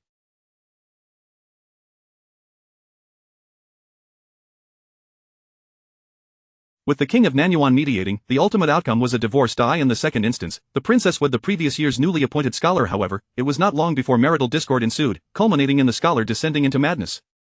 He frequently sought solace at the South Yuan Palace, lamenting the princess's malice. When his pleas yielded no results, he resorted to violence against the young princess, leading to mutual devastation. The scholar was blinded, while the young princess suffered the loss of her hand. This scandal unfolded with great disgrace, leaving both parties in a state of ruin. Subsequently, the old South Yuan king passed away, and the princess's elder brother ascended to the throne, treating his sister with marked indifference. Now that the mourning period had elapsed, the South Yuan king had no desire to harbor this willful, troublemaking sister, who had suffered such a grievous injury that he indeed intended to select a suitable husband for her. Yet the young princess's notorious reputation had spread beyond the capital, making it impossible to choose a mere commoner to placate her. Thus, her marriage remained in a state of impasse. Unless Lord Meng were to lose his sanity, he would never tolerate such a daughter-in-law entering his household. Princess Dongyu continues to be at odds with her second husband, who is considerably older and thus not to her liking. On one occasion, the princess was discovered in a compromising situation at the hot spring villa, witnessed by Meng Pingzhang, who subsequently pilfered her clothing. Xiao Wenyue remained utterly unfazed by the shocking nature of his revelations. This incident had occurred 3 or 4 years prior, when Meng Pingzhang was still under 14, daring only to steal a petticoat, too timid to pursue anything further. Xiao Jingwan regretted not having covered his young son's ears in time. Where did you hear such scandalous tales? Xiao Jingwan was genuinely astounded, at a loss for words. Xiao Wanyue replied with remarkable composure, need I have heard it, I witnessed it with my own eyes. Both he and Meng Pingjiang had beheld that scene, with Meng Pingjiang being more lascivious, craning his neck to catch a glimpse, his eyes sparkling at the sight of the petticoat. Thus, he aided in the lookout, ensuring the successful acquisition of the item, which Meng Pingjiang had held onto to this day, reluctant to part with it. As Xiao Jingwan listened, a sense of unease began to settle within him. Suddenly, his expression turned icy, come with me to the ancestral hall. Xiao Wanyue showed no surprise, nor did he resist, calmly acquiescing to his father's command. At this moment, Xiao Jingwan grasped the situation entirely. Meng Pingjiang was no fool, he would not divulge the secret of secretly hoarding the princess's petticoat, thus, the responsibility could only lie with his son, who was equally informed. Upon arriving at the ancestral hall, Xiao Wanyue habitually knelt down. Is it you who employed such underhanded tactics to facilitate the union of those two families, is it not? Xiao Zhengguan brandished the family law in hand. What of it? Xiao Wanyue responded softly yet with unwavering conviction. This was a matter he had deliberately voiced to his father, knowing that Meng Pingjiang would inevitably seek retribution against him. Since a beating was unavoidable, it would be better to grit his teeth and endure it swiftly. If Meng Pingjiang could surpass the legitimate son of the Meng family and take his place, he might indeed prove somewhat useful. However, should he lack intellect and be so impulsive, how could he dare to leverage his sister's reputation to insult him? Who did he think he was? Chapter 62, Where is your mind? Xiao Jingwan gazed at his son, who remained unrepentant, his heart sinking in astonishment. For so long, he had believed that his second son was merely soft-natured, a frivolous and indulgent youth lacking ambition. He had never anticipated that this child could so coldly inflict harm upon others. Even if Meng Pingjiang is no better than a rogue, you should not resort to such despicable methods against him. It is common knowledge that you were once bosom friends, yet you have turned your back and left him with no means of redemption. From now on, who would dare confide in you? With the pressure from the South Source King, Lord Meng has no choice but to begrudgingly accept this marriage proposal, but if he discovers your treachery lurking in the shadows, will you escape unscathed? Xiao Jingwan spoke earnestly, his anxiety palpable. He had erred gravely. What mattered more than the honor and future of the family was the upbringing of his children. For years, he had devoted himself to public duties, forcing them to study only during his rare returns home, never truly discerning their true natures. Xiao Wanyue, however, felt unjustly accused. His father's interference was excessive. Schemes, both covert and overt, were merely tools to achieve one's ends. Meng Pingjiang is devoid of righteousness, why should I show him mercy? Xiao Wanyue retorted, maintaining his demeanor. If you say I am in the wrong, then I shall accept it. I shall not dare to err in the future. Xiao Jingwan felt no sincerity in his words. In fact, he suspected his son had entirely missed the point, that he was not admonishing him for opposing Meng Pingjiang, but rather for the swiftness and cruelty with which he severed ties. His strike had left Meng Pingjiang utterly defenseless. You have been close to Meng Pingjiang for several years. To claim you were like brothers would not be an exaggeration. Do you not feel the slightest discomfort in your heart for acting thus? Xiao Jingwan lamented, his spirits low. I am deeply saddened, father, Xiao Wanyue replied bluntly, providing the answer his father sought. He was no fool. He would not sacrifice his reputation for the likes of Meng Pingjiang. Once his father's punishment was over, he would seek out Meng Pingjiang, armed with leverage far beyond a mere handkerchief. He knew all too well of Meng Pingjiang's past transgressions, particularly the incident involving his kidnapped younger brother. If Meng Pingjiang wished to survive, he would have to approach him with utmost humility and respect. Deceiving the unaware was quite simple. Xiao Wanyue's feigned contrition only infuriated Xiao Jingwan further. When will you learn from your elder brother? I urge you to study more, not to discern right from wrong but to understand the path of a gentleman, rather than to master the art of deception. Xiao Jingwan, enraged, lashed out with the family discipline rod against Xiao Wanyue's back. Xiao Wanyue gasped, the pain drawing beads of cold sweat. If my father is angered, then perhaps you should just kill me. Is it that my mother and I have become a hindrance to my elder brother's path, prompting you to eliminate us to avoid obstructing his brilliant future? If this is how it is before he even graduates, what will happen once he enters the officialdom? Will our bones be used as stepping stones for his ascent? Xiao Wanyue scoffed. Xiao Jingwan's face twitched in disbelief as he stared at his son, filled with a desire to strike again, yet, seeing the indifferent expression on his face, he found himself unable to do so, simply casting the rod to the ground. You will kneel and reflect. Xiao Jingwan felt utterly helpless. Did he truly care for Meng Pingjiang's fate? Other people's children did not concern him. He was worried about his own son and the weighty thoughts he harbored. With a furrowed brow, he lamented, particularly as outside the ancestral hall, his oblivious son Xiao Wenyuan peered in with a curious expression. The bruises on his face had yet to fade, and upon seeing his father emerge, he murmured, Father, had my mother been here, she would not have let Xiao Jiayun Zhuo off so easily. Which young lady has ever had her reputation tarnished before marriage? Now that the son of the Meng family is to marry a princess, does Xiao Jiayun Zhuo hope to become a mistress of the Meng household? Xiao Jingwan, already incensed, found himself driven to fury by his younger son's thoughtless remarks and kicked at Xiao Wenyuan. You too will kneel, he thundered, that is your own kin, and you cannot bear to see her well? How could I have produced such a heartless and foolish child? I suspect your mind has been consumed by your second brother, rendering you so dim-witted. Xiao Wenyuan clutched his abdomen, tears streaming from the pain. Had he merely spoken the truth, at that moment, Xiao Jingwan felt a wave of despair wash over him. Were neither of his sons capable of understanding? His heart ached, for while he could still strike out at disobedient sons, he had a daughter whose fate he could not bear to determine. This child, so carefree and disinclined to return home, would present an even greater dilemma regarding her future marriage. He could not emulate the old South Source King, who so easily cast out unruly daughters to wreak havoc upon others. What sort of friends has the eldest daughter? The steward was taken aback. The eldest daughter entered alone. However, Lord Hua did send 2 guards to escort her. Lord Hua, my 6th cousin? Xiao Jingwan's mind raced. The Hua family was known for its numerous members, with 4 among the direct descendants holding official positions. 2 were dispatched elsewhere, while 1 was the elder son of the matriarch, now serving as a minister, and the other the governor Hua Sun, the very Lord Hua referenced by the steward. The Hua family is notoriously It is unusual for them to suddenly cross paths with the eldest daughter. Go investigate the matter immediately, Xiao Jingwan commanded, furrowing his brow with concern. The Hua family had little affection for him, nursing grievances from the past against his family. During encounters, they rarely deigned to acknowledge his presence, and given their bureaucratic background, the martial inclination he possessed did not lend itself to camaraderie. Were it not for the matriarch, the Hua family would likely have offered no assistance, and perhaps even sought to undermine him. Yet today, they unexpectedly sent someone to escort his daughter home. There was certainly something amiss. For the first time, Xiao Jingwan realized that matters within his household were incessantly complicated. As the children grew, their thoughts multiplied, and the slightest lapse in vigilance could render them as elusive as eels, slipping away without a trace. Such circumstances called for a steadfast and reliable elder to guide them. Yet Jian, that with a resigned sigh, Xiao Jingwan found himself standing at the entrance of Xiaoyun Zhuo's courtyard, noticing her maid, Dong Qi, crouching outside as if guarding a secret. Why do you not enter to attend to the eldest daughter? Xiao Jingwan inquired from his elevated position, displeased. Startled, Dong Qi replied hastily, My lord, the eldest daughter is reciting scriptures. We would be too noisy, so we are waiting outside. Xiao Jingwan opened his mouth, momentarily speechless. Dismissing Dong Qi, he entered without uttering a word. Yet, in the next instant, the turmoil within him felt as though an avalanche were about to descend. Chapter 63 I Never Abandon You. The sky was slightly dim, with the cold sun casting a rosy hue across the courtyard. There, Xiao Jiayun Zhuo was seen encircling herself with talisman papers, seated just outside the circle, murmuring to the empty air. I understand you wish to ensure Wu San finds no peace even in prison, but the malevolent energy within those walls is far too intense. Once you enter, your own grievances will only escalate. Should you inadvertently cause Wu San's demise, it would only lead to your own ruin. I can be of assistance to you now, but if you become an irredeemable vengeful spirit, I shall have no choice but to contain you, lest you lose control and harm the innocent. Trust in my esteemed cousin. I observed his countenance earlier, and he possesses a remarkable spirit and an imposing presence, undoubtedly a man of integrity who will uncover the truth. You say he appears too gentle to employ punishment? That may indeed be the case. However, with such heavy negative energy surrounding Wu San, he would surely suffer greatly in prison. Even if the officials refrain from torture, he would still be bullied by other inmates, enduring considerable hardship. Xiao Jiayun Zhuo spoke while chuckling, causing Xiao Jingwan to feel a chill run down his spine. He hastily retreated, regarding the bewildered Dong Qi with utmost seriousness, inquiring, Does the young lady often behave in such a manner, talking to herself and relishing solitude? Indeed, Dong Qi nodded, acknowledging the young lady's peculiarities. A sense of dread enveloped Xiao Jingwan. This child must have endured immense suffering during her time away, leaving her in such a disoriented state. He had also heard that prolonged suppression could lead to such symptoms. In the military, instances of bullying were not uncommon, and he had witnessed similar cases to that of his daughter. To improve her condition, it was imperative to provide ample care and to expose her to lively surroundings, ensuring she never felt neglected. Xiao Jingwan felt an urgent concern weighing upon him. After a while, the steward returned from his inquiries. Reporting to the master, the young lady went out for a stroll today and nearly had her head smashed by a rogue. Fortunately, vigilant citizens reported the incident, allowing the authorities to apprehend the miscreant, which is how she encountered Lord Hua. The steward informed. Xiao Jingwan's expression changed dramatically. She encountered a criminal. Indeed.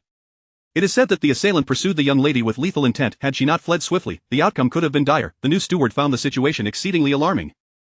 The young lady was indeed most unfortunate. That scoundrel dared to assault an official's family in broad daylight. Such audacity warrants death. Inform Lord Hua that once this matter is resolved, I shall personally execute that reckless wretch. Xiao Jingwan's pent-up frustration surged forth. No wonder his daughter returned in such a state. She must have been profoundly shaken. Prepare some calming tea for the young lady. By the way, I heard the lady had secured 2 seats at Xinghua Tower? With her absence, let one be granted to Zhuo, and ensure a capable maid accompanies her to guarantee her safety. Xiao Jingwan promptly added. He was uncertain of the nature of Xinghua Tower. However, since Jianwan enjoyed visiting, it must surely be a place favored by young ladies. Thus, he could not allow his own daughter to be left out. The steward quickly acquiesced.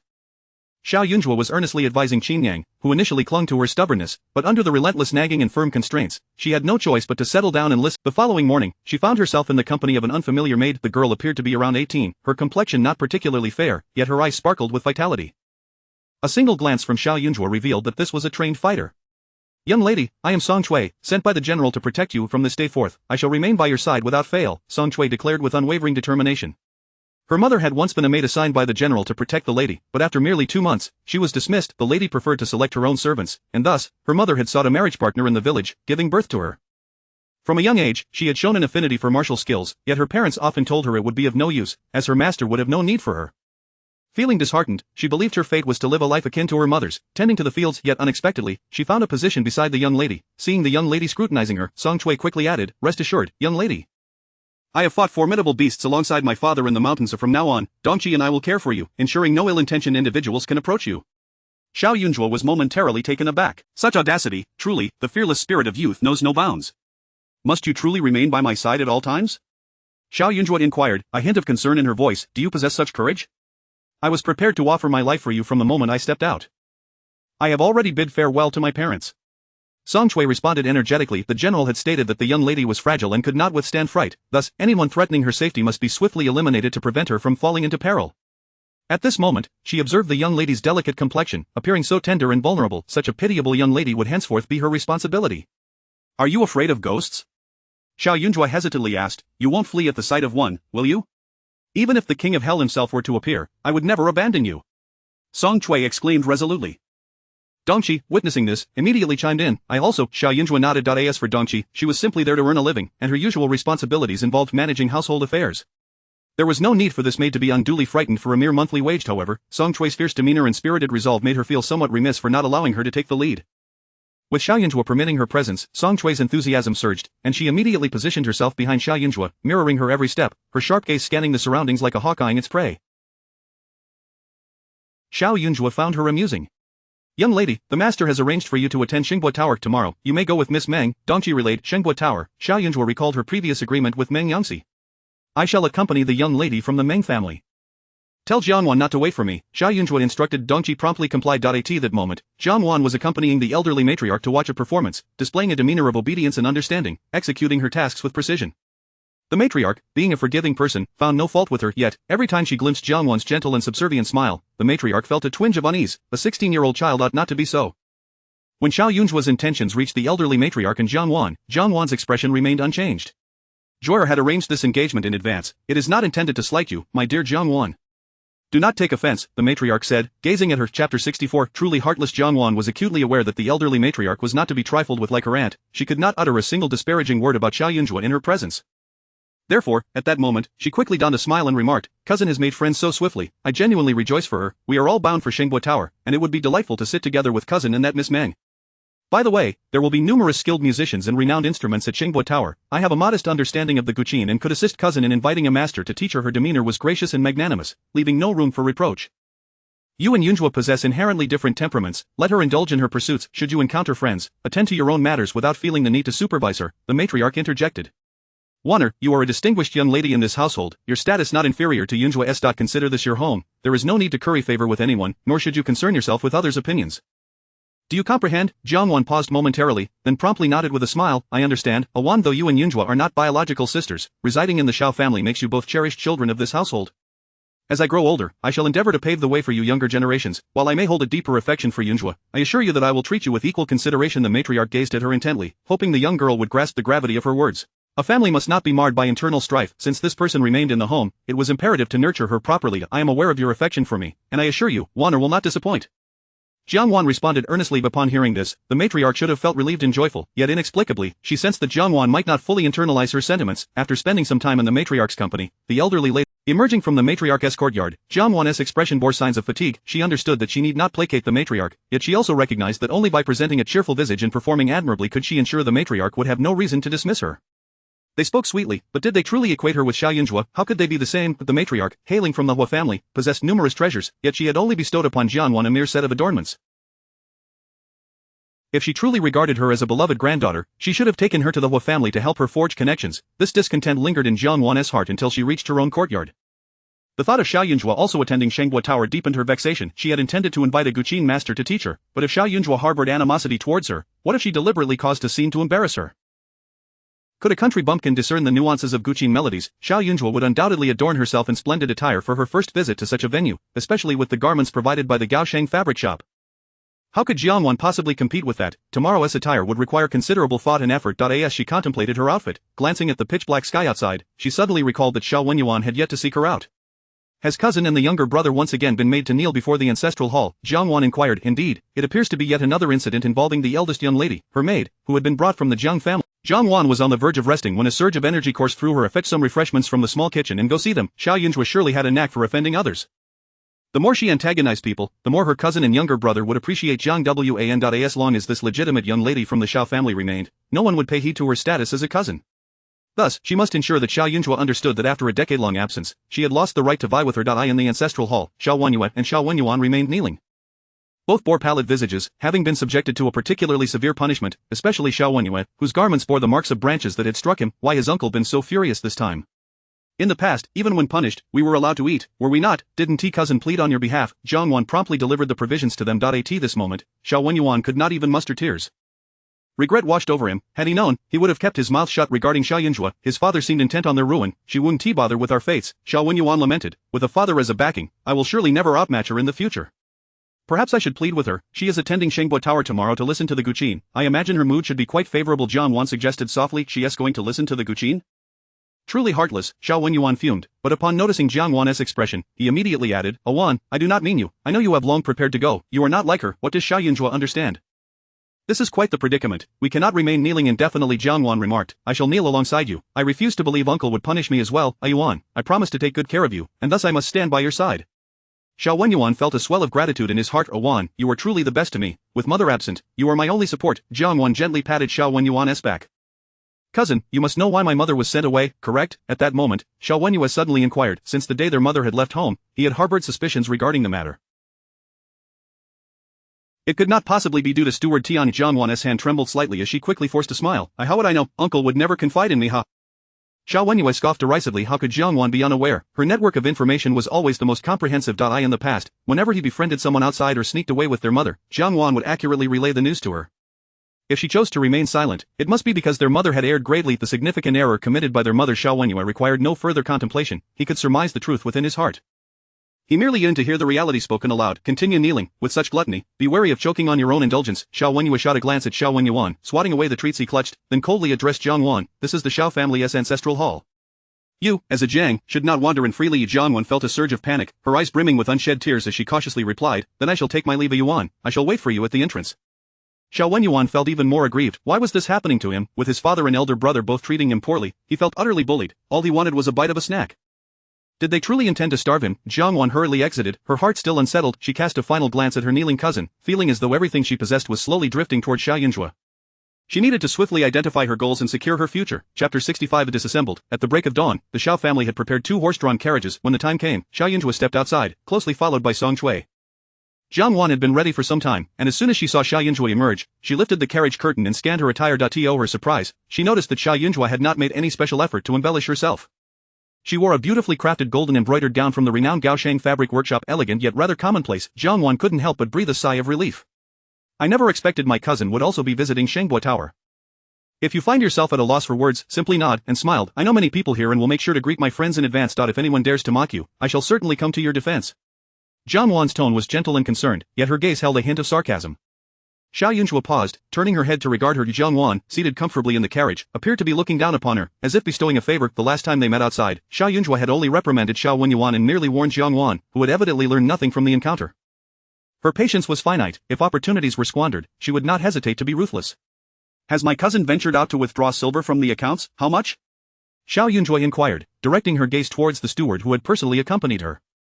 The new steward, taken aback, quickly bowed his head and replied, Today, Shengbo Tower will be selling renowned zither and musical scores. Before leaving, Madam instructed to provide my cousin with 1,000 taels in silver notes for today's expenditure. 1,000 taels? That is excessive. My elder brother receives a monthly allowance of only 50 taels, and I have brought nothing with me today. As a guest, how can my cousin justify using the family's funds? Please ask her to disembark and return the money. Xiao Jiayun Zhuo spoke with calm authority. Did they truly possess mountains of gold and silver? To require such an extravagant sum for a simple outing was absurd. The steward hesitated for a moment before promptly nodding in acquiescence. If anyone in the household spent lavishly, it was undoubtedly the second young master and the cousin. The eldest master was away pursuing his studies, with the matriarch providing him with a stipend. He was diligent and frugal, often saving from his monthly allowance of 50 taels. As for the cousin, she was cherished like a treasure by Madam. Take her current attire, for instance.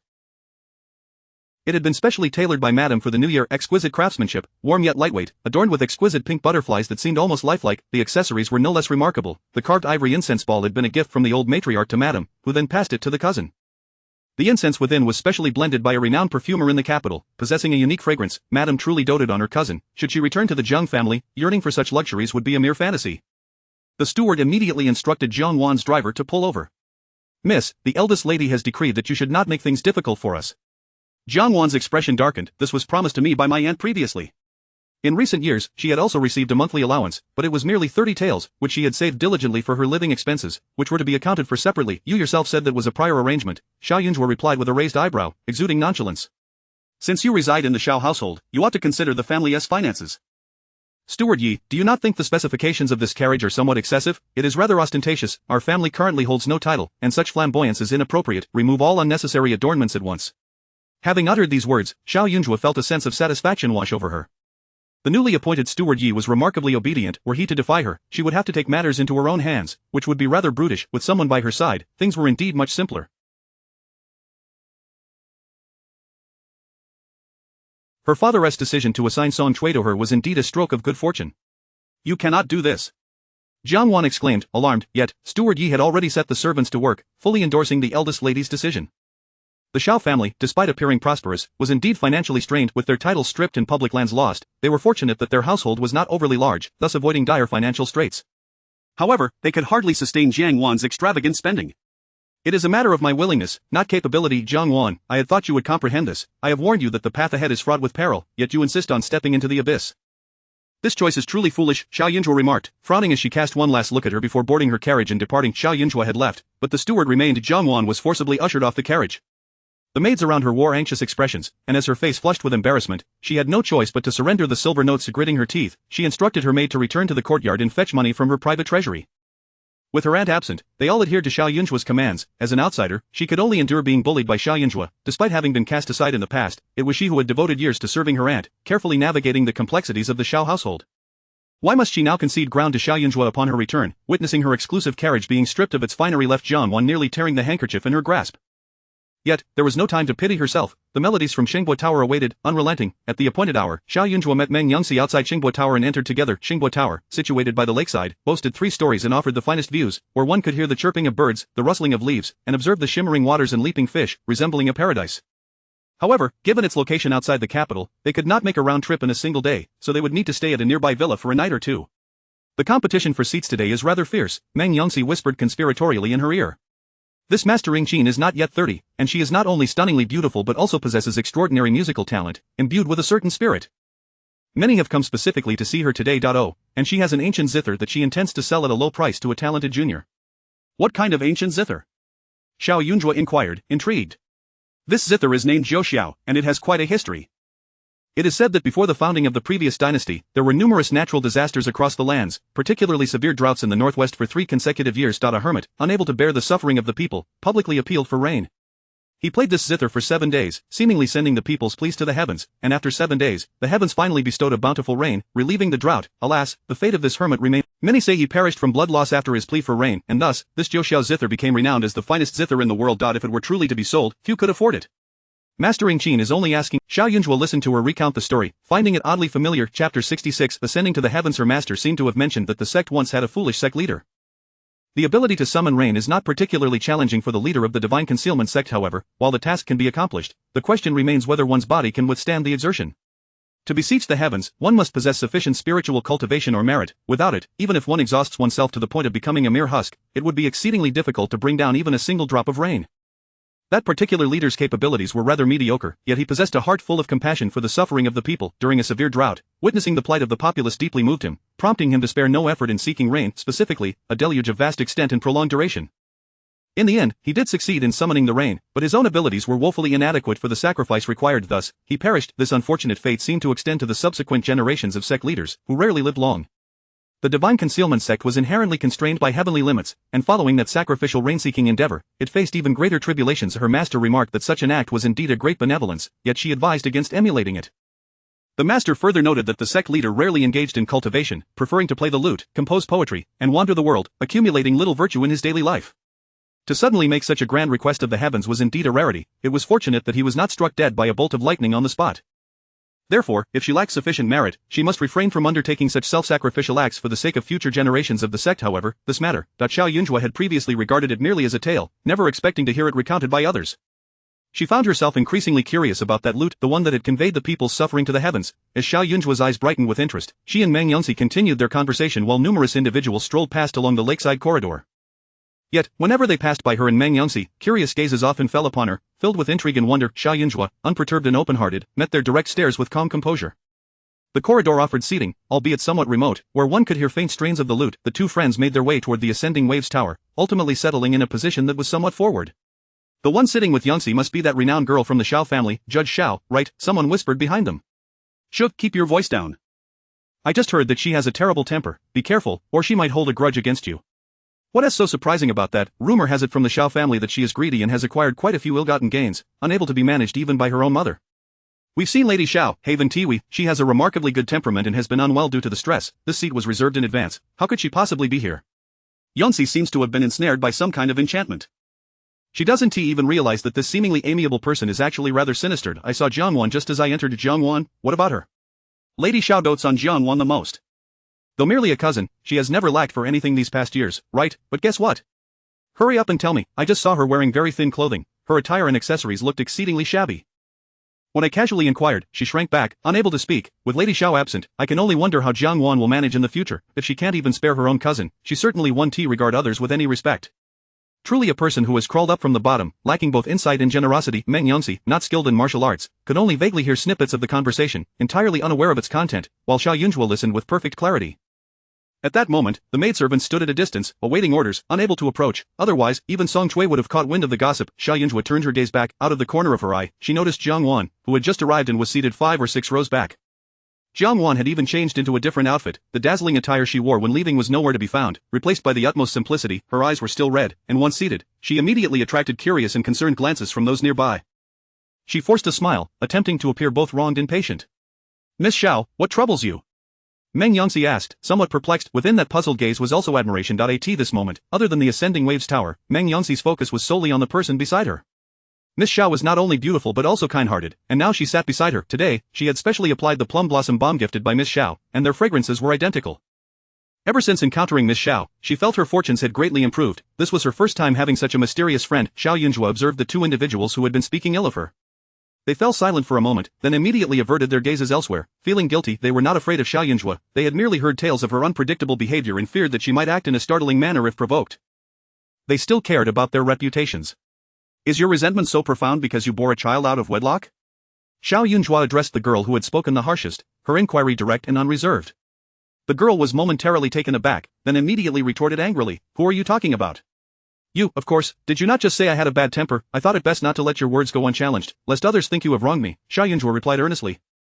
Meng Yongxi was taken aback, hastily looking over, as if pricked by a hedgehog. "Jiyuer, did you speak ill of Miss Xiao?" Jiyuer's face flushed slightly, feeling somewhat uncomfortable. She had only whispered a few words, but being called out made the situation feel entirely different.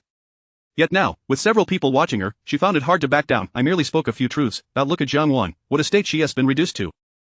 Only you are foolish enough to be deceived by her and bring her to such a place. Moreover, did you hear her words just now? We are all young ladies, and she dares to say such things about me, insinuating that I bore a child before marriage. If I were to tear her mouth apart, it would be well deserved." Jiyuer fumed. Meng Yongxi's expression shifted in shock, and she cast a complex glance at Jiyuer. What Miss Xiao says must be true, Meng Yongxi firmly believed. "Jiyuer, given our good relationship, I think you should, when you return home, let your mother investigate whether your fiancé has a child." "Are you insane, Meng Yongxi? How could you insult me like this?" Jiyuer exclaimed, "I've heard that you are infatuated with this Judge Xiao. I initially thought they were exaggerating, but now I see you are utterly bewitched. She and her fiancé were childhood sweethearts. Their families had always enjoyed a good relationship. His family might not be as wealthy as hers, but his character was admirable, and he had always adored her." Xiao Yunzhuo chose to bring this matter up to torment her, and that intent was indeed malicious. "No, believe me, Miss Xiao has certainly not wronged anyone." Meng Yongxi insisted earnestly. "Besides, we are not close to Jiangwan." "Why are you speaking up for her? Miss Xiao is my benefactor and dear friend. If you do not wish to sever ties with me, you absolutely must not bully her, otherwise, we shall part ways." Xiao Yunzhuo silently turned her head away. Their quarrel felt rather juvenile. Chapter 67 Unfettered Confidence. Jiyuer was incensed by Meng Yongxi. Once, they shared a close friendship and often gathered for social outings. During Meng Yongxi's brother's illness, Jiyuer had written her numerous comforting letters. Yet, she never anticipated that Meng Yongxi would turn against her. A sense of betrayal washed over Jiyuer, her eyes reddening. "I never imagined you could be such a person, severing ties with me for that wicked woman." "Humph. Jiyuer, you shall not speak ill of Miss Xiao," Meng Yongxi retorted, equally furious. "Is she not? She seeks to ruin my reputation and my prospects for marriage with her mere words." Is that not malicious? And what of Jiangwan? But yes, just wait. Qiyue abruptly stood and stormed toward Jiangwan's position. Jiangwan was dragged over like a leaf caught in the wind. Look at Jiangwan. Has she not been bullied by this Judge Xiao? Qiyue, in her fury, forgot that many were watching. Miss Qi, thank you, but I thought my cousin truly has not bullied me, Jiangwan responded cautiously, appearing frightened. I know you are terrified of her. When I saw you just now, your eyes were red from crying out. My maid spoke with yours and mentioned that Xiao Yunju forbids you from wearing fine clothes or beautiful jewelry, fearing you might outshine her. Your maid also said that you rushed here because she took the silver your aunt had prepared for you to buy at Qin. Qiyue exclaimed, seething with anger. Jiangwan bit her lip. No. It's not my cousin's fault. I truly should not have spent the family's money. After all, the Qin is very expensive, only 1,000 taels. If it could buy the 9 heavens, then even if it were costly, it would be worth it. How well you were once cherished by Madame Xiao. Now, upon Xiao Yunju's return, she has reduced you to this state. I cannot bear to watch. Meng Yangxi, take a good look at the person you are protecting. See how utterly arrogant she is. Xiao Yunju pursed her lips. She had come to listen to the Qin, not to engage in disputes. However, with the conversation turning toward her, she felt compelled to respond. Turning to Qiyue and Jiangwan, she inquired, do you believe she is pitiable for being bullied by me? Is she not? Qiyue raised her chin slightly. You are correct, Xiao Yunju remarked, a bright smile suddenly illuminating her face as she gazed at Jiangwan. I have no tolerance for others, so from this day forth, Jiangwan shall not return to the Xiao residence. Miss Qi, you possess the magnanimity to take her with you, do you not? Qiyue was taken aback. Was this how one argued? Shouldn't she immediately prove that Jiangwan had not been mistreated? Why was she being expelled instead? Jiangwan is not a mere pet. That she is your cousin, you ought to treat her with courtesy. Qiyue insisted, failing to notice Jiangwan's profoundly distressed expression. In front of so many witnesses, being dragged out was one thing, but now Xiao Yunju treated her with such disdain. While Qiyue appeared to be helping her, her methods were foolish, stripping Jiangwan of all dignity in an instant, rendering her a pitiable figure, akin to a homeless wretch subjected to ridicule. She is merely my cousin, not an ancestor. Why should I treat her with respect? Xiao Yunju replied, calm and resolute. Did you not call me Judge Xiao? Surely others perceive me similarly, thus, I see no reason to endure an outsider for the sake of so-called benevolence. In that moment, Xiao Yunju began to grasp what it meant to be unfettered. She had never considered that her grandmother and father would confront her mother over her past. She neither believed nor wished to harbor any expectation, yet the reality was that the Zhang family had been cast out, and although they did not exact revenge on her behalf, nor did they allow the Zhang family to experience the despair and anguish she had once endured, they nonetheless took a step in her direction. This was enough to make her feel that she still held some importance. Thus, in this moment, she subconsciously felt that this was her home. Xiao Yunju herself was somewhat astonished, for these small emotions were unfamiliar to her. It was the first time she had wielded her power to intimidate others. It felt pleasant. Xiao Yunju appeared rather pleased, while Qiyue was perplexed, glancing at Jiangwan, who was looking down in a sorrowful manner.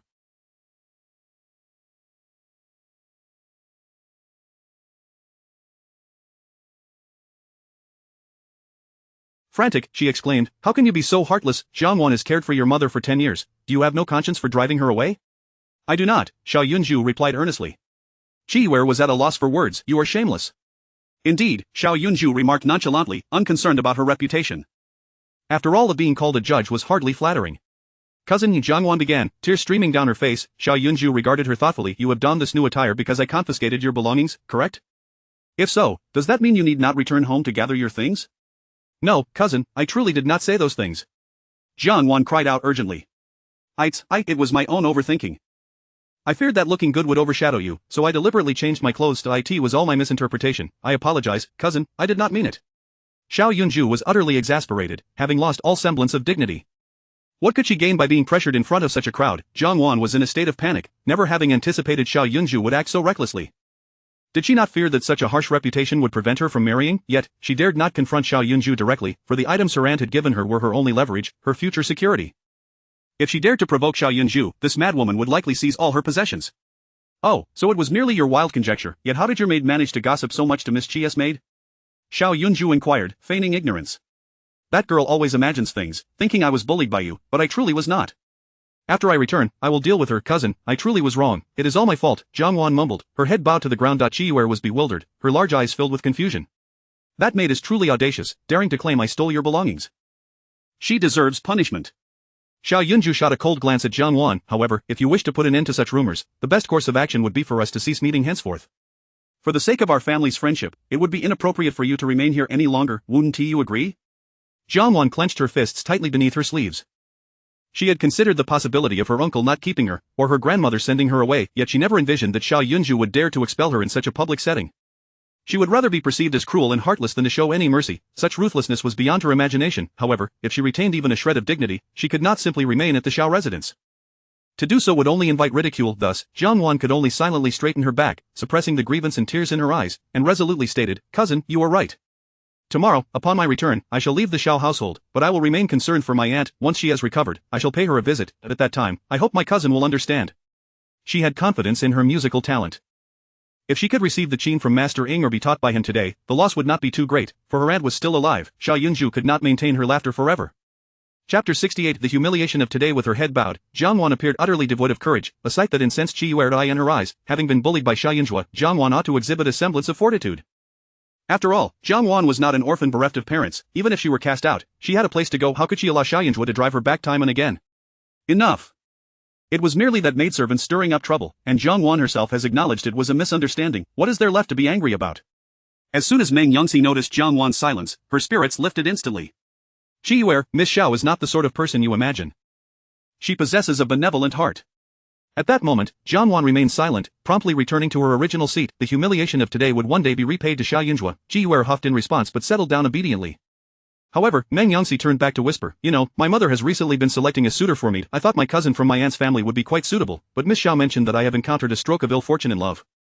Upon reflection, I realized it must pertain to my cousin, so I investigated further, only to discover that my scoundrel cousin had not yet betrothed himself to me and had instead clandestinely engaged with one of my maidservants. How could she endure such a betrayal? Consequently, that maidservant was expelled, and her cousin, who had come to stay temporarily while preparing for the imperial examinations, was also driven out by her mother and now resided in an inn. She even wished to share with Xiao that Xiao Jiayun Zhuo's discernment was so keen that she could even perceive her physical constitution, yet, the matter of her inability to bear children was not one to be spoken of openly. "And how dare you say?" Upon mentioning this issue, Xiao erupted like a firecracker. "She may say whatever she pleases, but to suggest my brother Xiao is unworthy is absolutely intolerable." Just as Xiao was about to continue her argument, a subtle sound of a zither drifted down from Shangbo Tower. Instantly, all fell silent, and Xiao could only shoot a glare at Meng Yongxi. Clamping her mouth shut, Xiao Jiayun Zhuo turned her gaze toward the source of the sound, spotting several zither players at the viewing platform of Shangbo Tower. Among them, one woman stood out, her hands gracefully gliding over the strings, producing an exquisite sound. This was likely the renowned zitherist, Yingshu, spoken of by many. Though not too far away, Xiao Jiayun Zhuo could discern the woman's features. The zitherist, Yingshu, possessed a slender figure and an ethereal demeanor, her beauty unforgettable at first glance. However, to Xiao Jiayun Zhuo, what was most striking was not her enchanting appearance but rather the dissipating spirit she exuded, akin to a dimming lamp, shrouded in obscurity, suggesting a fleeting existence. The zither in Yingshu's hands was likely the fabled Jiuxiao. Such a treasured artifact would rarely be bestowed upon another unless its owner sensed their own imminent demise and sought a new master for it. This Yingshu must have endured great hardship before the age of 18, Xiao Jiayun Zhuo observed, unable to suppress a sigh. Indeed, Yingshu is a pitiable soul. Her father once served as the governor of Anzhou and authored numerous works. Furthermore, Lord Ying believed that women should not be oppressed by the constraints of propriety, thus establishing a school for girls in the area. He held a deep disdain for those who drowned female infants and petitioned the late emperor multiple times to amend the laws. Unfortunately, Lord Ying's rigid character led him to offend a corrupt official, resulting in false accusations of treason that cost him his life. Although there were later efforts to clear his name, it was ultimately too late. Meng Yongxi recounted softly. After Lord Ying's demise, his wife followed suit, leaving behind the young Yingshu. Initially, Yingshu entered the music registry, but after her family's name was cleared, she gained her freedom and was taken in by a friend of her father's. However, this friend merely sought to enhance his own reputation and did not share Lord Ying's progressive views, looking down upon women, which was difficult for Yingshu to accept, prompting her to leave. Thus began her life of wandering. Consequently, the melodies of Yingshu's zither resonate with the clarity born of worldly suffering. Each latter part of Yingshu's composition sounds remarkably distinct, capable of summoning birds to dance, creating a breathtaking tableau. Alas, the weather remains too cold for such a scene to manifest. Meng Yongxi continued to provide insights. Xiao Jiayun Zhuo nodded in acknowledgement, continuing to listen. By the time the performance concluded, she understood why Meng Yongxi had made such observations. The latter sections of the zither piece bore a resemblance to the tranquil melody of her own sectus in Shinshu. There are melodies that can summon and soothe souls, as well as those that harmonize the five elements, benefiting both body and mind, akin to talismans, albeit expressed differently. When Yingshu played, it had the effect of dispelling the ominous energies surrounding her. In simpler terms, it created an ethereal sanctuary in her vicinity, and living beings are most attuned to this sensation. Hence, when birds or beasts are nearby, they are drawn toward the music. As Yingshu concluded her performance, the audience remained entranced for an extended period. Today, I sincerely thank everyone for attending. I am immensely grateful. The zither I just played is Jiuxiao, a serendipitous acquisition. I once promised my late master to find a worthy owner for Jiuxiao, so should anyone be interested, please feel free to enter the tower and test your affinity with the zither. The patrons below Shangbo Tower were all eager to try their hand. They were not solely drawn by Jiuxiao. The tower housed numerous famed masters, and these individuals were not lacking in wealth. Most possessed lofty temperaments, and even when taking on disciples, they were selective about their pupils, which was the primary motivation for many of their visits. Xuanmen did not rush to be the first. People typically deliberate extensively before making purchases, and selecting a disciple was no exception. The first to step forward would merely serve as a stepping stone. Your cousin's zither skills are commendable. During the princess's birthday celebration, many young ladies were invited to play, and she was among them. Even the princess praised her proficiency. Meng Yangxi reminded Xiao Zhuo. If she were to obtain Zhou, she might as well elevate herself to the heavens. If she can achieve that, I shall hold her in higher regard, Xiao Zhuo remarked with a serious demeanor. She understood the essence that Xu sought in a disciple. It was something Xuanmen lacked, yet if she did not pursue Zhou, today could still yield a favorable outcome. As Xiao Zhuo spoke, an audacious individual had already ascended to Shangguo Tower. Those present were well prepared, and upon entering, they quickly began to play, the melodies soaring and resonant. I acknowledge that my zither skills do not measure up to a magnificent instrument like Zhou, so I have come today merely to listen to the music of zitherist Xu. I am the second daughter of the Duke of Ningyi's household. Should zitherist Xu be willing, I would be delighted to have you visit our estate. My mother greatly admires talented women like you and has long desired to establish a heartfelt connection with you. I hope you will grace us with your presence, proclaimed the young lady with a bold and radiant demeanor, exuding confidence and composure. Upon hearing her audacious voice, several individuals couldn't help but glance in Xiao Zhuo's direction. Had Xiao Zhuo's grandfather not committed a grievous error in the past, her current status would be as esteemed as that of the second daughter mentioned. Chapter 69. Nothing can deter her. The advantages conferred by a title extend beyond mere stipends and privileges of public lands. Take, for instance, the young lady of the Duke of Ningyi's household. Her grandmother hails from a prestigious lineage, while her mother is a royal princess.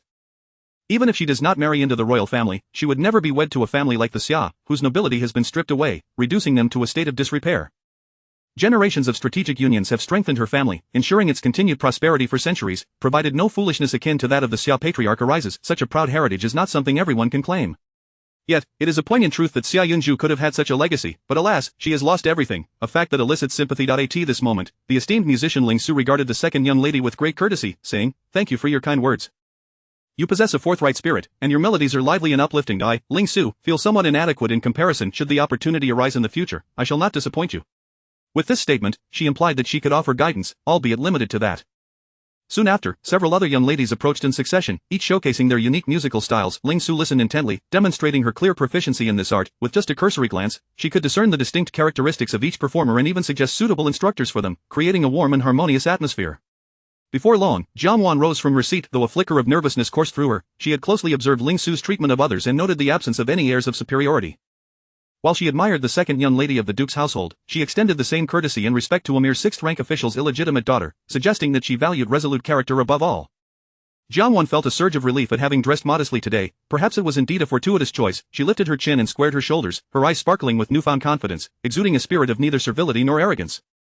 Xiao Zhuo was taken aback by this sudden transformation. It must be said, Xuanmen had an uncanny ability to read the room, managing to grasp Ling Su's preferences in such a short span of time.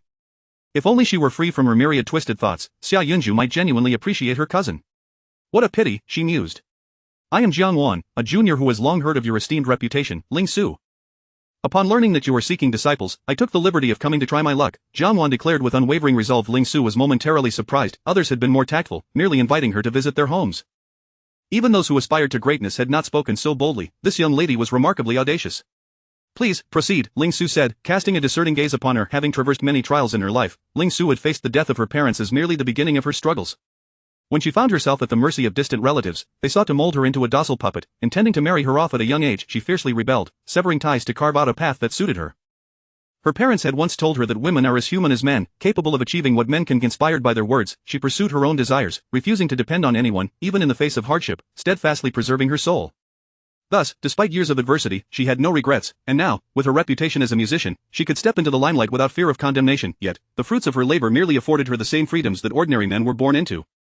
Consequently, whenever she encountered a woman as fearless as a blazing fire, she could not help but feel a sense of concern. Xuanmen settled at the instrument, her fingertips dancing across the strings as she began to play. However, as the music filled the air, the admiration Ling Su had previously expressed gradually faded into tranquility. The piece was complex and hauntingly melancholic. Without diligent practice, it was challenging to convey its entirety. Yet, Xuanmen executed it flawlessly, showcasing her dedication to her craft. Still, the music starkly contrasted with her earlier demeanor. Ling Su soon discerned that this young lady seemed eager to display her abilities, hence her choice of a challenging composition. Yet, difficulty does not equate to excellence. An unsuitable piece, no matter how many times it is attempted, remains ill-suited. A mere 16-year-old girl, naive and untouched by the world's hardships, could hardly grasp the essence of the music. Her eagerness was somewhat regrettable, though Ling Su maintained her composure. As Jianwan concluded her performance, she stood before Ling Su, radiating an air of confidence, neither subservient nor presumptuous. As a junior, I have heard of your life experiences, Ling Su, and I sense a resemblance between us. In times of hardship and confusion, I think of your proud and unyielding spirit, which inspires me and offers encouragement. In my eyes, you have become like a teacher to me. Jiayun Zhuo frowned. It is commendable to have ambition, but her cousin's words were undeniably ungrateful. You believe our experiences to be somewhat similar? Ling Su expressed her surprise. Most of those present were likely daughters of officials, after all. Were you not also once dependent on others? Jianwan continued, to be candid, I have spent these years living with my aunt. Though she treats me well, I can only rely on her. It is not my true home, and there are certainly challenges to navigate. Her words painted a picture of immense suffering at the hands of the Xiao family, particularly in light of Jiayun Zhuo's earlier brusque demeanor, making it easy for others to imagine the extent of Jianwan's misery. This is truly excessive. It's as if she bites the hand that feeds her. She ought to remember how Lady Xiao once treated her. One might think she was the Xiao family's own daughter. How can she now claim to be so wronged? It's utterly theatrical. Meng Yongxi exclaimed, her indignation palpable. She has already resolved to leave the Xiao household. Naturally, she no longer needs to heed such considerations. Jiayun Zhuo replied with a sardonic smile, rising to strike toward Shengbo Tower. Jianwan sought to climb the social ladder under the guise of Ling Su's name, which is commendable in ambition, yet she should not tread upon another's efforts. Meng Yongxi, shocked, quickly followed suit. She had invited Jiayun Zhuo to listen to the music, never anticipating that Jiayun Zhuo would perform, yet she felt no hesitation. It was merely a bit of commotion, and she was unafraid to join in. Meng Yongxi, are you out of your mind? Why would you accompany her? Qiyu, noticing Meng Yongxi's movement, hurriedly pursued. The Xiao judge was indeed intolerant of any disrespect. Did Jianwan not merely speak a few truths? What was her intent? Was she planning to confront her? Do not stop me. I intend to stand by Miss Xia, Meng Yongxi declared, shaking off Qiyu's grasp. Qiyu was left dumbfounded. In that moment, she questioned whether Jiayun Zhuo was, in fact, a man, for what kind of charm could compel Meng Yongxi to disregard everything and accompany her? With no other recourse, Qiyu trailed behind, her cheeks flushed with embarrassment. She was not siding with Jiayun Zhuo. Should there be any misunderstandings, she would be reluctant to show her face in public for quite some time. Perhaps you should try a different piece. The one you just played does not quite suit you. How about Autumn Long Moon? Although the tempo is slow, it will open your heart and mind. Ling Su offered Jianwan another opportunity. Jianwan's heart leaped with joy, and she eagerly agreed. The simple composition would surely pose no challenge for her. Chapter 70. The sect leader. At this moment, Ling Su was not pitying Jianwan's plight of living under someone else's roof. There are many unfortunate souls in this world, and one cannot simply feel sympathy upon seeing someone in a similar situation. Rather, she valued Jianwan's determination to strive. Although the musical essence did not align with the celestial, the audience ascending the stairs today shared this sentiment, and thus, she felt compelled to exert her utmost efforts, lest she delay others. Jianwan immediately began to perform. The more Ling Su listened, the more she felt a sense of regret. Autumn Long Moon was indeed a piece related to the scenery, yet it concealed within it a vast emotional landscape. If played well, it could instill a sense of tranquility and even evoke a profound awakening akin to a dream after a meal. However, these were beyond Jianwan's capabilities. Her spiritual essence was lacking. As the piece concluded, Jiayun Zhuo had already approached. Upon seeing her, Jianwan, startled, inadvertently struck the strings, producing a somewhat jarring sound. I know my cousin does not enjoy learning the guqin, but I am currently under the guidance of Master Eng. I hope you can exercise more patience. If there are grievances, we can discuss them once I return home, Jianwan stated, maintaining her composure. Meng Yongxi observed her demeanor and felt a pang of anger. Jiayun Zhuo lightly touched the strings. I was downstairs and vaguely heard you mention your experiences of living under others' roofs, drawing parallels with Master Eng, which compelled me to come and see how much thicker your skin has grown. Cousin, there are still many people waiting below. If there is to be punishment or reprimand, I shall accept it upon my return. Furthermore, I have already promised you that I will move out of the Xiao residence, so I hope you will not be so aggressive. Jianwan asserted with newfound confidence. The more Jiayun Zhuo pressed her, the more it indicated that Jianwan was not faring well in the Xiao household. Master Eng had already urged her to play another piece to prove that she was indeed different from others. Jiayun Zhuo's gaze turned icy as she gently raised her hand, sending a gust of wind that struck Jianwan's face. Cousin, you are being too cruel. Jianwan exclaimed, covering her cheek, feeling wronged and furious. Her defiant eyes glared fiercely at Jiayun Zhuo, causing Master Eng to be taken aback, hastily pulling Jianwan behind her. This young lady, Master Eng began, astonished, attempting to intervene in the rising conflict. Is it not a small grievance for me to strike you in the name of our ancestor? Jiayun Zhuo cast a casual glance at her. The guqin you brought today was chosen by my mother for you. What I lack, you possess, which is merely a stroke of luck for you, but you ought not to waste it. If the Xiao family truly mistreated you, you have no right to speak so boldly here. You should be well aware of this and not treat others as fools, Jiayun Zhuo stated calmly. Meng Yongxi was utterly astonished by this side of Jiayun Zhuo. It was entirely different from what she had previously witnessed. On that day, her aunt had uttered numerous harsh words, provoking anger, yet Jiayun Zhuo had remained composed, merely countering with calm retorts and refraining from physical confrontation. However, this moment was different. The disdain in her eyes as she looked at Jianwan clearly indicated that Jianwan's earlier remarks had crossed a line. She had already inquired into Jiayun Zhuo's situation within the Xiao family. Initially, she had thought that Miss Xiao had a poor relationship with her family and was cold towards others, but it now appeared that the reality was otherwise. She could not tolerate Jiang Wan's slander against the Xiao family because she cared for those within it. Yet, she refused to admit it. Meng Yangxi suddenly grasped the subtle temper of Xiaoyun Zhuo. Master Ing, I do not wish to trouble you further. I shall regard everything my cousin has done as non-existent. I have played 2 pieces already, and I hope the master can offer some guidance. Jiang Wan retreated a step, putting on an act of both humility and stubbornness to the utmost extent. Master Ing furrowed her brow. Jiang Wan had just been struck. If she were to hear her true thoughts now, who could say how she would react? Perhaps I shall play a piece as well.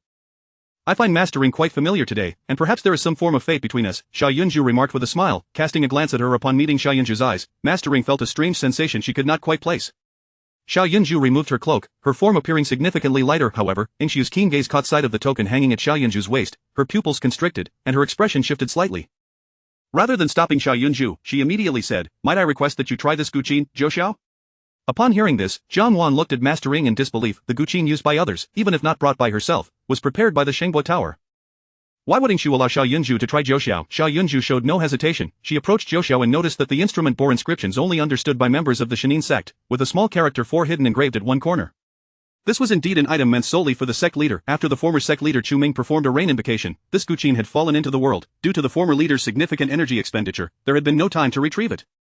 Now, it had ended up in Ing Xiu's hands, who had learned some sect melodies, likely found by scattered disciples who had used it to teach her the art of the guqin.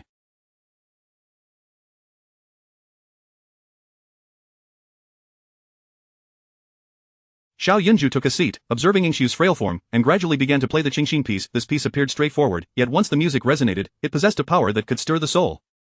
It was the force of the incantation, combined with Xiaoyun Zhuo's years of cultivation and virtue, capable of guiding both spirits and mortals. This melody, though not as melodious as Master Ying's, still achieved a similar effect, as if leading one out of a fog, bringing clarity and improving one's mood. So you can play the guqin as well? Qi Yuer stared in astonishment. Lacking that extraordinary technique, yet it sounded so soothing. How could that be? At this moment, Ing Xiu could hardly contain her excitement. She had not come to sell the guqin merely to seek the sect leader.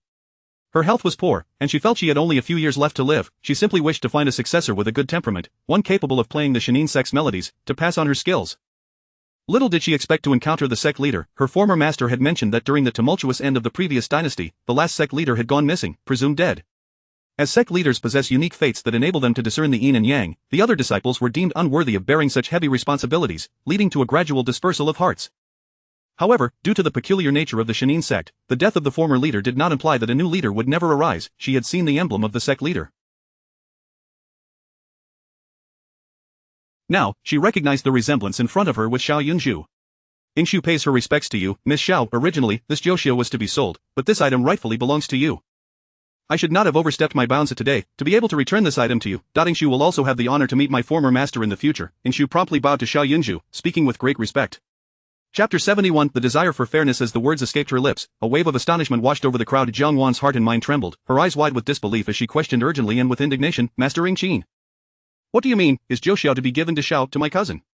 Moments ago, when Xiaoyun Zhuo was performing, she had indeed been taken aback, never having anticipated that this cousin, who had been lost to the world since childhood, could play the qin.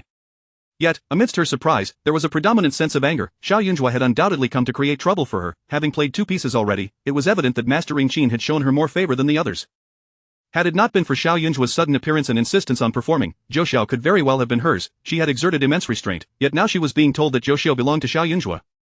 How absurd! It was simply ludicrous. Jiang Wan's voice, sharp and cutting, drew Master Ing Qin's momentary pause, before she calmly replied, Miss Zhang's qin skills are indeed commendable, but they do not align with the essence of Zhou Xiao. Before she could finish her sentence, tears cascaded down Jiang Wan's cheeks. Master Ing Qin states that I am unworthy of Zhou Xiao. Jiang Wan has no objections, but my cousin's performance just now did not seem particularly remarkable. Why does she deserve it?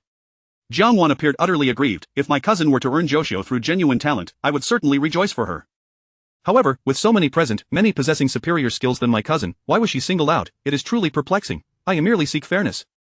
Ing Xiu regarded Jiang Wan with a hint of surprise. It seemed that she had not genuinely listened to the music earlier.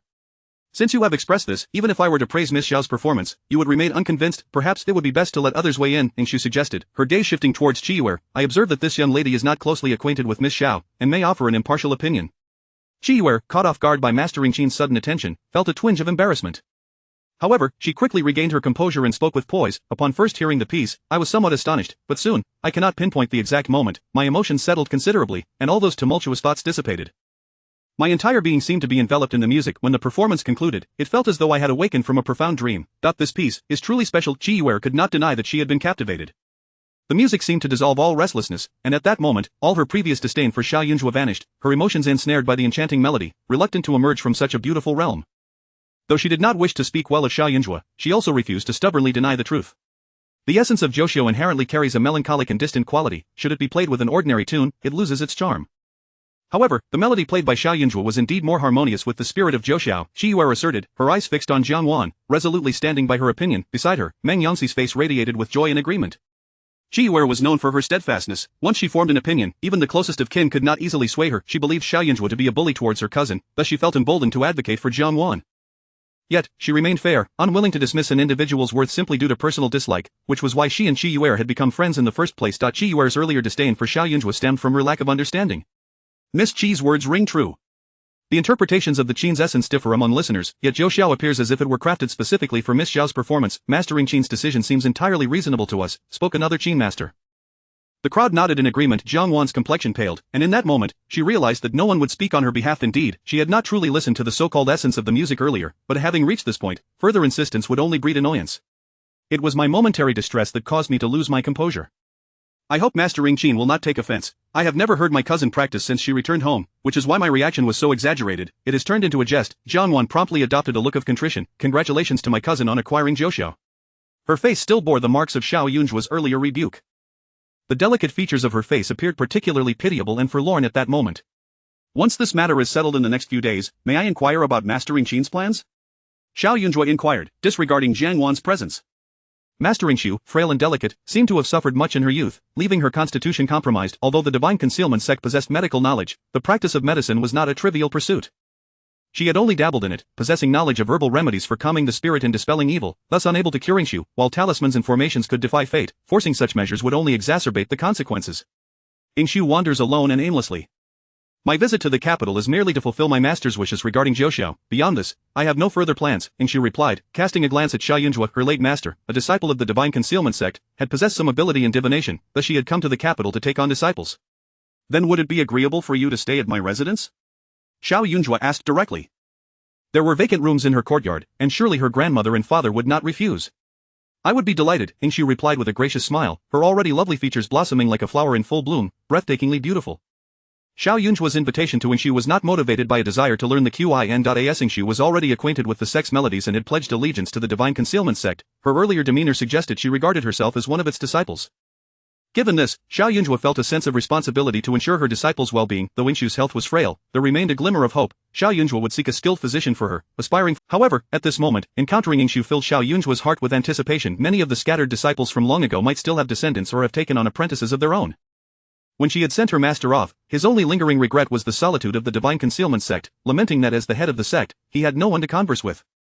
She understood that her master wished for the continuation of the sect's lineage. Of the Divine Concealment sect possessed a wealth of ancient texts, covering a vast array of disciplines, yet, alone, she could never hope to master them all, nor could she fully utilize their potential.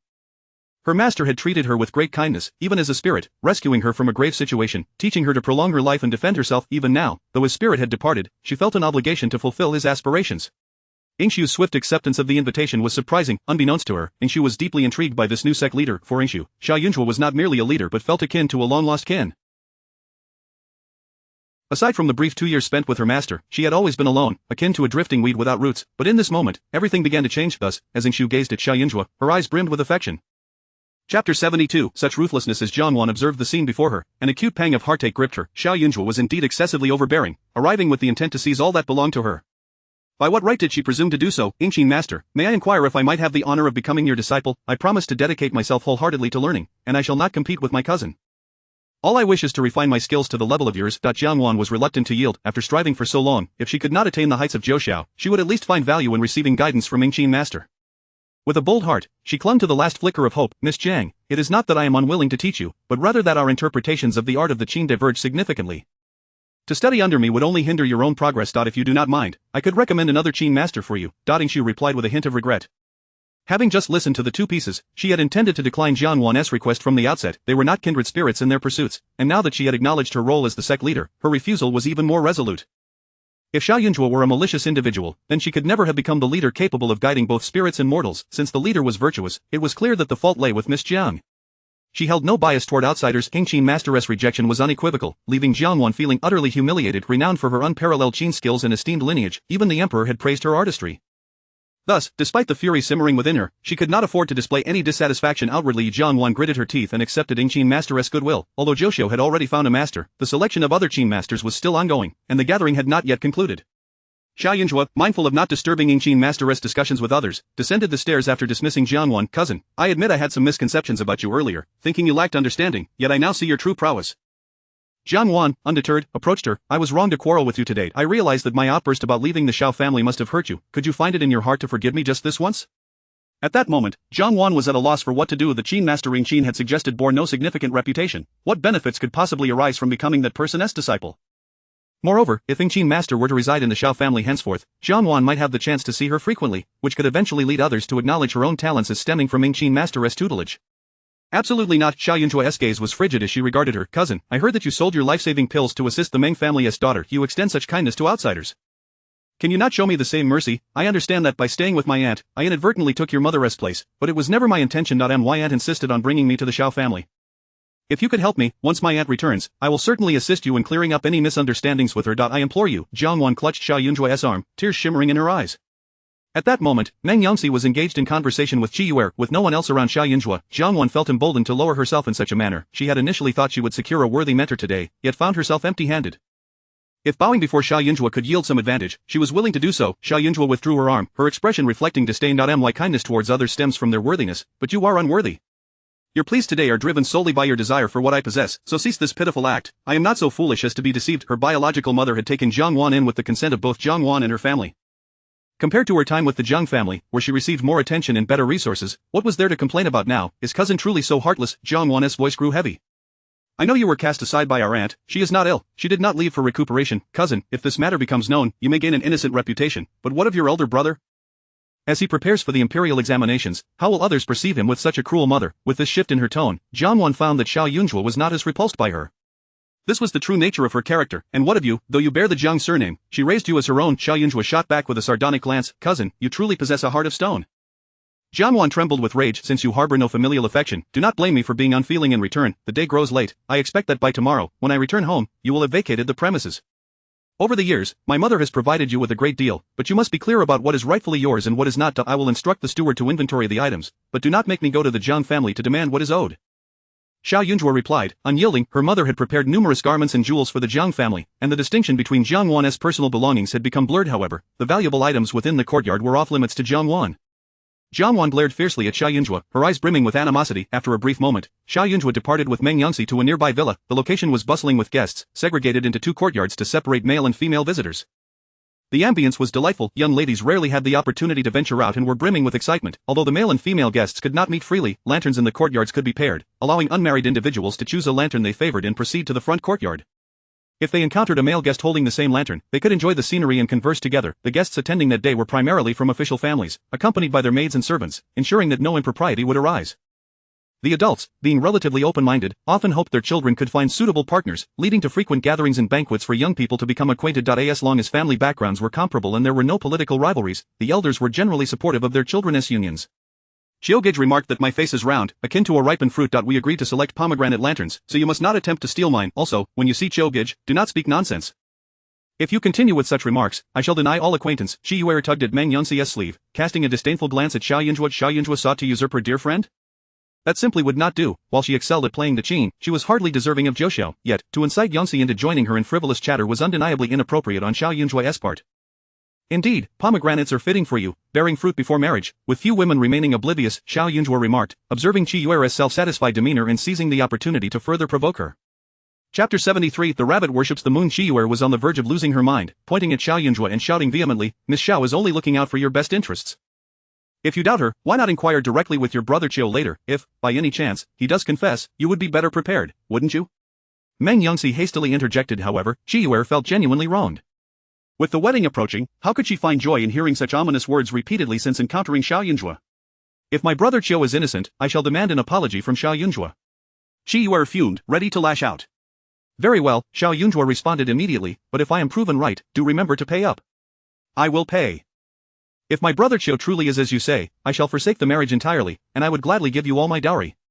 Qiyu was at her wits' end, unable to think rationally. Xiao Jiayun Zhuo's eyes sparkled with excitement, akin to a tiger catching a whiff of blood, immediately invigorated, yet, upon glancing at Qiyu, she sighed, money could be easily earned, but one must not lose sight of their principles. Too lavish a dowry would yield an imbalance between investment and return, potentially jeopardizing her future fortune. Miss Xiao, which lantern do you prefer? Meng Yongxi inquired eagerly. This lantern has only one matching piece on the male guest side. Should fate allow it, you may exchange glances. Of course, if it does not appeal to you, simply hang the lantern wherever you please. Xiao Jiayun Zhuo surveyed the myriad of lanterns surrounding her, unable to deny the exquisite craftsmanship of the artisans. Her gaze settled upon a particular lantern. A rabbit worships the moon lantern. It was masterfully crafted, with delicate red tassels swaying gently, beside which stood a girl ghost, appearing around 15 or 16, shackled by iron chains. The girl's pale hands gently caressed the red tassels, her gaze fixed in a daze upon the lantern. Xiao Jiayun Zhuo approached and picked up the rabbit worships the moon lantern. Upon seeing her choice, Qiyu was momentarily taken aback, while Meng Yongxi's expression shifted. Miss Xiao, perhaps you should consider another option. If you fancy rabbits, the sleeping little rabbit is also quite charming, Meng Yongxi quickly suggested. Is there some significance to this? Xiao Jiayun Zhuo clutched the rabbit worships the moon lantern, unwilling to let go. The spirit of the girl ghost trailed behind her, seemingly irked, as if blaming her for seizing such a lovely lantern. Meng Yongxi hesitated, contemplating that Xiao Jiayun Zhuo was indeed knowledgeable about warding off evil, and thus spoke up. The second miss of the Ningyi Duke's residence whom we saw today is a legitimate daughter, but she is the second-born. She has an elder sister. This place boasts picturesque scenery and is often lively. That year, the weather was exceptionally fine, with flowers blooming vibrantly, and the vicinity of the villa was nearly a sea of blossoms. In early June, a flower appreciation gathering was held, and of course, there were countless lanterns at night. The young lady from the Ningyi Duke's residence was also present, choosing a lantern just like the one you hold. Meng Yongxi spoke softly, cautious of being overheard, her heart uneasy. And then? Xiao Jiayun Zhuo inquired. At that time, there were also village streets outside the villa, bustling with activity. By nightfall, one could even take their lantern outside for a stroll. Logically, with so many noble young ladies present and the officials having station guards, there shouldn't have been any incidents. Yet, unexpectedly, that young lady vanished without a trace. Afterward, the authorities searched the vicinity thoroughly but found nothing. It was deep in the night when she disappeared, and it was presumed she had perished. Duke Ning was so distressed that his hair turned white, and the princess nearly fell ill over the matter. To this day, no one speaks of it, but since then, the villa's gates are closed at night, and no one is allowed to enter or exit. Meng Yongxi continued. The young lady from the Duke's residence was as pure and lively as a rabbit, with a kind disposition, innocent and carefree. Xiao Jiayun Zhuo cast a glance at the girl ghost. The ghost seemed lost in her own world, her eyes solely on the rabbit lantern, seemingly oblivious to Meng Yongxi's words. However, judging by her attire and demeanor, she was likely the second miss of the Duke's residence that Meng Yongxi had mentioned. This individual had been dead for several years. Should she have experienced significant trauma before her demise, amnesia was plausible, explaining her indifference to Meng Yongxi's account. I shall choose this lantern. Xiao Jiayun Zhuo smiled at Meng Yongxi. What was the name of that young lady? Her surname is Luo, and her given name is Fei Yuan. If she were still alive, she would be in her 20s by now, Meng Yongxi sighed. Fei Yuan, do you want to fly up to the heavens? Upon hearing the name, the girl ghost immediately giggled, circling around the rabbit lantern in Xiao Jiayun Zhuo's hands, her arms spread wide like wings, calling out innocently and foolishly. Her steps were nimble, yet the iron chains binding her feet clinked along with her spirit, a sound only Xiao Jiayun Zhuo could hear. Seeing Xiao Jiayun Zhuo insist on choosing this lantern, Meng Yongxi grew anxious. Qiyu, however, felt that Xiao Jiayun Zhuo was indeed as the rumors suggested, completely unperturbed by such ominous matters. Her reputation as a judge of fate was certainly not unwarranted. The three of them made their way to the front courtyard, each holding their chosen lanterns. Unsurprisingly, upon noticing the lantern in Xiao Jiayun Zhuo's hands, many began to recall the old tale, their gazes toward her tinged with unease. The incident surrounding Luo Feiyuan's disappearance was undeniably inauspicious, and few dared to select this lantern. Of course, as time had passed, some had forgotten the details, but those who chose this lantern often met with misfortune, faces bruised from falls, garments burned by flames. She has just arrived and is unaware of the circumstances, but surely Miss Meng and Miss Qi are well informed. They must have cautioned her, someone in the crowd remarked. If she is truly ignorant, that is one thing, but what is truly worrisome is if she is aware and yet chooses to proceed. This year, with young Masterson's arrival, does Miss Xiao seek not only wealth but also a fortunate match in marriage? The second miss of the Luo family shot a furious glance at the lantern. Young Masterson was her sister's fiancé from before her disappearance. Her elder sister had been of the age of 19 when the flower of the examination was bestowed upon him. After her sister vanished, even the funeral was conducted, and everyone moved on, yet her brother-in-law remained, not having remarried for many years, having lost interest in his career, and even building a humble abode near her sister's tomb, where he kept vigil, rarely seen by others. He was a favored member of the Tsin family and the flower of that year's examination. Had it not been for this tragedy, he would have long since been united with her sister in love, with children of their own.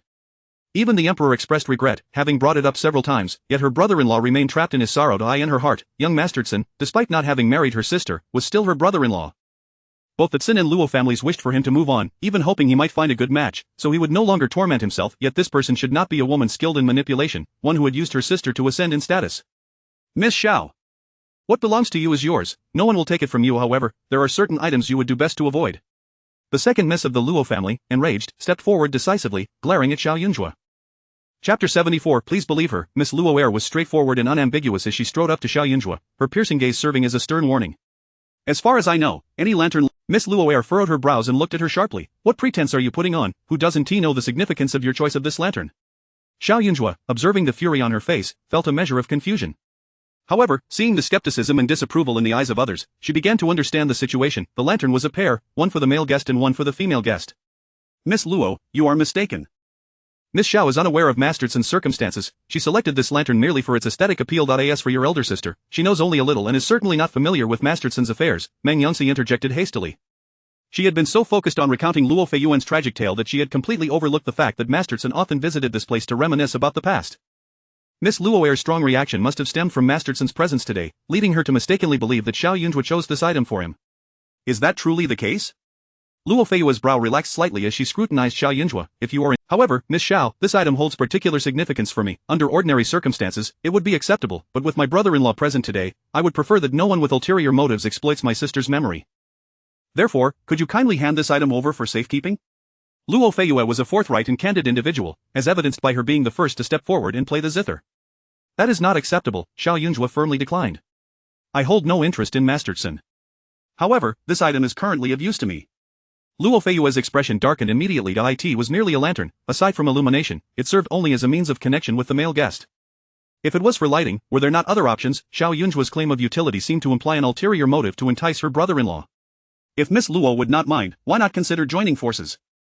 You wish to use this item to remember the deceased, while I seek to uncover the whereabouts of someone. There is no contradiction in our goals. Luo Feiyuan was about to express her anger, but Xiao Jiayun Zhuo's words halted her. Upon hearing this, Luo Feiyuan found herself perplexed by Xiao Jiayun Zhuo's intentions. Ha, you have taken my sister's lantern, and now you wish to involve me as well, so that my brother-in-law sees us getting along and believes there is a connection between you and my family? Miss Xiao, do not mistake me for a fool. After a moment of contemplation, Luo Feiyuan retorted with indignation. Miss Luo, your rigidity of character will inevitably lead to your downfall one day. Xiao Jiayun Zhuo shot her a sidelong glance and spoke plainly. I am genuinely interested in the case of your sister's disappearance. Hence, I wish to use this lantern to locate her remains. Since you are kin to the deceased, it is only natural for me to invite you to accompany me. As her words fell, an eerie silence enveloped the surroundings. The onlookers exchanged anxious glances, awaiting Luo Feiyuan's reaction, which was akin to hearing the most ludicrous of jokes. Xiao Jiayun Zhuo, of all people, claimed she would search for her sister? You are utterly absurd. You are no relation of my sister S. Do you think I would believe your nonsensical claims? Luo Feiyuan scoffed derisively. Am I to understand that you refuse to believe my honest words unless I assert that I wish to entice Masterson? Xiao Jiayun Zhuo met her gaze with unflinching candor. If you choose not to join me, that is your prerogative, but do not hinder my efforts.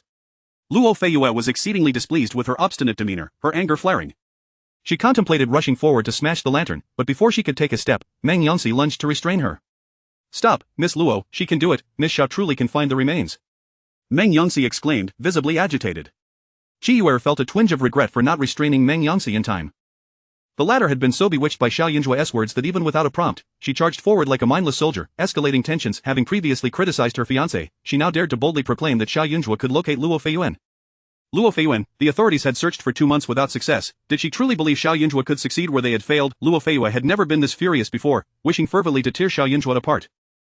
Yet, Xiao Jiayun Zhuo remained remarkably calm, her gaze drifting occasionally to the surroundings, and at times, she examined the lantern in her hand. Her apparent indifference to the tumult around them only intensified the feeling of frustration and oppression. Xiao Jiayun Zhuo felt a pang of discomfort at Meng Yangxi's defense of her. Out of respect for their friendship, she ventured to explain, your attachment to this lantern must stem from the fact that Masterson is still unmarried. Even if you do not believe me, you should place your trust in your brother-in-law. Given his profound affection for your sister, do you truly think he would be swayed by a mere lantern? If I genuinely discover your sister's location, it would be a boon for you. If I fail, the only one who loses face is myself. Throughout this, Miss Luo, you have nothing to lose, so why the anger? I can understand your desire to protect your sister, but do not allow your emotions to cloud your judgment. Xiao Jiayun Zhuo spoke earnestly.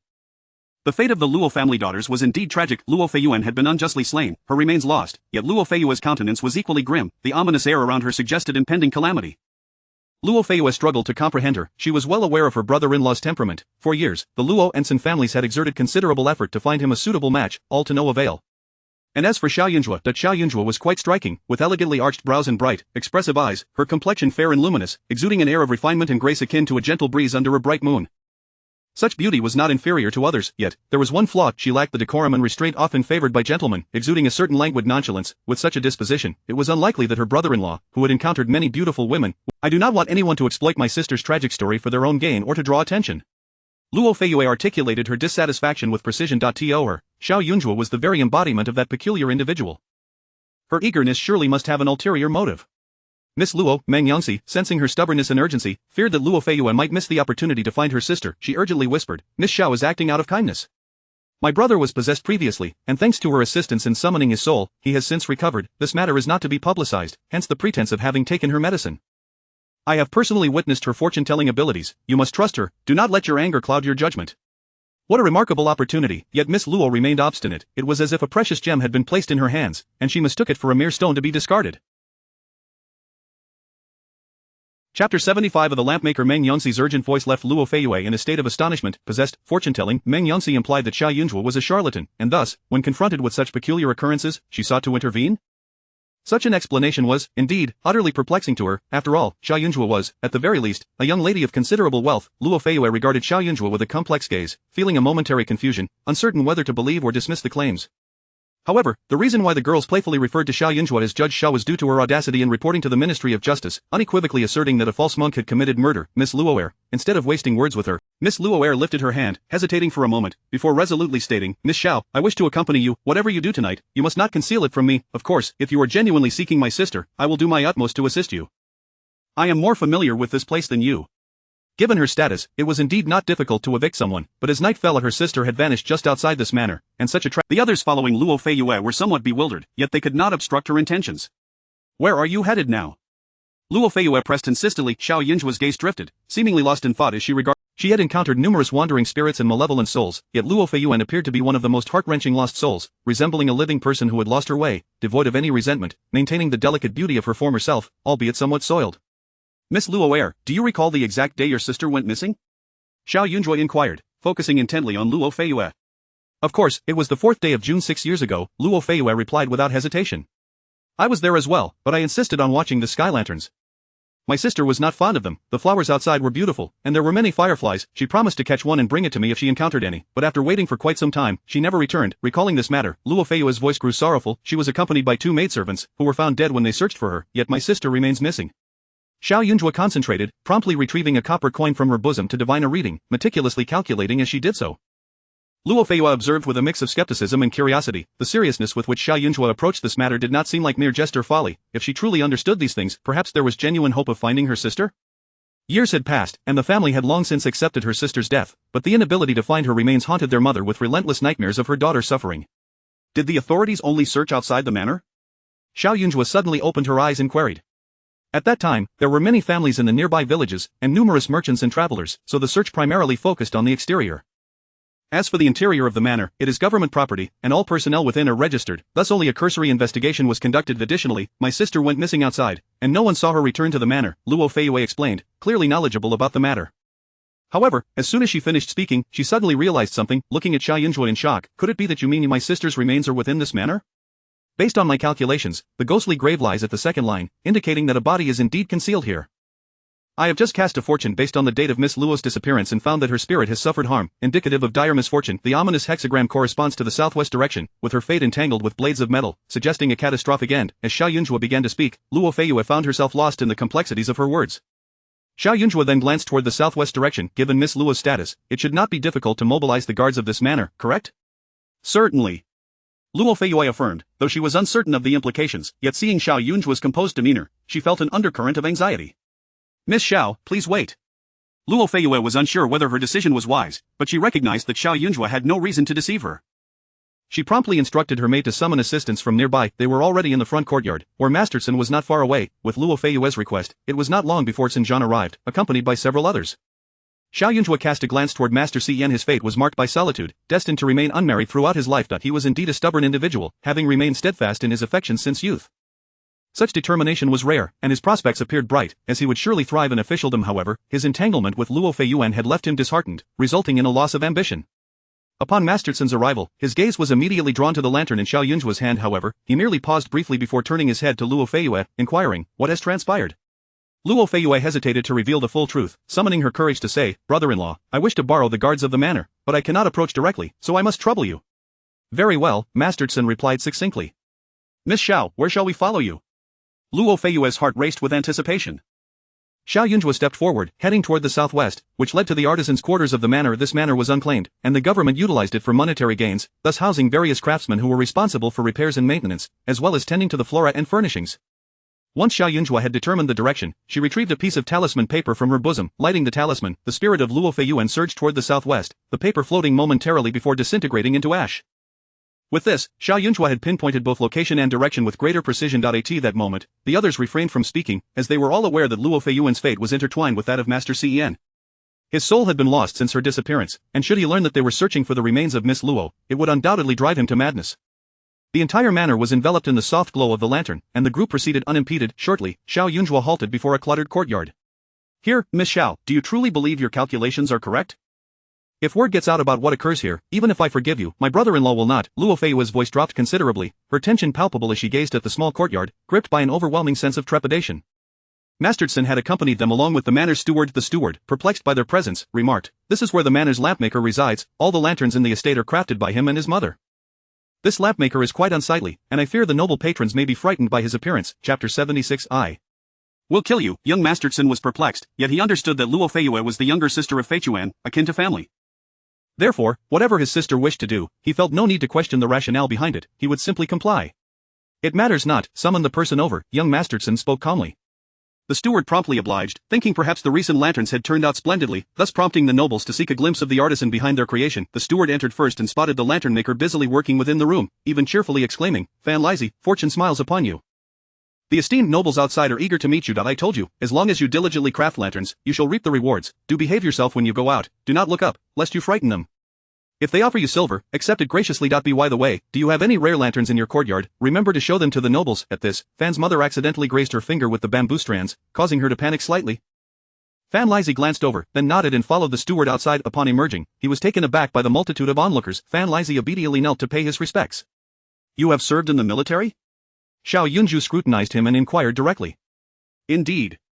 My family faced hardships during my childhood, compelling me to enlist. I thought I would perish, yet I survived, even managing to save some pay, which allowed me to learn the craft of lantern making," Fan Lizzie replied honestly. The steward chuckled, adding, in response to the young lady, "This Fan Lizzie possesses considerable skill, though misfortune has befallen him. During his military service, he was bitten by a venomous creature, resulting in a severe rash that left his face in utter disarray. It was quite tragic." Xiao Yunzhu's gaze wandered to the disheveled courtyard behind him, cluttered with various materials for lantern making. Fan Lizzie exuded an aura of menace. It was evident he had been a formidable figure during his military days, yet his unfortunate appearance likely hindered his rise. "Lift your head," Xiao Yunzhu commanded. Without hesitation, Fan Lizzie complied. However, the moment he raised his gaze, Luo Air and others instinctively recoiled a step back, taken aback by the severe pockmarks on his face and his dull complexion, which rendered his eyes eerily prominent and frightfully unattractive. "You have served in the military, so surely among the officials dispatched to search for missing persons, there must be some you are acquainted with?" Xiao Yunzhu fixed her gaze into his eyes, not flinching, and spoke with certainty. The authorities were on the lookout to investigate, and it was clear they had already scoured this place. The disappearance of a young lady from a noble family was no trivial matter, and Fan Lizzie would not easily evade scrutiny. Thus, she suspected that during the search for the missing individuals, Fan Lizzie had leveraged his connections. While the earlier remarks had gone unnoticed by the crowd, this statement ignited a spark of realization akin to gunpowder among them. Luo Feiyue's complexion drained of color as she swiftly seized the sword from her escort and pressed it against Fan Lizzie's neck, demanding, "Speak, have you concealed my sister?" Young Masterson immediately grasped the situation, his fists trembling slightly beneath his sleeves as he cast a shocked glance at Xiao Yunzhu. I know nothing. I have done nothing wrong. I truly do not comprehend what the esteemed ones mean," Fan Lizzie stammered, kneeling in desperation. "You possess remarkable audacity." Xiao Yunzhu regarded him with a cold smile, "to have committed murder and, after all these years, remain so confident as to not even move the corpse. Do you genuinely believe no one would uncover your deeds? Bring someone. Search the premises." Sinjan commanded, disregarding the veracity of Xiao Yunzhu's words. Even a minuscule chance warranted thorough investigation. Fan Lizzie flinched but remained unmoved. The guards swiftly apprehended him. Meanwhile, Xiao Yunzhu stepped inside to survey the surroundings. As the guards rummaged about, Fan's mother appeared increasingly agitated, her murky eyes reflecting innocence and fear, presenting a pitiful sight. After a considerable time yielded no results, Luo Feiyue's heart raced anxiously. Miss Xiao Jiayun Zhuo's attention shifted to Fan's mother. Throughout the unfolding events, she had remained seated, seemingly in a state of shock, yet, even with her son being taken, she refrained from rushing forward to plead for him or inquire about the situation, a behavior that clearly defied reason. "Remove this old woman and search the spot where she sits," Xiao Jiayun instructed.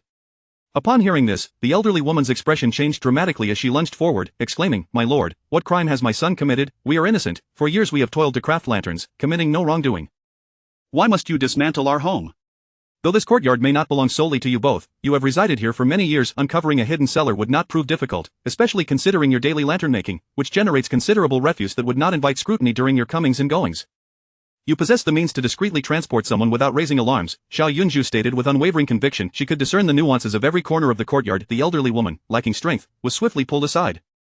Upon removing the mat beneath her seat, they revealed a sealed stone slab. Xiao Jiayun commanded them to break it open, and the guards wasted no time, swiftly getting to work.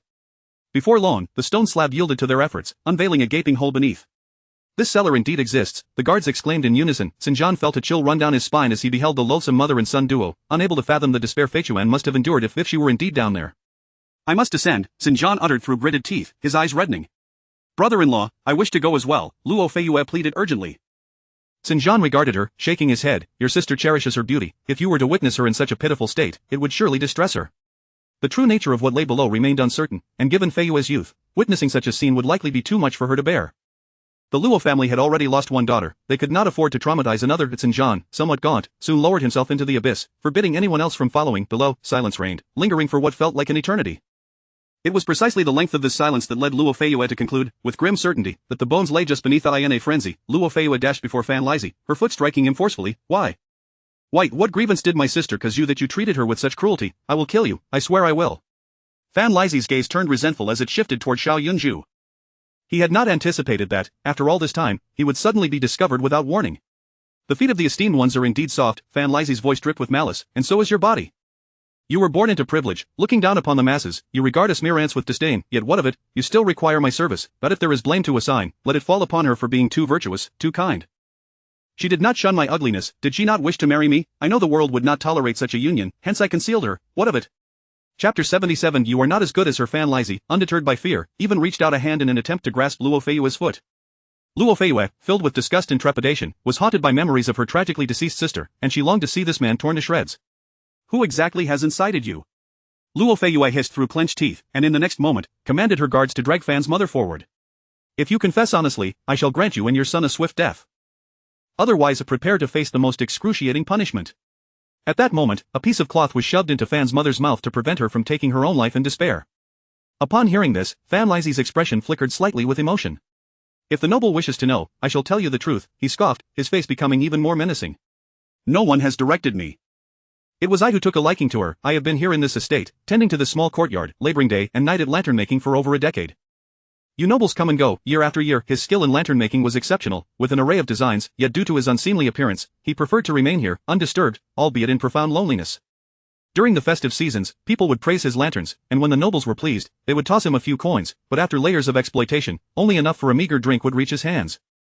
As the years passed, he had no desire to seek a wife. He had not always been so unfortunate in looks. In his youth, he had been quite handsome. Had it not been for a fateful encounter with a venomous creature, he might have married a beautiful woman and would thus, he looked down upon those of mediocre beauty. 6 years ago, on a spring day, while he was diligently crafting lanterns, his mother returned with news of a kind-hearted young woman she had encountered. His mother, once skilled in her craft, was now unable to perform delicate tasks due to failing eyesight. The steward would assign her menial tasks, such as fetching mountain spring water for the ladies residing in the back courtyard. Unable to refuse, she, being elderly and frail, fell and spilled the precious spring water, ruining her clothes and damaging the newly planted flowers. The thorns from the flowers pricked her arms, yet she dared not cry out, consumed by thoughts of the financial repercussions of the ruined plants. Every blade of grass and tree in this estate was valuable. His mother trembled with fear, and the steward arrived, scolding her harshly. It was then that Miss Luo intervened, not only preventing the steward from punishing his mother but also providing her with a clean garment and sending for a doctor to remove the thorns. His mother remarked that such a kind-hearted girl would surely not disdain her son's appearance. Miss Luo was fond of the estate's scenery and often visited. On 2 occasions, he even revealed himself to her. True to her nature, rather than recoiling from his visage, she praised him, saying he crafted beautiful lanterns with skill. She was a good girl, but alas, their differing social standings posed an insurmountable barrier. Later, he prepared some medicinal powder, awaiting the right opportunity. On the 4th day of the 6th month, with flowers in full bloom and fireflies abound, Miss Luo ventured out from the estate with 2 maidservants. He instructed his mother to remain in a certain spot, knowing Miss Luo would remember her and therefore would not be on guard. She accepted the flower basket offered by his mother and innocently followed her directions to see the night blooming cereus. As darkness fell, the flora and foliage served as natural barriers, the beautiful scenery towering over the people, providing the perfect cover for a brief moment to evade all prying eyes. They inhaled the scent of the medicinal powder from the basket, and as they reached the location he had meticulously chosen, they collapsed unconscious. With 3 of them, there was no room for error. The maidservants, having seen his mother, could not be left behind. He swiftly dealt with her, discarding her lifeless body, while Miss Luo was concealed beneath his cart, covered by materials for lantern making, ensuring no one would take notice. With ease, he transported her back to his courtyard. However, he remained cautious, for she was the daughter of a duke, and her disappearance would surely raise alarms. Nonetheless, having lived a life of integrity for many years, being a local of the estate, he believed that even if inquiries were made, they would not dig too deeply. To ease his mind, he gathered information and discovered that the leader of one small squad was an old acquaintance. In their youth, they had shared camaraderie in the same camp, but after many years of separation, one had become a pitiful lantern maker, while the other held the commanding position of a leader with hundreds of soldiers under his command. Reunited with an old friend, he resorted to flattery. He bought wine and meat, inviting him to his courtyard as a guest. The guest lounged at the entrance of the cellar, simultaneously mocking his ineptitude while lamenting the plight of the duke's daughter, fantasizing about the glory he would achieve if he were to locate her. They indulged in food and drink, unrestrained. He played the role of a sycophant for 2 months, and the other believed he was seeking advancement, promising to protect him in the future. Yet, once the feast was over, the guest vanished without a trace. Unbeknownst to that man, he had unwittingly aided Fan immensely. It was precisely because of this leader's daily indulgence in his courtyard that it was only superficially searched. Furthermore, he had befriended many of the laboring soldiers, learning where they sought and when they paused. Fan Lizzie spoke indiscriminately, his demeanor suggesting he was recounting events unrelated to himself. Yet, every word he uttered sent chills of dread and despair coursing through Luo Feiyue's veins. When that leader feasted in the courtyard, there must have been commotion, and did her sister, locked away below, not hear it? Had she not felt countless glimmers of hope, only to have them extinguished time and again? If only that man had been a bit more vigilant, had he uncovered the slightest irregularity, her sister should not have met such a fate. Eventually, those individuals ceased their search. I heard the Duke's household held a funeral, the estate was closed for 6 months, and everything returned to normal, Fan Lizzie continued, licking his lips with a lecherous grin. During that half year, I lived like a celestial being. Smack. Luo Feiyue clenched her fist, unable to contain herself, and struck him forcefully across the face. Fan Lizzie regarded her disdainfully. You are far less gentle than your sister. You killed my sister. I will ensure you die a gruesome death. Luo Feiyue seethed with unbridled rage. I did not kill her. How could I bear to harm her? Moreover, she was carrying my child during those days. I constantly pondered how to take her away unnoticed, to a place where no one knew us, to raise our children. With such a wonderful mother, my child would surely thrive. Fan Lizie's eyes glimmered with a feverish light, and he scoffed. Unfortunately, she was not fortunate. Perhaps it was too long without human contact that she fell ill, suffering from a high fever.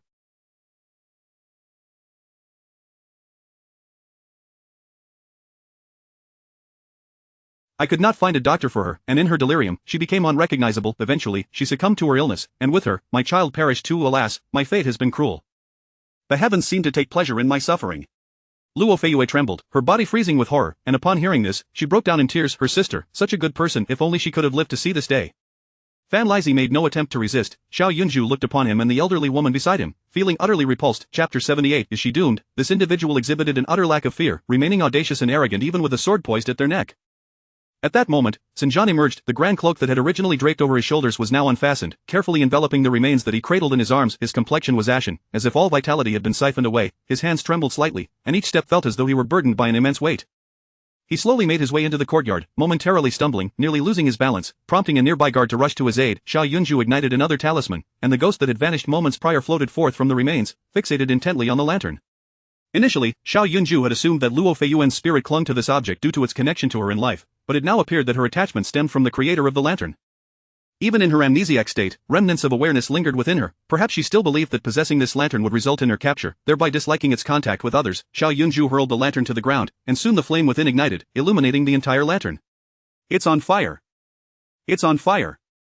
Luo Feiyuen clapped her hands joyfully, dancing around the flames like a child. Xinjiang observed the waning light with vacant eyes, as if his very soul had been extracted.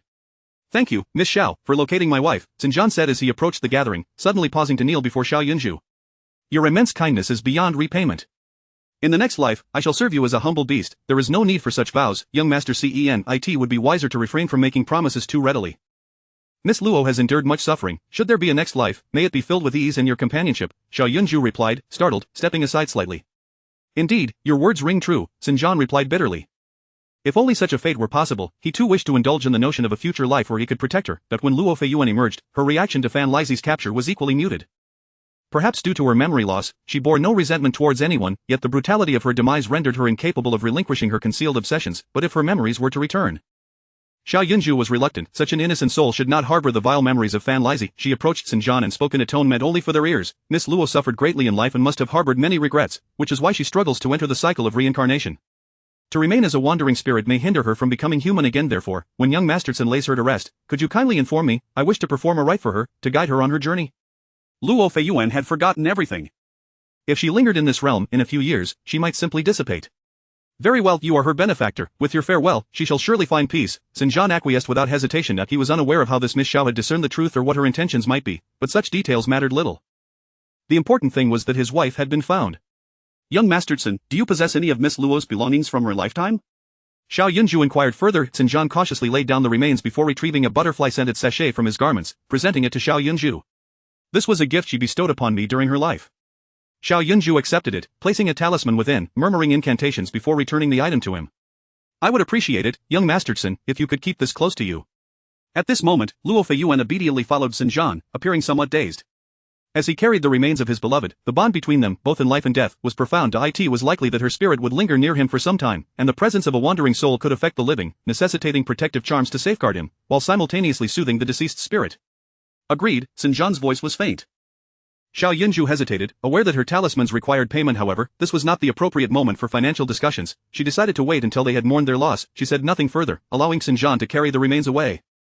Meanwhile, Luo Feiyue wept inconsolably. The guards had already taken Fan Lizhi and his mother into custody. Their heinous actions would not go unpunished, and even a death by slow slicing could not alleviate the grief of the Duke and Duchess over their lost daughter. This incident implicated many others as well, including the steward of the estate, who was now kneeling in fear, unable to lift his gaze. Even if he had been unaware of the events, retribution was inevitable, as was the fate of the leader responsible for the search of this courtyard.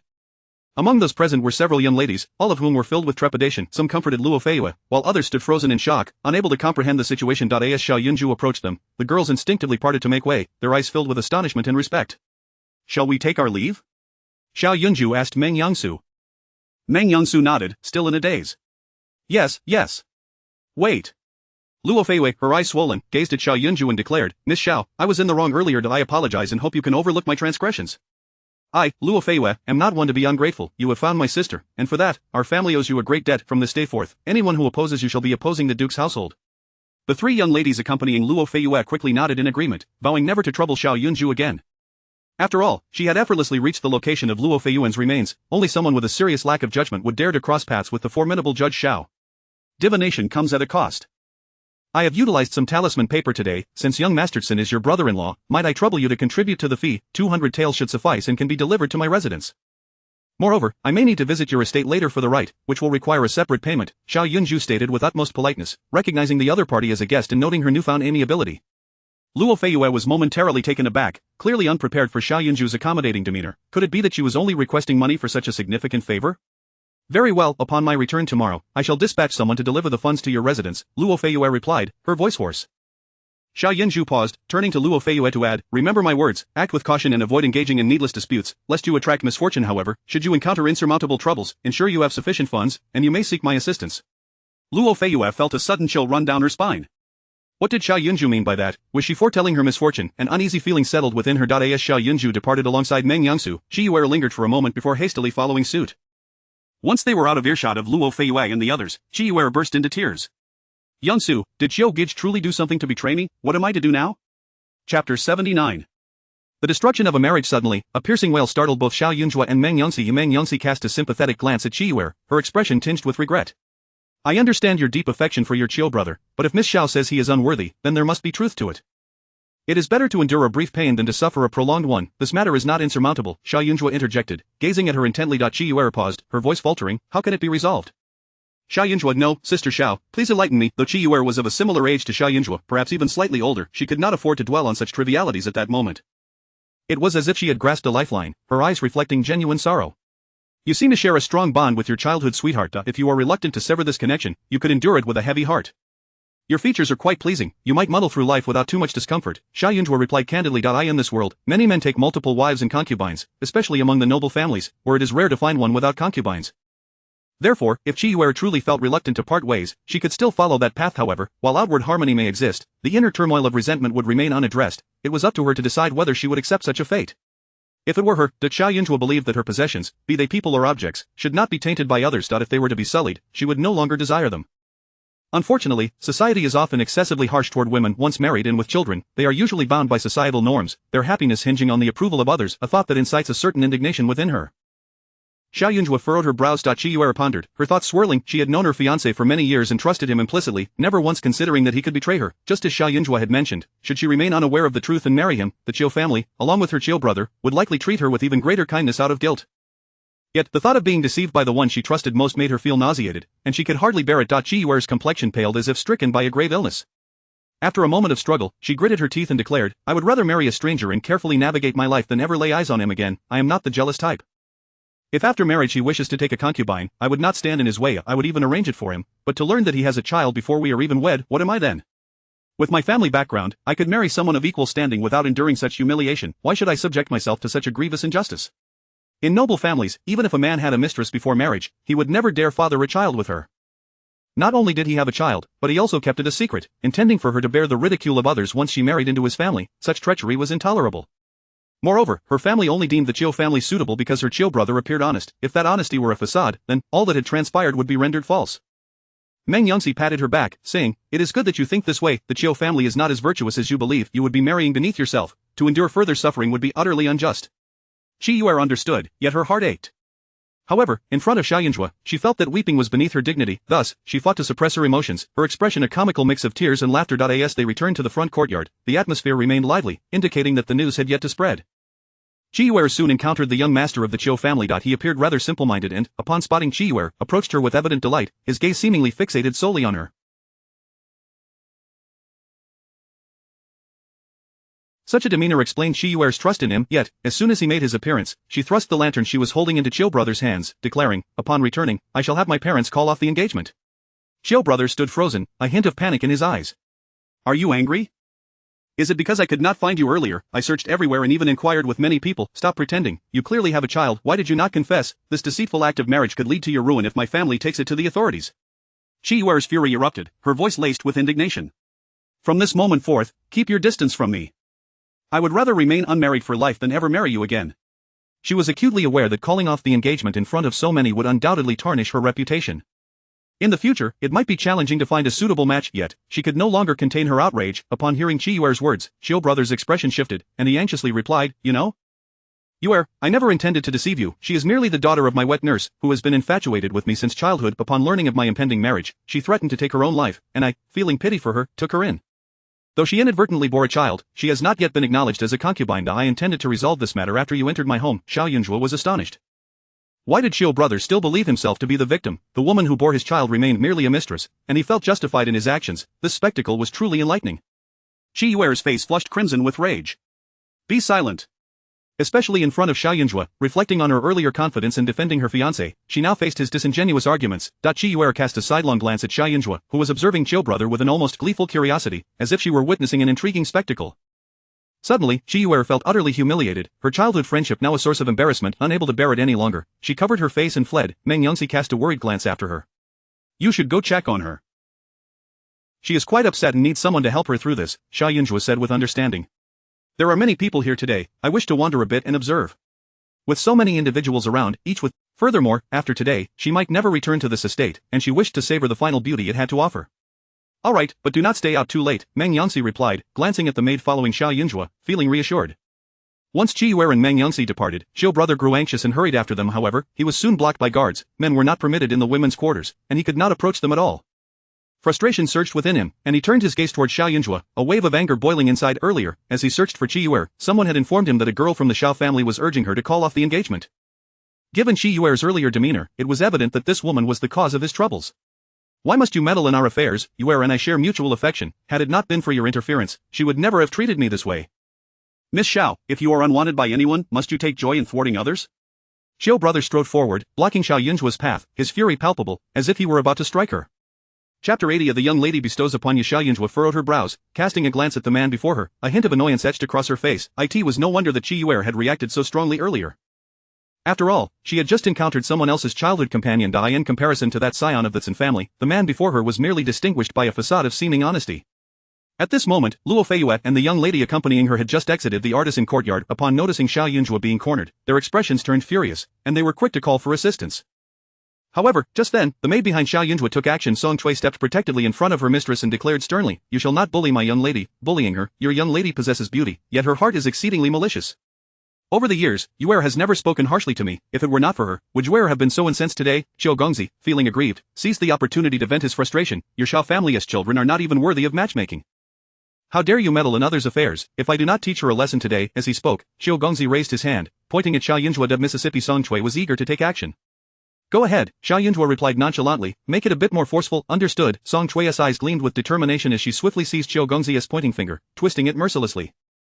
A cry of pain escaped him, yet Song Chui did not relent. She pulled him closer and delivered a sharp knee strike to his abdomen. Her movements were decisive and unhesitating. As Qiu Gongzi writhed in pain, Song Chui continued her assault, seemingly intent on demonstrating her martial prowess before Xiaoyun Zhuo, providing her mistress with a sense of security, thus making her strikes increasingly severe.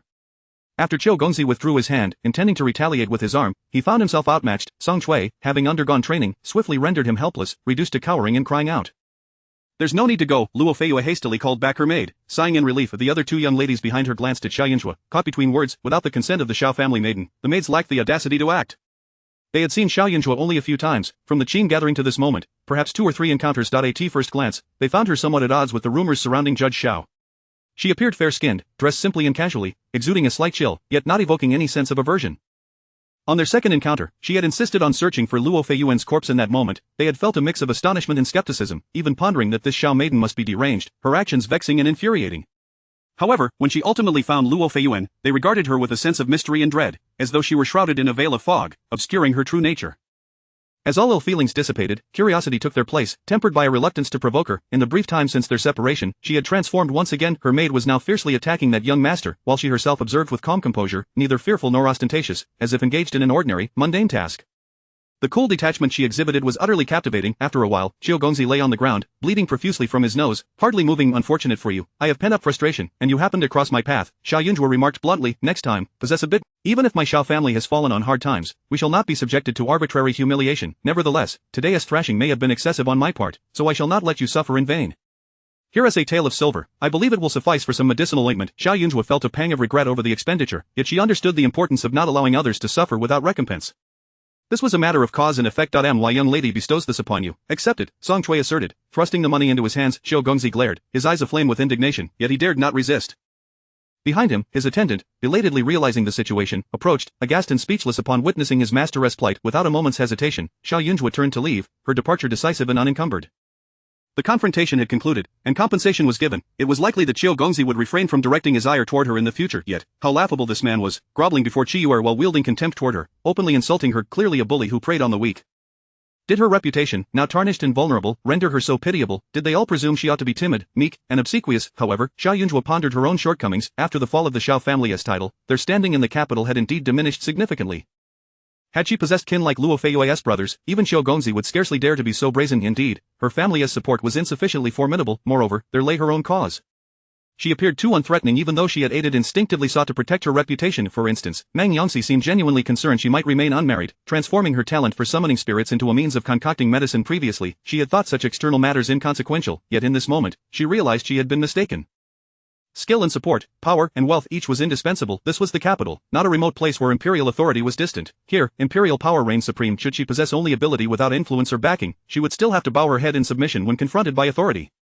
This was a significant realization. She could not compare to her master or the esteemed leaders of past generations, who lived unencumbered, enjoying life. She was not afforded such luxury. She feared death.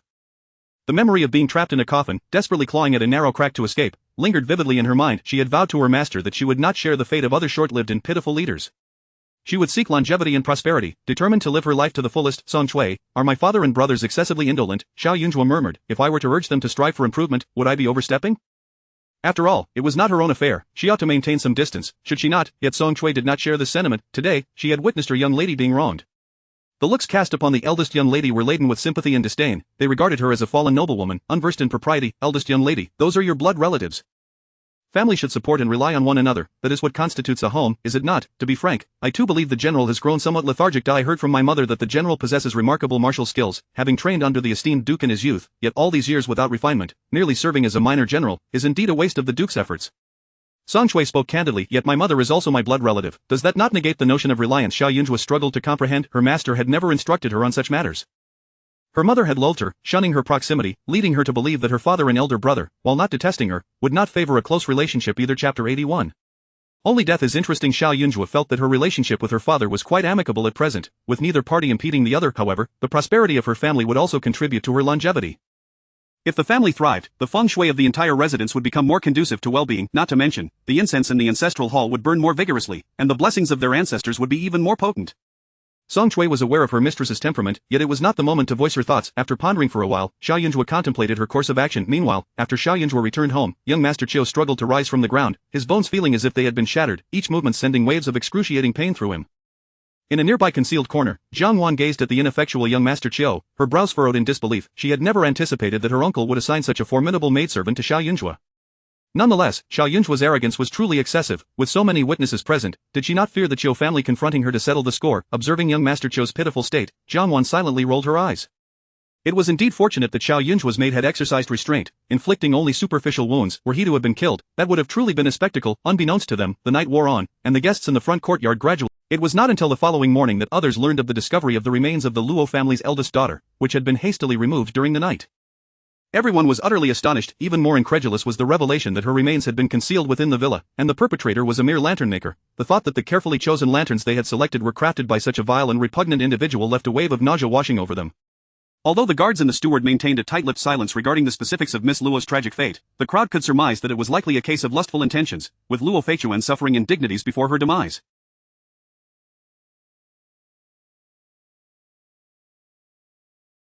Yet, with her passing, everyone prudently refrained from mentioning the matter. Out of respect. As dawn broke, Xiao Yunzhuo and Ning Su shared a breakfast before taking a carriage back home together.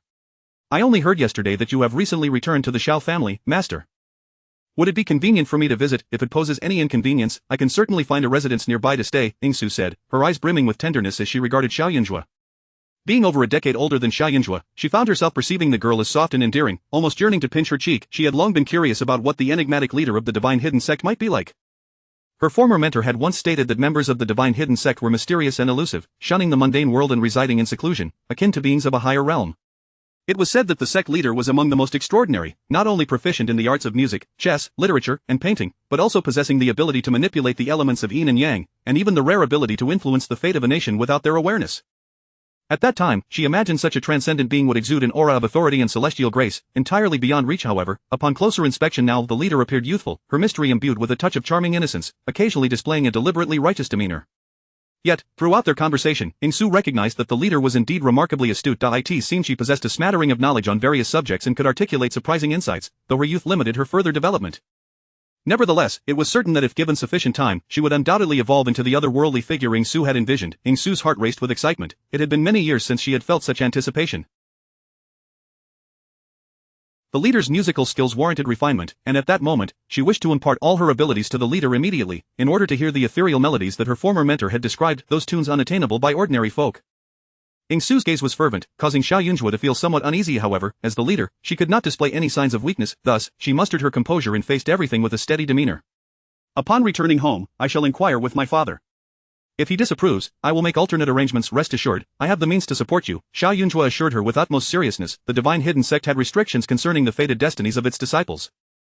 Those who could enter were indeed fortunate, yet their destinies were often not favorable. The moment Ning Su learned the melodies of the Divine Hidden Sect, she became entwined in the web of causality. Whether she wished to or not, she was bound to heed the leader's words. Ning Su's eyes sparkled, her heart, once as tranquil as a deep pool, now surged with emotion due to Xiao Yunzhuo's words. It was akin to encountering a cherished and revered mythical creature that had deigned to converse with her. The intertwining of affection and authority softened her heart. In recent years, I have managed to accumulate some silver. I had intended to donate it to the authorities for charitable purposes after my passing, but that was solely due to my previous lack of kin. Now that I have met the leader, it seems only fitting that I offer these resources to you. Ning Su promptly expressed her financial stability. Her family fortune was likely in the thousands of taels of silver. Your original intentions were commendable. Individuals like us, with such fated destinies, should engage in acts of benevolence. However, you still have several years ahead of you, so there is no need to rush. As long as you live, strive to survive, and set aside some silver for future medical needs. Xiao Yunzhuo earnestly imparted the wisdom of saving money. I have been diligently saving, for to seek wealth, one must both explore new sources of income and practice frugality. Our sect has fallen to such disfavor, it is acceptable to adopt a more mercantile approach. Taking on work? Ing Su appeared somewhat perplexed, but then her eyes brightened with clarity. I heard this morning that the Luo family's eldest daughter has been found. Such a long-standing case, was it you, master? Yes, she was a pitiable soul. Xiao Jiayun sighed softly. Ing Su expressed her sympathy. I heard that Miss Luo was cherished by the Duke and his wife, raised to be kind-hearted and innocent. I never anticipated she would fall victim to such treachery, ending up in such a tragic fate. Such evildoers truly act with impunity. Yet the perpetrator seems to be a fearsome individual, unflinching in the face of consequences. Even now that he has been captured, it is merely a matter of death. Ing Su, possessing more knowledge than the average young woman, understood well the torment that Miss Luo had endured for half a year. As a fellow woman, she felt a deep-seated anger on her behalf. He must have something that frightens him. Wrongdoings must bear repercussions. I have received a substantial sum, and I cannot let my employer down, Xiao Jiayun Zhuo remarked thoughtfully. She had not adequately prepared for her outing the previous day, leaving certain matters unattended. The mother and son of Fan Lizhi would likely be detained in the office of her sixth cousin, awaiting the Ministry of Justice's review of the case before facing a death sentence. However, to meet such a swift end would be far too lenient for him. Hence, she intended to visit her sixth cousin upon her return. While others might doubt Xiao Jiayun Zhuo's words, Ing Su held no skepticism whatsoever. Yet she had not anticipated that the leader had resorted to earning a living through such means. That had it been a century prior, Xiao Jiayun Zhuo would have still been honing her skills on the mountain, not yet blossoming into a flower, now striving for survival. In that moment, she genuinely grasped the concern that her former mentor had felt before departing. Chapter 82, Surprises galore. Before long, the two returned to the Xiao residence. Xiao Jiayun Zhuo burst through the door with great fervor, immediately seeking out her father. Startled by the unexpected attention, Xiao Jingwan was momentarily taken aback. Did you have a good time with your cousin? Cousin? Xiao Jiayun Zhuo paused for a moment, then, feeling somewhat embarrassed, replied, Father, I boldly declared before many witnesses yesterday. The words have been spoken and cannot be retracted. Xiao Jingwan's smile froze on his face. Did you have a quarrel? Yes, and shortly, I intend to have the steward oversee her as she packs her belongings. I cannot allow her to discreetly take anything from the house. This decision was made without consulting you, Father. I wonder if you would approve? Xiao Jiayun Zhuo inquired politely, a hint of embarrassment in her tone, feeling she had caused some trouble for the family. Xiao Jingwan's eyelids twitched, and he rubbed his temples. Since the words have already been spoken, we can only proceed as such. It was somewhat inappropriate for a daughter to evict someone, yet Xiao Jingwan was uncertain whether to feel helpless or pleased. Her ability to voice her demands and even take charge of family matters indicated that she was beginning to treat this place as her own home, viewing herself as its mistress. This was indeed a commendable transformation. Previously, she had shown little concern for matters outside her courtyard. However, she did feel a twinge of guilt regarding this niece from the Jiang family. Let it be done. I shall support you, but I would like to understand the reasons behind this. Xiao Jingwan wished to comprehend his daughter's intentions. She claimed that these past years have been filled with grievances. Living under the roof of others has been quite arduous. I believe it is unreasonable to compel her against her will. The Jiang family, her uncles and aunts, are still alive and well, so let her return to live a life of freedom. Xiao Jiayun Zhuo explained, albeit awkwardly yet sincerely. Xiao Zhengwan understood. You are correct. If this is her predicament, then there is no need for me to provide an explanation to the Jiang family. He looked at his daughter with a sense of relief. Indeed, it seemed that a trip outside had made her a touch more vivacious, and she was speaking more freely, even offering explanations. This was undoubtedly a significant advancement in their father-daughter relationship. Father, I have two more matters to discuss. Observing her father's improved mood, Xiao Jiayun Zhuo continued, the first is. I have brought someone back who requires accommodation in my courtyard. Of course, if you disagree, I shall seek alternative lodging for her. At this juncture, Xiao Jingwan felt a tightening sensation in his throat. He hoped fervently that this individual was not a man. Have you invited a guest home? Then we must extend proper hospitality. Male or female guest, I shall instruct the steward to select a suitable courtyard, lest we treat our guest poorly. Xiao Jingwan found himself smiling more forcibly than he had in over a decade. It is Master Ring Qin. She is now a member of my entourage. Xiao Jiayun Zhuo exhaled in relief. Thank you for your understanding, Father. Who? Xiao Jingwan was momentarily bewildered, his voice tinged with surprise. You went out to listen to Master Ring Qin's music and then brought this esteemed musician into our home? Could it be confirmed that she was indeed invited? He hoped it wasn't the maid Song Chui who had forcibly brought her in. His astonishment was not unwarranted. Although the Xiao family had children preparing for the imperial examination, they had always been a martial family. Military men were hardly refined, and with his father's disreputable conduct, they had never been inclined to welcome such distinguished masters into their home. Take the matter of the eldest son seeking an education, for instance. He had initially faced numerous setbacks until the matriarch had to appeal to the Hua family to secure a reputable teacher. Therefore, when his daughter claimed to have brought home the world's foremost musician, how could he not be astonished? Sharing a courtyard with me would indeed be a bit cramped. Let her reside in the small courtyard next door instead. I plan to learn music from her when I have the time, which would be quite convenient. Xiao Jiayun Zhuo contemplated, finding her father's arrangement quite agreeable.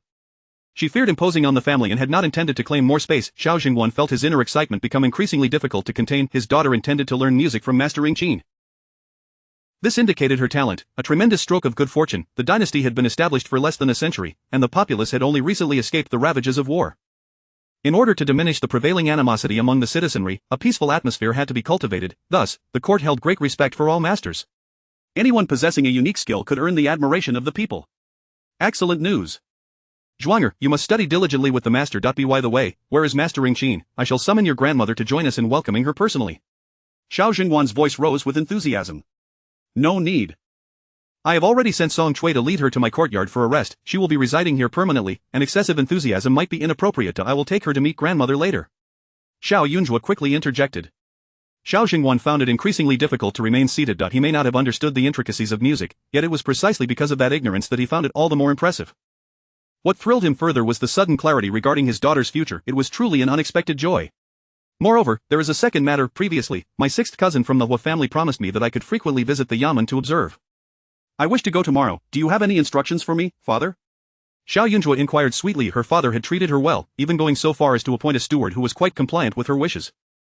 Thus, she did not wish to trouble the steward unnecessarily, fearing that if she visited the Hua family, her father might urgently dispatch someone to investigate, wasting time and effort. Xiao Jingwan's smile had yet to fade when it abruptly froze. What do you intend to do at the yamen? He asked, genuinely perplexed. That place was one that ordinary people would go to great lengths to avoid, and frequent visits were not advisable. Last night, I inadvertently resolved the case of the young lady Luo who was wrongfully executed. Although I have located her remains, the murderer shows no remorse. Having accepted the Luo family's silver, it is only right that I teach the murderer a lesson on behalf of the Luo family. Therefore, I plan to visit the prison tomorrow at noon when the yang energy is at its peak. Xiao Yunzhuo informed him politely. The reason for waiting until noon was that prisons were not wholesome places. The heavy yin energy could provoke disturbances due to her constitution, hence, she needed to prepare protective measures today to avoid inhaling excessive yin energy tomorrow. Xiao Jingwan's mind buzzed, struggling to comprehend her words. Perhaps I could discreetly enlist your sixth cousin to give that murderer a good beating, Xiao Jingwan suggested, believing this course of action to be feasible. Offending the Luo family, the murderer would likely face severe repercussions. It seemed unnecessary for his daughter to intervene personally. That man comes from a military background and fears neither life nor death. For him, even the greatest suffering is merely a means to an end. It would not allow him to comprehend the pain endured by the young lady Luo. Moreover, since she cannot personally exact her revenge, I must take action myself. Xiao Yunzhuo explained earnestly. After finishing, she added, if you have no further instructions, I shall return to my courtyard to draw talismans. I take my leave now. With that, Xiao Yunzhuo departed, her spirits evidently high. Xiao Jingwan gazed at his daughter's retreating figure, feeling a multitude of unasked questions building up inside him. This child, how many times had she encountered cases like this? The last time, she had nearly been killed by that madman named Wu San, and how could she forget so quickly?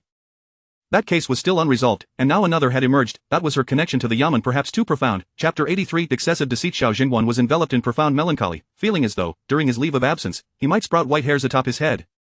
Since his entrance into the military camp, he had taken leave only 2 or 3 times, each occasion lasting a mere 2 or 3 days. This time, however, he had requested an extended leave, and even after the new year had passed, he had yet to return, prompting inquiries from colleagues about any significant matters at home.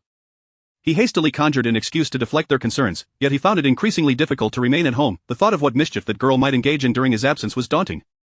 And what of the other 2 rascals who had collapsed in the ancestral hall yesterday? They seemed to acknowledge their wrongdoing, fearing the consequences, yet who could say if they would truly learn from their mistakes in the future? Just as Xiao Jingwan was mired in his worries, Jiangwan returned. She appeared haggard, her eyes reddened. A pang of concern struck Xiao Jingwan's heart. In stark contrast to the spirited demeanor she had displayed upon her arrival, Jiangwan now resembled someone who had suffered immense injustice, as if she had endured some grievous torment. Had this been in the past, he might have felt a twinge of empathy, but recalling his daughter's words, Xiao Jingwan's expression remained unchanged. Uncle, Jiangwan began, tears spilling forth before she could finish, Wanner has been unfilial. I can no longer serve uncle and auntie in the household. Zhui'er has already informed me, Xiao Jingwan interjected. Though I am unaware of the conflicts that have transpired between you, since Zhui'er has declared her intent for you to depart, I cannot retain you. Awan, our Xiao family has cared for you as if you were our own for over 10 years, yet, at the end of the day, you are a child of the Jiang family, with both parents alive. Meanwhile, my daughter Zhui'er has endured much suffering over the years. I do not wish for her to be further distressed for the sake of an outsider. Surely you understand? Xiao Jingwan recalled his daughter's earlier demeanor, and he felt a surge of resolve. Although her statements had been somewhat ambiguous, the bond between father and daughter had evidently improved, and he could not afford to disappoint her at this juncture. His daughter had a cold heart and required gentle coaxing. Uncle speaks truly, Jiangwan replied, looking utterly dejected. Yesterday, while outside, my cousin disparaged me before others in her pursuit of Jiao Xiao. I could endure this, as I owe a debt of gratitude to the Xiao family for my upbringing, and thus I accepted her demand for me to leave. However, I am aware of the kindness the Xiao family has shown me over the years, which is why I wish to voice my thoughts. As she spoke, she lifted her gaze and asked, Uncle, are you truly certain she is your daughter? Xiao Jingwan's brow furrowed. On that day, I overheard your conversation with Auntie. My cousin claimed that she was locked in a coffin and discarded at Wangupa, but at that time, she was merely a 4-year-old child. If she truly endured such a fate, how did she survive? Jiang Wan's eyes were filled with concern. If she is indeed your flesh and blood, not an impostor, then, who rescued her back then? Why has she never mentioned it? Previously, Yan and I witnessed her deceiving others for money. Although the Xiao family has lost its title, our ancestors were founding heroes. If word gets out that the daughter of the Xiao family is engaging in deceit, it would bring shame upon our forebears. Wouldn't all your efforts over the years be in vain? Uncle, you have always placed great importance on reputation. Auntie has expressed a desire to avoid following the path of the past. Silence. Xiao Zhengguan interjected coldly. Wan has no intention of sowing discord between you and your daughter. She merely wishes to counsel uncle to prioritize the futures of your cousins. Jiang Wan exclaimed urgently. All I can say is this, please give it careful thought, uncle. I shall take my leave. With that, Jiang Wan bowed deeply 3 times before rising to depart. She was acutely aware that Xiao Jiayun Zhuo was indeed the daughter of the Xiao family, a fact that could not be denied. The crux of her argument was the purpose behind Xiao Jiayun Zhuo's return. After years away from home, nearly meeting her end, did she not harbor resentment? Her uncle ought to reflect deeply on whether Xiao Jiayun Zhuo had returned for the sake of vengeance against the Xiao family. Between a daughter and 3 sons, one would hope he possessed some discernment regarding their worth. Xiao Zhengguan's fists clenched slightly, a cold snort escaping his lips. Of this girl, Jiang Wan, was far too naive. He had indeed been concerned with family reputation for many years, striving to maintain an image of seriousness and prudence. However, the reputation he sought could not come at the cost of his daughter's well-being. For years, with his daughter absent, his sons appeared obedient, and the household maintained a facade of harmony, which fueled his desire for recognition. Yet now, with all truths laid bare, he realized he had been deceiving himself. If he were to ruin his own children, what use would reputation serve? Even if his daughter were a deceptive scoundrel, as long as she had not been caught and imprisoned, as her father, he must shield her from the storm. Moreover, it seemed evident that his daughter did not harbor baseless animosity toward the Jiang family and Jiang Wan. The facts substantiated her reasoning. According to the eldest young lady's words, keep a close watch on Jiang Wan as she packs her belongings, and ensure she does not smuggle away anything inappropriate, Xiao Zhengguan said resolutely. Sir, if we simply send her back to the Jiang family, it is likely to invite criticism. What should we do? The steward inquired anxiously. Xiao Zhengguan sighed. In the past, I was overly fixated on the ephemeral, seeking to maintain harmony within the household. Ultimately, I was mistaken. If I have erred, I must rectify it. Should the Jiang family inquire, I shall simply state that the Xiao family is no longer as prosperous as before, and we can no longer afford Jiang Wan's expenses. If they harbor resentment, let it be directed at me. Furthermore, Xiao Zhengguan pondered, for years, we have maintained the previous standards in our household, which has proven somewhat burdensome. The decline of our family is a reality, one I fail to perceive, foolishly attempting to uphold our dignity with external trappings. The path I chose was misguided. From this day forth, dispose of all unnecessary items. Upon hearing this, the steward was taken aback. To dispose of everything, though it seemed straightforward, it was a clear signal to the outside world that the Xiao family had resigned themselves to their fate. Maintaining the grandiose appearance of a former duke's residence had incurred substantial costs. When the lady of the house was present, every banquet relied upon this lavish display to garner respect and admiration from others. Consequently, many outsiders still believed that the Xiao family was merely without a title, yet their financial standing remained robust. I shall attend to this immediately, the steward replied promptly. Had the lady been present, she would have surely protested vehemently, as she valued reputation even more than her husband did. Xiao Zhengguan contemplated further. It was not enough for him to change alone, the matriarch must also adapt. With only 2 elders remaining in the household, the younger generation relied heavily upon their guidance. The matriarch's gentle teaching methods sufficed for the eldest son, yet for the second and third sons, those 2 rascals needed a blend of firmness and leniency. Once he returned to the military camp, it would fall upon the matriarch to manage them. With a single command from Xiao Zhengguan, the entire Xiao family sprang into action. Meanwhile, in Jiang Wan's courtyard, the accountant and several maids kept a vigilant watch, causing Jiang Wan's face. The numerous items gifted to her by her aunt were not permitted to leave her possession. Her uncle and Xiao Jiayun Zhuo were indeed being excessively oppressive. Chapter 84. Accompanying me. Jiang Wan's courtyard is adorned with numerous exquisite treasures, including dedicated rooms for music, embroidery, and study. Within the music room, there are several instruments valued at over 100 taels, while the embroidery and study rooms are similarly equipped with the finest writing materials, fabrics, and threads. All these possessions must remain. Of course, Jiang Wan is permitted to take her own jewelry and garments. However, to the steward and the servants, these personal items already seem excessively abundant. As Jiang Wan departed, tears streaming down her face, her pitiable expression at the threshold of her home elicited a sympathetic reaction from anyone who caught sight of her. Yet, the Xiao family remained resolute, unceremoniously ushering her into the carriage. Meanwhile, Xiao Jiayun Zhuo was engrossed in the meticulous art of drawing talismans. Qin Yang's spirit appeared considerably rejuvenated, yet she dared not approach him, constrained by Xiao Jiayun Zhuo's soul-binding talisman, unable to venture far and instead spending her days languidly hanging about the plum tree.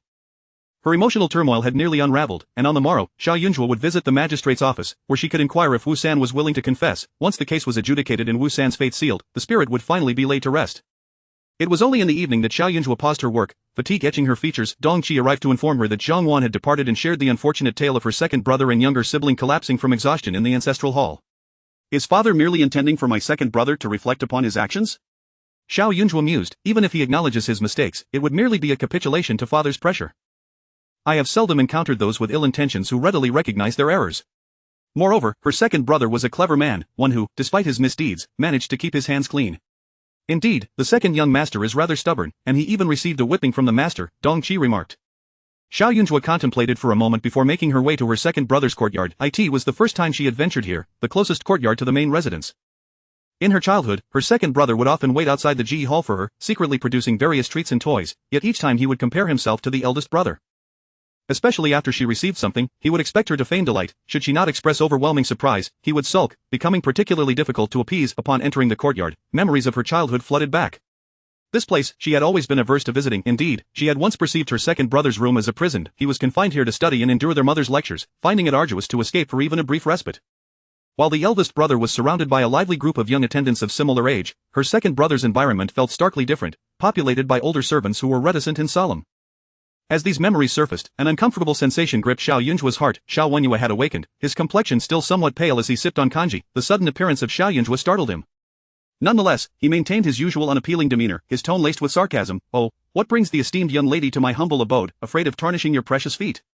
I am to visit the magistrate's office tomorrow. Father seems somewhat concerned, so might my second brother accompany me? Xiao Jiayun pondered briefly before extending the invitation. If you are unwilling, I can consult father first and return to ask you again. Once father gave his consent, he would have no choice but to comply. Xuanmen's gaze flickered momentarily, yet he remained nonchalant. And where is the eldest brother?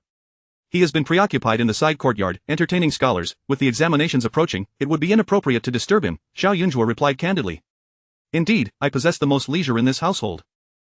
Were it otherwise, you wouldn't seek me out. Xuanmen chuckled wryly. Xiao Jiayun furrowed her brow slightly. It must be said, her second brother's irritable temperament was increasingly pronounced, his sullen demeanor was infuriating, and one could hardly resist the urge to silence him with a swift stroke of a blade.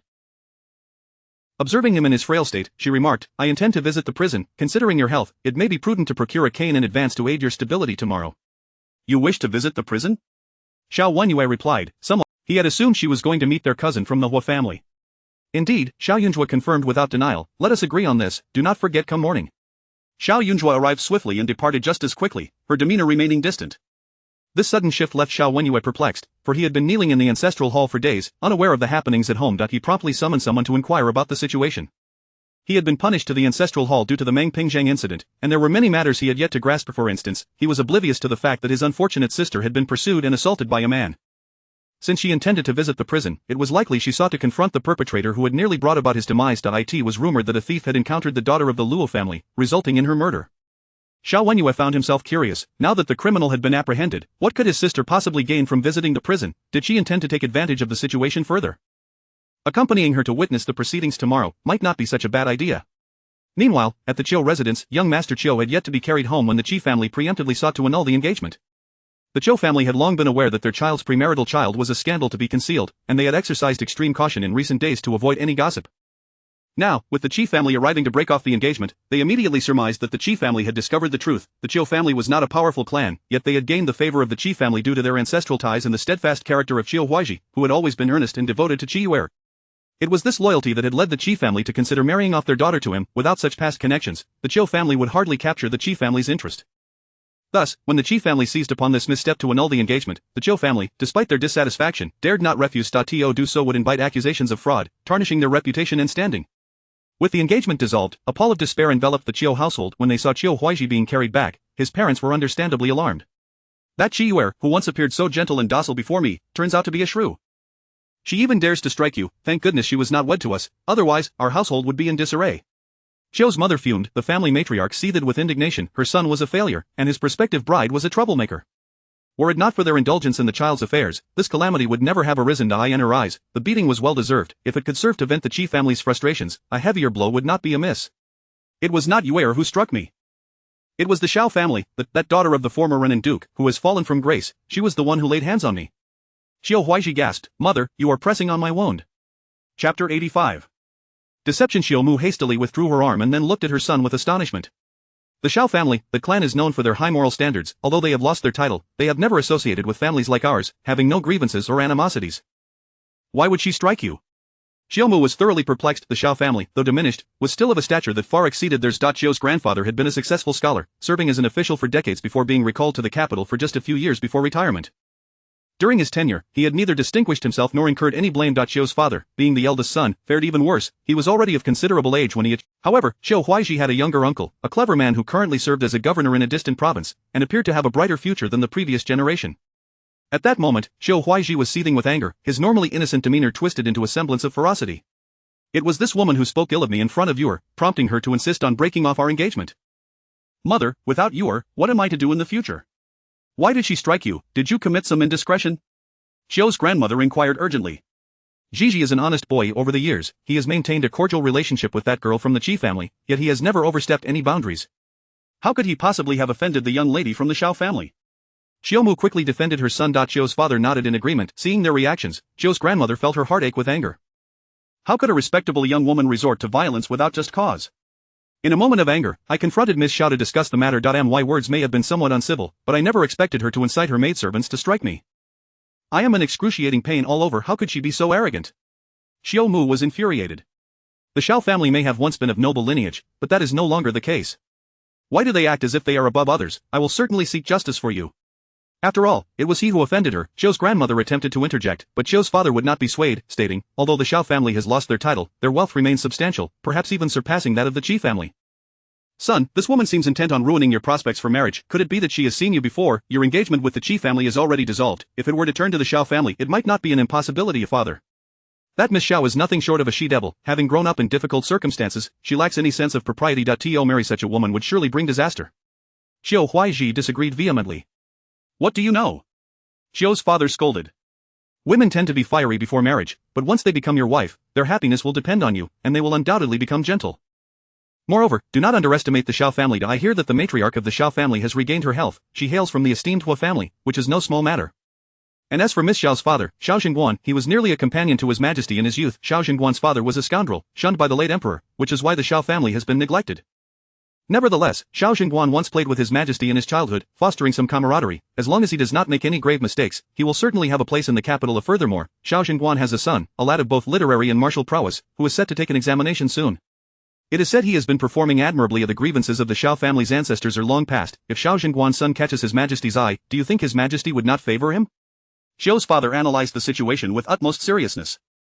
The more he contemplated, the more favorable the Xiao family appeared. The Xiao family has but one daughter. If she were to marry, it would be only reasonable for her to bring a substantial dowry. My son, Qi Yuer, is indeed a fine match, but the girl is resolute in her refusal to marry, leaving us at an impasse. However, since the Xiao family has struck you, they must take responsibility. Xiao's father chuckled. Miss Zhao's reputation is less than stellar due to her upbringing. Who would refuse a marriage proposal?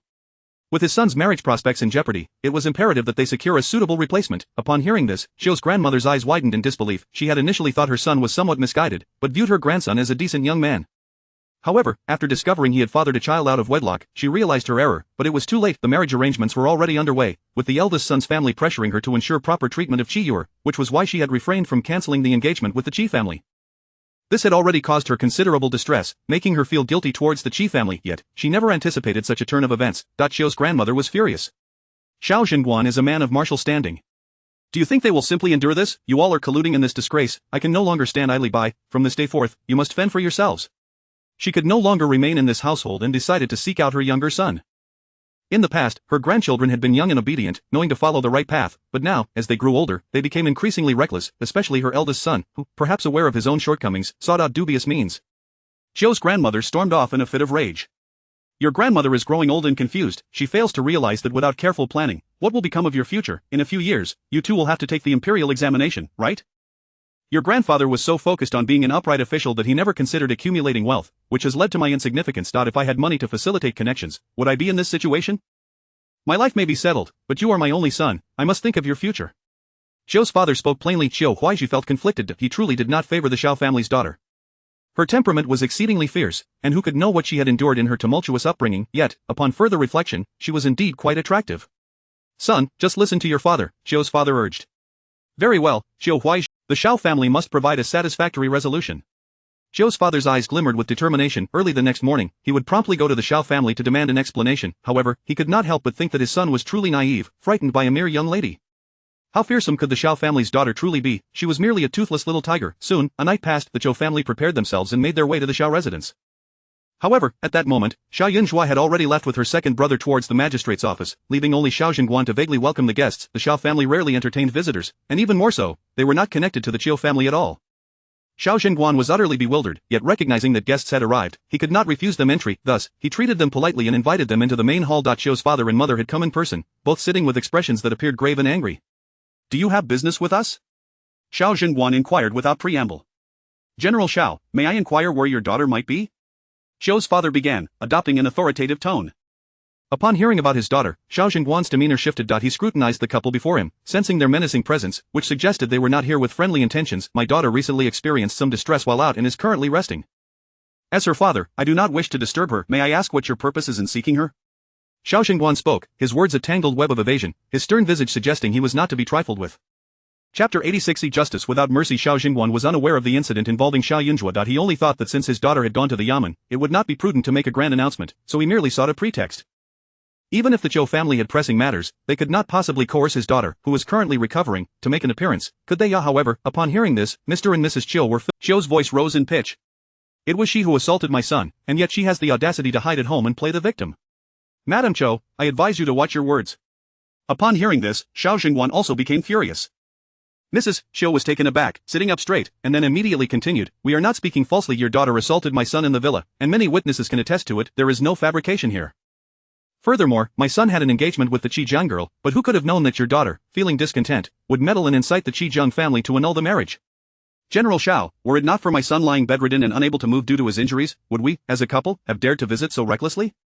You must give us an explanation."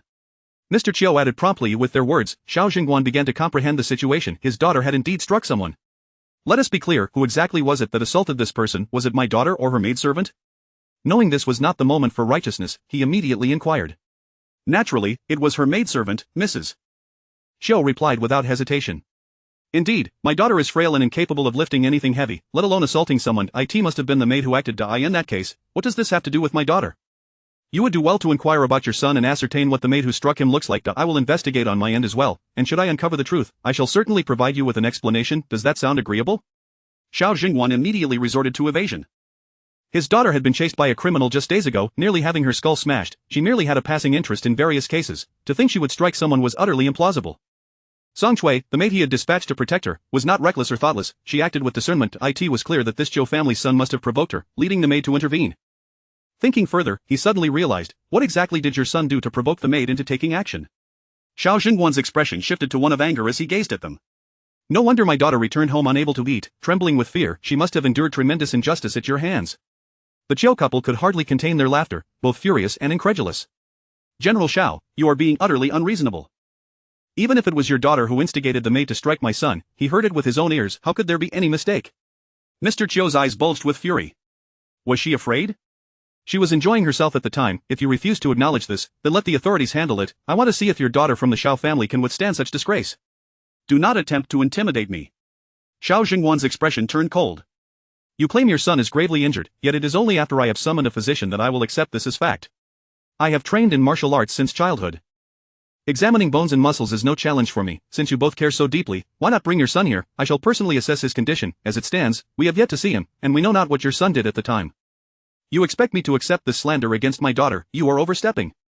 As he spoke, Xiao Jingguan suddenly overturned the teacup beside him. Tea splattered across the floor, and the shards of the cup clinked sharply, startling the Qiu couple.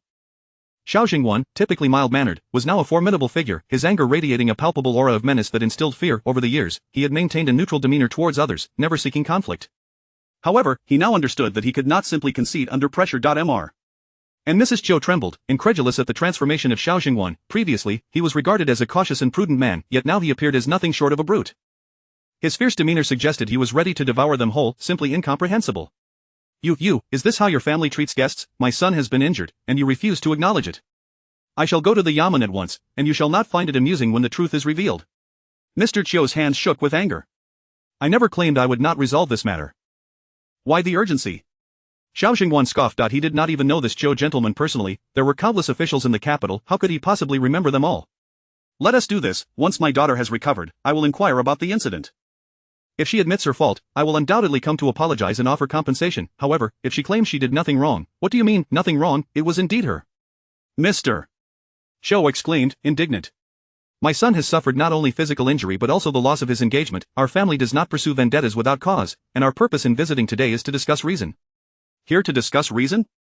I fail to see any indication of that, Xiao Jingwan retorted scornfully. Mr. Qiu's frustration was palpable. It was true what they said, like father, like daughter, or the apple had not fallen far from the tree. Such behavior was utterly unreasonable. Your daughter has ruined my son's engagement. If this is true, does the Xiao family not owe us an explanation?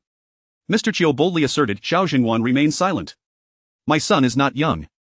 He was to be married this year. The annulment at this juncture tarnishes his reputation and hampers the continuation of our family line. She has caused the Qizheng family to withdraw their offer, and while her actions are despicable, my son still requires care. We will take a step back and allow your daughter to marry into our family. Should our two families unite, we shall overlook this grievance. Mr. Qiu continued, his confidence unwavering. Xiao Jingwan regarded him with skepticism. Initially, he had believed that his mate had perhaps been a touch too forceful while protecting her charge, yet, now the other party was insinuating that he should send his daughter over to mend the situation? General Xiao, your daughter has been raised outside the home, and though her character may be flawed, my son is gravely injured. He will find it difficult to seek a marriage proposal for several years. For the sake of my son's future, our Qiu family must accept this. Furthermore, her attempts to sabotage my son's engagement were nothing but a bid to replace her. Since both parties are willing, we do not wish to escalate matters unnecessarily. Otherwise, if we resort to the authorities, it would tarnish your family's reputation, would it not? Mr. Xiao spoke with an air of confidence. In comparison to their daughter, a son was indeed of greater importance, especially with the examination period approaching. The Xiao family would surely be eager to rid themselves of this troublesome daughter. His demands, in a sense, were for the benefit of the Xiao family. Chapter 87. So this is how it is. Xiao Jingwan's heart surged like tumultuous waves, rendering his feelings at this moment beyond description. The only reason the Qiu family dared to come forth today with such brazen and shameless demands was that they looked down not only on his daughter but on him as well. They deemed Xiao Jingwan a selfish man who would eagerly cast his daughter out into the streets. Such thoughts were far more offensive than outright insults hurled at him. Have you finished your tirade? Xiao Jingwan, filled with rage, found himself more composed than ever. You think, Xiao Daring, you truly overestimate your own importance. If your son were to be unjustly harmed by my daughter, I would gladly bring her forth to mourn for your son. You refuse. Xiao Fu was both shocked and furious. Today we are taking a step back. Before Xiao Fu could finish, the steward hurriedly rushed in from outside. Xiao Fu had no choice but to swallow his unfinished words. Sir, the steward of the Qi family has brought many items and seeks to convey a message. Xiao Jingwan was bewildered, but given that this matter was indeed related to the Qi family, he allowed the steward to bring the visitor in. Upon entering, the Qi family steward, upon seeing the Qiu family, displayed a hint of disdain, yet immediately turned to Xiao Jingwan with utmost respect, saying, I come at the behest of my master to fulfill our promise. The Qiu couple suddenly felt uneasy. What promise? Xiao Jingwan inquired, perplexed. My young lady and the eldest daughter of the Xiao family once had a wager regarding your son, specifically about the matter of him having a child before marriage, which constituted a fraudulent engagement. The wager involved my young lady's dowry. Although the eldest daughter of the Xiao family did not initially agree to accept these items, upon learning of the situation, my master and mistress felt it necessary to express their gratitude to Miss Xiao for her assistance in preventing our daughter from falling into a dire predicament. We have already broken off the engagement. Your Qi family is being exceedingly unreasonable. What sense is there in delivering the dowry to outsiders and further publicizing our family's faults? Were it not for your Qi family's eldest daughter being so jealous, would my son have concealed anything? To be unable to tolerate even a child is simply malicious. Madame Qiu could no longer contain her indignation, pointing an accusatory finger at the Qi steward. Xiao Jingwan's expression noticeably improved. The Qi family's arrival was most opportune. Initially shrouded in confusion, he now understood the situation. His daughter had acted with kindness to help the Qi family's child escape a dire fate. They sought to lodge a complaint. It was nothing more than a blusterous facade, an attempt to deceive him. My master and mistress stated that the young lady is the apple of their eye. Had it not been for the ancestral ties and the belief that your son was of decent character, the marriage would never have been agreed upon in the first place. Now that the engagement has fallen through, it is indeed unfortunate, yet also a cause for celebration, for it is better than sacrificing the latter half of our young lady's life. We wish we could celebrate this occasion with drums and fireworks. The steward spoke with unabashed honesty. General Xiao, our master and mistress feel deep remorse for the troubles caused to your family. The items outside serve as both a token of gratitude and an apology. The head of our family has also expressed that the two young ladies are of similar age and should maintain a close relationship. Should the eldest daughter of the Xiao family wish to visit the Qi residence, we shall treat her with utmost hospitality. The steward spoke earnestly. Marriage is a matter of utmost significance for a woman. The Qiu family had hidden their true intentions far too well, and the Qi family, trusting in their ancestral connections, had failed to investigate thoroughly. Only after the engagement was broken did they discover that the Qiu family had sent all the children of the concubines away to a relative, disguising their actions under the pretext of visiting their kin. Had it not been for the keen insight of the eldest daughter of the Xiao family, the Qi family would have never suspected the Qiu family of such duplicity. Furthermore, just yesterday, the matriarch of the Qiu family had left the capital in haste to join her youngest son. Before her departure, she sent a letter to her family head, expressing her regrets and severing all ties between the two families. Should the Qi family seek revenge, the matriarch of the Qiu family would have nothing to say. Now, this couple had the audacity to come to the Xiao family to provoke them. The Qiu couple never imagined that the Qi family would come to express their gratitude. It was nothing short of a slap in the face. And it happened to coincide perfectly. Xiao Darren, did you not claim that my daughter was intent on ruining your family's marriage? How curious it sounds, given the steward's implication that your son lacks virtue? Xiao Zhengguan felt an unexpected sense of relief. Do you still wish to lodge a complaint? By all means, proceed, for my daughter would surely gain a reputation for her loyalty. Xiao Fu immediately stood up, his face turning pale with anger. It is true that your child struck my son, is it not? Upon hearing this, the chief steward quickly interjected. My young lady left in anger and did not witness Miss Xiao strike anyone, but she did overhear that young Master Qiu was still able to move afterward, indicating he was not severely injured. Moreover, it is said that after Miss Xiao struck him, she even offered monetary compensation. As this matter pertained to his young lady, he was determined to investigate it thoroughly. Upon hearing of Miss Xiao's actions, his mistress had been both astonished and delighted, applauding in gratitude for the retribution served. His purpose today was twofold: to deliver gifts and to clear Miss Xiao's name. It was said that she had just returned home and was not particularly well-mannered, hence the concern that news of her actions might lead to unjust punishment from the elders of the Xiao family. Therefore, he was sent to express their support and prevent Miss Xiao from suffering any consequences. Xiao Zhengguan regarded the chief steward with immense approval. A mere ounce of silver, and you call that compensation? Xiao Fu was fuming. Why not? If your son accepted it, that signifies his admission. Are you suggesting your son is such a coward that he could not muster the courage to speak up after being struck by a mere maid? If that is the case, it can only be said that this young man is utterly useless, deserving of a beating, Xiao Zhengguan retorted, his anger causing foul language to escape his lips.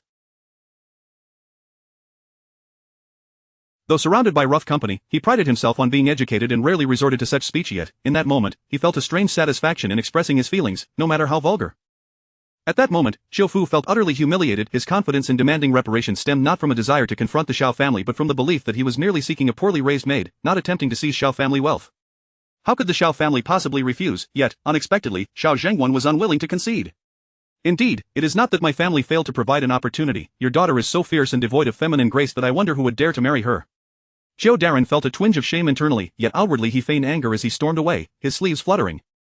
Madame Qiu hurriedly followed suit, wearing a similarly resentful expression. Finally, Xiao Zhengguan had the opportunity to examine the items sent by the Qi family. They were not the dowry of the Qi family's daughter, but their value was nearly equivalent. Since our two children have established a bond, it is only fitting that there be reciprocity. Please wait a moment, steward, while I prepare some items to send back with you, Xiao Zhengguan said cheerfully. Was it not merely a matter of stirring up trouble? It was not a negative situation. His daughter was kind-hearted and enthusiastic, her character beyond reproach. How could he not feel elated? Chapter 88, A Death Unworthy of Peace. Xiao Zhengguan had not arranged these matters, so he entrusted the housekeeper to seek the elderly matriarch's guidance. In less than an hour, the return gifts were prepared. Meanwhile, the Qiu couple returned home in disarray, their hearts filled with both anger and anxiety upon seeing their son's state. Given the Xiao family's demeanor, it's not only the marriage that seemed impossible, even a mere explanation was hard to come by. As the Qiu family fumed in frustration, Xiao Jiayun Zhuo and Xiao Jiayun were already visiting their sixth cousin, Uncle Hua. Initially, Uncle Hua thought the girl's previous remarks were mere pleasantries, never expecting she would actually come. Not only did she come herself, but she also brought along the cousin he held in disdain, Xiao Jiayun. This cousin had never been particularly endearing. Among the three sons of the Xiao family, only the eldest had grown up under the matriarch's care, receiving an education from renowned teachers, all thanks to the connections of the Hua family. Thus, the Hua family held a favorable impression of Xiao Jiayun, often providing him with assistance. Hua Sun, being the sixth son at home, had heard since childhood about his aunt's unfortunate marriage to a scoundrel, which led to a rather distant relationship with the Xiao family. Their interactions were few, and he had only met the younger generation of the Xiao family a handful of times, yet those encounters were sufficient to grasp the nature of the Xiao children. This Xiao Erlang, who had always followed Jiang, had been to the Hua residence twice. Hua Sun perceived him as neither generous nor straightforward, lacking both talent and valor, a rather disappointing figure. Xiao Jiayun was aware of Uncle Hua's disdain for him, however, he remained indifferent, displaying no respect befitting a junior. He stood with an unfriendly expression, casually surveying his surroundings. After that scoundrel Fan was imprisoned, the Luo family sent someone over, administering some private punishment. However, he has already confessed all he could, leaving the Luo family with no choice but to let him suffer some bodily harm. Now, his face and body are covered in wounds. You, a young girl, would undoubtedly be frightened. It is best not to go see him, Uncle Hua advised kindly. He had encountered Fan before and could not help but remark on the man's twisted and malicious nature. His mother had also suffered punishment, yet he exhibited no reaction, stating that death was inevitable and one should simply endure the pain. I still wish to see him, Xiao Jiayun Zhuo insisted resolutely. After half an hour of persuasion, Uncle Huo felt somewhat helpless. He glanced at Xiao Wenyue, realizing that this Xiao Erlang was indeed a heartless character, showing no concern for frightening his own sister, not even attempting to dissuade her. Unable to change her mind, Uncle Huo relented, saying, "If you feel scared, exit immediately. Try to stay behind your brother. There are few good individuals in this prison. They will likely say unpleasant things to a young girl like you, so do not take it to heart. Thank you, sixth uncle." "I understand," Jiayun Zhuo replied, already fully prepared. Her expression was serious, indicating she regarded the matter with utmost seriousness. Uncle Huo could not fathom what was going on in the minds of the youth. Reluctantly, he allowed them to proceed. "Second brother, you go ahead." Upon entering the prison, Jiayun Zhuo suddenly became much more enthusiastic. "Look around carefully. This is a place where criminals reside. I've heard that some are taken out to work, and if they disobey, they are met with the whip. If they happen to die, they are simply wrapped in a straw mat and discarded, as their families refuse to claim the bodies of such individuals." Xiao Wenyue paused, gripping his cane. He turned to glance at Jiayun Zhuo, noticing the light in her eyes. She appeared quite exhilarated. What did she mean by that? "Look at this person." Jiayun Zhuo suddenly stopped. After committing numerous vile deeds, his appearance has become repulsive, with a face marred by excess flesh, his spirit exhausted and eyes devoid of life. It won't be long before he meets his end here. He deserves it. Xiao Wenyue followed her gaze. The prisoner was furiously directing curses at his sister, extending his hands from the bars in an attempt to reach her, yet she seemed entirely unfazed, standing just out of his grasp and pointing at him. "Here, this person must be a thief. Observe, his features are not bad. Had he not chosen this path, he might have lived a prosperous life. Alas, he could not restrain his greed, resulting in the furtive, rat-like expression he bears. He is likely stained with blood, indicating he may have killed someone while stealing. The ways of the world are unpredictable. One misstep leads to many." Jiayun Zhuo sighed earnestly. The prisoners in this section were all serious offenders, guilty of heinous crimes. One by one, they would be taken away, ending their aimless lives. Xiao Wenyue had assumed Jiayun Zhuo would be scared, which was why he wished to see her distressed expression, yet she was chattering incessantly. She hadn't spoken so much in her youth. Jiayun Zhuo introduced one after another, as if she were intimately familiar with their stories, leaving the officials behind her quite astonished, though they hesitated to inquire further due to their positions. "Second brother, there is a particularly unfortunate prisoner here. His heart harbors unresolved issues, leading to his heinous crime that ruined his life," Jiayun Zhuo remarked, gazing in a specific direction. One of the officials could no longer contain himself. "You speak of this individual, it is indeed quite a pity. His father was a talented scholar.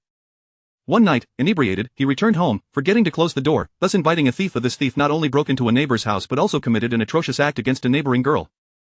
In his escape, he concealed the murder weapon in the scholar's book basket, leading to the father's arrest. Unable to clarify the situation, he was wrongly executed by the corrupt officials of the time. What a shame for him.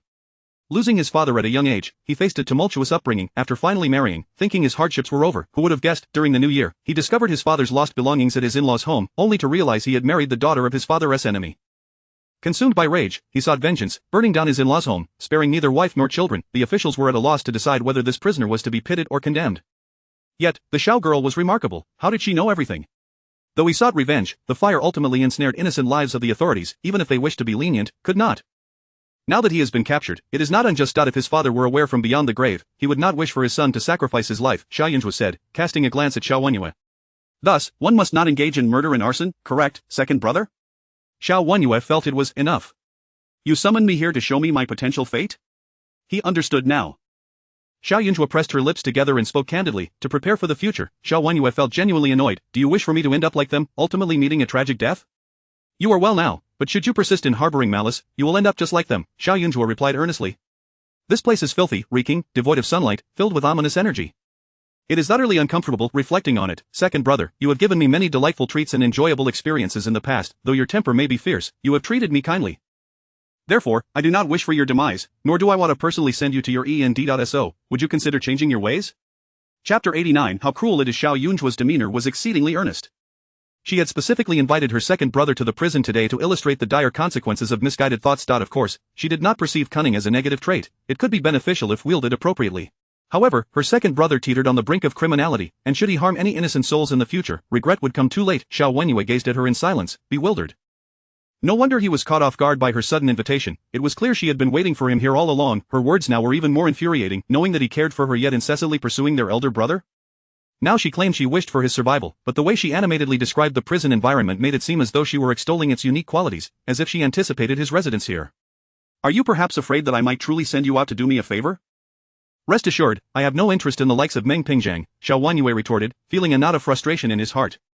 "I may not possess the righteous fortitude of our elder brother, but as for you, this pitiful, helpless little girl, I cannot bring myself to deal with you."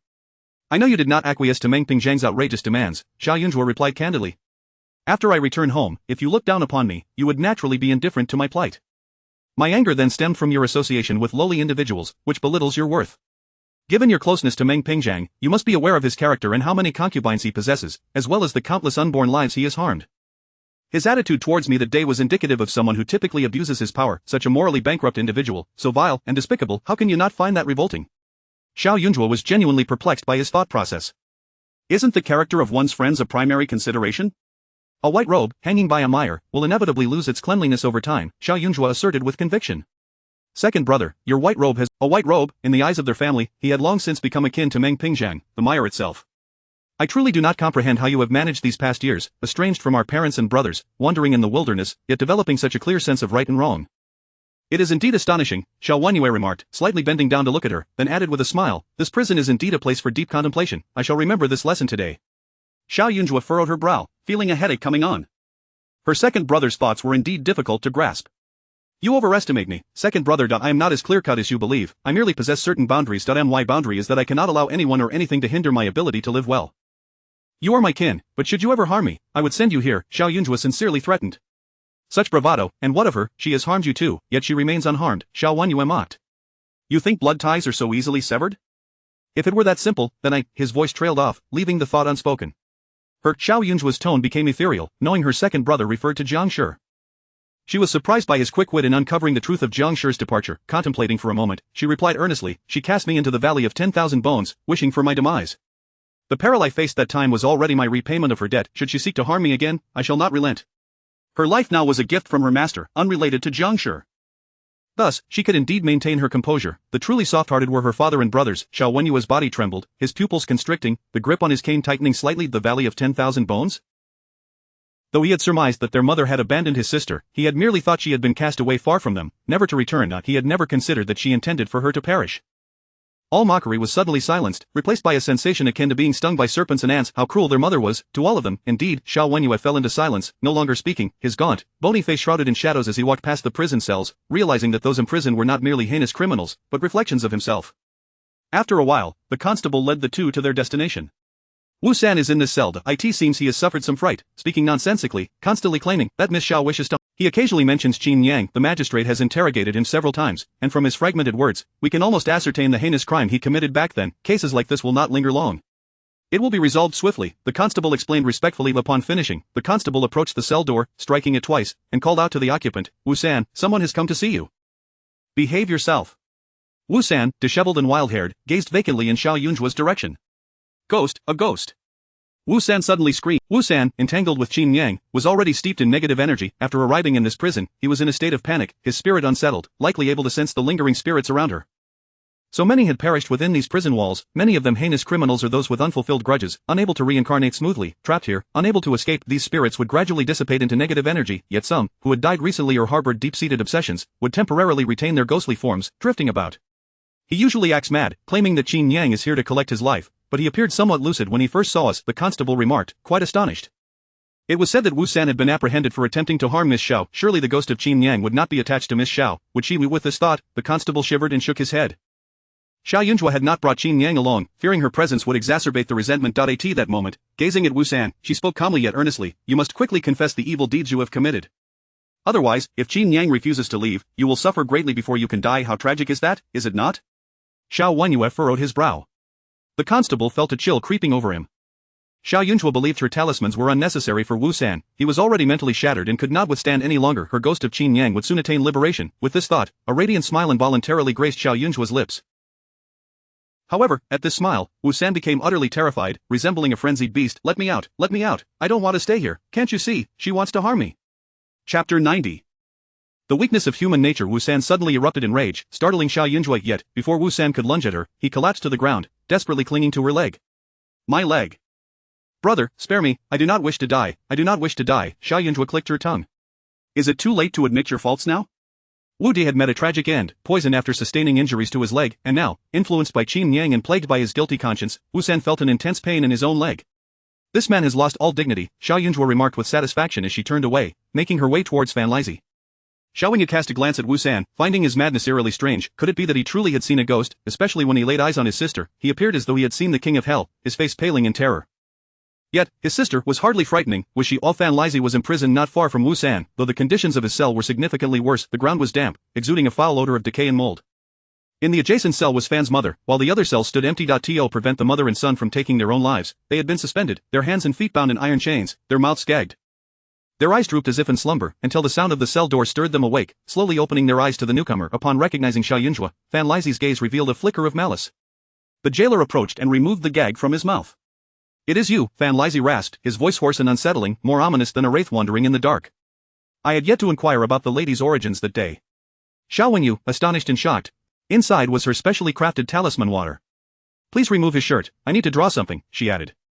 Xiao Wenyu was utterly perplexed. The jailer, though bewildered, complied without hesitation. Xiaoyun Zhuo then instructed them to gag Fan Lizzie once more, drawing closer as she retrieved a dagger from her bosom. Ignoring the marks of torture on his body, she selected a spot and deftly drew the blade across his skin. Her touch was gentle. Compared to his other wounds, this minor incision seemed almost trivial. Yet her actions were undeniably peculiar. Fan Lizzie glared at her with a twisted expression, while Xiaoyun Zhuo focused on inscribing her talisman, and in mere moments, a sigil was etched upon his flesh. In the next instant, she began to chant softly, her expression serene. With each incantation, the dark energy that had been entangling her shifted its target, surging towards Fan Lizzie. The malevolent force invaded his being, gradually corroding his soul. Fan Lizzie felt an uncomfortable sensation wash over him, a sudden chill enveloped him, as if a great hand were squeezing his heart, threatening to burst his very veins. It was unbearable, excruciatingly so, yet it was not merely the anguish of flesh. His brow furrowed as he instinctively shook his head, his bound hand striving to rouse his sluggish mind, but he found himself powerless for reasons unknown. His face felt unbearably itchy and painful, evoking memories of when he had been bitten by venomous insects during his time in the military. He had been training when the insects struck his face, yet no doctor was available to tend to him. By the time he returned to the barracks, his visage was marred with numerous rashes, itchy and painful, and the doctor, unable to identify the culprit, merely prescribed detoxifying medicine. He took it, yet it proved ineffective. The pustules on his face grew increasingly severe, prompting him to consider using a knife to excise the revolting blisters. His comrades began to distance themselves, for his face was not only repulsive and itchy, but it also emitted a foul odor, akin to that of a decaying corpse. In the sweltering summer heat, even flies preferred to linger around him. His face, why was there no one to rescue it? The despicable doctor refused to come near him, blaming him for his lack of cleanliness. How could he maintain cleanliness amidst daily training, drenched in sweat and mud, unable to discern what was what, all of which invaded his body? Before his face was marred, he had been a centurion. If he had not been injured, what could have been? He could have become a minor general, a major general, a commander, a great general. He had once possessed an infinite future filled with brilliance. He could have walked with pride among men, even marrying a noble maiden, passing down his glory to his descendants, forever altering his fate and freeing himself from humiliation. Suddenly, that glimmer of hope shattered. He was left with nothing. He was merely a lampmaker, day in and day out, year after year, performing the same monotonous tasks, subjected to the scorn of his overseers, while former comrades cast disdainful or pitying glances his way. He could not lift his head, he had to tread carefully to survive. He resembled a rat in a gutter, a maggot in a slop bucket, repulsive to all who beheld him.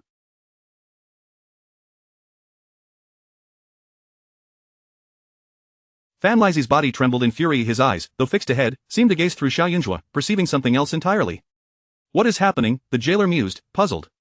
"This is the first time I've witnessed such a strong reaction." He endured the lash before. Fan Lizzie had likely endured that, even managing to laugh during his prior punishment. Now fear glimmered in his eyes. "Every individual possesses their vulnerabilities," Xiaoyun Zhuo observed, her gaze chilling. The talisman she inscribed merely redirected the dark energy from herself and the damp cell towards him. Though he had once exuded a formidable aura, capable of inflicting harm as well as shielding himself, the disturbance of his energy altered everything. She had experienced such a moment herself, albeit in her youth, when she had lost her protective token, and dark forces had encroached upon her, infiltrating her being and throwing her into a state of disarray, compelling her to recall her most profound fears, memories of her struggles on the Bone Hill. However, her token had not been lost for long, and thus that state persisted only briefly, but the sensation of boundless dread remained etched in her memory. At this moment, the malevolent energy surrounding Fan Lizzie was far more potent than that which had afflicted Wu San. This was the most effective means she could conceive to exact retribution upon him. His mind clouded and suppressed by the talisman, even in death, he would struggle to become a vengeful spirit, destined to remain in a state of torment, his soul eternally ensnared in suffering until it ultimately dissipated. Chapter 91 wronged her. After completing her task, Xiaoyun Zhuo handed the dagger to her second brother. "This person, you see, has stealthily abducted the eldest daughter of the Luo family. That young lady is exceedingly innocent and kind-hearted. Had she not suffered this calamity, her life would have been filled with happiness and joy." Second brother, if you have your eye on any young lady, you must not resort to such insidious and malevolent acts. True affection must be exchanged with sincerity, it cannot be forced. Xiaoyun Zhuo cast another glance at the dagger. "Look, it's so filthy." At that moment, Xiao Wanyue began to doubt himself. What heinous acts had he truly committed? After all, it was merely that he had not intervened when Meng Pingzhang was causing harm. Yes, there were other matters. For instance, he knew that Meng Pingzhang harbored resentment towards his status as a bastard, hence he occasionally provoked him. But that young master of the Meng family was not beyond redemption. Even though he later used certain leverage to ensure Meng Pingzhang could not rise again, Meng Pingzhang had willingly accepted his fate, hadn't he? Even now, standing before him, the other party dared not utter a word of reproach. What have you done to him? Why has he suddenly changed so? Xiao Wenyue inquired, somewhat helplessly, without directly placing blame. Her words were harsh, yet, could it be said she was considering his well-being? Did you not see? I drew a talisman. I observed him shaking his head, his expression contorting. He must have recalled the moment his face was injured. Wu San fears that Qin Yang will come for his life, yet Fan Lizhi is unafraid of ghostly apparitions. What he truly fears is himself, Xiao Yunzhuo stated candidly. Yet, it sounded rather peculiar that he truly could not discern that the pattern Xiao Yunzhuo had drawn with the dagger was a talisman. How could one's body be smeared with blood while a talisman appeared thus? Second brother, I have completed my matters here. Shall we depart? Xiao Yunzhuo inquired once more. Xiao Wenyue felt increasingly perplexed. Was this truly the end? You came here merely to make me uncomfortable, did you not? He finally managed to articulate. Would you be willing to change? Xiao Yunzhuo persisted. If you are, upon our return, I shall gift you a copy of the Heart Sutra that I have painstakingly transcribed. Reciting it will surely bring you benefits. Xiao Wenyue exhaled. During the years you wandered outside, did you suffer a blow to the head? No, Xiao Yunzhuo replied earnestly, I returned having mastered a great many skills. Do not doubt me, I can read people quite accurately. I perceive that you have the makings of a spendthrift, but fate is not immutable. As long as your heart is good, it is not too late to amend your ways. I have never harmed you, Xiao Wenyue retorted stubbornly. If you do not amend your ways, you are harming me. In my home, I can rely on the protection of my ancestors, but if this family were to perish because of you, I would have to seek another place to reside, losing the peace I currently enjoy. Do you have any idea how many talismans I would have to draw daily to protect myself in a different abode? You languish in leisure without studying, so you remain oblivious to the toil I endured in the past? Were it not for my own physical constitution impeding me, I would possess even greater skills today. Xiao Yunzhuo spoke earnestly, hoping to persuade him with her sincerity. So, you returned only to cast me a disapproving glance? Xiao Wenyue suddenly comprehended.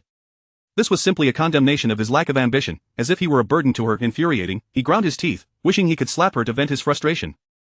Had it not been for her solitary and pitiable existence over the years, he would have made her life miserable for such remarks. Were you not the one who despised me first? Xiao Yunzhuo shot him a glare. Her second brother's demeanor was not that of a great villain. Had he not treated her with indifference, she would have extended him basic courtesy. She had conducted herself with decorum over the years. If others smiled at her, she could muster a polite smile in return, even if she held no affection for them, and would never easily display disdain. Xiao Wenyue paused, then began to reflect. On the day she returned, it was indeed true, he had wronged her first. His heart had been filled with anger, believing that the hardships she had endured over the years were deserved lessons. Upon returning home, do hand me the Heart Sutra. Xiao Wenyue's expression softened slightly. I am unlike elder brother. He is hypocritical and pretentious. He would accept anything you give him, even if it were a rotten fruit. However, I am discerning. Should your transcription be crooked and poorly written, I shall simply burn it for warmth, so do not come crying to me about it later. Tears are the most useless of things. I shall not cry. You underestimate me too greatly. Xiao Yunzhuo confidently lifted her chin, adding suddenly, I mentioned that you have the appearance of a spendthrift, that is revealing heavenly secrets, and you must pay for it. Moreover, the Heart Sutra was transcribed with great effort. It cannot be given freely. I kindly request, second brother, that upon your return, you pay me 100 taels of silver. Xiao Wenyue's mood improved slightly, only to be fueled by anger once more. Asking for money, he was her blood-related second brother. After taking something from her, he still demanded payment. Ha, how absurd. Did he think he was precious? Xiao Wenyue took larger strides, the agate fish at his waist swaying heavily. He left Xiao Yunzhuo trailing behind. I have no desire to behold the face of our cousin from the Hua family. I shall wait for you outside the magistrate's office. After you conclude your business, make haste and come out. Xiao Wenyue spoke curtly. She was quite obedient. After all, a copy of the Heart Sutra could fetch her some silver. If she delayed her return, she feared her second brother might forget about it, allowing the opportunity to slip away. Xiao Yunzhuo swiftly met with their cousin from the Hua family, indicating that she would return another time. After receiving permission, she departed immediately. Once she left, Hua Sun summoned someone to inquire, what did Miss Xiao do in the jail? This matter intrigued him greatly and left him perplexed. The constable hesitated, unsure how to convey the information. Miss Xiao is quite peculiar. Hua Sun raised an eyebrow in surprise as the constable continued earnestly. She first analyzed the passing prisoners as if she knew them all, exposing their secrets, and then admonished young Master Xiao to perform more good deeds and not end up like those criminals. Facing a dismal fate, Hua Sun could not help but cough a few times, utterly bewildered. Did Xiao Erlang not scold her? Xiao Erlang was not known for his patience. He held grudges from a young age. No, he did not seem particularly angry, the constable added quickly. Later, the young lady encountered Wu San and spoke some words of admonition. Wu San was quite afraid of her, growing increasingly deranged. Afterward, she confronted Fan Lizhi, stripping him of his clothes to carve inscriptions and giving him a strange concoction to drink. Perhaps that substance had hallucinogenic effects, for after consuming it, Fan Lizhi began to writhe in agony, his eyes filled with terror. Truly strange. After hearing this, Hua Sun was filled with even more questions. Wu San was the one who had intended to kill her with a stone, was he not? This girl was clearly the victim. Why, then, was it Wu San who was terrified? And as for Fan Lizzie, the case was even more baffling. They had apprehended the culprit, yet the details of the capture remained shrouded in mystery. The Luo family had not permitted further investigation, merely stating that it was a stroke of fortune that the young lady from the Xiao family had discovered it. Yet now it seemed evident that his niece was concealing an abundance of secrets. Chapter 92. A heart too greedy. Hua Lushu felt a tinge of melancholy. The young girl from the Xiao family was both mysterious and peculiar, frequently visiting his office. It was uncertain whether such a temperament was a blessing or a curse. What offered him a modicum of comfort was the childless sense of chivalry. Her aversion to the likes of Fan Lizzie and Wu San was unmistakable, revealing a commendable nature. However, it seemed her character was fundamentally at odds with that of the Xiao family. In the past, he had disdained the Xiao family's demeanor, yet now he found himself rather intrigued. Xiao Jingwan was known for his strict adherence to propriety and his love for reputation. He was a man of few words and seldom smiled. Encountering such a daughter would surely leave him in a state of restless worry. Hua Sun couldn't help but chuckle at the thought of Xiao Jingwan's exasperated yet powerless expressions. As for the less tranquil Xiao Jiayun Zhuo, upon returning home, she promptly delivered the Heart Sutra to her elder brother. Xiao Wanyue, albeit reluctantly, handed over 100 taels in silver notes, returning the belongings with evident reluctance. Xiao Jiayun Zhuo departed with great satisfaction, clutching the silver notes as if they were treasures, her countenance radiant with delight. After her departure, Xiao Wanyue, in a fit of boredom, opened the Heart Sutra for a glance. Just a fleeting look revealed a hint of astonishment. Upon Xiao Yunzhuo's return, their mother had expressed her disdain for her, uttering highly critical remarks in his presence, often lamenting her lack of discernment and her inability to hold her own in society. Aside from her appearance, there was little to commend her.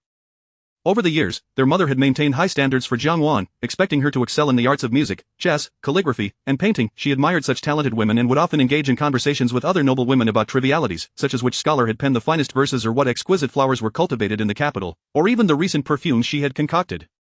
It was said that their grandfather had been captivated by their mother's vivaciousness and talent, compelling him to insist she marry into the family. Her spirited nature from those days had not waned. Their mother, a woman of high standards, held the utmost disdain for the wild folk who could barely read, or the obstinate old fogies. Xiao Yunzhuo represented the former, while their grandmother epitomized the latter.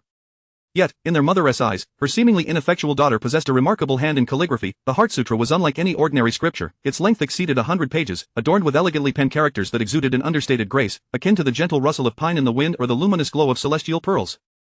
Such exquisite calligraphy was indeed extraordinary. He could not measure up. Coincidentally, on the table lay his father's insistent homework. Upon comparing the two styles, he could not help but feel that his own writing appeared coarse and sharp, almost repulsive.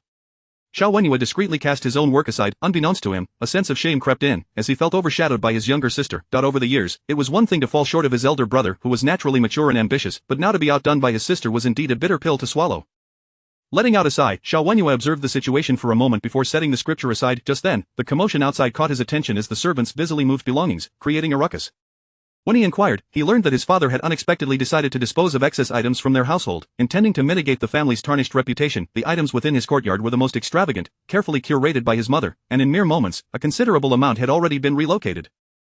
He watched impassively, making no attempt to intervene. Of course, he understood that resisting would be futile. Every blade of grass and tree in this household was not his concern. Everything bestowed upon him by his parents was also under their control, a lesson he had long since grasped. We were initially meant to organize the third young master's belongings, but he is currently in a foul mood, so we thought it best to come here first. If you find anything particularly appealing that you wish to keep, please inform us. Second young master, we shall do our utmost to retain it, the steward respectfully stated. Observing the second young master's grim countenance, the steward hastily added, please do not hold the master accountable.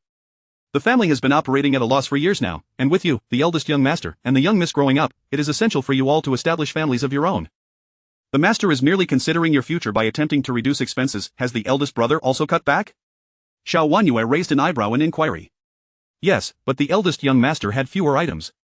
He merely moved a few decorative pieces. He has been residing in the side courtyard these past few days and is unaware of the situation. The steward replied, suddenly recalling something. He added, there are guests at the house today, and the master is quite irate. If you harbor any discontent, it may be wise to wait a day before approaching him. When has my father not been angry? Even on his good days, he would likely scold me first. Xiao Wenyue could not help but retort sarcastically. The master is concerned for your academic pursuits, which is why he behaves this way. However, this time is different. The young miss has been wronged outside and, in a fit of rage, struck someone. That individual has come to our door demanding compensation for the young miss, leaving the master furious yet unable to retaliate. Although he managed to send them away, he remains discontented. The steward also felt a surge of anger at the situation. The young miss was kind-hearted. What audacity did the Zhou family possess to expect her to make amends? Fortunately, the chief family clarified the situation.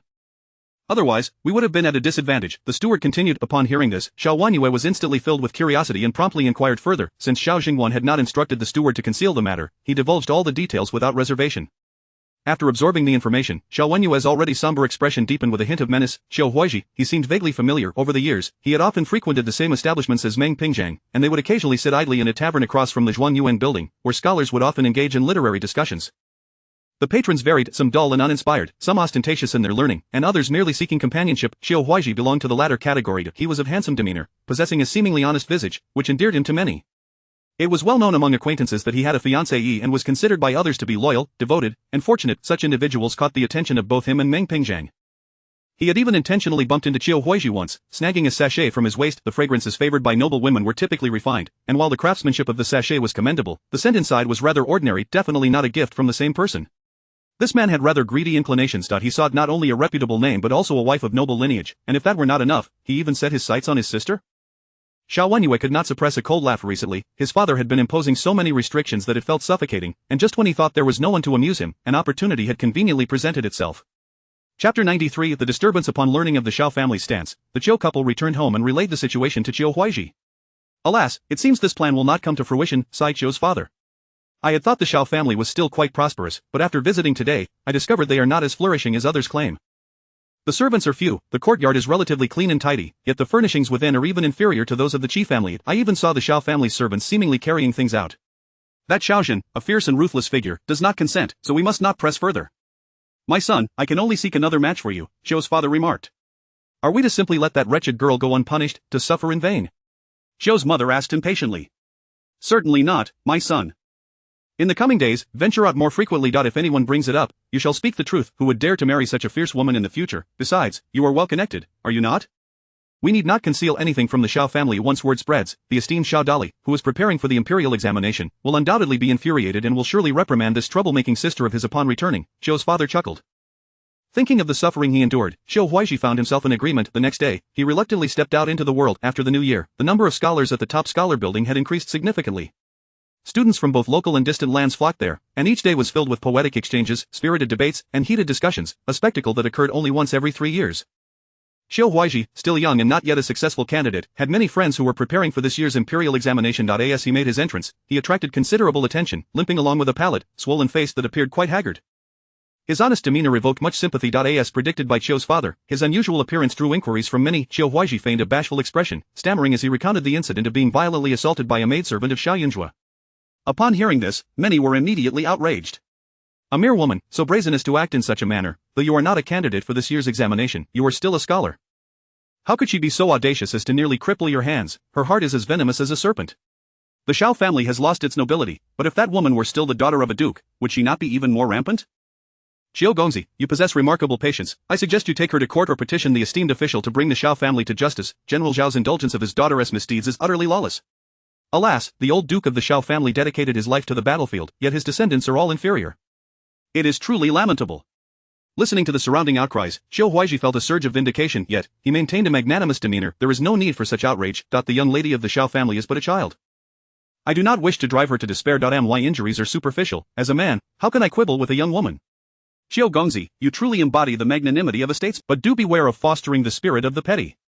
Qiu Huaiji continued to respond, striving to present himself as an innocent victim. He had always been well liked and was adept at socializing, and soon he was engaging animatedly with the other candidates. However, within half an hour, several men suddenly approached the entrance. Upon spotting Qiu Huaiji, they rushed over, visibly furious, and shoved him roughly. Qiu Huaiji, taken aback, exclaimed, "What is the meaning of this, esteemed cousins?" The newcomers were indeed members of the Qiu family, of a similar generation to Qiu Huaiji. Qiu Huaiji. Are you still a man of integrity? We helped you conceal your disgrace, and you promised us you would submit our essays to Master Wei and have him teach us at the clan school. Why have you broken your word? One relative fumed. When did I ever breach my promise? Did I not submit the essays? Ha, nonsense. Last night, you clearly sent a servant to retrieve the essays under cover of darkness. Not only that, but you disparaged us before Master Wei, claiming we lacked propriety. You even went so far as to accuse us of defiling your concubine. The relative was seething, his eyes blazing with fury. You asked me to help care for your concubine, and I merely delivered messages and items on occasion. If you do not trust me, why ask for my assistance? You have ruined my reputation. Upon hearing that I have kept a woman outside, my wife returned to her family in anger. You are destroying my life. The cousin was beside himself with rage. This incident alone would not have prompted him to confront Qiu Huaiji. What infuriated him further was that Qiu Huaiji had the audacity to openly criticize their essays, declaring them inferior to those of a 3-year-old, devoid of talent.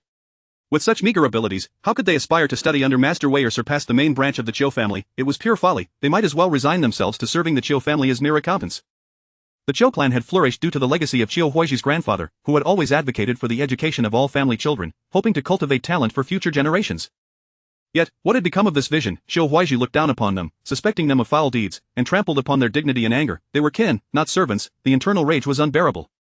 One of them struck the servant, but the nimble lad fled, shouting that he would seek justice from Qiu Huaiji. Thus, they had come directly to confront him. Qiu Huaiji, bewildered, protested, "When did I send a servant to retrieve the essays? I certainly did not accuse you of defiling lure. You must be mistaken. Whatever the matter, let us discuss it back home. This is not the appropriate place." Qiu Huaiji urged, growing anxious. "Absolutely not. We do not trust you. You have made numerous promises, yet how many have you fulfilled? It is clear now that you have merely exploited us, with no genuine desire for the family's well-being. Initially, you promised Master Wei would come to teach us at the clan school, but later you changed your stance, claiming he was too lofty and required to see the essays first. We accepted this reasoning, yet now you have even retracted the essays. Is your only concern lure? Today, we have also brought lure with us. She is waiting outside. We can no longer care for this mother and child, so you may do as you wish. Though we have been dependent on your main branch, we are not your lapdogs." Upon hearing that Lure was present, Qiu Huaiji's expression changed dramatically. In a panic, he hurried outside, and indeed, he found Lure and her child sprawled on the ground, crying and looking at him. "Young master, they forcibly brought me here without explanation." Chapter 94.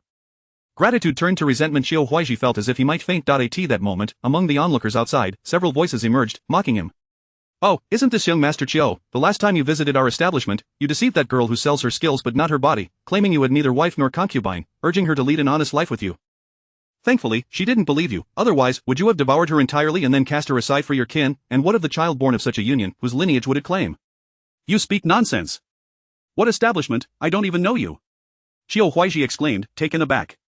"TSK, was it I who spoke out of turn? I should not have uttered such words." The woman quickly covered her mouth and fled. "Young Master Qiu has been beaten to such a state, yet he still manages to leave his bed? I hear the Qi family has learned of his misdeeds and has called off the engagement. If I were him, I would fear facing the world for a year or more." Others began to cast scornful glances his way. Panic-stricken, Qiu Huaiji looked at Lure, a mixture of anger and astonishment on his face, then turned and glared at his relatives. Are you all fools? How could you assist outsiders in harming me?" The scholars who had once sympathized with him now regarded him with contempt. Compared to the current situation, his earlier beating seemed a trifling matter. Several members of the Qiu clan were still seething with indignation. Their conviction that Qiu Huaiji had betrayed them stemmed from the fact that very few knew about his dealings with Master Wei, and they had not offended anyone. Qiu Huaiji had always looked down on them, and who else but he would have sent servants to humiliate them. Moreover, Qiu Huaiji's grandmother had been driven away in anger. The responsibility for supporting the clan's scholars now largely fell to the old matriarch and Qiu Huaiji's uncle, thus they no longer felt the need to coddle him as they once did. "Regardless, this matter, you should handle it yourself. We were wrong to help you conceal your illegitimate child and concubine, and we accept our punishment from the clan leader when we return. From today onward, we no longer wish to assist you in deceiving others. To sacrifice my conscience for your affairs, which lead to discord in my marriage, is simply not worth it." The other party asserted, eager to avoid any scandal regarding the defilement of another's concubine. Having said this, the clan members departed. Lure, cautiously cradling the child, hid behind Qiu Huaiji. Not far away, in a carriage, Xiao observed the scene with keen interest, a smile playing at the corners of his lips.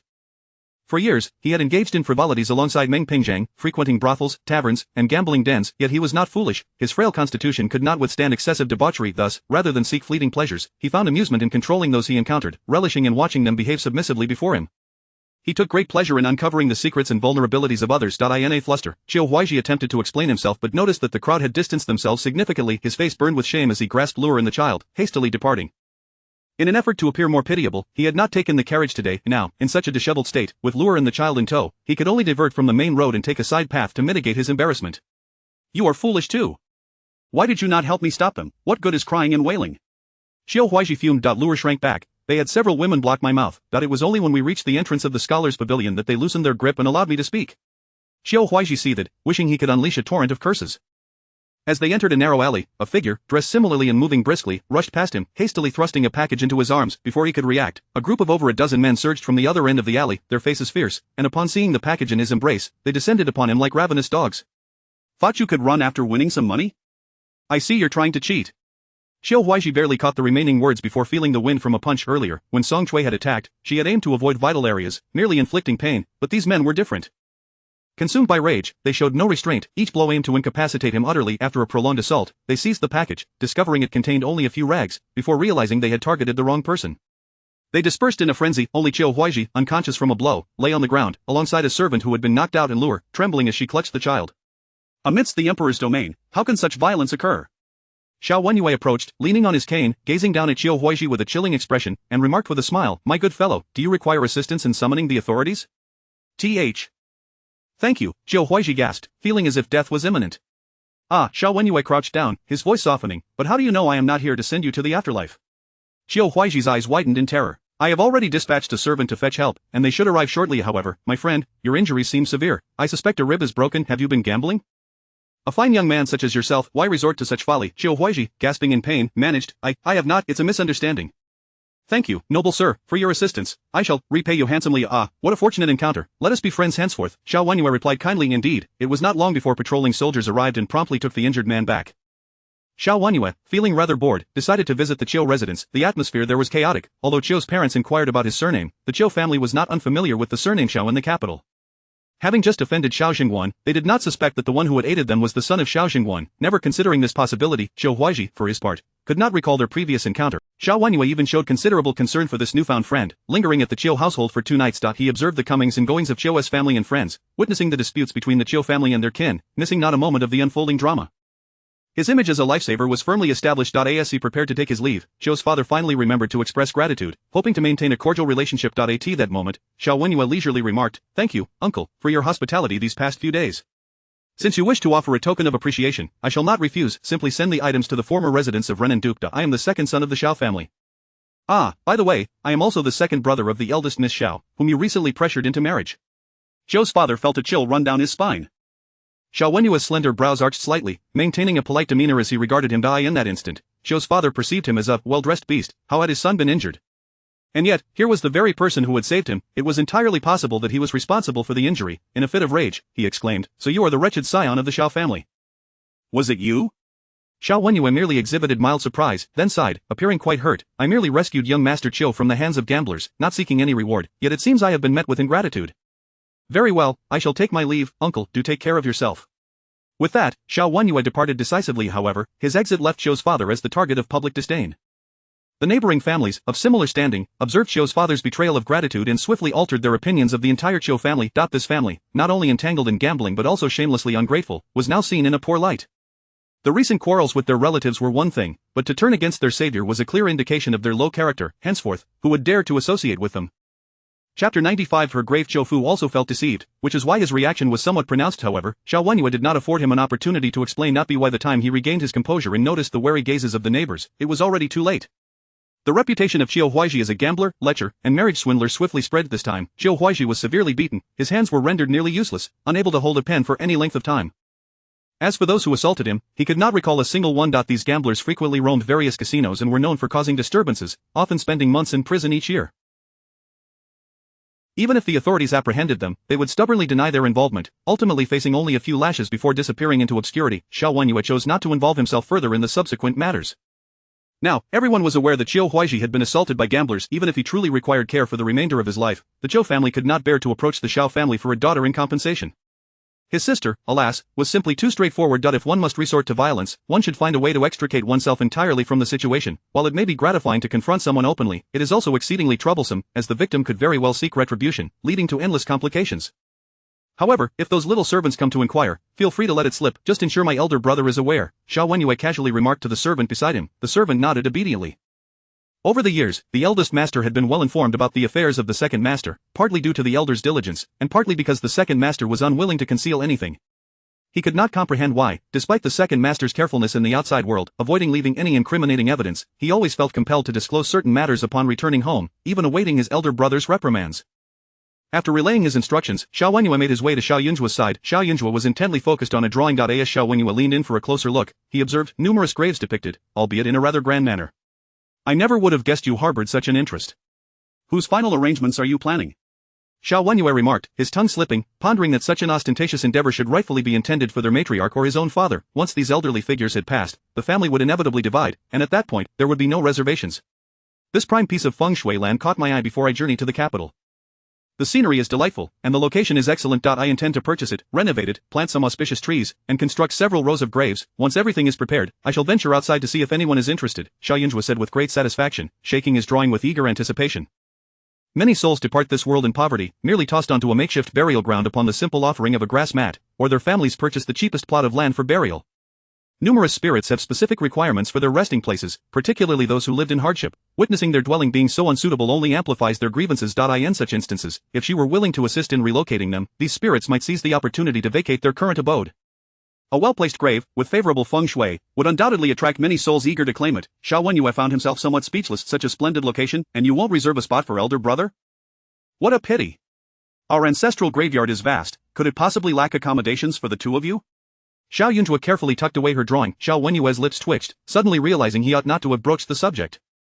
Upon his return, he had heard that Xiao Jiayun Zhuo had been studying music with the Qin master these past few days. He had anticipated perhaps hearing a delightful tune, but instead, she was deliberating on what kind of grave would be more suitable. Xuanmen patiently remained seated, choosing not to depart. Xiao Jiayun Zhuo, uncertain of her second brother's intentions, was nonetheless grateful for his quiet demeanor, which was less intrusive than their father's, allowing her to continue her own pursuits. However, after a short while, Xuanmen arrived. He appeared somewhat thinner than before, and his complexion was not particularly favorable. Dressed elegantly, he strode with an urgency that belied his scholarly appearance, heading directly for Xuanmen. Did you send someone to beat Xiao Huaiji? Xuanmen inquired, his expression grave and displeased. Xiao Jiayun Zhuo was momentarily taken aback. Elder brother has misunderstood. I rescued Xiao Huaiji, unaware at the time that his family sought to court my younger sister, hence my good deed. Xuanmen relished the sight of his elder brother's flustered demeanor, his nonchalant bravado appearing infuriatingly provocative. He glanced at Xiao Jiayun Zhuo and added, it was she who truly assaulted the young master of the Xiao family. Do you intend to deceive me further? What kind of coincidence is this? Just after offending our family, he is assaulted again?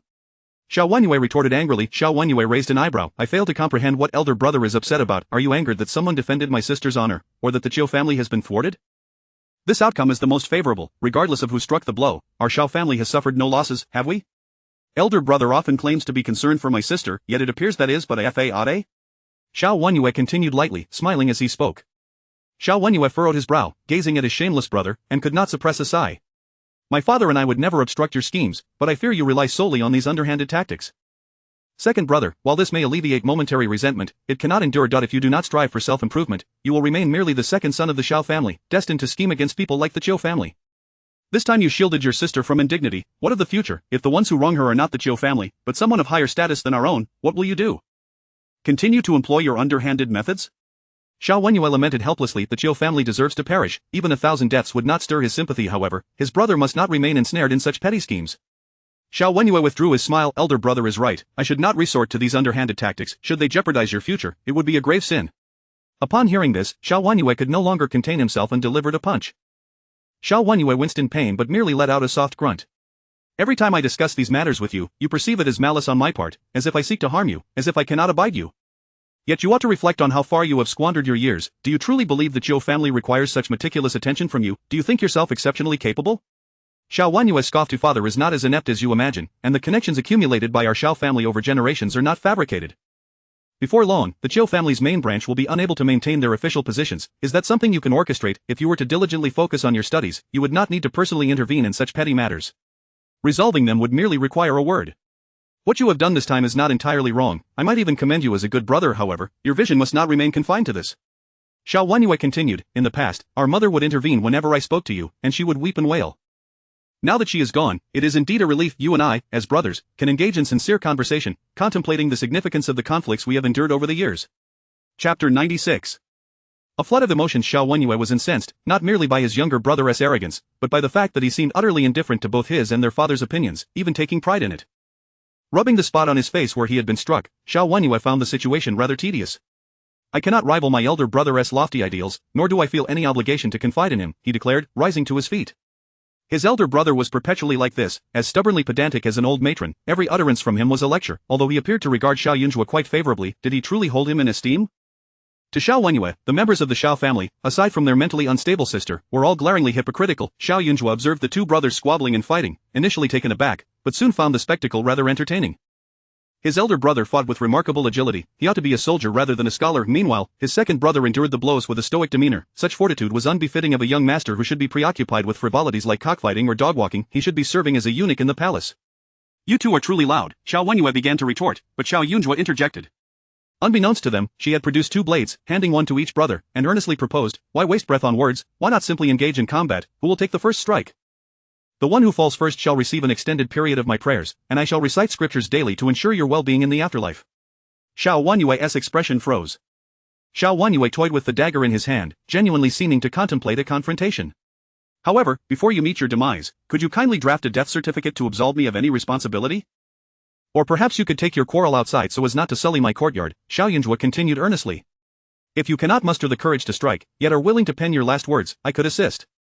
I know precisely where to stab for a swift end, no celestial being could save you then. She was utterly serious, these two were exceedingly bothersome, one was incessantly nagging, while the other brooded ominously.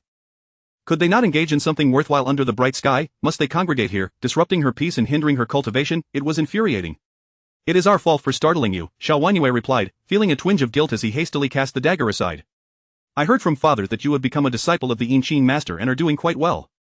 Generational hierarchy is muddled. I am the master, and she is the disciple. Rules must not be flouted, brother. If you do not understand, it is best not to speak out of turn. Xiao Yunzhua shot him a disdainful glance, then huffed with irritation. Could you not be more straightforward? If coexistence is impossible, why remain in the same place they had managed to endure for so many years, which was utterly incomprehensible? Xiao Wanyue felt a pang of regret, suddenly realizing how unfair he had been to his younger sister. Upon returning, she must have been quite frightened to witness the discord between the two brothers. Rest assured, I will inevitably reach my breaking point, Xiao Wanyue thought, constantly wrestling with his inner murderous intent. At that moment, he also casually tossed the dagger aside, his demeanor becoming markedly more subdued, the provocation in his gaze towards Xiao Wanyue diminished. By the way, Xiao Wanyue suddenly recalled something. I am delighted to hear you have taken up the zither. I have written to your teacher, requesting the hiring of a female tutor. She should arrive in a few days, providing you with more activities to alleviate any boredom at home. Xiao Wanyue could not suppress a laugh. His elder brother truly was so eager to play the role of a teacher. Did he not realize that he was unaware of his sister's temperament, yet expected her to strive for improvement? The crickets in your courtyard can recite a few lines of poetry. Do you now believe in my little sister's abilities? Xiao Wanyue chuckled. Studying? Excellent, Xiao Yunzhua raised her chin, nodding earnestly. The more books one reads, the more one is surrounded by a scholarly aura, repelling malevolent spirits. As long as it did not hinder her from exorcising restless souls, she was content. Xiao Wanyue's smile faltered slightly, his embarrassment evident. Young master, something has happened in the side courtyard. Xiao Wanyue had been sitting for a while, conversing amiably with Xiao Yunzhua, when a young servant rushed in, panic-stricken. Xiao Wanyue sprang to his feet. What is going on? There has been a flood. The servants have already begun extinguishing the flames, but the servant stammered. Xiao Wanyue did not wait for further explanation. He stepped outside, the servant hurriedly following, explaining. Young Master Wei returned from outside and got into some conflict with someone. After returning to the side courtyard, he locked himself inside and seems to have set something ablaze, leading to the fire. Xiao Yunzhua's courtyard was already somewhat secluded, not far from where the students resided, yet a door separated them, with the key solely in Xiao Wanyue's possession, making it impossible for the students to venture. Over. Xiao Wanyue quickly arrived, with Xiao Wanyue and Xiao Yunzhua trailing behind to witness the chaos. The servants were desperately battling the flames, which had already spread from young Master Wei's room to other areas. Xiao Wanyue glanced around. Where is young Master Pei? Among the 3 students from out of town, only 2 were present. Upon hearing this, young Master Wei turned pale, stammering. Xiao Wanyue's anger surged as he demanded, do you know? Is he still locked inside? My young master is in there. He stayed up all night writing, and even during the day could not sleep, so he took some calming medicine. The young scholar, who had just returned, clutched several books, weeping. My young master told me to check for any questions at the bookstore. Xiao Gongzi, please save my young master. Without a moment's hesitation, Xiao Wanyue doused himself with a basin of water, covering his mouth and nose before charging inside. Xiao Wanyue took a step forward, his expression somewhat awkward. Keep an eye on young Master Wei, Xiao Yunzhua interjected. At that moment. The steward hesitated momentarily before quickly instructing 2 guards to stand beside young Master Wei.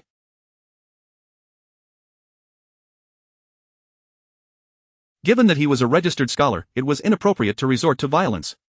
I didn't mean to. The articles I have written recently and none of them were satisfactory, and I felt distressed, so I thought to burn them and start anew.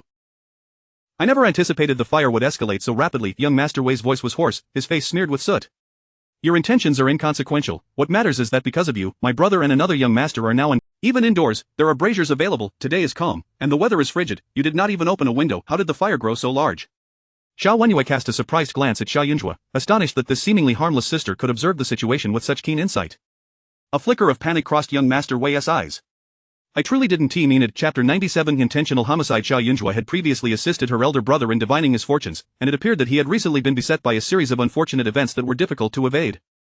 One could only mitigate their severity. The current predicament was still a result of her earlier intervention. If they were to reside within the scholar's pavilion, given the multitude of students within, should someone deliberately set fire, it would be far easier to save those inside than within their own household. If her elder brother were to encounter such a situation with his temperament, he would undoubtedly rush in to rescue others, just as he was doing now, even if fortune favored him and he was not present. If even 1 or 2 students were to perish and it were discovered that the incident was connected to this young Master Wei, her brother would equally face repercussions. After all, it was he who had arranged for them to be there, and he was responsible for hosting these 3 out-of-town scholars, thus bearing a portion of the responsibility. There is no need for further discussion with him. We shall report this to the authorities directly. Those who set fire to residences will not be overlooked by the academic officials. Not only will they lose their status, but they will also find themselves imprisoned. Xiao Jiayun declared ominously. Young Master Wei's pupils constricted, and he suddenly froze for a moment. Before long, Xiao Jiayun emerged, supporting the unconscious young Master Pei, while the servants hurriedly assisted in cooling him down and carried him to the courtyard to summon a physician. The fabric on Xiao Jiayun's shoulder was torn, revealing charred flesh that indicated a serious injury. It is nothing, merely my left arm, Xiao Jiayun sighed in relief. If young Master Pei were to die here today, I truly would not know how to account for it. He suddenly inhaled sharply. Xiao Jiayun tugged at his arm. Ha, I thought my elder brother's flesh was made of mud. It turns out it can hurt after all, Xiao Jiayun remarked nonchalantly. Xiao Jiayun shot him a glare. With a nonchalant turn of his head, Xiao Jiayun replied, Young Master Xiao, I am utterly at fault for this. I have caused you injury. This matter is entirely my negligence. Earlier at the Scholars' Pavilion, I faced humiliation and, feeling distressed, I lost focus while burning my writings. You need not continue, Xiao Jiayun interjected. I care not whether your actions were deliberate or unintentional. I must report this to the academic officials. Young Master Wei, while I am obliged to host you, my responsibilities extend beyond just you. I also have to account for young Master Qian and young Master Pei. I must provide them with an explanation. Moreover, I had warned you upon your arrival to exercise utmost caution when using candles. I even commissioned a glass lampshade specifically to prevent fires, yet I did not anticipate that you would ignite paper within the room. I have already stated that it was not intentional, yet you still insist on reporting it. Young Master Wei's expression shifted dramatically.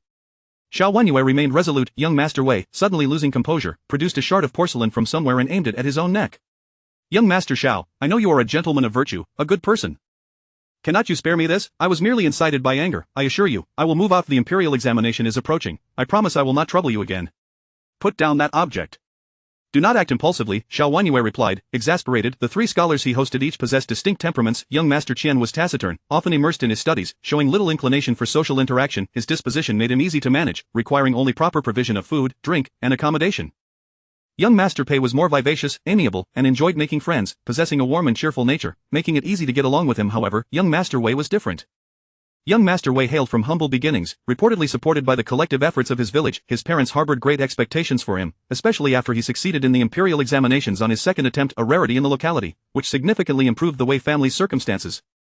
Young Master Wei, while qualified for an official position, was sheltered by local connections. He did not wish to pursue further examinations, but his parents disagreed, believing him to be an extraordinary talent who must succeed and rise to prominence, thereby elevating the entire village. The pressure was immense. Despite being a successful candidate, he lived in modest conditions, and his family, lacking understanding, had not even arranged for a servant to assist him, forcing young Master Wei to manage numerous matters personally, consuming both time and energy. During his stay in the side courtyard, he had exhibited signs of anxiety over his prospects. Xiao Jiayun could not afford to be overly enthusiastic with him, lest he become overwhelmed. Yet, he could not be too distant, as it would lead to unnecessary speculation. Thus, every encounter required careful navigation. Despite having shown ample consideration for young Master Wei's feelings, it was unexpected that he ultimately could not maintain his composure. If you do not assist me, then I shall take my own life. If I perish in your household, you too shall face public scrutiny, shall you not, young Master Xiao? If even you do not spare me, then what am I to do? My entire life would be ruined. Young Master Wei was in a state of turmoil. Jiayun Zhuo furrowed her brow. There are other witnesses present. It was not your brother who sought to harm you. Why would he face any censure? Furthermore, you set the fire and immediately fled, clearly aware that others were present. Instead of attempting to rescue them while the flames were still manageable, you failed to inform the servants that young Master Pei was still inside. This is not mere carelessness. You are guilty of intentional homicide, Jiayun Zhuo stated, her gaze piercing. Should you choose to take your own life, you may achieve a tragic yet noble reputation, should you desire that. If so, go ahead, my family shall lend you a hand, ensuring that your memory is spared from excessive disparagement after your demise. Xiao Jiayun stared in astonishment at his sister. Her words were rather eloquent, yet, it was difficult to reconcile this with his typically demure sister's demeanor. You seek to harm me, you people from the capital look down upon us provincial scholars, scorn my origins. Just moments ago at the Scholars' Pavilion, they all laughed at me. Do you not know, I have endured as much as I could, and yet he approached me with his manuscript in high spirits. Young Master Wei pointed an accusatory finger at the prone young Master Pei, fuming. He, a mere merchant by birth, altered his lineage for the sake of the civil service, otherwise how could he stand before me, boasting so audaciously? Knowing full well I have struggled to write well lately, he flaunted his work before me, intending to undermine me. You all wish for my demise. Young Master Wei, in a fit of rage, flailed about, at which point a nearby guard seized the opportunity to snatch the porcelain shard from him and restrain him. Xiao Wenyue felt overwhelmed, hastily ensuring that his wounds were bandaged before addressing the subsequent matters. Xiao Jiayun Zhuo and Xiao Wenyue ceased their interference. Xiao Wenyue was occupied until the following evening, returning home utterly fatigued, his arm's injury not only unhealed but seemingly worsened. Upon arriving home, he tended to his wounds once more and then approached Xiao Jiayun Zhuo with delicacies he had purchased from outside. That young Master Wei has been turned over to the authorities. It must be said, I am fortunate to have heeded your advice and not housed him within the scholar's pavilion. Xiao Wenyue spoke, still somewhat irked by the incident. That Wei fellow faced some criticism at the pavilion, and in a fit of anger, sought revenge. However, with so many eyes upon him, and not being a resident there, he lacked the opportunity to act, which led him to return to the side courtyard in frustration. It was unfortunate for young Master Pei. Noticing his foul mood, he attempted to console him, but Wei insisted on seeing the essay Pei had written the previous night. Pei, unable to refuse, reluctantly acquiesced, but once Wei read it, he could no longer contain himself. Realizing that Pei had consumed a calming tonic before bed, he then returned to his quarters and set the fire, intent on killing him. Chapter 98. The Elegant Gamble. Xiao Wenyuan felt a twinge of fear as he reflected on the matter. Although young Master Wei was typically cautious and contemplative, he had never anticipated that this individual could resort to such extreme measures. Over the years, as the imperial examinations approach, unexpected incidents frequently occur. I have worried for their safety and have advised them to limit their outings in recent days, hoping to await the examinations in peace, yet alas, misfortune has still befallen us. Xiao Wenyuan sighed regretfully. Now that young Master Wei has been detained, not only is the examination in jeopardy, but his scholarly reputation is also at stake. Fortunately, both young Master Pei and the others remain unharmed, otherwise, I would bear a significant burden of responsibility in this matter. He continued, it is fortunate that we did not assign anyone to the top scholar's tower. Had that place been set ablaze, the consequences would have been unimaginable. With another sigh, Xiao Wenyuan added, these pastries were purchased by young Master Pei for me to bring as a token of gratitude to you. Xiao Jiayun Zhuo accepted the offering. Elder brother just mentioned that unexpected events often occur as the examinations draw near, correct? She asked keenly. Indeed, especially among classmates. Even those with whom one shares a cordial relationship cannot be fully trusted. Years ago, there was a student who, out of jealousy, secretly laced another's food with a purgative. While it did not cost a life, it certainly ruined one's chances at the examination, Xiao Wenyuan explained gently. However, should such malevolence be discovered, it would undoubtedly be a grave crime, hence such wicked individuals are exceedingly rare. All were scholars in pursuit of success. Even if one failed to secure a position, there would always be another opportunity, yet, should one engage in underhanded schemes and be caught, they would lose everything. The risk involved is such that few dare to tread that path. As for young Master Wei, it is indeed a pity. This individual possesses considerable intellect and is capable of crafting excellent essays. Even if he does not succeed this time, with patience, he could certainly achieve greatness. Alas, familial pressures led him to impatience, and compounded with other setbacks, he has ultimately crumbled. Xiao Jiayun Zhuo, uninterested in the petty schemes among students, pressed on with curiosity, are there any other unforeseen circumstances, perhaps unrelated to human malice? Xiao Wenyuan paused, having recently heard much from their father concerning his sister's interests. This girl has an insatiable appetite for the extraordinary. It is not entirely impossible, he pondered aloud. As soon as he began to speak, he noticed Xiao Jiayun Zhuo's ears perk up in attentive anticipation, her wide eyes brimming with a thirst for knowledge, a sight that struck him as amusing. Xiao Jiayun Zhuo found herself at a loss. While there were indeed many spirits wandering the world, not all required her assistance in crossing over. In fact, most spirits lacked a clear desire, aimlessly drifting. Though she could help them move on, the sheer number was overwhelming. Therefore, the souls she chose to assist were either connected to her fate or bore heavy grievances impacting the living. I have a classmate, quite talented, yet his fortune is rather unfortunate. By rights, given his abilities, he should contend for the top honors. However, he fell ill before the provincial examinations, which hindered his performance, nearly costing him his place. Just prior to the metropolitan exam, he developed a rash that drove him to distraction, preventing him from showcasing his true. Now, he is exceedingly anxious, and there are even wagers placed in the capital, predicting he will encounter further misfortune and fail to pass. Xiao Wenyuan recounted honestly. Upon hearing this, the excitement in Xiao Jiayun Zhuo's eyes dimmed somewhat. Such occurrences often related to luck, rather than spectral interference. Is his character commendable? She inquired. Xiao Wenyuan considered for a moment. I am not particularly close to him, yet his reputation is quite stellar. He is known for his generosity and amiable demeanor, and I have never witnessed him embroiled in conflict. His elder cousin is the favored consort of the Emperor's beloved eldest princess, granting him some royal favor. Additionally, his talent is undeniable. I have read his writings and find myself lacking in comparison. Xiao Wenyuan had always preferred martial pursuits over literary studies, forcing himself to engage in academia over the years. While he harbored some confidence for this examination, he dared not aspire to the top rank. Achieving the second would suffice. The classmate he spoke of was considered by others to be a likely candidate for the top honors. With her brother's words, Xiao Jiayun Zhuo felt increasingly convinced. If he possessed admirable character and exceptional talent, coupled with the prestige bestowed by the court, he would likely not attract the attention of malevolent. However, elder brother, are the stakes in these wagers particularly high? Xiao Jiayun Zhuo suddenly shifted the topic. Though this form of gambling is often referred to as elegant betting, it is wise to tread carefully when dealing with anything related to chance. If you find yourself in need of funds, simply visit the treasury, do not entertain any illicit thoughts, Xiao Yuan admonished sternly. Xiao Jiayun Zhuo pressed her lips together. Assessing a person's fortune was her forte. If her brother forbade her, it would be akin to watching silver slip through her fingers. In the past, she had entered a gambling den to fulfill a spirit's wish. However, those establishments in Guangxi were notorious, often controlled by local thugs, steeped in corruption and chaos. The elegant betting in the capital, however, was evidently a different affair, and her curiosity was piqued. Yet, discussing such matters with her brother was clearly out of the question. Maintaining a composed facade, Xiao Jiayun Zhuo assured, "Rest easy, elder brother. I assure you, I will not set foot in a gambling house." Xiao Wenyuan nodded in satisfaction. His little sister was indeed obedient, far more so than his two younger brothers. The second brother had a penchant for stubbornness, while the third was prone to mischief. Ever since Jiangwan left home, the youngest had begun to threaten starvation, much to their grandmother's dismay. While Xiao Yunju promised not to visit a gambling house, she was not lying. The very next morning, she ventured to a bookstore. Many participants in elegant betting were literati who would never frequent a gambling den. The organizers were astute, conducting the bets through a bookstore, with a plethora of wager options, the most popular being bets on the future top candidates of the examinations. Those who came to place bets were rarely the uneducated types, thus, the atmosphere was lively and pleasant. Xiao Yunju took her time to observe before rushing into any bets. She had not seen the writings of the scholars in the capital, nor had she met them, so she had no intention of engaging in high-stakes gambling. Her sole focus was on the exceptionally talented individual her brother had mentioned, known as Song Chang. The bookstore was adorned with portraits, and Song Chang was quite popular, having been ranked 7th among the candidates. The storekeeper had just remarked that this young man was experiencing a streak of bad luck, leading to doubts about his ability to succeed in the examinations. Otherwise, he would not have landed in such a low position. As Xiao Yunju studied the portraits, she noted his appearance. He was indeed a dashing young man, with sharp, expressive eyes and well-defined brows that bespoke intelligence and potential for success.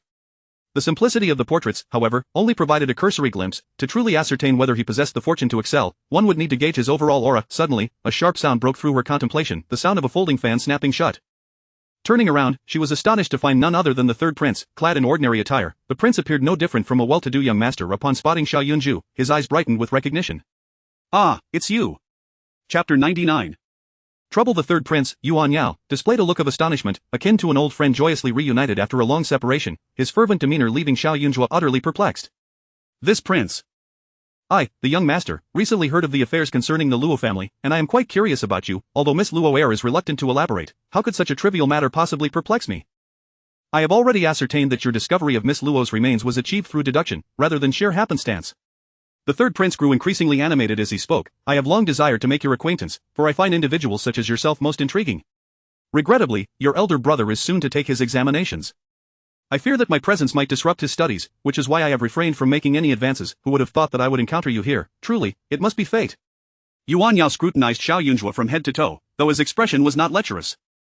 Instead, his eyes sparkled with navet, tinged with a peculiar foolishness. He was not one to concern himself with the aspirations of others. The elder son of the Xiao family was preparing for his examinations, a fact he scarcely regarded, for the true reason he sought her out was simply because Xiao Yunju was a woman.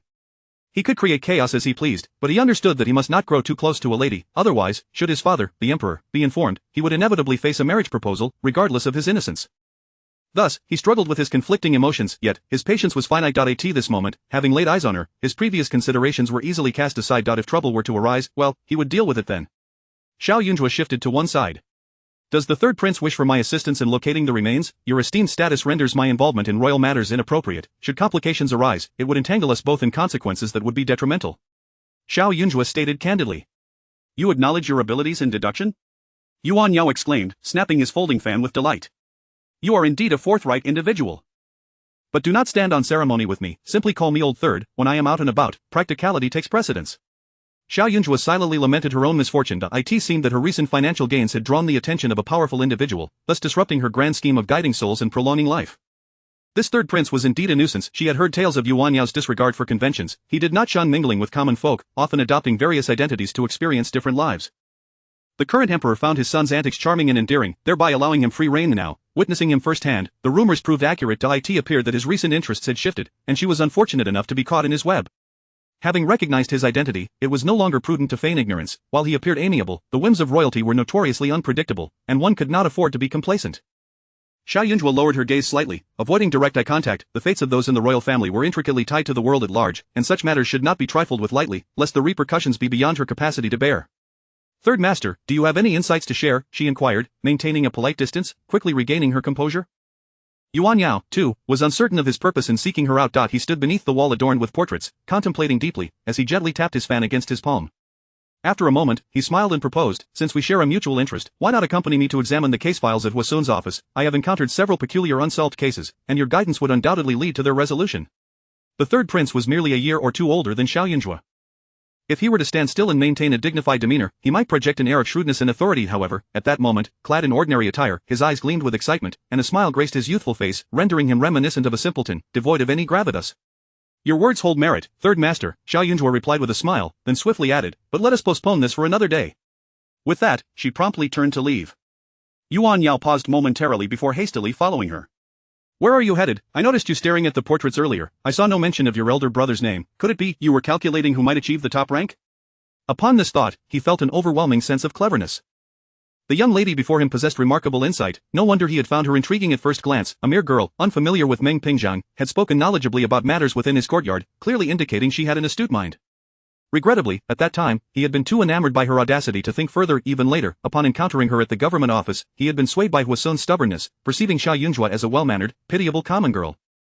Yet, after learning of the Luo family's affairs, he revisited the case files and realized that Xiao Jiayun Zhuo was far from a mere victim. She was infinitely more fascinating than the merchants and knights he had encountered before. Can one's talents truly be calculated? Xiao Jiayun Zhuo replied dismissively. But Yuan Yao remained undeterred. Then what is it that you are calculating? He pondered aloud. In this world, no one has ever been able to play without my involvement, Miss Xiao. I assure you, I shall not hinder your efforts. In fact, with my presence, your endeavors will surely proceed more smoothly. Together, what unsolvable mysteries can we not unravel in this capital? Xiao Jiayun Zhuo hesitated for a moment. His reasoning was not without merit. For instance, that Song Chang would undoubtedly remain indoors prior to the examinations. If she wished to alleviate her curiosities, she must find a way to draw nearer. Do you know Song Chang, third master? Xiao Jiayun Zhuo inquired earnestly. Of course. He is a renowned talent in the capital, my sister-in-law's cousin, but recently he has been as timid as a mouse, hiding away in his residence, afraid to step outside lest ill fortune befall him. Do you wish to meet him? Yuan Yao, perceptive as he was, quickly deduced her intentions. Xiao Jiayun Zhuo nodded. If it poses any inconvenience, then let it be. It was not imperative for her to meet with Song Chang. Though she wished to test her fortune through him, she would not insist if it were not feasible. How can it be left at that? Who do you think I am? Yuan Yao replied with confidence. His status allowed him to traverse both the palace and the common realm with ease. It was precisely this that rendered his daily interactions monotonous, devoid of excitement. Moreover, he was genuinely intrigued as to why Xiao Jiayun Zhuo wished to meet Song Chang. While Song Chang was indeed a handsome and talented individual, Xiao Jiayun Zhuo's clear eyes indicated she had no romantic inclinations, especially considering Song Chang already had a wife.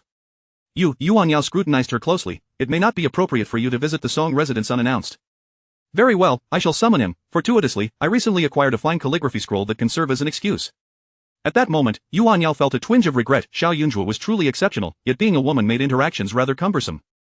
How splendid it would have been had the talented one been the second son of the Xiao family. Chapter 100 I will annihilate your entire family. Unable to extricate himself from the presence of the third prince, Xiao Jiayun Zhuo adopted a more relaxed demeanor and accompanied him to a tea house, where they awaited in silence.